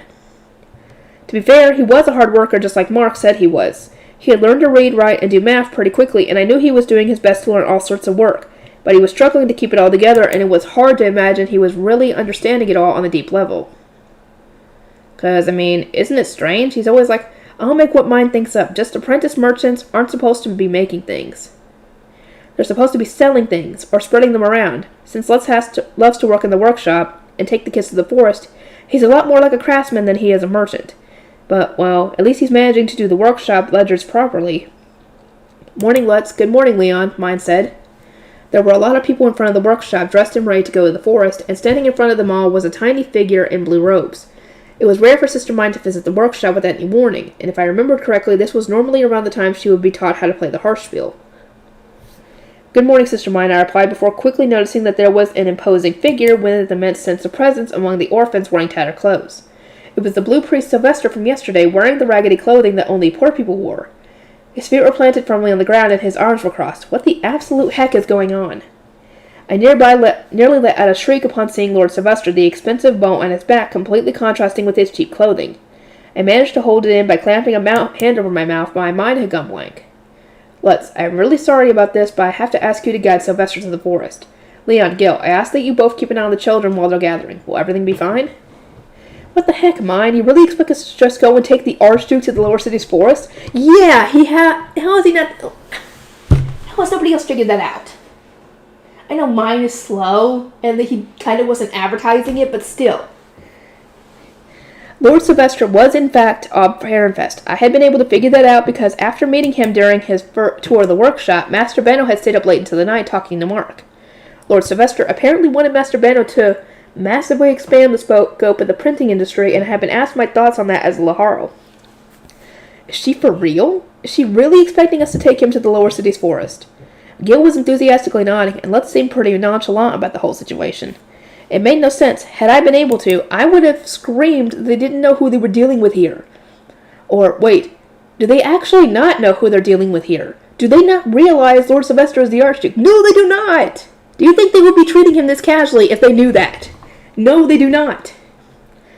On second thought, Master Benno had been dragged out of the workshop the second it was clear he recognized Lord Sylvester, and since Lutz went back to his home at night, he hadn't been there for Master Benno and Mark's late-night discussion. Neither mine, Lutz, nor any of the orphans here knew that Lord Sylvester was the Archduke. Only I did. I wasn't sure whether or not I should reveal the truth. I opened my mouth to speak, but then quickly closed it again, instead deciding to leave it all to Lutz and walking away. Dealing with the orphans would be a lot safer than dealing with the Archduke disguised as a blue priest. Messing up a little with them wouldn't risk dramatically changing my whole future. The second Sylvester passed through the temple gates. He grimaced and looked around. So this is the lower city where commoners live, huh? Sure smells like crap down here. Literally, dude! He tossed it out the window. Looks like it, too. Aren't there any servants here to keep this place clean? I don't know how anyone can stand living here. Lutz, who had stepped out ahead a bit to guide Sylvester, turned his head back slightly and asked him who would hire servants to clean the city. It was a fair question since someone would have to pay those servants to keep the lower city clean. As far as I knew, there was nobody eccentric enough to spend their own coin on such an endeavor. Who would hire them? Lord Sylvester asked. Yeah, the city doesn't belong to anyone, so... You fool, don't you know that the city belongs to the Archduke? I instinctively protested after hearing Lutz's casual reply. Telling the Archduke to his face that nobody owned his city was like asking to be killed, or worse. Oh, right. In that case, Brother Sylvester, please ask the Archduke to hire servants to clean the lower city. A lowly commoner like me would never be so brazen as to ask the Archduke himself. Oh my God, Lutz. Did you not realize who you're talking to? But blue priests are nobles, right? I'm sure you can do it, Lutz said with a smile. Honestly, I wanted to punch him in the back of the head. Lutz, you're being more brazen right now than anyone I've ever seen. And what could only be described as a miracle, Lord Sylvester didn't get mad at all. We just kept walking down the lower city road. Whew, there are so many colors here that my eyes are starting to tire out, Lord Sylvester said. That's understandable since the temple was pure white. The orphans reacted the same way when they walked through the lower city for the first time. Hey, Gil, or Fritz even, could you tell Sylvester about how to walk to the lower city? Let's ask. I don't really know how the temple works, so I'm not that familiar with what's different here. It was a wise move leading that to the orphans. Both Lutz and I were raised in the lower city, so we didn't know what would surprise Sylvester, or what he would need to be careful about. I'm pretty sure you're mine's attendant, right? Perfect. Teach me. Gil wore a tense expression as he explained as best he could, and all the while Fritz corrected his sloppy, polite language from the side. The adult Grey priests in the group started to crowd around Sylvester, Lord Sylvester, probably thinking they couldn't trust him to Gil, who couldn't even speak properly yet. The second I saw Lutz was free, I grabbed him by his collar and pulled him over to me. "Hey, Lutz, what are you going to give Brother Sylvester to eat in the forest?" I whispered, and Lutz looked back at me like he hadn't really given it any thought. "What's wrong with him eating the same stuff we have? He wants to see what the lower city's forest is like, so..." "Everything is wrong with it. You can't make the Archduke eat potato falls and salty soup." When gathering and making paper in the forest, we would use the boiling water to steam potato falls and then have them with butter for lunch. That and soup made from throwing some nearby vegetables into a pot of salted water, potentially with some dried meat if anyone had brought some. Plus, that soup was made in the same pot we used to boil bark. We couldn't give that to the Archduke. "I'm going to go report this to Master Benno. You go on ahead." I pointed at the Alberta company which had just come into view and separated from the orphan group to rush over to Mark, who had just walked a customer outside. He turned toward me and his smile deepened when we made eye contact. "Leon, shall we discuss this upstairs?" It seemed that Mark had somehow managed to guess the true identity of the man wearing a silver hair-clasped leather shoes and a fancy bow, all of which starkly contrasted with his raggedy clothes and making him stick out more than he would have in normal clothes. I hurriedly climbed up the south side stairs. I started to explain as soon as I was on the second floor, reporting as briefly as possible that Lord Sylvester was sneaking out to go hunting with the orphans, that he was being guided by Lutz, and that he was about to be served the lunch of an impoverished commoner. "I shall have Matilda prepare bread, ham, cheese, and drink. It might be wise to bring cutlery as well. Master Benno said that they eat the potato falls with their bare hands outside." Apparently Master Benno had gone with Lutz in mind to the forest once before, and at the time had been forced to eat the potato falls off of a board with his bare hands. Now that they were making soup at the orphanage's request, they brought wooden bowls and spoons with them and pouches on their hips, but Lord Sylvester had joined so suddenly that there probably wasn't any spare for him. It was hard to imagine that a noble who was going hunting and used to servants preparing everything for him that would think to bring his own cutlery. It was better to play it safe and prepare some of our own. "Leon, I will trust serving Lord Sylvester to you. Please make the most of your training from Fran. Ah, and I see the food is ready." Mark handed me a lunch basket that had been prepared by the servant Matilda, wearing his usual smile as he did so. "It seems that Lord Sylvester has no intention of informing mine or Lutz who he really is. Take good care not to slip up and reveal his secret." I took the prepared lunch and rushed to the forest. Work had already begun at the usual riverbank, and I could see bark boiling inside the pots. Some kids were washing potato falls in the river, while others were gathering in the forest just like normal. The only note of concern was that Lutz and Sylvester were nowhere. It took even us Grey priests a while to get... wearing his usual smile as he did so. It seemed that Lord Sylvester were nowhere to be seen. "Where are Lutz and Brother Sylvester?" "We split up once we got here," Fritz responded. "They went off to the hunting grounds, and Lutz said they'd come back when fourth bell rang." I noticed he was stacking stones rather than watching over the pots like he usually did, and when I asked what he was doing, he said he was making a table for Lord Sylvester to eat on. I think Brother Sylvester will need it because he's a blue priest. It took even us Grey priests a while to get used to eating without a table. It seemed that I wasn't the only one cradling my head over the fact that Lutz wasn't treating Lord Sylvester like a noble at all. The moment I realized that, I felt an odd sense of companionship with this guy. "That's a good idea. I went and got some food for him to eat. No way could we make Brother Sylvester eat a lunch of nothing but potato falls and soup, right?" I held up the basket with my hand, and Fritz blinked in surprise. The blue priests were the ones who prepared the food offered as divine gifts to the temple, so I didn't consider for a second that we would need to prepare something for him to eat. Fritz had apparently considered himself a part of Lord Sylvester's group today, and had even expected some extra fancy food to be handed out to him. "How are you expecting his food to be prepared when there are no chefs here?" The wall of common sense separating me from the Grey priest was just too enormous. Fourth bell rang, and I started preparing Lord Sylvester's lunch. He and Lutz came back, walking back having bagged 2 birds. "Brother Sylvester, you can hang them from this branch." "How should I do that?" Lord Sylvester asked, looking at the branch Lutz had pointed out in confusion. But Lutz made no move to take the birds from Sylvester. Instead, he just explained what to do. "You really think I have a random cord on me, Lutz?" "Well, I don't." "Why didn't you bring any cord to the forest with you? You can't bleed them without it. Just what do you have in that pouch of yours anyway?" Lutz asked, untying the cord wrapped around his own waist. I immediately ran over to where Lutz was and demanded to know why he wasn't taking care of the birds himself. I couldn't believe it. Not only was he making Lord Sylvester hold the birds, but he was expecting him to handle the preparations as well. I mean, he's the one who hunted them, so he has to take care of them. Making someone else prepare the meat you've caught is the same as giving it away. That's how things are in the lower city, not the temple. Brother Sylvester is here to hunt in the lower city, so what's wrong with him following lower city rules? Lutz asked, speaking as though what he was saying was obvious. Well, mine did tell me that I have to stick to the noble's forest if I wanted to hunt like a noble. Don't sweat it, I can do this, Lord Sylvester said with a grin as he began tying the birds to the branch. Brother Sylvester, keep an eye on them. Beasts might be attracted by the smell and try to steal them. Right. And by the way, lads, how do you wash your hands without attendants? I'm pretty sure commoners can't even use cleansing magic, Lord Sylvester said, looking down at his blood-stained hands. It was probably normal for attendants to bring him bowls of water. There's a river right next to us, isn't there? You can wash your hands in there. Ask the other kids how. I need to go look for some grass to use as more cords. I imagine you'll want to go hunting in the afternoon, too, after all. Lord Sylvester popped out his chest and said that of course he would, then turned around to look at everyone else. All right, kids, teach me how to wash my hands in that river. I can teach you, Brother Syl. Follow me. I learned from Lutz.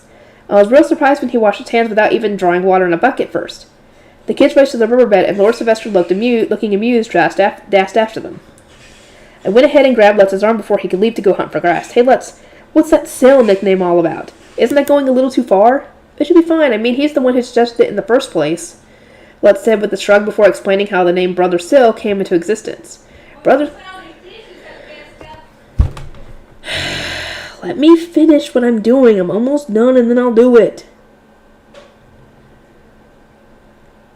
Brother Sylvester is too hard for the really little ones to say, and each time they messed it up, the Grey Priest would all go white as sheets and have everyone kneel while begging for their rudeness to be forgiven. Huh? The third time this happened, a cart on the road almost hit one of the little ones kneeling at the back. Apparently Lutz had saved the kid from getting hit, and since Brother Sylvester was getting tired of the Grey Priest holding everything up to apologize, he told the children to start calling him Brother Syl. He's pretty kind and relaxed for a blue priest, don't you think? He's kind of a weird guy, but I'm glad he's not one of the violent, arrogant nobles I've heard about, Lutz said before turning around and heading off to the forest to search for grass. I served Lord Sylvester his food, and lunch came to a safe end. One person had a separate menu, and there was a table for them consisting solely of a board placed upon some stones. But Lutz didn't say anything about it, and Lord Sylvester seemed to accept it without a word. By the way, what do you all think about that mine girl? Lord Sylvester asked Lutz. You know her pretty well, don't you? Well, she knows all sort of weird things, but she has almost no common sense. She's so weak that she's almost always on the verge of death, and she can't do anything without help. But she's nice and she supports my dreams. Mine's the best friend I could have asked for, and I wouldn't be here today without her, Lutz was speaking in a polite, reserved tone, but it was clear he was speaking from the heart. Lord Sylvester tilted his head back, peering at the sky, and thought, what I've heard about her is a little different. They say she improved the orphanage, but how much of that is true? She and Ferdinand are saying things are way better now, but if that's true, she really should brag to the Archduke about it to get a reward. If she's lying, though, he might end up giving her a big punishment instead. The orphans were urged to tell the truth, and so they all started talking about what the orphanage had been like before mine came. They spoke about how she had saved them, how much food they got to eat now, how they could make soup on their own, and that they were able to spend all winter around a warm fire instead of running out of wood partway through. Their eyes were all shining, and anyone could tell how deep their respect and gratitude for mine really was. So she helped out the orphanage, huh? I had only started visiting the temple after the orphanage, the director's chambers, and the workshop had all been set up. So I hadn't known how miserable the orphanage used to be. And, wow, I didn't know you guys were able to talk this much. What surprised me most of all was how talkative the Grey Priests were being as they recounted how far the orphanage had come. The younger kids would always talk pretty casually once outside the temple, but the old Grey Priests generally kept silent while working in the forest or in the workshop, speaking only when absolutely necessary. One could say that answering a blue priest's question was enough to be considered absolutely necessary to them. But still, they were talking way more than usual. And is it just me, or are they saying nothing but praise?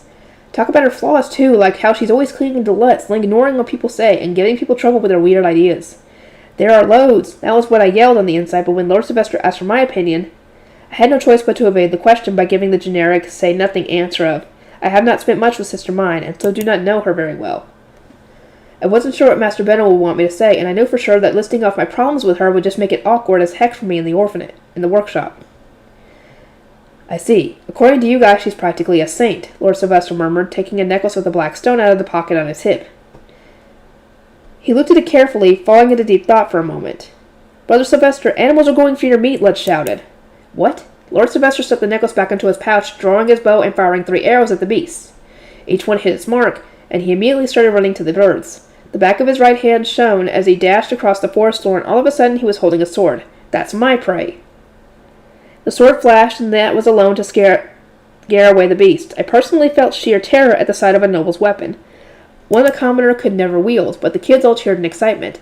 You're amazing, Brother Sil. You're so strong. I know, right? Sylvester, perhaps enthused by the children's praise, kept on hunting in the afternoon. He shot birds high out of the sky while all the kids were watching, earning him more cheers and applause. We should be heading back soon. If we don't get back before the chefs leave, we won't be able to prepare the meat. I didn't expect you to catch this much. Let's said worriedly while looking at all the game. It was common sense in the lower city to only hunt as much as you needed. Bringing home more than you could eat would just lead to it rotting under shelves. Brother Sylvester's a blue priest, remember? He provides the orphanage with his divine gifts anyway. He can just give the meat to the orphans. By indirectly suggesting that they would get to eat the meat themselves, I was easily able to convince the Grey Priest to help carry it all back. Brother Sylvester gladly left them to it. All right, back to the temple we go, he declared in a visibly good mood. Right. We started preparing the meat as soon as we got back. Among the busily moving crowd, I noticed Lord Sylvester giving mine the necklace with the black stone. And the afterword. Okay, guys, I am done. Next part is going to be, I'm assuming, Volume 1, Part 3, which is Volume 8 in the series. And uncharted territory. Be ready, everybody.